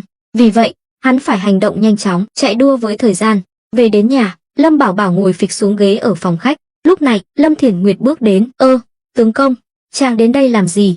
Lâm Bảo Bảo nhìn xung quanh, khó hiểu, "Sao, ta không nên về nhà sao?" Lâm Thiển Nguyệt đảo mắt, "Tuyết Mông đang đợi chàng ở phòng ngủ từ lâu rồi, chàng còn không biết." Lâm Bảo Bảo cười khổ, đứng dậy, "Đại phu nhân, nàng nói thật đi, nàng không hề tức giận sao?" "Tức giận thì có ích gì, ta bây giờ cũng đã nghĩ thông rồi. Chỉ cần trong lòng chàng còn có ta sẽ không ngăn cản nữa." Lâm Bảo Bảo giang tay định ôm nàng, Lâm Thiển Nguyệt liền né tránh, "Chàng mau đi đi, Tuyết Mông đã nói với ta, chàng không yêu nàng ấy rất bất an. Ta là người khiến người khác bất an sao? Chàng nghĩ sao?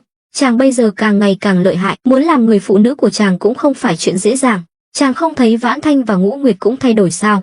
Lâm Bảo Bảo suy tư gật đầu, đúng là có chút thay đổi. Hắn nhớ lại, Ngũ Nguyệt từ một người nóng nảy đã trở nên biết điều, còn Vãn Thanh cũng từ một người sắc sảo trở nên dịu dàng, hiểu chuyện. Những thay đổi này hoàn toàn là để chiều lòng hắn.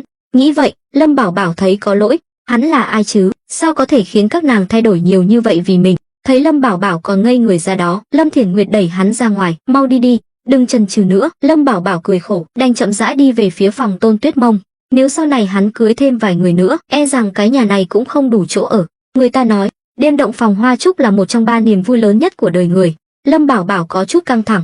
Đây là cảm giác hắn chưa từng có khi ở bên 3 vị phu nhân kia. Có lẽ vì hắn và 3 người họ từng có chung số phận bất hạnh, là định mệnh gắn kết 4 người lại với nhau. Còn việc cưới Tôn Tuyết Mông thì khác. Hắn cưới nàng sau khi mọi thứ đã đi vào quỹ đạo, ít hơn sự ràng buộc của định mệnh, nhưng lại nhiều hơn tình yêu. Lâm Bảo Bảo đến trước cửa phòng, vừa định gõ cửa, thì cửa bỗng mở ra. Tôn Tuyết Mông mặc y phục màu đỏ, trang điểm xinh đẹp, đôi mắt long lanh như nước mùa xuân, nhìn Lâm Bảo Bảo đầy trìu mến.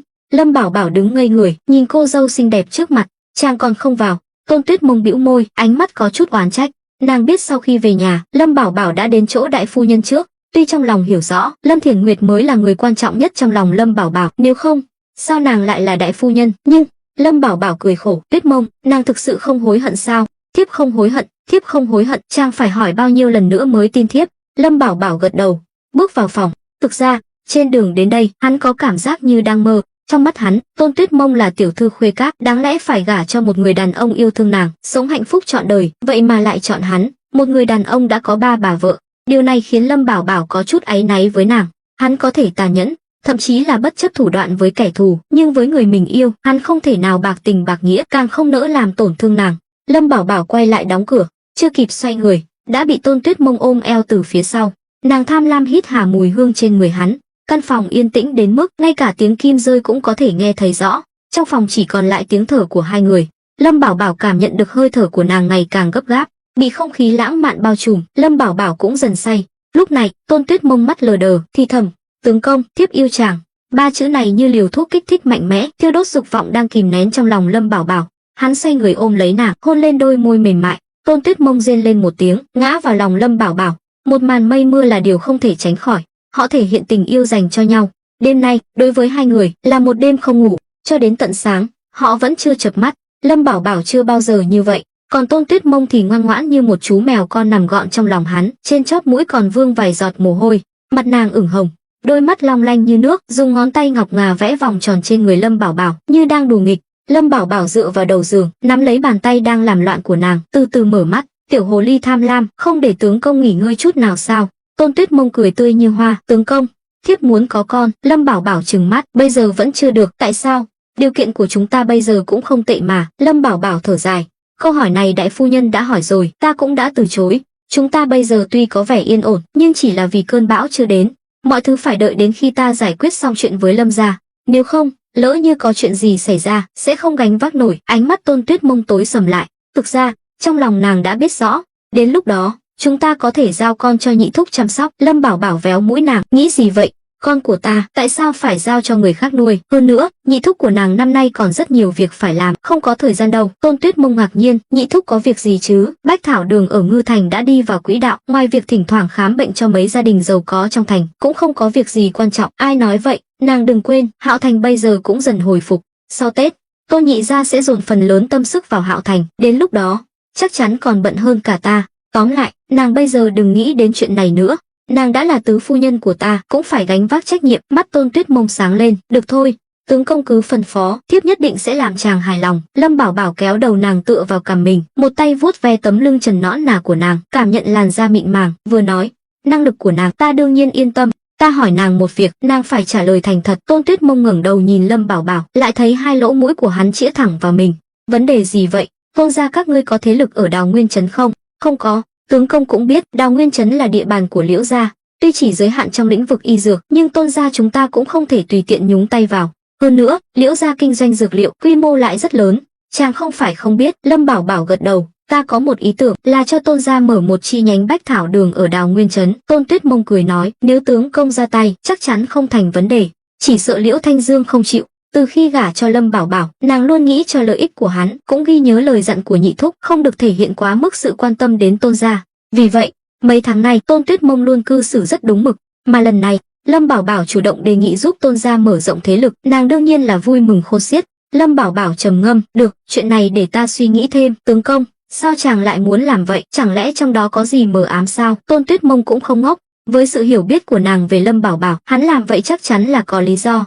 Mà Lâm Bảo Bảo làm việc gì cũng đều suy tính kỹ lưỡng, hắn chủ động nhắm vào Đào Nguyên Trấn, 8 phần là có mưu đồ gì đó. Lâm Bảo Bảo mỉm cười, kể lại cho nàng nghe chuyện hắn đã lợi dụng Lâm Kim Bưu để tiết lộ bí mật về Nham Tử Sơn.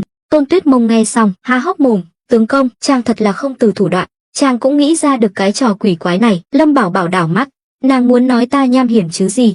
"Hi hi, không phải thiếp nói, là chàng tự thừa nhận, ta làm vậy cũng là bất đắc dĩ. Ngưu Bối thôn là nơi quan trọng nhất đối với ta, để bảo vệ sự bình yên ở đây, chỉ có thể hy sinh Đào Nguyên Trấn. Nhưng ta chắc chắn sẽ không để Lâm gia dễ dàng đạt được mục đích, thậm chí còn nhân cơ hội này cho Lâm gia rút máu một trận." Tôn Tuyết Mông nhíu mày, tò mò hỏi, "Tướng công, thứ lỗi cho thiếp nói thẳng, nếu chỉ xét quy mô hiện tại của Ngưu Bối thôn, tuy là con gà đẻ trứng vàng, nhưng cũng chỉ có vậy, so với mỏ đồng ở Nham Tử Sơn thì còn kém xa." Nàng cũng không ngốc, biết rõ cái gì quan trọng hơn.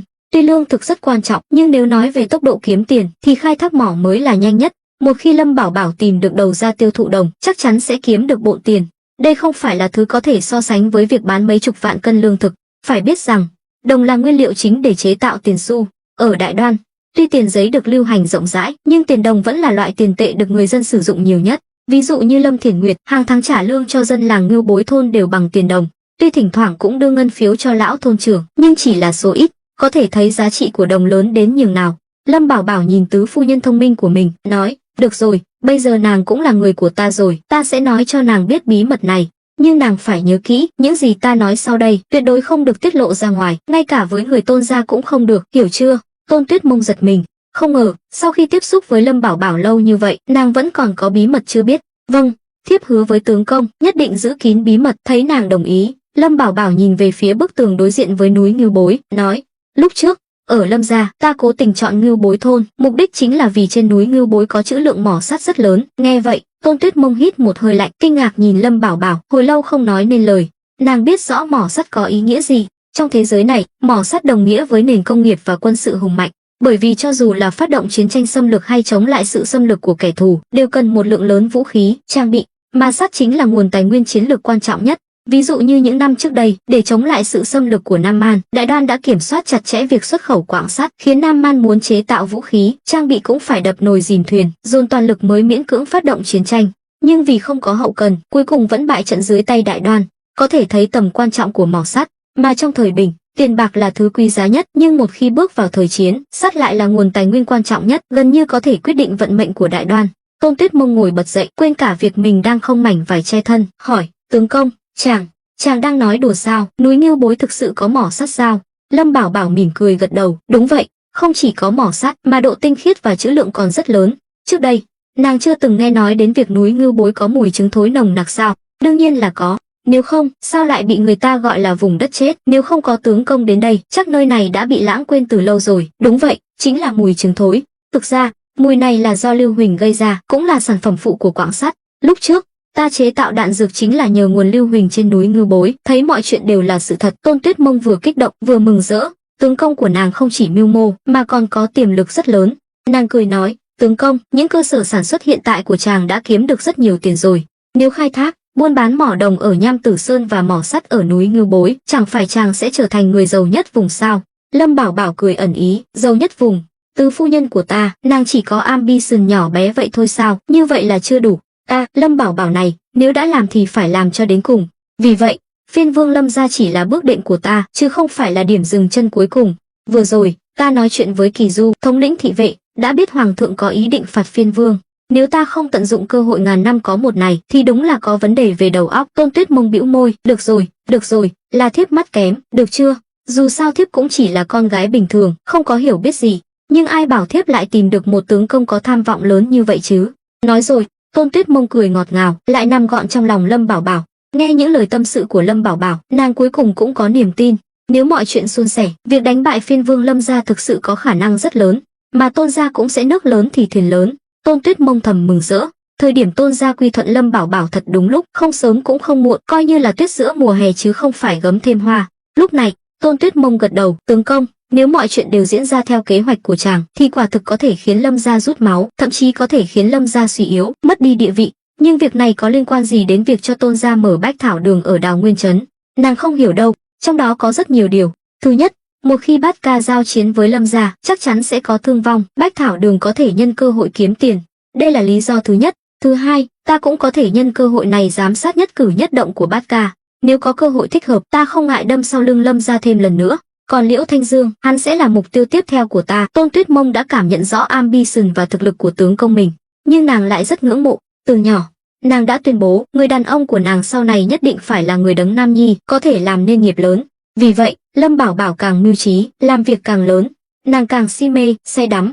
Tướng công, Liễu Thanh Dương không phải là người dễ đối phó. Tuy thế lực của Liễu gia tập trung ở Đào Nguyên Trấn, nhưng vì kinh doanh khắp Đại Đoan, khiến nhiều thế lực lớn đều có quan hệ với Liễu gia. Nếu tướng công động đến Liễu gia, sẽ đắc tội với các thế lực khác của Đại Đoan, nhất là Bách Thảo Đường tổng ở kinh thành, có liên quan đến hoàng tộc, không phải chuyện đùa đâu. Lâm Bảo Bảo cười nói, ta nhắm đến chính là các mối quan hệ của Liễu gia.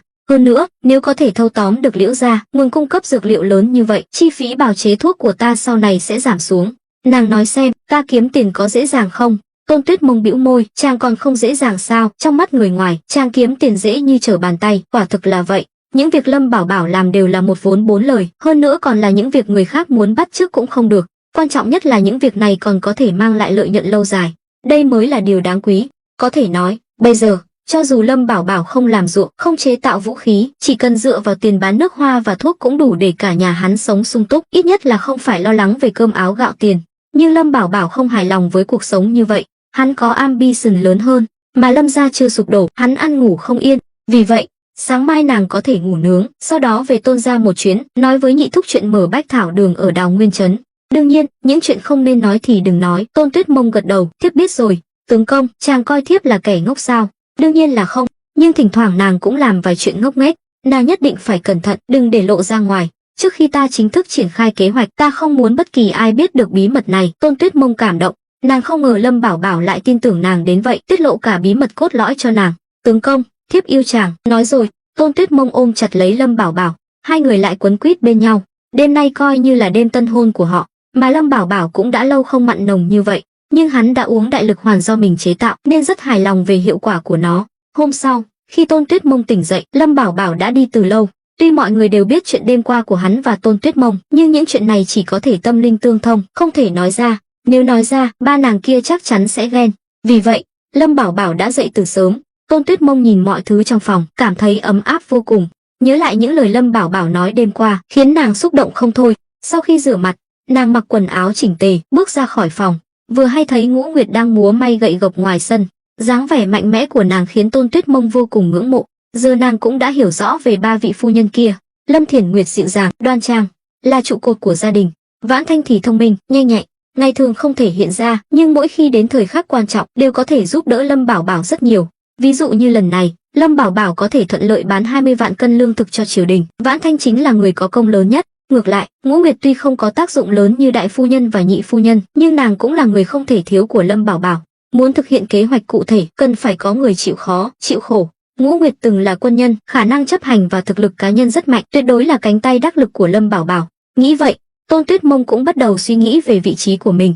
Nàng không muốn làm một bình hoa di động. Sau khi biết tướng công có ambition bá nghiệp, nàng cũng muốn phát huy tài năng của mình, giúp đỡ hắn. Lúc này, Ngũ Nguyệt cũng nhìn thấy nàng, cất cây gậy xuống, cười nói: "Ồ, đây không phải là tứ phu nhân sao? Nhìn sắc mặt hồng hào của muội, xem ra đêm qua được tướng công tưới tắm không ít nhỉ." Những lời nói táo bạo này khiến Tôn Tuyết Mông đỏ mặt, nói: "Ngũ tỷ tỷ, tỷ đừng trêu chọc muội nữa." Ngũ Nguyệt bước đến, vác vai nàng: "Thế nào? Chuyện vợ chồng có phải rất tuyệt vời không?" Tuy Tôn Tuyết Mông trước đây rất mạnh miệng, cái gì cũng dám nói, nhưng bị Ngũ Nguyệt trêu chọc như vậy, nàng vẫn có chút không chịu nổi, chỉ muốn tìm một cái lỗ để chui xuống. "Ngũ tỷ tỷ, tướng công đâu, sao không thấy chàng?" Tôn Tuyết Mông bất đắc dĩ, đành phải chuyển chủ đề. "Tướng công chắc là đang ở núi Ngưu Bối với lão Dương. Nghe nói hôm nay bắt đầu xây dựng pháo đài trên núi Ngưu Bối." "Xây dựng pháo đài? Tướng công chỉ nói là xây dựng doanh trại mà." Ngũ Nguyệt đảo mắt, chẳng phải là kế hoạch thay đổi sao? Vừa rồi, tướng công đã bàn bạc với lão Dương, lão thôn trưởng và A Tam, quyết định biến khu vực núi Ngưu Bối thành pháo đài kiên cố trong vòng bán kính trăm dặm. Như vậy, không chỉ có thể chống lại kẻ thù, mà còn có thể phản công mạnh mẽ. Tôn Tuyết Mông lúc này mới hiểu ra, vậy sao? Dưới trướng tướng công toàn là nhân tài. "Ngũ tỷ tỷ, chúng ta lên núi Ngưu Bối xem thử được không?" Tôn Tuyết Mông lại bắt đầu làm nũng. Nàng biết Ngũ Nguyệt là người phóng khoáng, dùng cách đối xử với đàn ông để đối phó với nàng là hợp lý nhất. Ngũ Nguyệt tỏ vẻ khó xử: "Núi Ngưu Bối bây giờ chắc chắn rất bận rộn, chúng ta đến đó cũng không giúp được gì, đừng gây thêm phiền phức nữa. Đêm qua muội mới vượt cạn nên nghỉ ngơi nhiều hơn." Thấy Ngũ Nguyệt nói vậy, Tôn Tuyết Mông đành phải đồng ý. Nàng là tứ phu nhân, không thể quá lấn lướt. Tục ngữ nói, nghe lời thì ấm bụng, nàng đương nhiên hiểu ý này. Bên kia, Lâm Bảo Bảo đã dẫn mọi người lên núi Ngưu Bối từ sáng sớm. Tuy đêm qua hắn và Tôn Tuyết Mông mây mưa suốt đêm, gần như không được nghỉ ngơi, nhưng nhờ có đại lực hoàn, hắn không hề cảm thấy mệt mỏi. Hơn nữa, việc phòng thủ núi Ngưu Bối là vô cùng quan trọng, hắn không thể lơ là. Lúc này, hắn đang đứng trên đỉnh núi, nhìn xuống những binh lính và một số dân làng đang xây dựng pháo đài, doanh trại. Tâm trạng rất tốt. Dương Thiết Tâm và lão thôn trưởng đứng bên cạnh hắn, chỉ có A Tam là đang giám sát, chỉ huy ở phía dưới. Lúc này, Dương Thiết Tâm nói: "Lâm công tử, sau khi xây dựng xong, dựa vào địa hình núi non hiểm trở trong vòng bán kính trăm dặm, chúng ta sẽ hoàn toàn an toàn. Sau này, cho dù Lâm gia có tấn công cũng rất khó khăn, chỉ có thể tiến quân từ hướng gần sa mạc. Nhưng nơi đó môi trường khắc nghiệt, người thường đi vào cũng phải trả giá đắt. Nếu hành quân đến gần, chắc chắn sẽ tiến thoái lưỡng nan." Lâm Bảo Bảo mỉm cười gật đầu. Lão thôn trưởng cũng nói: "Lâm công tử, chúng ta có cần phải làm ầm ĩ như vậy không? Bây giờ là thời bình, dưới sự lãnh đạo của công tử, Ngưu Bối thôn cũng đã giàu có. Lâm gia nên ban thưởng và ủng hộ công tử nhiều hơn mới phải." Dương Thiết Tâm liếc nhìn ông, Lâm Bảo Bảo gật đầu. "Lão thôn trưởng, có vài chuyện ta chưa từng nói với ông. Thực ra, quan hệ giữa ta và phiên vương Lâm gia đã cơm không lành, canh chẳng ngọt. Tuy bây giờ là giai đoạn đấu mà không phá, nhưng sớm muộn gì cũng sẽ trở mặt. Ta làm vậy tuy có phần hơi sớm, nhưng cũng là điều cần thiết." Lão thôn trưởng hít một hơi lạnh: "Công tử, Phiên vương Lâm gia là chư hầu được triều đình bảo hộ, cậu đối đầu với Lâm gia có phải là quá nguy hiểm không? Tuy rất biết ơn những gì Lâm Bảo Bảo đã làm trong một năm qua, cũng biết năng lực của hắn rất mạnh, nhưng nếu đối đầu với phiên vương Lâm gia, lão thôn trưởng không cho rằng Lâm Bảo Bảo có bao nhiêu phần thắng.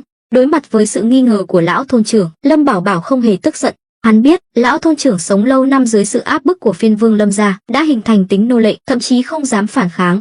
Lão thôn trưởng, những gì ông nói có thể đúng, nhưng ông có nghĩ đến, trong mắt Lâm gia, bọn họ chưa bao giờ có ý định để Ngưu Bối thôn giàu có, sống sung túc hay không? Trước khi ta đến Ngưu Bối thôn, đã có bao nhiêu người được Lâm gia phái đến làm trưởng làng? Hình như là 3-4 người. Lão thôn trưởng rất thật thà. Lâm Bảo Bảo gật đầu. 3-4 người này đã mang lại gì cho Ngưu Bối thôn? Không có gì. Ngưu Bối thôn như cái trại lính bằng sắt, bọn họ đến đây chỉ là làm cho có lệ, lén lút tham ô, vơ vét. Vậy ông còn chưa hiểu sao? Mục đích chính của những trưởng làng do Lâm gia phái đến là giúp Lâm gia bóc lột Ngưu Bối thôn. Sau khi kiếm đủ, bọn họ sẽ bị điều đi, cuối cùng có thể gặp tai nạn rồi biến mất khỏi thế giới này. Nhìn vẻ mặt nghiêm túc của Lâm Bảo Bảo, lão thôn trưởng chấn động. Ông không ngờ Lâm gia lại tàn nhẫn như vậy. Nếu đúng như lời Lâm Bảo Bảo nói, những trưởng làng do Lâm gia phái đến thật đáng thương, còn Ngưu Bối thôn thật đáng buồn. Hơn nữa, là nỗi buồn truyền kiếp, bởi vì trong mắt Lâm gia, bọn họ chỉ là công cụ để bóc lột. Nghĩ vậy, trong mắt lão thôn trưởng lóe lên tia căm hận. Lâm Bảo Bảo nhìn thấy rõ biểu hiện của ông. Thế nào, bây giờ ông còn cho rằng những gì ta làm là vô ích sao? Lão thôn trưởng cúi đầu. Lâm công tử anh minh, là tiểu lão thiển cận. Nghe Lâm Bảo Bảo nói, ông mới hiểu Ngưu Bối thôn đáng thương đến nhường nào. Mà Lâm Bảo Bảo chính là vị cứu tinh của Ngưu Bối thôn. Chỉ có Lâm Bảo Bảo mới có thể dẫn dắt họ đến chiến thắng cuối cùng, thoát khỏi số phận bị áp bức, bóc lột. Lâm Bảo Bảo gật đầu, quay sang Dương Thiết Tâm. Lão Dương, việc chế tạo 200 khẩu súng tre thế nào rồi? Công tử yên tâm, tôi đã sắp xếp ổn thỏa rồi. Hiện tại, dân làng đang gấp rút làm việc, chiều mai là có thể hoàn thành. Tốt lắm, việc này không thể trì hoãn. Ta có linh cảm, mấy hôm nay Lâm gia sẽ ra tay với Đào Nguyên Trấn. Dương Thiết Tâm nhíu mày, trong lòng vẫn có chút lo lắng. Lâm công tử, vậy cậu đích thân đến đó đi. Lâm Bảo Bảo lắc đầu, ta không thể lộ diện, càng không thể gặp người Lâm gia lúc này. Chúng ta chỉ có thể cung cấp vũ khí cho Đào Nguyên Trấn. Còn Bát Ca có thể chống đỡ được áp lực của Lâm gia hay không, phải xem bản lĩnh của hắn. Ngoài ra, hôm nay phải hoàn thành việc xây dựng pháo đài trên núi Ngưu Bối, ngày mai bắt đầu khai thác mỏ sắt. Dương Thiết Tâm và lão thôn trưởng nhìn nhau, đồng thanh nói, thuộc hạ tuân lệnh. Họ hiểu, Lâm Bảo Bảo muốn phá vỡ trật tự cũ, thiết lập một trật tự mới công bằng, chính trực, mà tất cả bắt đầu từ việc khai thác mỏ trên núi Ngưu Bối. Nhưng điều khiến Lâm Bảo Bảo đau đầu bây giờ là sau khi khai thác được quặng sắt thì bán cho ai? Đây mới là vấn đề lớn nhất. Theo kế hoạch ban đầu, khai thác quặng sắt để chế tạo vũ khí, trang bị là mục đích hàng đầu. Lâm Bảo Bảo làm ăn lớn như vậy, khắp nơi đều cần dùng tiền. Nếu không nhanh chóng kiếm được nhiều bạc, việc phát triển, mở rộng quy mô sẽ gặp rất nhiều khó khăn. Suy đi tính lại, hắn vẫn quyết định tìm đến Thôi Minh Sung, bộ hộ thị lang, chỉ có ông ta mới có năng lực giúp đỡ hắn. Nhưng lần này bán quặng sắt không thể để triều đình biết, càng không thể để hoàng thượng biết, mọi việc đều phải bí mật tiến hành. Vì vậy, Lâm Bảo Bảo quyết định đích thân đến kinh thành một chuyến. Dù sao hắn cũng là người đứng sau, không thể mãi mãi ẩn mình. Việc gặp mặt, nói chuyện trực tiếp với Thôi Minh Sung là rất cần thiết. Hơn nữa, giữa hai người cũng đã từng có một lần hợp tác đôi bên cùng có lợi, coi như là đã xây dựng được lòng tin. Nhưng trước khi đi, Lâm Bảo Bảo phải đảm bảo an toàn cho Sào Huyệt, sắp xếp ổn thỏa mọi việc, hắn mới có thể yên tâm. Nghĩ vậy, Lâm Bảo Bảo vỗ vai Dương Thiết Tâm, đi, theo ta về xưởng. Dương Thiết Tâm ngạc nhiên, nhưng vẫn đi theo Lâm Bảo Bảo. Còn lão thôn trưởng thì ở lại giám sát việc xây dựng pháo đài cùng A Tam.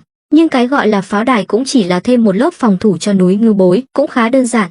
Nếu không, muốn hoàn thành trong một ngày là điều không thể. Về đến xưởng, Dương Thiết Tâm hỏi, Lâm công tử, cậu có việc gì sao? Lâm Bảo Bảo đáp, có chút việc, ta cần chế tạo thêm một ít đạn. Vừa nói, hắn vừa lấy ra một đống sắt vụn từ trong thùng gỗ ở góc tường. Dương Thiết Tâm trừng mắt, Lâm công tử, chế tạo đạn là việc rất tỉ mỉ, khó mà hoàn thành trong thời gian ngắn. Lâm Bảo Bảo cười ẩn ý, chính vì là việc tỉ mỉ nên ta mới muốn nâng cao hiệu suất. Nhìn hắn vất vả bê đống sắt vụn lên bàn, Dương Thiết Tâm hỏi, cậu không định chỉ dùng sắt để chế tạo chứ? Đương nhiên là không, mài dao không mất công đốn củi. Muốn nâng cao hiệu suất tự nhiên phải chế tạo ra dụng cụ để rèn đạn. Dương Thiết Tâm hít một hơi lạnh, chế tạo dụng cụ. Lâm công tử, ta không nghe nhầm chứ? Mài đạn là việc rất tỉ mỉ, cần phải làm thủ công. Nếu dùng dụng cụ, yêu cầu rất cao, phải là dụng cụ rất tinh xảo. Lâm Bảo Bảo cười bí hiểm, cầm giấy bút trên bàn, vẽ một bản phác thảo đơn giản. Biết đây là gì không? Dương Thiết Tâm nhìn hồi lâu, lắc đầu, không biết, nhưng xem ra rất khó chế tạo. Đây là máy hơi nước và máy tiện cơ bản, có thể nâng cao hiệu suất chế tạo đạn rất nhiều. Tuy chế tạo rất khó, nhưng chỉ khó một lần này thôi. Sau này, việc chế tạo đạn sẽ đơn giản hơn nhiều. Nào, chúng ta cùng nhau cố gắng. Nói rồi, Lâm Bảo Bảo nhóm lửa lò cao trong xưởng, cho mấy cục sắt lớn vào. Dương Thiết Tâm đứng bên cạnh nhìn, Dù sao ông cũng không có đầu óc của người xuyên không như Lâm Bảo Bảo, nên không thể hiểu được những thứ mới mẻ này. Ông không tin Lâm Bảo Bảo có thể chế tạo ra thứ được vẽ trong bản phác thảo. Tuy nhìn thì có vẻ không lớn, nhưng Dương Thiết Tâm biết linh kiện càng nhỏ thì càng khó chế tạo, bởi vì có những chi tiết nhỏ, cho dù là làm thủ công cũng rất khó chạm đến, độ khó có thể tưởng tượng được. Mà Lâm Bảo Bảo gần đây cũng đã suy nghĩ kỹ, ở trái đất, tuy hắn chưa từng thấy nhà máy quân sự dùng máy tiện để chế tạo súng đạn như thế nào, nhưng hắn đã từng nghiên cứu bản vẽ máy hơi nước và máy tiện, nên hiểu sơ qua nguyên lý hoạt động. Mà thế giới này không có điện, cho dù hắn chế tạo ra máy tiện cũng phải tìm cách cung cấp năng lượng cho nó. Suy đi tính lại, hắn quyết định sử dụng máy hơi nước. Tuy máy hơi nước cần tiêu thụ rất nhiều than, lại còn gây ô nhiễm môi trường, nhưng bây giờ Lâm Bảo Bảo không còn cách nào khác. Đối với hắn, chế tạo một chiếc máy hơi nước đơn giản không khó, cái khó là quá trình chế tạo sẽ rất vất vả, bởi vì tất cả các linh kiện đều phải đủ tinh xảo. Chẳng mấy chốc, mẻ sắt đầu tiên đã được luyện xong. Lâm Bảo Bảo lấy nồi ra, dùng đất sét nặn thành khuôn nồi áp suất. Bộ phận quan trọng nhất của máy hơi nước là sử dụng hơi nước làm động lực, mà áp suất hơi nước thông thường không đủ, nên Lâm Bảo Bảo phải chế tạo nồi áp suất trước. Trong điều kiện kín hoàn toàn, áp suất hơi nước trong nồi áp suất rất lớn, nếu phát nổ, thậm chí có thể gây chết người. Nhìn Lâm Bảo Bảo nghiêm túc làm việc, Dương Thiết Tâm cũng bị cuốn hút, hỏi: Lâm công tử, tiểu lão có thể giúp gì không? Trước tiên, ông giúp ta nấu chảy số sắt này thành nước, sau đó chờ ta hướng dẫn tiếp. Ngoài ra, ông hãy quan sát kỹ cách ta làm. Những gì ta truyền dạy cho ông là kỹ thuật độc nhất vô nhị trên thế giới này. Dương Thiết Tâm vội vàng gật đầu. Ông đã được chứng kiến năng lực của Lâm Bảo Bảo, nên rất tin tưởng hắn có thể chế tạo ra thứ được vẽ trong bản phác thảo. Điều duy nhất khiến ông nghi ngờ là độ khó của nó. Là một lão thợ rèn, cả đời ông làm việc với sắt, nên vừa nhìn đã biết thứ Lâm Bảo Bảo muốn chế tạo rất khó. Độ phức tạp là điều ông chưa từng nghe thấy. Nếu mất 1-2 năm có lẽ có thể thành công, nhưng muốn chế tạo ra trong vài ngày, theo ông là điều không thể. Sau đó, Dương Thiết Tâm vừa tiếp tục nấu chảy sắt, vừa quan sát Lâm Bảo Bảo làm việc. Sau khi khuôn đất sét khô lại, Lâm Bảo Bảo đổ nước sắt vào, khói bốc lên nghi ngút. Hắn vội vàng lấy một miếng vải ẩm bịt mũi. Những khí này rất có hại cho cơ thể. Ở ngoài cửa, 4 vị phu nhân nhìn thấy khói bốc lên từ xưởng, đều tò mò. Họ không thể ngờ rằng chiếc máy hơi nước đầu tiên trên thế giới này sắp ra đời. Cũng không ai biết chiếc máy hơi nước này sẽ gây ra ảnh hưởng lớn đến mức nào đối với triều đại phong kiến này. Lúc này, Tôn Tuyết Mông tò mò đến gần cửa, nàng rất muốn xông vào xem thử, nhưng vừa đưa tay định đẩy cửa, đã bị Ngũ Nguyệt ngăn lại. Từ phu nhân, ta khuyên muội đừng vào, tướng công đã nói, bây giờ chỉ có chàng và lão Dương mới được vào xưởng, chúng ta đâu phải người ngoài, sao phải làm thần bí như vậy? Lâm Thiển Nguyệt nói, mỗi lần tướng công làm thí nghiệm đều không muốn bị làm phiền, nhưng xem ra lần này tướng công lại nghiên cứu ra thứ gì đó lợi hại rồi. Vãn Thanh và Ngũ Nguyệt nhìn nhau cười. Ba nàng đã đi theo Lâm Bảo Bảo hơn 1 năm, có thể nói là đã chứng kiến toàn bộ quá trình hắn từng bước trỗi dậy, từ việc chế tạo thuốc nổ đến súng tre, bom mưa, nước hoa, phân bón, thủy tinh. Tất cả những thứ này đều là bước đệm giúp Lâm Bảo Bảo đi đến đỉnh cao. Vãn Thanh cũng nói, đúng vậy, Từ phu nhân, giờ muội đã là người nhà họ Lâm, phải tuân thủ quy tắc của tướng công, không thể tùy tiện như trước nữa. Nghe vậy, Lâm Thiển Nguyệt và Ngũ Nguyệt đều im lặng, chỉ có sắc mặt Tôn Tuyết Mông hơi thay đổi. Vãn Thanh là nhị phu nhân, không có quyền hành trong nhà như đại phu nhân, cũng không có tính cách phóng khoáng, không so đo như Ngũ Nguyệt. Hơn nữa, 1 năm nay, sự tồn tại của nàng trong gia đình này rất mờ nhạt, nhưng không ai dám xem thường năng lực của nàng. Vãn Thanh luôn có thể đưa ra quyết định đúng đắn nhất vào những thời điểm quan trọng. Vì vậy, Lâm Bảo Bảo luôn coi Vãn Thanh như báu vật. Lúc này, Tôn Tuyết Mông bĩu môi, ta biết rồi, nhưng những lời này, nếu có ai nói, thì cũng phải là đại phu nhân nói, nhị phu nhân đừng lên mặt dạy đời. Vãn Thanh tức giận, Lâm Thiển Nguyệt vội vàng kéo nàng lại, lắc đầu, ra hiệu cho nàng đừng chấp nhặt với cô nàng này. Là đại phu nhân, nàng đã nhìn thấu mọi chuyện từ lâu, biết Tôn Tuyết Mông không phải người dễ chọc, nhưng Vãn Thanh cũng không phải dạng vừa. Nếu nói về gia thế, nhà họ Diệp của Vãn Thanh ở kinh thành cũng là danh gia vọng tộc, không hề thua kém Tôn gia. Hơn nữa, việc Tôn Tuyết Mông dùng đủ mọi thủ đoạn để có được Lâm Bảo Bảo cũng khiến Vãn Thanh khó chịu. Nàng có thể chấp nhận Lâm Thiển Nguyệt và Ngũ Nguyệt, nhưng lại không thể chấp nhận Tôn Tuyết Mông.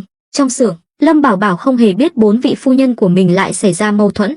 Lúc này, hắn đang tập trung luyện nồi áp suất, cẩn thận lấy khuôn ra. Nước sắt đỏ rực đã thành hình nồi áp suất. Lâm Bảo Bảo lấy chiếc búa mà Dương Thiết Tâm hay dùng, gõ nhẹ, cố gắng làm cho bề mặt phẳng. Cán búa tuy không lớn, nhưng đầu búa lại khá to. Ưu điểm của loại búa này là khi gõ lên sắt nung đỏ, lực sẽ đều hơn, tránh gây ra tình trạng lồi lõm. Lúc này, Dương Thiết Tâm nói, công tử, để tôi làm cho. Lâm Bảo Bảo đúng là có phần vụng về, dù sao hắn cũng không phải thợ rèn chuyên nghiệp, đành cười khổ đưa búa cho Dương Thiết Tâm. Dương Thiết Tâm nhận lấy búa, làm theo hướng dẫn của Lâm Bảo Bảo, gõ rất thành thạo, hiệu suất quả nhiên được nâng cao. Lâm Bảo Bảo nhìn thấy cũng rất hài lòng. Khoảng nửa canh giờ sau, phần đáy nồi áp suất cuối cùng cũng hoàn thành, được đặt sang một bên để nguội tự nhiên. Dương Thiết Tâm tò mò hỏi, công tử, thứ cậu chế tạo trông giống như một cái nồi nhỏ vậy. Đúng vậy, đây là nồi, nhưng ta muốn chế tạo là nồi áp suất. Nồi áp suất dùng để làm gì? Ta đã nói rồi, ta muốn chế tạo máy hơi nước, dùng máy hơi nước làm động lực để vận hành máy tiện. Như vậy có thể tiết kiệm rất nhiều sức người, dùng máy móc có độ chính xác cao để rèn đạn. Sau này, dù là sản xuất hàng loạt súng lục hay các loại vũ khí, trang bị khác, đều không thể thiếu máy tiện và máy hơi nước. Nghe Lâm Bảo Bảo nói có vẻ đường hoàng, Dương Thiết Tâm tuy không hiểu hết, nhưng cũng quyết tâm phối hợp với Lâm Bảo Bảo để hoàn thành. Sau đó, Lâm Bảo Bảo lại chế tạo nắp nồi áp suất và một số linh kiện tinh xảo của máy hơi nước. Đương nhiên, chỉ là những linh kiện đơn giản nhất, ví dụ như miếng đệm hình tròn hoặc thanh sắt nhỏ như đũa. Yêu cầu đối với những linh kiện này không cao. Thực ra, đối với hắn, chế tạo máy hơi nước không khó, cái khó là máy tiện. Thứ này, tuy ở trái đất đã rất phổ biến, ngay cả những công nhân nhà máy nhỏ cũng có thể hiểu rõ cấu tạo của máy tiện, nhưng độ khó thực sự là phải chế tạo ra các linh kiện phù hợp. Bởi vì máy tiện là dụng cụ để chế tạo đạn, nên độ chính xác phải rất cao. Một ngày trôi qua, trời đã tối. Trong xưởng, ngoài chiếc đèn dầu đặt trên bàn, chỉ còn lò cao đang cháy, tỏa ra ánh sáng đỏ rực. Nhiệt độ cao trong phòng khiến Lâm Bảo Bảo và Dương Thiết Tâm toát mồ hôi hột. Hai người đã cởi trần từ lâu, nhưng để tránh bị bỏng, Dương Thiết Tâm còn mặc một chiếc tạp dề đặc biệt cho Lâm Bảo Bảo. Mặc bộ đồ này, khí chất công tử bột của Lâm Bảo Bảo biến mất, thay vào đó là hình ảnh một người thợ rèn, toàn thân tỏa ra hơi nóng. Cuối cùng, đến canh 1, hai người cũng hoàn thành việc chế tạo máy hơi nước. Nhìn những linh kiện đã hoàn thành đặt trên bàn, Dương Thiết Tâm ngồi phịch xuống ghế, cười khổ. Lâm công tử, chúng ta coi như là hoàn thành rồi. Lâm Bảo Bảo cười ẩn ý, hoàn thành, còn lâu mới xong. Nói chính xác, chúng ta mới chỉ hoàn thành 30% khối lượng công việc, 30%.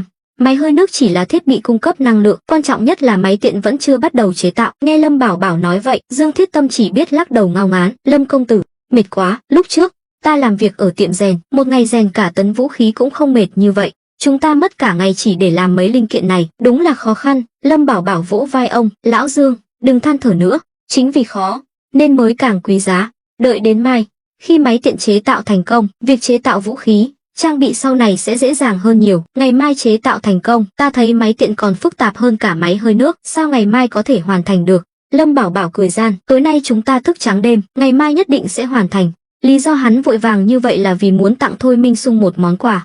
Đã muốn bàn chuyện tìm kim chủ, Lâm Bảo Bảo tự nhiên phải có chút lễ vật để lấy lòng Thôi Minh Sung. Mà với địa vị của Thôi Minh Sung bây giờ, vàng bạc châu báu chưa chắc đã mua chuộc được ông ta, cho dù có thể, cũng phải là một số tiền khổng lồ. Nếu có nhiều vàng bạc như vậy, Lâm Bảo Bảo thà giữ lại cho mình, chứ ai lại đem tặng Thôi Minh Sung.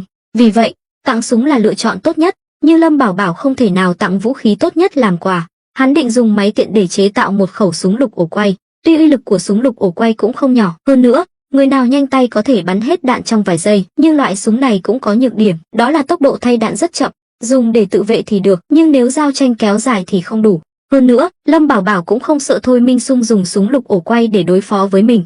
Vũ khí hắn tặng chỉ cần hạn chế cung cấp đạn dược thì súng cũng chỉ là đồ bỏ đi, cuối cùng vẫn phải phụ thuộc vào hắn. Dương Thiết Tâm thở dài, Lâm công tử, cậu đúng là đồ điên, làm việc gì cũng vội vàng như vậy. Sớm muộn gì ta cũng bị cậu hành chết. Thôi được rồi, vậy tối nay ông về nghỉ ngơi, không vấn đề gì chứ? Dương Thiết Tâm giật mình, vội vàng giải thích, Lâm công tử, cậu hiểu lầm rồi, tiểu lão chỉ là than thở thôi. Cậu còn thức đêm làm việc, sao tiểu lão lại về nghỉ ngơi được? Lâm Bảo Bảo xua tay, thôi khỏi, ông cũng lớn tuổi rồi, ban ngày bận rộn, nếu ban đêm còn không nghỉ ngơi tốt, sớm muộn gì cũng kiệt sức. Ta còn muốn ông sau này làm kỹ sư cho ta, nếu ông mệt chết, ta biết tìm ai. Hắn tốn bao nhiêu công sức bồi dưỡng Dương Thiết Tâm, chính là muốn sau này ông có thể gánh vác trọng trách. Nếu ông ta mệt chết, chẳng khác nào Lâm Bảo Bảo tự hại mình. Nghe Lâm Bảo Bảo nói vậy, Dương Thiết Tâm rất cảm động, ai mà không muốn đi theo một người lãnh đạo biết quan tâm đến thuộc hạ.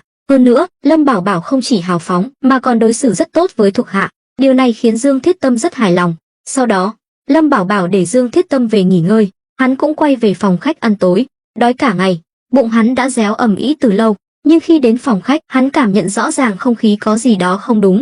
Lâm Thiển Nguyệt và Ngũ Nguyệt thì cười nói vui vẻ, không có gì bất thường, còn Vãn Thanh và Tôn Tuyết Mông thì mặt mày ủ rũ. Lâm Bảo Bảo đến gần Tôn Tuyết Mông, hỏi, Tuyết Mông, chẳng phải ta đã bảo nàng ban ngày về Tôn gia báo tin cho nhị thúc sao, sao nàng không đi? Tôn Tuyết Mông lúc này mới nhận ra, mình chỉ lo giận dỗi mà quên mất việc Lâm Bảo Bảo đã dặn. Nàng đứng bật dậy, liên tục xin lỗi, xin lỗi, xin lỗi, thiếp quên mất, thiếp đi ngay đây. Nói rồi, nàng xoay người bỏ đi. Nàng bây giờ cũng không phải người ngoài, vừa mới động phòng với Lâm Bảo Bảo đã cãi nhau với nhị phu nhân, khiến nàng có chút bối rối. Vì vậy, trốn tránh là lựa chọn cuối cùng của nàng. Lâm Bảo Bảo nhìn theo bóng lưng nàng, nói, hôm nay thôi vậy, đã muộn rồi, nàng đi một mình, ta không yên tâm, đợi sáng mai hãng đi. Lâm Bảo Bảo đói meo, cũng không muốn chấp nhặt với nàng. nhưng Tôn Tuyết Mông quay lưng lại nói, vậy được rồi, thiếp mệt rồi, về nghỉ ngơi trước, thiếp xin phép đại phu nhân và tam phu nhân. Nói rồi, nàng rời đi. Lâm Bảo Bảo nhíu mày, đã xảy ra chuyện gì sao? Lâm Thiển Nguyệt đặt khung thêu xuống, đứng dậy, tướng công, thiếp đi hâm nóng thức ăn cho chàng. Nói rồi, nàng rời đi. Ngũ Nguyệt vừa định đứng dậy, đã bị ánh mắt cảnh cáo của Vãn Thanh ngăn lại, đành bĩu môi ngồi xuống. Lâm Bảo Bảo nhìn thấy, hỏi, chuyện gì vậy? Vãn Thanh hừ lạnh một tiếng, kể lại chuyện xảy ra giữa nàng và Tôn Tuyết Mông ban ngày. Lâm Bảo Bảo nghe xong, lại là chuyện cơm không lành, canh chẳng ngọt của mấy nàng, liền thấy đau đầu. Chỉ là chuyện nhỏ, sao các nàng không nhường nhịn nhau một chút? Ta muốn nhường nhịn, nhưng nàng ta cũng phải biết tôn trọng người lớn chứ. Ta và đại phu nhân, tam phu nhân vẫn luôn hòa thuận, chỉ có Tôn Tuyết Mông này, nàng ta quá lộng hành. Tướng công, có vài lời chúng ta nói không thích hợp, Từ phu nhân cũng sẽ không nghe, nên chàng hãy khuyên nàng ta đi. Trong nhà này, tuy chúng ta là chị em tốt, nhưng vẫn phải có sự tôn trọng lẫn nhau. Hơn nữa, việc không cho người khác vào xưởng của tướng công cũng là do chàng đề ra. Ta ngăn cản nàng ta cũng là theo ý của tướng công. Lời nói của Vãn Thanh rõ ràng là đang đổ lỗi cho Tôn Tuyết Mông, nàng ta không có lỗi.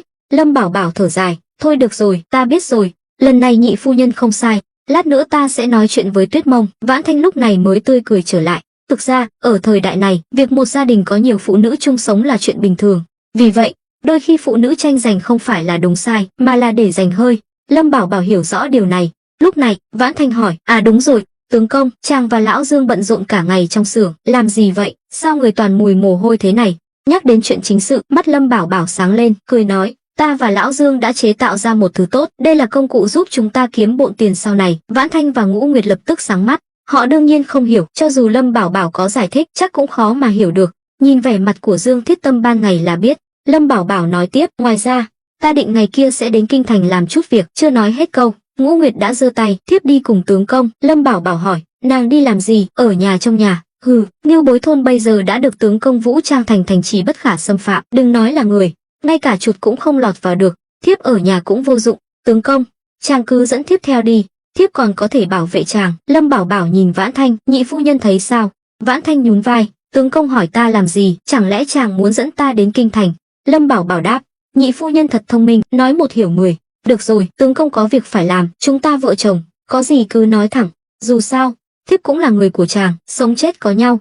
Nói bậy bạ gì đó, nói gì mà sống chết, có ta ở đây, sẽ không để các nàng gặp nguy hiểm. Nhìn Lâm Bảo Bảo nói chắc như đinh đóng cột, Vãn Thanh và Ngũ Nguyệt đều thấy ấm lòng. Được rồi, ta biết rồi, tướng công đến kinh thành làm gì? Lâm Bảo Bảo thở dài, mỏ đồng ở Nham Tử Sơn đã khai thác được kha khá, nhưng chưa tìm được đầu ra tiêu thụ. Mỏ sắt trên núi Ngưu Bối cũng sắp khai thác, sau này chắc chắn cũng sẽ gặp vấn đề về đầu ra. Ta muốn đến kinh thành tìm Thôi đại nhân bàn bạc. Lâm Bảo Bảo nhớ rất rõ, lúc trước, khi bàn chuyện bán lương thực với Thôi Minh Sung, hắn cũng đã nhắc đến chuyện mỏ sắt trên núi Ngưu Bối. Bây giờ, thời cơ đã chín muồi, hắn muốn nhanh chóng giải quyết dứt điểm, tránh đêm dài lắm mộng. Vãn Thanh lúc này mới hiểu ra, tìm Thôi đại nhân bàn bạc cũng được, nhưng thiếp có một ý kiến hay hơn, không biết tướng công có muốn nghe không? Lâm Bảo Bảo mừng rỡ, nhị phu nhân cứ nói. Hắn chờ đợi chính là câu nói này. Nhị phu nhân của hắn tài trí hơn người, mưu lực hơn người, nếu hắn không tận dụng thì đúng là phí của rời. Tướng công chắc biết nhà họ Diệp của thiếp ở kinh thành cũng là danh gia vọng tộc chứ? Lâm Bảo Bảo gật đầu. Đương nhiên, nhạc phụ của ta không phải là ngự sử sao? Cái gọi là ngự sử là người chuyên giám sát các quan văn võ trong triều, thậm chí còn dám phản biện hoàng thượng, mà những ngự sử này cũng không sợ bị hoàng thượng xử trảm. Nếu họ không dám can gián, không làm tròn trách nhiệm, đó mới là tội lớn nhất. Lúc trước, Vãn Thanh không bị liên lụy đến gia đình là vì nàng đã chủ động cắt đứt quan hệ với gia đình. Hơn nữa, cha nàng là Diệp Như Hôi lại có thân phận đặc biệt, cho dù là hoàng thượng cũng không thể định tội nhà họ Diệp. Hơn nữa, đề xuất phạt phiên vương của Vãn Thanh lúc trước tuy bị các phiên vương phản đối, nhưng cũng đã gieo hạt giống vào lòng hoàng thượng. Có thể nói, Vãn Thanh đã mở đường cho việc phạt phiên vương. Vì vậy, Lâm Bảo Bảo không chỉ yêu thương mà còn rất kính trọng nhị phu nhân của mình. Một nữ nhi yếu đuối, vậy mà dám công khai đối đầu với các phiên vương quyền cao chức trọng, đó không phải là điều người thường có thể làm được. Nhưng may mắn thay, Vãn Thanh đã gặp được Lâm Bảo Bảo, người có cùng chí hướng với nàng, nên mới có cơ hội lật ngược tình thế.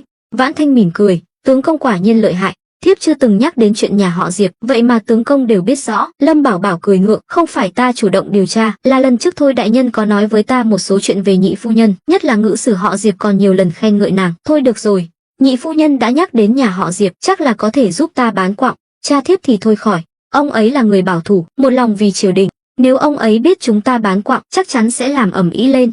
Lâm Bảo Bảo nghiêm nghị gật đầu. Ở Đại Đoan, đừng nói là một tiểu nhân vật vô danh như hắn, ngay cả phiên vương cũng không có tư cách tự ý khai thác, buôn bán mỏ. Mọi việc đều phải bí mật tiến hành.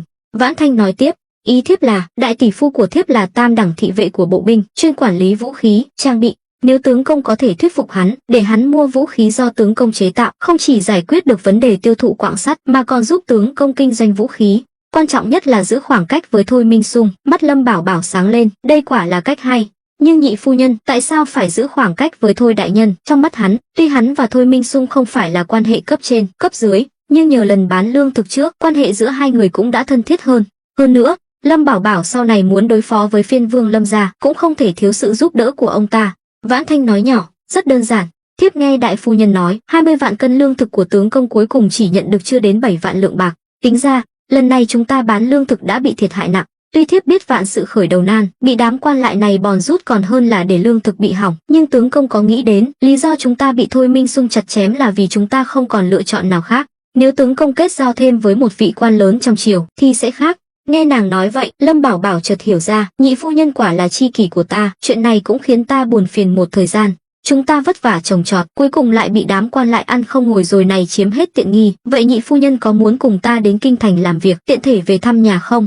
Vãn Thanh lập tức động lòng. Từ khi bị phiên vương Lâm gia bắt giữ với tội danh mưu phản, đã hơn 1 năm rưỡi trôi qua, nàng cũng rất muốn về nhà thăm cha mẹ. Hơn nữa, tuy số bạc nàng nợ Lâm gia vẫn chưa trả hết, nhưng theo nàng, việc có trả hay không vẫn còn là vấn đề. Dù sao, nếu Lâm Bảo Bảo trở mặt với Lâm gia, với tư cách là vợ của Lâm Bảo Bảo, nàng cũng không cần phải trả nợ cho Lâm gia nữa. Hơn nữa, số bạc này vốn là do Lâm gia ép buộc nàng, mục đích là để bóc lột những tử sĩ bị lưu đày như Lâm Bảo Bảo. Đã được tướng công nói vậy, thiếp xin tuân mệnh. Vãn Thanh vui mừng khôn xiết, sau 1 năm rưỡi, cuối cùng cũng có thể về nhà thăm người thân, đây quả là tin vui lớn. Ngũ Nguyệt bên cạnh cũng ghen tị, tướng công, thiếp cũng nhớ nhà, khi nào chàng dẫn thiếp về thăm nhà? Lâm Bảo Bảo đảo mắt, nhà nàng ở Thảo Nguyên ngoài Nam Man, đã ra khỏi lãnh thổ Đại Đoan, ta làm sao đưa nàng về được, chẳng lẽ lại vượt biên sao? Ngũ Nguyệt buồn bã, gật đầu, cũng đúng. Thôi, ta về phòng nghỉ ngơi đây. Nhìn bóng lưng cô đơn của Ngũ Nguyệt, Lâm Bảo Bảo cũng hiểu nàng nhớ nhà, cũng có thể thông cảm. Nàng vốn là người xa xứ, mà Nam Man lại là kẻ thù của Đại Đoan, hai nước hiện giờ không có bất kỳ liên hệ nào. Nếu vượt biên trái phép, rất có thể sẽ bị giết. Lâm Bảo Bảo nói, Ngũ Nguyệt, nàng đợi ta, nếu nàng tin ta, hãy chờ đợi. Đợi đến khi ta có đủ năng lực, nhất định sẽ đưa nàng về thăm cha mẹ. Ngũ Nguyệt lúc này mới vui vẻ trở lại, gật đầu rồi rời đi. Lúc này, Lâm Thiển Nguyệt bưng cơm nóng hổi đến, đặt trước mặt Lâm Bảo Bảo. Thực ra, nàng đã nghe thấy cuộc trò chuyện của Lâm Bảo Bảo và hai nàng kia, nhưng nàng giả vờ như không biết. Không phải nàng không nhớ nhà, mà là nàng không còn nhà để về nữa. Cha mẹ, người thân của nàng đều đã chết cả rồi. Lâm Thiển Nguyệt dù sao cũng chỉ là con gái nhà nông, người nhà đều là nông dân, sống dựa vào ông trời. Trước đây, gặp phải nạn đói, lại bị Lâm gia bóc lột, khiến gia đình nàng tan cửa nát nhà, nàng còn bị bán làm nô lệ cho Lâm gia. Nếu không được Lâm Bảo Bảo cứu, nàng đã chết từ lâu rồi. Lâm Bảo Bảo cúi đầu nhìn những món ăn thơm phức, nắm lấy tay Lâm Thiển Nguyệt. Hắn tinh ý nhận ra khóe mắt Lâm Thiển Nguyệt đỏ hoe, chắc chắn là do khóc. Hắn biết Lâm Thiển Nguyệt cũng nhớ nhà, nhưng người nhà đều không còn nữa, nói gì cũng vô ích. Lâm Bảo Bảo ăn một miếng lớn, nói, Thiển Nguyệt, người thân của nàng còn có ta, còn có Vãn Thanh, Ngũ Nguyệt và Tuyết Mông, nàng không cô đơn. Sau này, nếu có chuyện gì buồn phiền, nàng cứ nói ra. Lâm Thiển Nguyệt mỉm cười gật đầu, nhưng không nói gì. Lâm Bảo Bảo cũng biết đại phu nhân của hắn đã phải chịu đựng quá nhiều. Sự trưởng thành này không giống như Vãn Thanh, Ngũ Nguyệt và Tôn Tuyết Mông, mà là sự trưởng thành thực sự, trải qua 5 tháng. Trải qua những áp lực của cuộc sống mới có được khí chất và tính cách đặc biệt như vậy. Cũng chính vì vậy, Lâm Thiển Nguyệt mới là người quan trọng nhất trong lòng Lâm Bảo Bảo, bởi vì chỉ có nàng mới hiểu hắn nhất. Thực ra, số phận của hắn và Lâm Thiển Nguyệt rất giống nhau. Lâm Thiển Nguyệt là mất hết người thân, còn Lâm Bảo Bảo là xuyên không đến đây. Ở Lâm gia lại không có cảm giác thân thuộc, còn bị chèn ép, hãm hại, nên trong lòng hắn cũng rất cô đơn. Nỗi cô đơn này chỉ có Lâm Thiển Nguyệt mới hiểu, cũng chỉ có nàng mới có thể mang lại cho Lâm Bảo Bảo cảm giác ấm áp, bình yên nhất. Sau khi ăn uống no say, Lâm Bảo Bảo quay lại xưởng, hắn còn phải tiếp tục hoàn thiện các linh kiện của máy tiện. Vì đây chỉ là thử nghiệm, nên chiếc máy tiện hắn chế tạo chỉ dùng để sản xuất đạn. Đợi sau này kỹ thuật hoàn thiện hơn, hắn sẽ chế tạo máy tiện hiện đại hơn, dùng để sản xuất các vật dụng bằng sắt khác. Nhưng lần này, hắn rốt cuộc cũng hiểu được nỗi khổ của Dương Thiết Tâm khi chế tạo đạn. Mỗi linh kiện của máy tiện đều phải rất tinh xảo, muốn đạt yêu cầu phải mất rất nhiều thời gian. Mà vì ở thời đại phong kiến lạc hậu này, dụng cụ hắn có thể sử dụng rất hạn chế, chỉ có thể dựa vào việc nung chảy, rèn và mài để hoàn thành. Mất cả đêm, hắn mới hoàn thành chiếc máy tiện chỉ nhỏ bằng cái bàn ăn, nhưng cũng khiến hắn mệt mỏi rã rời. Cả đêm không ngủ, mắt Lâm Bảo Bảo hoa lên, sự mệt mỏi về thể xác khiến hắn kêu khổ không thôi. Nhưng may mà kết quả cuối cùng là tốt đẹp. Hắn kết nối máy hơi nước và máy tiện, sau khi đun nóng nồi áp suất, hơi nước áp suất cao cuối cùng cũng theo đường ống dẫn vào máy tiện, có động lực, máy tiện bắt đầu hoạt động, tuy còn hơi cứng, Nhưng sau khi Lâm Bảo Bảo tra dầu, cuối cùng cũng hoàn thành bước chạy thử ban đầu. Tiếng ồn của máy móc dần nhỏ lại. Dưới sự dẫn động của bánh răng quay với tốc độ cao, Lâm Bảo Bảo lập tức cho kim loại hỗn hợp đồng và sắt đã chuẩn bị sẵn vào máy tiện để mài. Chỉ trong vòng 1 canh giờ, hắn đã chế tạo ra hơn chục viên đạn. Mọi việc đã hoàn thành. Lâm Bảo Bảo thở phào nhẹ nhõm. Lúc này, trời mới tờ mờ sáng, cánh cửa xưởng đang đóng chặt bỗng mở ra. Dương Thiết Tâm đến, nhìn thấy Lâm Bảo Bảo mắt đỏ hoe, trong lòng ông cảm thán không thôi. Được đi theo một người chủ như vậy, thật là vinh hạnh. Cho dù ông có mệt mỏi đến đâu, cũng không bằng Lâm công tử. Lâm công tử, thành công rồi sao? Lâm Bảo Bảo đắc ý lấy những viên đạn đã chế tạo ra, nói, xem chất lượng thế nào. Dương Thiết Tâm cầm những viên đạn trên tay, quan sát kỹ lưỡng, kinh ngạc nói, đây là những viên đạn công tử chế tạo ra trong một đêm sao? Lâm Bảo Bảo mỉm cười gật đầu. Dương Thiết Tâm không nói nên lời. Lúc trước, để chế tạo những viên đạn này cho Lâm Bảo Bảo, ông đã mất rất nhiều thời gian, hơn nữa còn là tốc độ của một người thợ rèn lão luyện. Nếu tay nghề kém hơn, căn bản không thể hoàn thành trong thời gian ngắn như vậy. Quá giỏi rồi. Dương Thiết Tâm nhìn những viên đạn trên tay, lẩm bẩm, rồi chợt nhìn Lâm Bảo Bảo, Lâm công tử, có máy tiện này, hiệu suất chế tạo đạn sẽ được nâng cao rất nhiều. Lâm Bảo Bảo gật đầu. Ta phải về ngủ một giấc, lát nữa sẽ hướng dẫn lại cho ông một lần. Ta giao cho ông một nhiệm vụ, trong một ngày, chế tạo cho ta 300 viên đạn thành phẩm. Khi ta tỉnh dậy sẽ kiểm tra, nếu không hoàn thành, ta sẽ nói chuyện với ông. Dương Thiết Tâm lập tức đồng ý, không vấn đề gì. Công tử đã thức trắng đêm vì máy tiện này, tiểu lão nhất định sẽ hoàn thành nhiệm vụ. Nói rồi, ông xắn tay áo lên, chuẩn bị sẵn sàng. Sau đó, ông nhìn Lâm Bảo Bảo vận hành máy móc một cách thành thạo, chế tạo ra một viên đạn. Cuối cùng ông cũng hiểu được nguyên lý sử dụng. Lâm Bảo Bảo lại dặn dò, nhớ kỹ, cứ 2 canh giờ lại phải thêm nước vào nồi áp suất, tuyệt đối không được để cạn nước, nếu không sẽ phát nổ. Ông hiểu chưa? Dương Thiết Tâm gật đầu đồng ý, rồi tự mình thao tác một lần thông, trăm lần sáng. Dương Thiết Tâm vốn là một lão thợ rèn tay nghề cao, chỉ cần Lâm Bảo Bảo hướng dẫn sơ qua, ông đã nắm vững cách sử dụng, mà ông cũng là người đầu tiên trên thế giới này biết sử dụng máy hơi nước và máy tiện. Lâm Bảo Bảo dặn dò xong liền về nhà ngủ. Khi hắn tỉnh dậy, trời đã tối đen, đã là canh 2. Điều này khiến hắn giật mình, không ngờ hắn lại ngủ say như vậy, nhưng cũng có thể hiểu được, cường độ làm việc của hắn đêm qua rất lớn. Tuy không phải là lao động chân tay, nhưng việc lắp ráp những linh kiện nhỏ bé này cũng rất tốn sức. Hơn nữa, Lâm Thiển Nguyệt thương Lâm Bảo Bảo, không cho phép ai làm phiền hắn, nên hắn mới có thể ngủ ngon giấc. Lâm Bảo Bảo vừa ngồi dậy định ra ngoài, thì Lâm Thiển Nguyệt bước vào, tướng công, chàng cuối cùng cũng tỉnh rồi. Lâm Bảo Bảo cười khổ, sao nàng không gọi ta dậy sớm hơn, thiếp cũng muốn chàng ngủ thêm một chút, công việc không thể làm hết trong một ngày được, chàng là trụ cột của gia đình, nếu mệt mỏi quá thì sao? Lâm Bảo Bảo gật đầu, à đúng rồi, lão Dương có nói gì không? Có, ông ấy bảo thiếp nói với chàng, hôm nay ông ấy đã làm được 450 viên đạn. Nói rồi, nàng mở chiếc hộp gỗ nhỏ trên bàn trang điểm, bên trong đầy áp đạn. Lâm Bảo Bảo mừng rỡ, vội vàng cầm lên một nắm, kiểm tra kỹ lưỡng.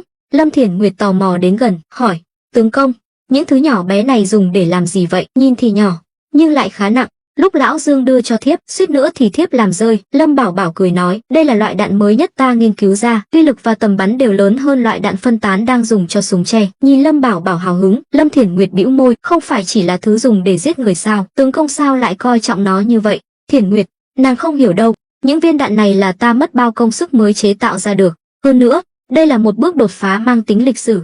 Có những viên đạn này, thực lực của Ngưu Bối thôn chúng ta sẽ được nâng cao. Cứ thử tưởng tượng, kẻ địch vẫn đang dùng gậy gộc chiến đấu theo cách nguyên thủy nhất, mà Ngưu Bối thôn chúng ta đã tiến hành cách mạng công nghiệp, chế tạo ra vũ khí vượt thời đại. Một khi giao chiến trực diện, đối phương có thể chưa kịp lại gần đã bị tiêu diệt hoàn toàn. Lâm Bảo Bảo luôn theo đuổi nguyên tắc quân đội cốt ở tinh nhuệ, không ở số lượng. Trong chiến tranh hiện đại ở trái đất, tuy con người luôn là yếu tố quyết định, nhưng vũ khí, trang bị vẫn là cốt lõi để thay đổi cục diện thắng thua.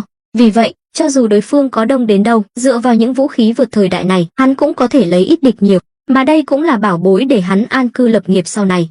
Nhất là ở thời đại phong kiến này, ai có nắm đấm lớn, người đó có quyền lên tiếng và quyết định.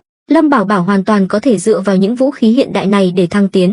Lâm Bảo Bảo đứng dậy định mặc quần áo, Lâm Thiển Nguyệt liền kéo hắn lại, đã muộn thế này rồi, tướng công đừng đi nữa. Lâm Bảo Bảo cười gian, nàng muốn làm gì? Lâm Thiển Nguyệt đỏ mặt, thiếp biết ngày mai chàng phải đi xa, lại không biết khi nào mới quay lại, tối nay chàng nhất định phải ở lại với thiếp. Lâm Bảo Bảo bế nàng lên, cười nói, đại phu nhân, khi nào thì nàng lại trở nên nóng lòng như vậy? Hừ, bây giờ chàng bận rộn đến mức bóng chim tăm cá, Vãn Thanh và Ngũ Nguyệt chưa đủ sao, giờ lại thêm Tuyết Mông, chàng không thể thiên vị, thiếp cũng là phụ nữ, chàng phải công bằng. Lâm Bảo Bảo thầm cảm thán, may mà hắn đã có tầm nhìn xa, chế tạo ra đại lực hoàn, nếu không, 4 vị phu nhân này đủ khiến hắn đi không vững. Sau đó, Lâm Bảo Bảo từ bỏ ý định đến xưởng, ôm Lâm Thiển Nguyệt trở lại giường. Hai bên màn giường được buông xuống, che khuất hai người. Chẳng mấy chốc trong phòng chỉ còn lại tiếng thở dốc của hai người. Đêm đó không nói gì thêm, để đảm bảo ngày mai có đủ tinh thần. Sau khi an ủi đại phu nhân, Lâm Bảo Bảo liền chìm vào giấc ngủ, coi như là bù lại giấc ngủ đêm qua. Sáng hôm sau, khi Lâm Bảo Bảo thức dậy, Lâm Thiển Nguyệt đã đi từ lâu. Hắn mặc quần áo chỉnh tề, bước ra khỏi phòng, thấy Vãn Thanh đang ngồi trên ghế thái sư, còn trong phòng thì nghe thấy tiếng Ngũ Nguyệt tập võ. Tuy không thấy người, nhưng có thể nghe thấy tiếng cây gậy vun vút trong không khí. Còn Tôn Tuyết Mông thì hôm qua đã về Tôn gia. Dù sao, chuyện Lâm Bảo Bảo dặn nàng đêm hôm đó là mở bách thảo đường ở Đào Nguyên Trấn, nàng phải bàn bạc với nhị thúc trước. Lâm Bảo Bảo nói, ồ, nhị phu nhân dậy sớm vậy. Vãn Thanh bĩu môi, sớm, giờ này rồi. Không phải thiếp dậy sớm, mà là tướng công dậy muộn. Nói đi, đêm qua chàng và đại phu nhân làm gì? Lâm Bảo Bảo cười trừ, vội vàng chuyển chủ đề, ta làm gì được chứ? Đêm hôm kia bận rộn cả đêm, hôm qua ngủ ly bì cả ngày trời, giờ mới dậy. Chàng lừa ai chứ? Vừa rồi đại phu nhân đã nói cho thiếp biết rồi. Lâm Bảo Bảo trừng mắt, đã biết rồi còn hỏi ta? Vãn Thanh cười gian, đúng vậy, thiếp cố tình hỏi chàng đấy. Sao nào? Lâm Bảo Bảo tự rước lấy nhục, biết cô nàng này là cố tình gây sự, chỉ biết sờ mũi. Xoay người đi rửa mặt. Khi hắn rửa mặt xong, Lâm Thiển Nguyệt đã chuẩn bị xong bữa sáng. Ba nàng ngồi quanh bàn, nhưng không ai động đũa. Lâm Bảo Bảo ngồi xuống, nhìn ta làm gì, ăn cơm đi. Ngũ Nguyệt nói, tướng công, hôm nay chàng thực sự đi kinh thành với nhị phu nhân sao? Chẳng phải hôm kia đã nói rồi sao? Vậy chàng dẫn thiếp theo đi. Nàng đừng đi, lần này ta đi làm việc quan trọng, không phải đi chơi. Thấy không còn cơ hội. Ngũ Nguyệt tức giận cầm một cái bánh bao trên bàn, cắn một miếng lớn. Vãn Thanh thầm đắc ý. Tuy nàng và Ngũ Nguyệt không có mâu thuẫn gì, quan hệ cũng rất tốt, nhưng rốt cuộc cũng có cơ hội được ở riêng với Lâm Bảo Bảo. Hơn nữa, lần này còn được về nhà mẹ đẻ, nàng đương nhiên hy vọng Lâm Bảo Bảo chỉ dẫn theo mình, không có ai khác. Lâm Bảo Bảo cũng cầm một cái bánh bao cắn một miếng, gắp thêm miếng rau, hỏi, à đúng rồi, Tuyết Mông đâu, sao không thấy nàng ra ngoài? Lâm Thiển Nguyệt múc cho hắn một bát cháo, nói, Tuyết Mông hôm qua đã về Tôn gia rồi, nàng ấy cũng biết chàng sắp đến kinh thành, chắc là sẽ ở lại Tôn gia vài ngày, đợi chàng quay lại. Lâm Bảo Bảo gật đầu, cũng tốt. Vãn Thanh bĩu môi, đã gả cho tướng công rồi, còn suốt ngày chạy về nhà, thật là không ra thể thống gì cả. Lâm Bảo Bảo lập tức phản bác, Vãn Thanh, bây giờ nàng nói vậy thì được, nhưng trước mặt Tuyết Mông thì không được nói như vậy. Tại sao? Thiếp muốn nói gì thì nói, nàng ta làm sai, thiếp phải nói. Lâm Thiển Nguyệt bất lực lắc đầu. Ngũ Nguyệt cũng không nói gì, cúi đầu ăn cơm. Lâm Bảo Bảo thở dài, thực ra là ta bảo nàng ấy về Tôn gia, ta định cho Tôn gia mở bách thảo đường ở Đào Nguyên Trấn. Chuyện này chỉ có thể để nàng ấy nói với Tôn nhị gia. Ba nàng lúc này mới hiểu ra. Lâm Bảo Bảo nói tiếp, ngoài ra, ta hy vọng các nàng có thể hòa thuận với nhau. Các nàng đều là người phụ nữ của ta, ta sẽ không thiên vị ai, nhưng các nàng phải hòa thuận với nhau. Lâm Bảo Bảo này, nếu ngay cả gia đình mình cũng quản lý không xong, thì làm sao có thể chinh chiến tứ phương? Đến lúc đó, hậu viện nổi lửa, chẳng phải là mất cả chỉ lẫn trải sao? Lâm Thiển Nguyệt nói, tướng công yên tâm, thiếp nhất định sẽ làm gương. Lâm Bảo Bảo gật đầu, hắn rất yên tâm về đại phu nhân. Câu nói này chủ yếu là nói cho Vãn Thanh và Ngũ Nguyệt nghe, nhưng hắn biết quan hệ giữa Ngũ Nguyệt và Tôn Tuyết Mông cũng rất tốt, nên cuối cùng nhìn Vãn Thanh. Vãn Thanh mặt mày khó chịu, chàng nhìn ta làm gì? Ta không phải cố tình gây sự, tại sao ta không bao giờ bắt bẻ đại phu nhân và tam phu nhân, mà lại chỉ nhắm vào Tôn Tuyết Mông? Lâm Bảo Bảo nói, ta biết Tuyết Mông có nhiều khuyết điểm, nhưng chúng ta là người một nhà, ta hy vọng. Thôi được rồi, tướng công không cần nói nữa, thiếp hiểu. Dù sao thiếp vẫn giữ nguyên quan điểm, nếu nàng ta làm tốt, thiếp không những không nói gì, mà còn khen ngợi. Nhưng nếu nàng ta làm sai, thiếp nhất định phải nói, cứ để thiếp làm người xấu đi. Vãn Thanh hiểu rõ, Lâm Thiển Nguyệt bây giờ rất khéo léo, sẽ không chủ động đắc tội với ai. Hơn nữa, Tôn Tuyết Mông cũng biết Lâm Thiển Nguyệt là đại phu nhân, có địa vị đặc biệt trong lòng Lâm Bảo Bảo, nên cũng không dám chủ động gây sự. Còn Ngũ Nguyệt thì tính tình thẳng thắn, vốn không có nhiều tâm cơ, chỉ cần chủ động lấy lòng nàng, chắc cũng không có vấn đề gì. Chỉ có Vãn Thanh là cứng nhắc, nàng từng là tiểu thư khuê các nên biết rõ tính cách của Tôn Tuyết Mông được hình thành như thế nào. Nhưng nàng không thể để Tôn Tuyết Mông làm loạn trong nhà này, phải dạy dỗ cô nàng này mới được. Lâm Bảo Bảo hoàn toàn cạn lời, hắn biết nhị phu nhân và tứ phu nhân đã kết thù, hắn chỉ hy vọng mọi chuyện cuối cùng cũng sẽ êm đẹp. Hắn không thể nói gì thêm, nói nhiều sẽ đắc tội với nhị phu nhân, mà hắn cũng không thể quá bao che cho tứ phu nhân, dù sao Tôn Tuyết Mông cũng có lỗi. Lâm Bảo Bảo thầm thở dài, thực ra hắn đã sớm lường trước được kết quả này, nhưng ai cũng có chút hy vọng hão huyền, cứ tưởng bốn nàng có thể hòa thuận với nhau. Nhưng bây giờ xem ra, hắn đã quá ngây thơ rồi. Bữa sáng ăn mà như nhai sáp. Lâm Bảo Bảo quay về phòng, thay quần áo chỉnh tề rồi đến xưởng. Từ xa đã nghe thấy tiếng ồn ào bên trong, thỉnh thoảng còn có tia lửa bắn ra. Hắn biết chắc là Dương Thiết Tâm đang bận rộn gì đó. Đẩy cửa bước vào, quả nhiên thấy Dương Thiết Tâm đang quay lưng lại với hắn, dùng máy tiện cắt sắt. Lâm Bảo Bảo đi đến phía sau ông mà ông cũng không hề hay biết. Lâm Bảo Bảo nhìn kỹ, thấy trên bàn chất đống những linh kiện nhỏ, nhìn một cái là hắn nhận ra ngay đó là linh kiện dùng để lắp ráp súng lục, liền mừng rỡ. Lúc này Dương Thiết Tâm cũng dừng máy tiện, nhìn thấy Lâm Bảo Bảo liền nói: Lâm công tử, cậu cuối cùng cũng dậy rồi. Lâm Bảo Bảo ngượng ngùng ho khan một tiếng, chỉ biết gật đầu. Hắn không thể nói là mình đã dậy từ lâu, chỉ là đang ở trong phòng bầu bạn với vợ. Đêm hôm kia đúng là mệt quá. Ông đang chế tạo súng lục sao? Dương Thiết Tâm vội vàng gật đầu. Đúng vậy, công tử không phải nói là dùng để tặng quà sao? Tiểu lão đã bắt tay vào làm từ sáng sớm. Có máy tiện này, hiệu suất quả nhiên được nâng cao rất nhiều. Lần trước chế tạo súng lục mất nửa tháng, lần này chỉ mất 2 canh giờ là xong. Nói rồi, ông thổi bay vụn sắt bám trên các linh kiện. Lâm Bảo Bảo không chạm vào linh kiện súng lục mà nhìn lưỡi dao lộ ra trên máy tiện, cười nói: Thứ này là do ông chế tạo sao? Dương Thiết Tâm gãi đầu, ngượng ngùng. Vâng, không biết có đúng không, nhưng dùng nó rất tiện. Lâm Bảo Bảo khen ngợi: Lão Dương quả nhiên là nhân tài trong lĩnh vực này, làm rất tốt. Nói rồi, hắn cầm những linh kiện trên bàn, nhanh chóng lắp ráp. Chẳng mấy chốc, một khẩu súng lục ổ quay hoàn toàn mới đã hoàn thành. Bản vẽ này là do Lâm Bảo Bảo vẽ đêm hôm kia, không ngờ khả năng đọc bản vẽ của Dương Thiết Tâm cũng được nâng cao. Đây là súng lục ổ quay, tuy nguyên lý giống nhau, nhưng ổ đạn hình tròn có thể xoay, yêu cầu về độ chính xác cao hơn. Nhưng cho dù vậy, Dương Thiết Tâm vẫn có thể chế tạo ra, chứng tỏ tay nghề của ông rất cao, cũng chứng minh nhãn quan của Lâm Bảo Bảo là đúng. Lâm Bảo Bảo kiểm tra kỹ lưỡng, thấy khẩu súng lục do máy tiện chế tạo có độ chính xác và kích thước rất hoàn hảo, tốt hơn nhiều so với súng lục do Dương Thiết Tâm làm thủ công. Hắn lắp một viên đạn vào lên đạn, rồi chĩa vào một góc, bóp cò, đoảng, một tiếng nổ vang lên, vỏ đạn bắn ra từ bên hông súng, rơi xuống đất, phát ra tiếng leng keng, họng súng còn bốc khói. Dương Thiết Tâm mừng rỡ, nhìn khẩu súng lục mình vừa chế tạo trong 2 canh giờ, trong lòng tràn đầy tự hào. Lâm Bảo Bảo khen ngợi: Tốt lắm, Lão Dương, ông làm rất tốt, ta sắp đến kinh thành. 200 khẩu súng che cho Bát Ca đã xong chưa? Đã xong từ lâu rồi, hôm qua ta đã cho A Tam đưa số súng đó đến đảo Nguyên Trấn. Lâm Hiên cũng đã nhận được. Lâm Bảo Bảo hài lòng gật đầu. Dương Thiết Tâm làm việc rất tốt, khiến ta rất hài lòng. Vậy thì tốt, ta yên tâm rồi. Mấy ngày ta không có nhà, mọi việc cứ theo kế hoạch mà làm. Dù là trồng trọt hay khai thác mỏ sắt trên núi Ngư Bối, đều phải tiến hành theo từng bước, không được chậm trễ. Công tử cứ yên tâm, việc nhà cứ giao cho ta và A Tam, nhất định sẽ không có vấn đề gì. Lâm Bảo Bảo lúc này mới yên tâm rời đi. Khi hắn đến cổng làng, Vãn Thanh đã đợi sẵn từ lâu. Lâm Bảo Bảo cười nói: Sao lại mặt mày ủ rũ vậy? Ta có nợ nàng tiền sao? Hừ, tướng công, thiếp thấy chàng có vấn đề về tâm lý rồi đấy. Vãn Thanh bĩu môi, tỏ vẻ không vui. Lâm Bảo Bảo biết lý do nàng không vui, lại là chuyện cơm không lành, canh chẳng ngọt sao? Nàng thực sự giận à? Hơn nữa, Tuyết Mông còn nhỏ, sao nàng lại chấp nhặt với nàng ấy? Nhỏ là sao? Nhỏ cũng đã lấy chồng rồi, đã là vợ người ta thì phải biết quy củ. Hơn nữa, không phải thiếp nhắm vào nàng ta, là nàng ta thấy thiếp có địch ý với nàng ta. Vãn Thanh là người có tâm cơ, lại nhạy cảm, nàng có thể cảm nhận được địch ý, chứng tỏ Tôn Tuyết Mông cũng biểu hiện quá rõ ràng. Lâm Bảo Bảo hoàn toàn cạn lời, biết tiếp tục chất vấn vấn đề này cũng không có kết quả gì, liền dắt ngựa ra. Thôi được rồi, đừng giận nữa, chúng ta lên đường thôi.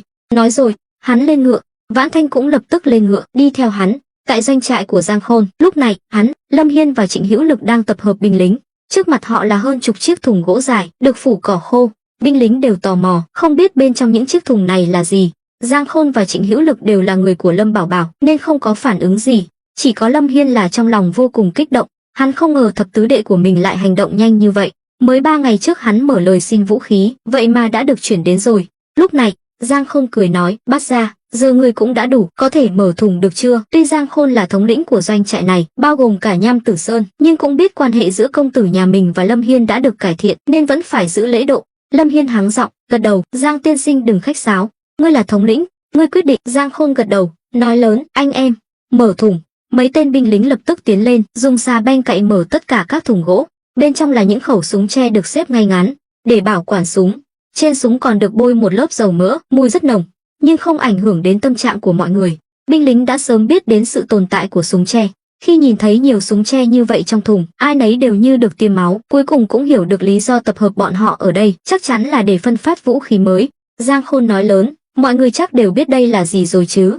Đúng vậy, đây là súng tre do đại công tử ban thưởng cho chúng ta. Trước khi quy thuận đại công tử, chúng ta có thể có thân phận khác nhau, nhưng bây giờ, chúng ta là quân nhân trung thành với đại công tử. Vì vậy, ta thay mặt đại công tử nói vài lời, hy vọng mọi người có thể ghi nhớ trong lòng. Các binh sĩ đều gật đầu. Trịnh Hữu Lực và Lâm Hiên đứng sau Giang Khôn. Lâm Hiên nghe vậy thì không có phản ứng gì, còn Trịnh Hữu Lực thì có chút chua xót. Hắn từng là người được Lâm Bảo Bảo trọng dụng, nhưng vì biểu hiện không tốt ở Ngư Thành, giờ lại bị điều đến đây làm phó tướng cho người bạn cũ của mình, khiến hắn có chút buồn bã. Nhưng hắn không hối hận. Trải qua những đau khổ ở Ngư Thành, hắn đã hoàn toàn nhận ra năng lực của mình. Hắn không thích hợp lăn lộn trên quan trường, nhất là những màn xã giao trên quan trường, đối với hắn mà nói, chẳng khác nào ác mộng. Lúc này, Giang Khôn nói tiếp, đại công tử lần này cung cấp cho chúng ta 200 khẩu súng và 1 vạn viên đạn. Số vũ khí này sẽ được phân phát cho mọi người ngay bây giờ. Nhưng các ngươi có biết tâm ý của đại công tử không? Mọi người nhìn nhau, lắc đầu, là những binh lính bình thường, họ không thể nào biết được suy nghĩ thực sự của Lâm Bảo Bảo. Giang Khôn nghiêm nghị nói, vừa rồi, ta nhận được tin tức từ Bát Gia, nói rằng Nham Tử Sơn do chúng ta trấn giữ đã bị Lâm gia ở Lâm Thành phát hiện, tin rằng mấy hôm nay Lâm gia sẽ phái người đến cướp đoạt. Lúc này, một tên lính hô lớn, Giang thống lĩnh, ngài cứ nói, muốn anh em làm gì, đại công tử đã cho chúng tôi cơ hội an cư lập nghiệp, chúng tôi nhất định sẽ trung thành tuyệt đối. Nghe vậy, các binh sĩ xung quanh cũng hô vang, đúng vậy, xin Giang thống lĩnh ra lệnh. Giang Khôn nhìn mọi người, mỉm cười hài lòng. Tốt, đã các ngươi đều có quyết tâm như vậy, ta cũng không dài dòng nữa. Nói rồi, hắn quay sang Lâm Hiên, chắp tay. Bát Gia, ngài vừa nói chuyện với đại công tử, xin ngài phân phó. Lâm Hiên cũng không khách sáo, bước lên phía trước. Thế này, doanh trại và Nham Tử Sơn sẽ giữ lại 150 người, do Giang thống lĩnh và Trịnh phó tướng chỉ huy. Chúng ta sẽ dùng khói lửa làm tín hiệu. Đợi ta ra lệnh ở Đào Nguyên Trấn, 50 người còn lại sẽ theo ta đến Đào Nguyên Trấn, chờ đợi đợt tấn công đầu tiên của Lâm gia. Các binh sĩ nghe lệnh, đồng loạt quỳ một gối xuống, hô vang, tuân lệnh. Sau đó, dưới sự chỉ huy của Trịnh Hữu Lực, bắt đầu phân phát súng cho binh lính. Nhìn mọi người lần lượt nhận súng, Giang Khôn hỏi, Bát Gia, bây giờ chúng ta phải làm gì? Lâm Hiên đáp, ta vừa nhận được tin, đại trưởng lão Lâm gia đã phái Tâm Phúc đến Đào Nguyên Trấn. Bây giờ ta phải dẫn người về ứng phó. Giang Khôn lo lắng, Bát Gia, có cần chúng tôi hỗ trợ không? Không cần. Nói chính xác, các ngươi đều là tinh binh do thập tứ đệ bồi dưỡng, không đến lúc nguy cấp tuyệt đối không được lộ diện. Đã đánh, thì phải đánh cho đối phương bất ngờ, để Lâm gia biết sự lợi hại của chúng ta. Giang Khôn và Trịnh Hữu Lực nhìn nhau, cả hai đều âm thầm gật đầu, rất tán thành sự sắp xếp của Lâm Hiên. Chẳng mấy chốc, binh lính đã được phân phát súng ống, đạn dược. Lâm Hiên chọn ra 50 người, rồi dẫn họ về Đào Nguyên Trấn. Nhìn theo họ rời đi, Trịnh Hữu Lực mới lên tiếng, Giang Khôn, sao ta cứ thấy có gì đó kỳ lạ? Giang Khôn liếc nhìn hắn, ngươi thấy gì kỳ lạ? Theo lý mà nói, với thủ đoạn của đại công tử, tuyệt đối không thể để Lâm gia có cơ hội biết được. Lần này tin tức bị lộ, có khi nào là do Lâm Hiên cố tình không? Trịnh Hữu Lực đã đi theo Lâm Bảo Bảo một thời gian khá dài, hắn hiểu rõ sự cẩn thận của Lâm Bảo Bảo, tuyệt đối sẽ không dễ dàng phạm phải sai lầm sơ đẳng như vậy. Hơn nữa, lại thêm sự nghi ngờ đối với Lâm Hiên, nên hắn nói ra những lời này cũng là điều dễ hiểu. Giang Khôn đáp, Hữu Lực, có vài chuyện ngươi có thể chưa hiểu. Quan hệ giữa đại công tử và Lâm Hiên không đơn giản như ngươi nghĩ. Trong mắt những người như bọn họ, không có cái gọi là kẻ thù thực sự. Nói cách khác, giữa họ có lợi ích chung. Thực ra, đừng nói là ngươi nghi ngờ hắn, mà trong lòng Lâm Hiên chắc cũng đang lo ngay ngáy. Ngươi thử nghĩ xem, nếu lần này không phải Lâm Hiên tiết lộ, thì ai là người đáng ngờ nhất? Trịnh Hữu Lực cau mày suy nghĩ hồi lâu, nói, chẳng lẽ là do bên Hạo Thành? Giang Khôn cười ẩn ý, đây cũng chỉ là ta suy đoán thôi. Lâm Kim Bưu có gan làm vậy sao? Phủ Doãn Hạo Thành bây giờ là mã kế, hắn là tâm phúc của Lâm công tử, sao có thể để Lâm Kim Bưu làm càn? Trịnh Hữu Lực phân tích, vẻ mặt nghiêm túc. Bỗng nhiên, hắn nghĩ đến điều gì đó, nhìn Giang Khôn, hai người nhìn nhau. Giang Khôn cười toe toét, ngươi cũng nghĩ đến rồi sao? Ngươi nói là Lâm công tử cố tình tiết lộ, chắc là vậy. Với thủ đoạn của đại công tử chúng ta, nếu không có sự cho phép của hắn, không ai dám tiết lộ bí mật. Chuyện này rất quan trọng, gần như thay đổi toàn bộ cục diện. Xem ra, đại công tử của chúng ta chuẩn bị hành động rồi. Trịnh Hữu Lực nhìn hắn đầy ẩn ý, khen ngợi. Giang Khôn, ngươi thật sự rất lợi hại, có thể phân tích sâu sắc như vậy. Ta thấy 99% là kế hoạch của Lâm công tử. Giang không cảm thán. Vì vậy, Hữu Lực, cơ hội lập công của chúng ta đến rồi. Ta rất vui vì ngươi đến đây. Chỉ cần chúng ta thể hiện hết khả năng, giúp đại công tử đánh bại Lâm gia, sau này chúng ta nhất định sẽ thăng tiến. Những lời này là thật lòng. Nhất là khi nhìn thấy 200 khẩu súng tre mà Lâm Bảo Bảo phái người đưa đến. Tuy chỉ có 200 khẩu, nhưng đây là vũ khí có sức sát thương rất lớn. Nếu trang bị cho một đội 200 người, sức mạnh chiến đấu tuyệt đối có thể sánh ngang với 2.000 người. Điều này khiến hắn hoàn toàn thấy được thực lực đáng sợ của Lâm Bảo Bảo. Mà là một tướng lĩnh, nhiệm vụ của hắn là giết địch trên chiến trường, sống vì chiến tranh, chết vì chiến tranh. Chính vì nhìn thấy điều này, lòng trung thành của Giang Khôn với Lâm Bảo Bảo càng thêm vững chắc. Mà trong lòng hắn, Lâm Bảo Bảo chính là nhân vật bất khả chiến bại, gần như có thể đáp ứng mọi nhu cầu của hắn, cả về vật chất lẫn tinh thần. Bên kia, Lâm Hiên dẫn 50 tinh binh được trang bị súng che rời đi, còn dẫn theo cả Thường Ngộ Phong. Sắp tới phải đối đầu với Lâm gia, hắn cũng cần có quân sư, mà Thường Ngộ Phong đã trở thành con tin của Lâm Bảo Bảo. Cả nhà lão ta đều được đưa đến doanh trại, cuộc sống hàng ngày đều do người của Giang Khôn lo liệu. Vì vậy, cho dù trong lòng không muốn, nhưng Thường Ngộ Phong cũng chỉ có thể ngoan ngoãn nghe theo. Lúc này, Lâm Hiên nói, Thường sư gia, ta biết từ khi bị thập tứ đệ bắt giữ, ông vẫn luôn bất mãn, nhưng ta khuyên ông đừng nên như vậy. Thường Ngộ Phong đã thay bộ trường sam màu đen, khôi phục lại phong thái ngày nào, nhưng khi nhắc đến Lâm Bảo Bảo, trong mắt lão ta rõ ràng là sợ hãi. có thể dọa lão ta đến mức này, chỉ có Lâm Bảo Bảo mới làm được. Thương Ngộ Phong cười khổ, Bát gia không cần khuyên ta, chúng ta bây giờ đều là người cùng cảnh ngộ, tiểu lão bị ép buộc, tính mạng cả nhà đều nằm trong tay hắn, mà Bát gia hình như cũng chẳng khá hơn ta là bao. Lâm Hiên khó chịu, nhíu mày, nói vậy là đến giờ ông vẫn còn bất mãn sao? Thương Ngộ Phong cưỡi ngựa, nhìn về phía xa, lắc đầu, Bát gia nói vậy là sao? Người bất mãn không phải là ta, mà là đại công tử. Bây giờ, mọi người đều gọi Lâm Bảo Bảo là đại công tử, bởi vì trong mắt họ, Lâm Bảo Bảo hô phong hoán vũ, ở vùng đất này, hắn muốn gì được nấy, không ai có thể chống lại. Vì vậy, gọi là đại công tử cũng coi như là một sự đánh giá rất cao đối với Lâm Bảo Bảo. Hừ, Thương Ngộ Phong, ngươi cũng là người đọc sách, tuy nhiều lần thi trượt, ngay cả tú tài cũng không thi đậu, nhưng dù sao cũng đã đọc sách, đầu óc cũng nên thông suốt chứ. Chẳng lẽ ngay cả lý lẽ cơ bản nhất cũng không hiểu? Thương Ngộ Phong rất nhạy bén, nghe ra được ẩn ý trong lời nói của Lâm Hiên. Thương Ngộ Phong nhớn mày, chắp tay, xin Bát gia chỉ giáo, có lẽ ngươi còn chưa biết, triều đình đã hạ lệnh chuẩn bị phạt phiên vương. Tuy thập tứ đệ của ta có phần tàn nhẫn, nhưng hắn là người làm nên nghiệp lớn. Ngươi nói hắn mưu phạt, vậy ngươi có biết tất cả hành động hiện tại của thập tứ đệ đều được triều đình ngầm đồng ý? Nghe vậy, Thương Ngộ Phong im lặng, nhưng trong lòng lại dậy sóng. Lâm Hiên cười khẩy, nhìn hắn, sao không nói gì nữa? Thương Ngộ Phong nói, Bát gia, lời này là thật sao? Đại công tử thực sự đã thông đồng với triều đình sao? Ngươi nghĩ sao? Ngươi từng là sư gia của Khâu Quang Nhật, phủ Doãn Ngư Thành. Chẳng lẽ ngươi không biết quan hệ giữa thập tứ đệ và Khâm Sai đại nhân sao? Lâm Hiên không cần giải thích nhiều. Thương Ngộ Phong không ngốc, đương nhiên biết Khâm Sai đại diện cho hoàng thượng. Ra là vậy, khó trách hắn dám công khai đối đầu với Lâm gia. Thương Ngộ Phong lẩm bẩm. Lâm Hiên cười lạnh, vậy bây giờ ngươi còn dám ngông cuồng nữa không? Thương Ngộ Phong vội vàng cười nói, đa tạ Bát gia chỉ điểm.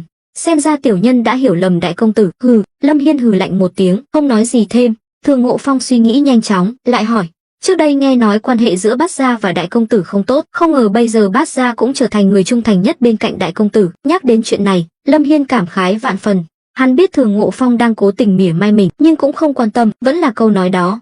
Thập tứ đệ của ta tuy tàn nhẫn, nhưng nghĩ kỹ lại, hắn làm vậy cũng là để sống sót, mà số phận của ta và thập tứ đệ cũng giống nhau. Mục đích của Lâm gia là bóc lột chúng ta, những tử sĩ này, và cả dân chúng Phong Dương quận, ngay cả triều đình cũng không thể làm ngơ. Ta quy thuận hắn cũng là để tìm đường lui cho mình. Thường sư gia là người thông minh, chắc hiểu rõ những điều này chứ? Thương Ngộ Phong sáng mắt, lão ta nghe ra được ẩn ý trong lời nói của Lâm Hiên, vội vàng chắp tay, tiểu lão nguyện đi theo Bát gia. Thương Ngộ Phong hiểu, dù lão ta có làm tốt đến đâu, cũng không thể nào được Lâm Bảo Bảo công nhận. Vì vậy, theo lời Lâm Hiên nói, lão ta cũng muốn tìm một chỗ dựa cho mình, mà Lâm Hiên chính là lựa chọn tốt nhất. Lâm Hiên nhìn Thương Ngộ Phong từ trên xuống dưới, nếu Thường sư gia đã nghĩ như vậy, chứng tỏ vẫn còn cứu được. Chỉ cần ông làm tốt, giúp ta đánh lui cuộc tấn công lần này của Lâm gia, coi như là lập công lớn. Đến lúc đó, ta sẽ nói tốt về ông với thập tứ đệ. Vậy thì đa tạ Bát gia, tiểu nhân nhất định sẽ dốc hết sức lực. Ta chờ đợi chính là câu nói này của ông. Ta hỏi ông, về cuộc tấn công bất ngờ lần này của Lâm gia, ông có ý kiến gì không? Lâm Hiên hiểu, chỉ dựa vào sức lực của mình, hắn không thể nào lo liệu hết mọi việc, mà Lâm Bảo Bảo lại có yêu cầu rất cao đối với hắn. Vì vậy, hắn phải tìm một trợ thủ đắc lực. Thương Ngộ Phong vuốt râu, ánh mắt lóe lên tia sáng. Bát gia hiện giờ có 50 tinh binh, lại được trang bị súng, mọi việc sẽ rất dễ dàng. Chỉ cần mai phục trước ở con đường mà Lâm gia nhất định phải đi qua, là có thể khiến bọn họ có đi không có về. Làm vậy tuy dễ dàng, nhưng Đào Nguyên Trấn sau này e là sẽ bị Lâm gia trả thù điên cuồng. Thương Ngộ Phong nhìn thấu mọi việc, lão ta hiểu, dù Lâm Hiên có làm gì, cũng sẽ là lá chắn cho Lâm Bảo Bảo, mà Lâm Bảo Bảo lại ẩn mình phía sau. Nhưng những lời này, lão ta không dám nói ra. Lâm Hiên nhíu mày, mai phục tuy an toàn, nhưng muốn diệt cỏ tận gốc thì rất khó. Nếu để bọn họ chạy thoát, chẳng phải là bại lộ thực lực của chúng ta sao? Thương Ngộ Phong suy nghĩ một lúc, nói, vậy chỉ còn một cách. Ngươi nói là dụ địch dụ dỗ, quyến rũ thâm nhập, rồi đóng cửa đánh chó. Lâm Hiên gật đầu, ý ngươi là giả vờ yếu thế, đợi đối phương mất cảnh giác, rơi vào bẫy của chúng ta, rồi mới ra tay tiêu diệt. Đúng vậy. Lâm Hiên thở dài, lúc trước ta nghe thập tứ đệ nói, hình như là muốn chúng ta đấu võ mồm với bọn họ, cho dù có giết cũng không được ra tay ngay. Đây là ý gì? Theo Thương Ngộ Phong, đã ra tay thì phải ra tay dứt khoát. Thập tứ đệ muốn chúng ta câu giờ, nếu tiêu diệt bọn họ ngay lập tức, Lâm gia nổi giận, rất có thể sẽ dốc toàn lực tấn công. Đến lúc đó, mâu thuẫn sẽ bùng nổ ngay lập tức, chúng ta không đủ sức chống đỡ. Ý ngươi là phải kiểm soát. Đúng vậy, vì vậy ta mới muốn Thường sư gia hiến kế. Việc này rất khó. Bỗng nhiên, Thương Ngộ Phong như nghĩ ra điều gì đó, nói, Bát gia, tiểu nhân có một kế, không biết có nên nói hay không. Ngươi cứ nói. Chúng ta có thể đặt bẫy ở xa Đào Nguyên Trấn, rồi dùng hỏa lực mạnh để tiêu diệt toàn bộ người của Lâm gia, để Lâm gia tự đi đoán xem ai là người ra tay. Như vậy, vừa tránh được việc Đào Nguyên Trấn bị nghi ngờ, lại có thể câu giờ. Lâm Hiên sáng mắt, đúng vậy, đây quả là một cách hay, nhưng ta không giỏi ám sát. Thương Ngộ Phong cười gian, Bát gia không giỏi không sao, chẳng phải còn có Giang thống lĩnh sao? Hắn từng là thám tử của Lâm gia, khả năng ám sát rất mạnh, dưới trướng hắn còn có một nhóm thám tử. Nếu để bọn họ đặt bẫy ở sa mạc gần Đào Nguyên trấn, không chỉ có thể giết địch, mà cho dù Lâm gia có nghi ngờ chúng ta, cũng có thể nói là bọn họ bị lạc trong sa mạc. Lâm Hiên bỗng dừng ngựa, mắt sáng lên. Hay lắm, kế hoạch này của Thường Ngộ Phong rất hay. Bát gia, vậy bây giờ chúng ta có cần quay lại doanh trại bàn bạc với Giang thống lĩnh không? Không vội, chúng ta phải về Đào Nguyên trấn đợi tin tức của đặc sứ Lâm gia trước. Lâm gia là phiên vương, là vua một cõi ở Phong Dương quận, tuy không có quyền hành như hoàng đế, nhưng quyền lực cũng không hề thua kém hoàng tộc, nhất là đối với một nơi nhỏ bé như Đào Nguyên trấn, bọn họ căn bản không để vào mắt. Nhưng theo Lâm Hiên, đây lại là một cơ hội tốt. Lâm gia càng xem thường hắn càng dễ dàng hoàn thành nhiệm vụ câu giờ mà Lâm Bảo Bảo giao cho. Tốt nhất là kéo dài được 1-2 năm. Khi Lâm Hiên và Thường Ngộ Phong về đến Đào Nguyên trấn, hai tên thị vệ canh giữ liền chạy đến. Đại nhân, Lâm gia đã phái đặc sứ đến, hiện đang ở nha môn chờ ngài. Lâm Hiên và Thường Ngộ Phong nhìn nhau, trong lòng chấn động. Vừa rồi, trên đường về, họ còn đang bàn chuyện này, không ngờ đối phương lại đến nhanh như vậy. Điều này đã phá hỏng kế hoạch mà họ vừa mới bàn bạc trên đường, định tiêu diệt người Lâm gia ở ngoại ô Đào Nguyên trấn. Nhưng không ngờ bọn họ lại đến nhanh như vậy. Tuy Lâm Hiên bực bội, nhưng cũng chỉ có thể chấp nhận sự thật. Hắn hiểu, hắn sắp sửa chính thức trở mặt với Lâm gia, sau này sẽ không còn đường lui nữa. Tuy trong lòng có chút lo lắng, nhưng cũng biết đây là điều khó tránh khỏi. Dưới gầm trời này, làm gì có chỗ nào ấm áp. Hắn là người đứng giữa Lâm Bảo Bảo và Lâm gia, cuối cùng cũng bị cuốn vào vòng xoáy này. Hắn hỏi, đặc sứ Lâm gia dẫn theo bao nhiêu người? Chỉ có một tiểu đội, tổng cộng 12 người. Nghe thị vệ báo cáo, Lâm Hiên thở phào nhẹ nhõm. Chỉ vài người này, không thể nào gây ra ảnh hưởng gì đến Đào Nguyên trấn. Tốt, truyền lệnh xuống, phong tỏa Đào Nguyên trấn, chỉ cho vào, không cho ra. Khi nào mở cửa, đợi ta ra lệnh. Thuộc hạ tuân lệnh. Thị vệ chắp tay lĩnh mệnh. Lâm Hiên và Thường Ngộ Phong đi về phía nha môn. Lúc này, Thường Ngộ Phong hỏi, Bát gia, ông chắc chắn muốn trở mặt với Lâm gia sao? Tuy vừa rồi hai người đã bàn bạc hồi lâu, cũng bày tỏ lòng trung thành với Lâm Bảo Bảo, nhưng bây giờ đã đến thời khắc quyết định. Qua hôm nay, hai người họ sẽ trở thành cái gai trong mắt Lâm gia. Ngược lại, Lâm Bảo Bảo, kẻ chủ mưu, lại ẩn mình phía sau. Điều này, Lâm Hiên biết rõ, Thường Ngộ Phong cũng hiểu. Lâm Hiên cười lạnh, đến nước này rồi, Thường sư gia còn do dự sao? Nếu bây giờ ông còn hai lòng, đừng trách ta vô tình. Thường Ngộ Phong trong lòng run sợ, vội vàng nói, tiểu nhân đương nhiên không dám, chỉ là muốn được Bát gia khẳng định, ta đã quyết tâm rồi, ông đừng nói nhiều nữa, lát nữa hãy nhìn sắc mặt ta mà làm, đừng nói thêm lời nào. Tiểu nhân tuân mệnh. Đến lúc này, Thường Ngộ Phong chỉ có thể cắn răng chịu đựng, mạng sống của cả nhà lão ta đều nằm trong tay Lâm Bảo Bảo. Thực ra, dù là Lâm Hiên hay Thường Ngộ Phong, đều không thực sự sợ Lâm gia bây giờ, chỉ là bước đi đầu tiên này cần phải có dũng cảm. Họ là những người đầu tiên ăn cua, hoàn toàn là người đứng mũi chịu sào cho Lâm Bảo Bảo. Sau đó, hai người đến nha môn, thấy thị vệ canh cửa đã được thay bằng người của Lâm gia. Lâm Hiên nhíu mày, tên đặc sứ này thật kiêu ngạo, không nói một lời đã dám làm như vậy, hoàn toàn không coi hắn, trưởng làng Đào Nguyên trấn, ra gì. Lâm Hiên và Thường Ngộ Phong bước tới, 50 tinh binh đi phía sau cũng dừng lại. Lúc này, hai tên lính canh cửa của Lâm gia hỏi, ngươi là ai? Lâm Hiên. Hai tên lính nghe thấy là Lâm Hiên, mắt sáng lên, nhưng không hề tỏ ra tôn trọng, nói, ra là ngươi là Lâm Hiên, biết rõ Lâm gia chúng ta phái người đến, vậy mà không ở nhà chờ đợi, còn chạy lung tung, thật là bất kính với Lâm gia, còn không mau quỳ xuống. Lâm Hiên cười lạnh, quỳ xuống, quỳ trước ai? Hai tên chó săn các ngươi xứng đáng để bản công tử quỳ sao? Tuy trước mặt Lâm Bảo Bảo, Lâm Hiên không dám ngông cuồng, nhưng đối mặt với đám gia nhân Lâm gia, hắn không hề tỏ ra yếu thế, khí chất 10 phần. Hai tên lính Lâm gia biến sắc, bọn họ tự cho mình là người Lâm gia chính thống, đối với những tử sĩ bị lưu đày này, bọn họ khinh thường từ tận đáy lòng, nhưng không ngờ Lâm Hiên lại dám láo xược như vậy. Lâm Hiên, ngươi thật to gan, chờ xem lão gia nhà ta sẽ xử lý ngươi như thế nào. Một tên định vào nha môn. Hắn đương nhiên nhìn thấy đám tinh binh đầy sát khí phía sau Lâm Hiên, nên không dám động thủ, nhưng Lâm Hiên không cho hắn cơ hội, vẫy tay, bắt lấy hai tên ngông cuồng này cho ta. Phía sau lập tức xông ra mấy tên binh lính, nhanh chóng khống chế hai tên lính Lâm gia, ấn chặt xuống đất. Thường Ngộ Phong đứng bên cạnh,